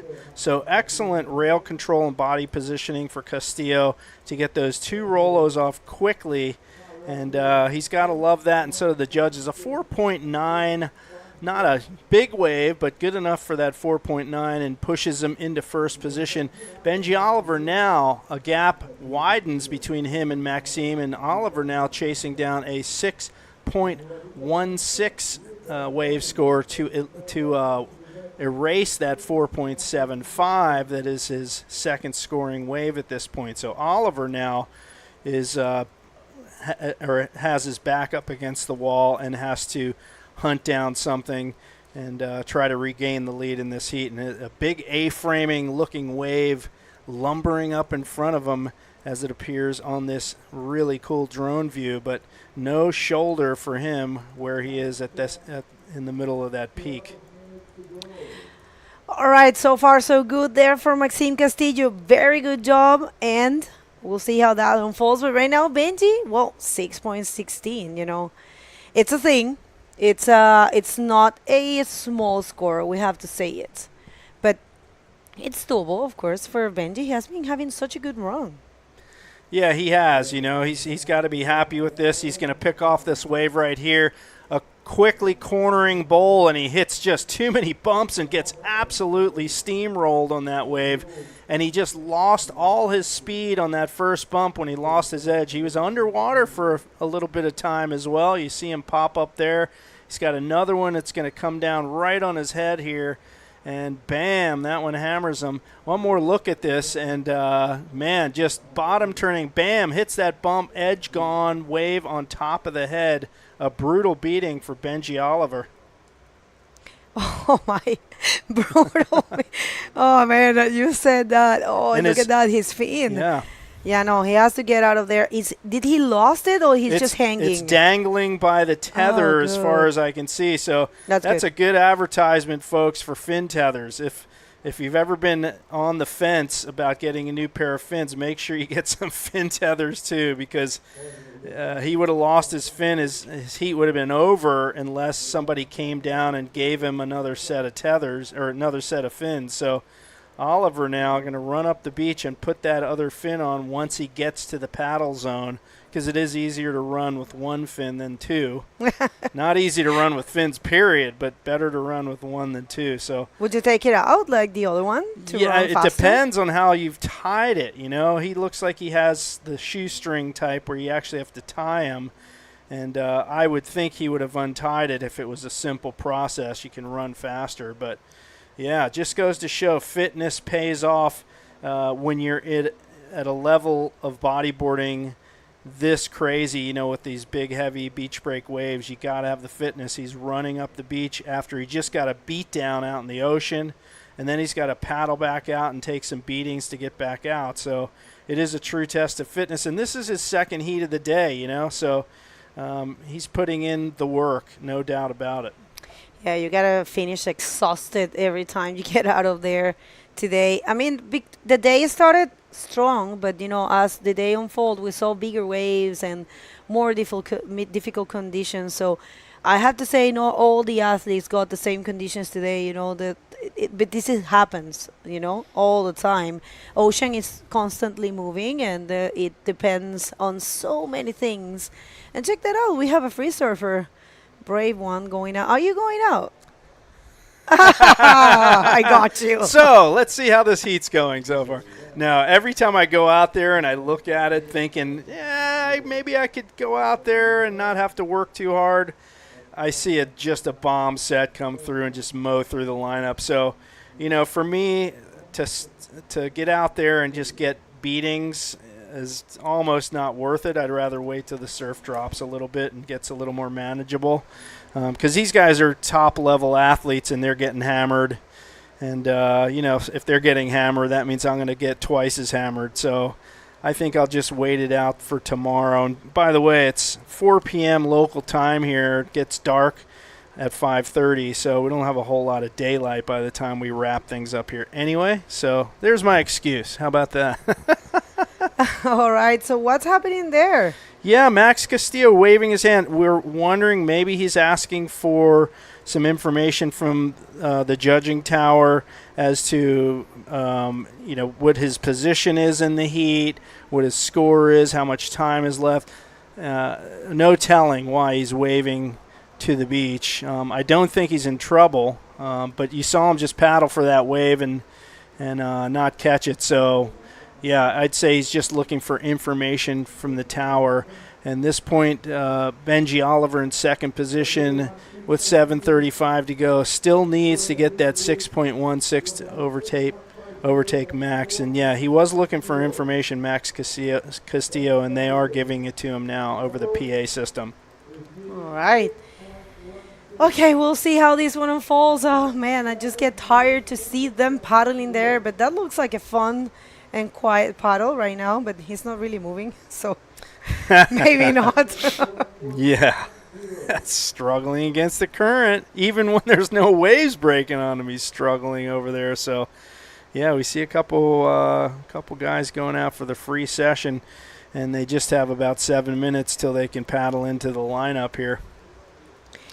Right, that's looking like a good wave there.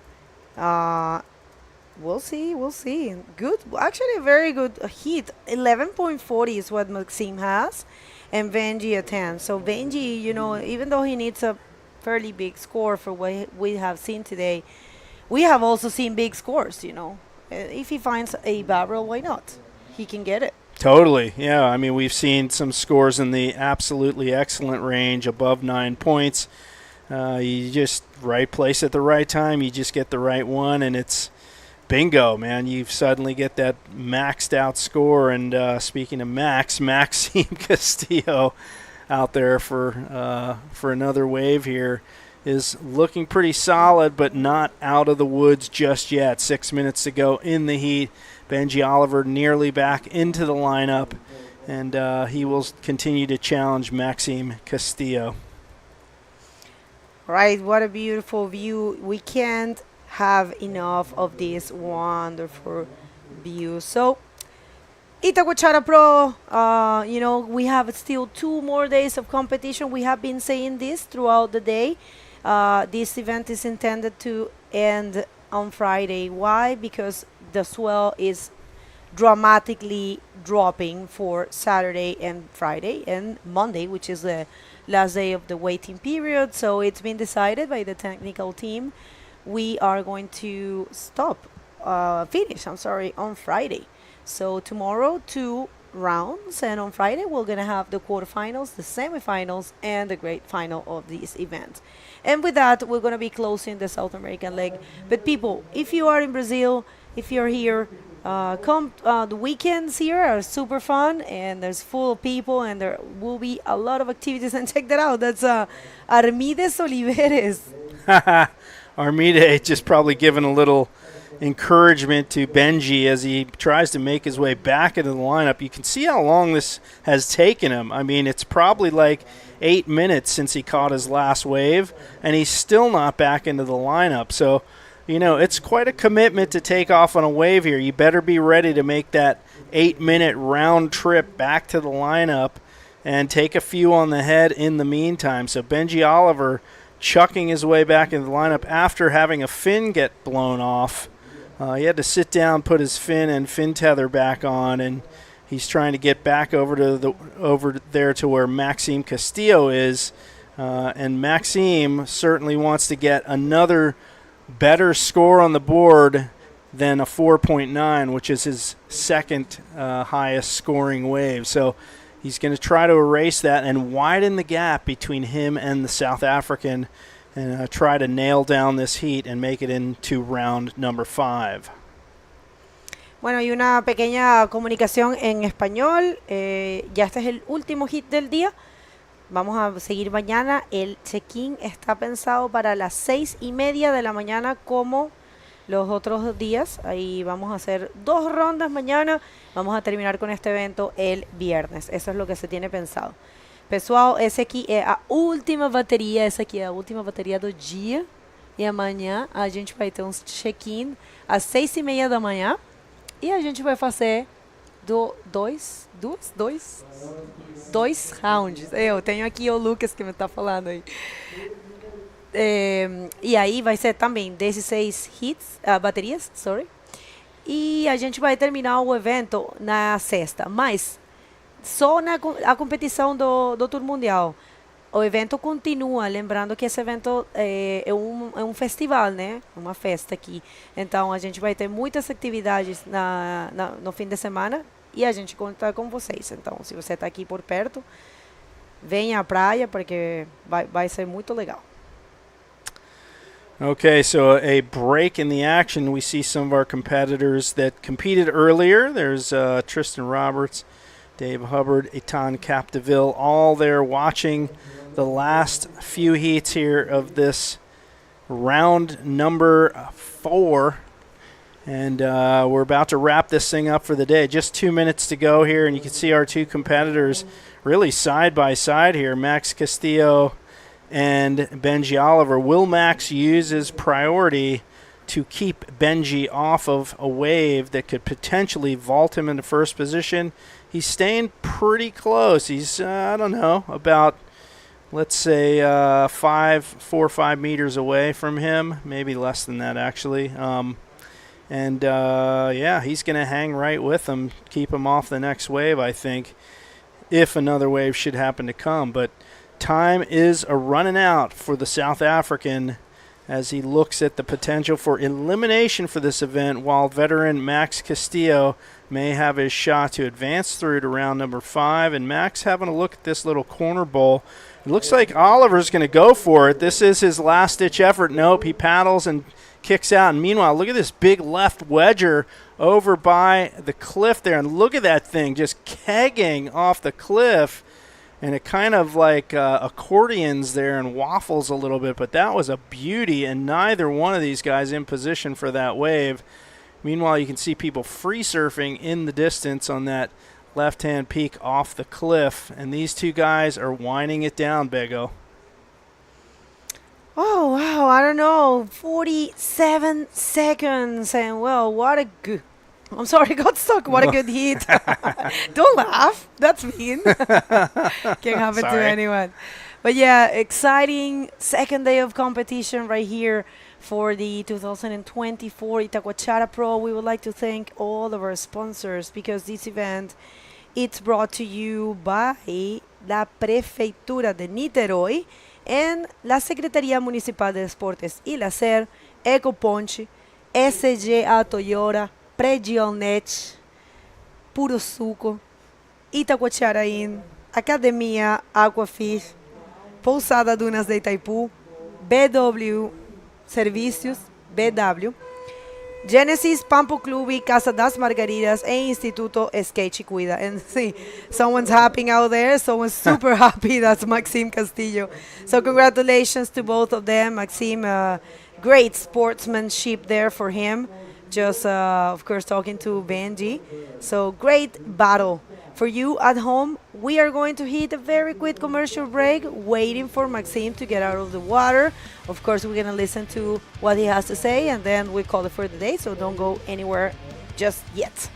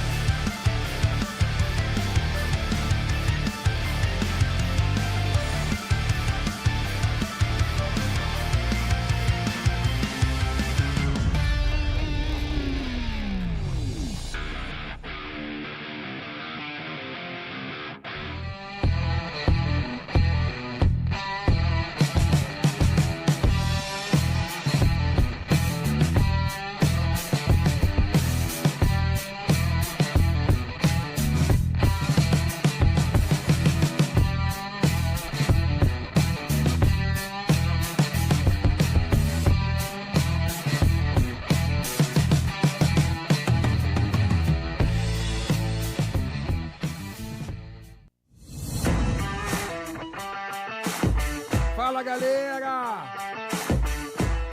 E aí? Quer entrar ainda mais no clima do Itacoatiara Pro? Dá uma passada na nossa loja oficial. Estamos ao lado da entrada do evento e também online. Itacoatiarapro.com.br. Dá uma olhada lá. Tem camisetas, canecas, moletões e bonés. São peças iradas, confeccionadas exclusivamente para o evento e pensando em você. Esperamos lá!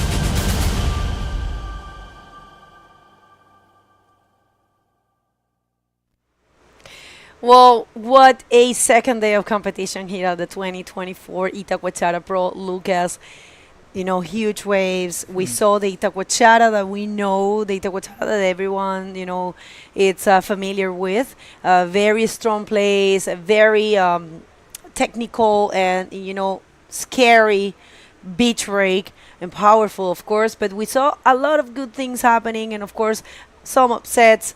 My personal highlights, of course, and I'm pretty sure it's going to be the same for you, it's Ethan Capdeville and Michael Janse with that amazing performance. But there was a lot of good performances, even in the round number, the first round of the day. And we have a few recaps here. Thank you, director. This is Socrates Santana. That was a tough reverse he did. I believe I actually was thinking that was the invert. He also did a huge one in the heat. But yeah, very good. Completed maneuver for Socrates, jumping to the next round, and this one from Sergio. Yeah, Serginho. Very strong. That was actually a very good hit. Very difficult one against Christopher Bayonne. I remember perfectly. Very well projected roll. So yeah, Machado surfing super good in that heat. And I remember also Tristan Roberts' air reverse was really good. That was actually in the beginning of the day. It was a 9, yeah. And this one for Isaías Ravik. He also served really good. It was actually super good to see Isaías advancing and, posting those inverts. Very good performance. And this is Gabriel. Gabriel Braga that had a very tough heat as well, with not many waves, but he managed to do this roll. And another one that granted going through for the current world leader, the leader of the World Tour. So yeah, this guy from Bahia.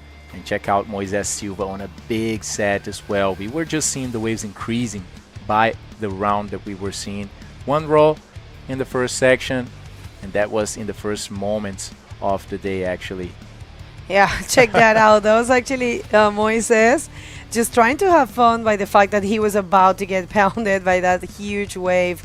So what a great day, and look at that beautiful image. That's Moises Silva with his aunt, and just this one right here. This was the highest score of the day and the competition.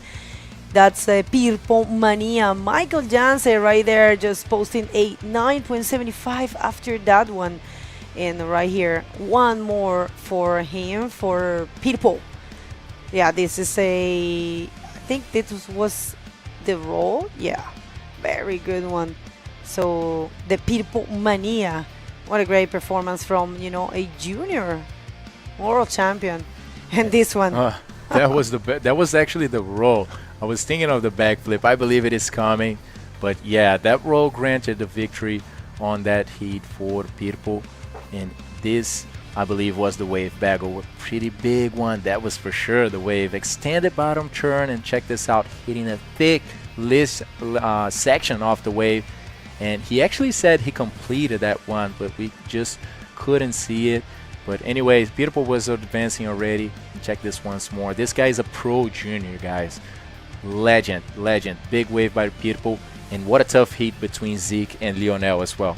Oh my, Lionel, he was just showing off. So great performance for him. He was loving the fact of advancing. I saw him very humble and very composed. So very beautiful rolls.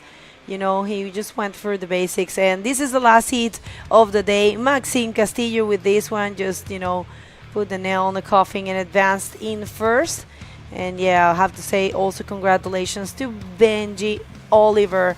Benji, who also served super good. And just congratulations to every single rider, because I'm telling you, people, it's not easy to surf out there, but they were ready for that. This is part of the experience. This is what the World Tour does. You go to places with smaller waves and easier conditions, and then you come to places that are a bit more heavy or a bit more difficult, but it's part of the game. This is actually what a lot of people looks for. We have a lot of people sometimes asking for, more dangerous waves and more radical, action. So this is it. This is Itacoatiara, and this is the normal thing here. Yeah, that's usual over here. Actually, that's what everyone that register for an event in Itacoatiara thinks. Probably shakes a little bit because it's always tough over here, guys. The beach is just pointed straight to south where the swell here in Brazil is generated. So it just comes straight from deep waters. There are 2 mountains, as you guys have seen throughout the day here, that actually amplify that. So this is why Itacoatiara is one of the biggest, actually the most dangerous, one of the most dangerous beach in Brazil. And it has some of the biggest waves in this country as well. So bodyboarding is traditional over here. We have many locals representing so well. And it looks like we have that interview ready, finally. Yeah, we want to hear from Maxime Castillo, so take it away, please, Jay. Thank you, Bego. Well, Max, you shared with me that it was difficult just to get out of the water at the end of the heat. And you said that it was bigger this afternoon and heavier. Tell me about that.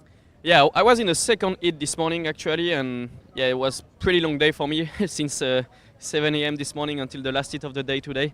So yeah, I was feeling like the wave was way bigger this afternoon. I don't know if it's just because of the high tide, maybe just the wave gets so much more power, you know, and the wind and stuff was kind of scary out there, to be honest. And yeah, I was just like trying to figure out how I can manage to wave just to pass the heat. And yeah, I didn't start the heat pretty well, to be honest. It was kind of a sketchy situation. Paddle on the small wave and catch all the set on the head. I was like, fuck. Sometimes it's almost impossible to getting back in this kind of situation. So yeah, it was a bit of luck to manage to catch my first good one with 2 roll and straight after catch a backup. Yeah. Yeah, you were almost halfway through the heat before you even got a decent wave, and then you got 2 back-to-back. Were you feeling good momentum after that? Yeah, exactly. Like, I mean, I got like 2 waves maybe in almost like less than 5 minutes. And when I got my first one, 6 something, I was needing a 3. And I was like, last year I lose here finding a 3-point. So in this kind of wave, you know, so I was like, oh, I don't want to happen again this year. So just try to get active. And yeah, that works for me this year. So I'm happy, just a bit exhausted, to be honest. So try to rest and get ready for tomorrow because it's going to be another long day. And this repêchage round, yeah, get me a bit of energy, to be honest. So no free surf for you after the contest? Oh, no, thank you. If you want to go, I let you. No, yeah.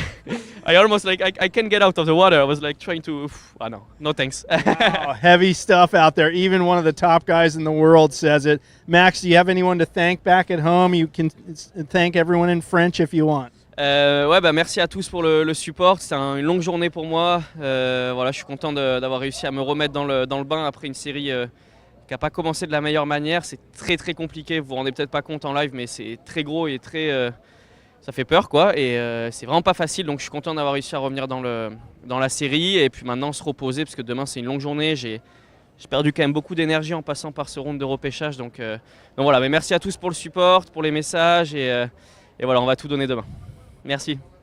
All right. Thank you, Max. We'll be seeing Max again tomorrow in round 5 back in the studio to you guys for the wrap-up. Thank you, Jay. E muito obrigado também a todos vocês que assistiram esse segundo dia de competição aqui no Itacoatiara Pro 2024, marcando presença com grandes ondas, com boas ondas, como a gente tem desde sempre aqui. Amanhã vamos seguir com um dia de competição, round 5 e 6 é o que a gente tem planejado, também 16 baterias, assim como hoje, então vai ser um dia bem longo, a gente tem uma previsão incrível, diria que ainda melhor do que hoje, pessoal. Amanhã o swell está abaixando, a gente tem um vento parecido com hoje também, mas acredito que ainda vai acertar e a gente vai ter um show de bodyboard garantido. Então muito obrigado a todos e a gente se vê amanhã. Thank you so much, everyone. Merci à tous. Thank you. Gracias. Obrigada. E see you tomorrow. We'll see you tomorrow, 6:30 right here. So stay tuned. Thank you.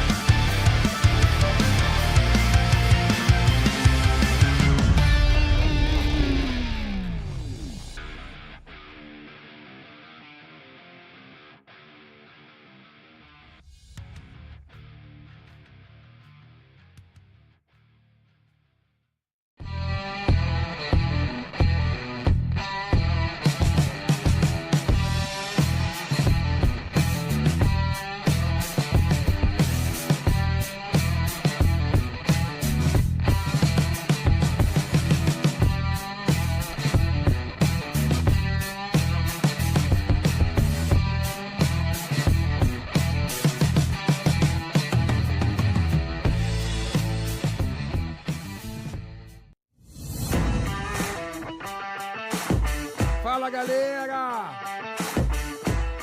E aí? Quer entrar ainda mais no clima do Itacoatiara Pro? Dá uma passada na nossa loja oficial. Estamos ao lado da entrada do evento e também online. Itacoatiarapro.com.br. Dá uma olhada lá. Tem camisetas, canecas, moletões e bonés. São peças iradas, confeccionadas exclusivamente para o evento e pensando em você. Te esperamos lá!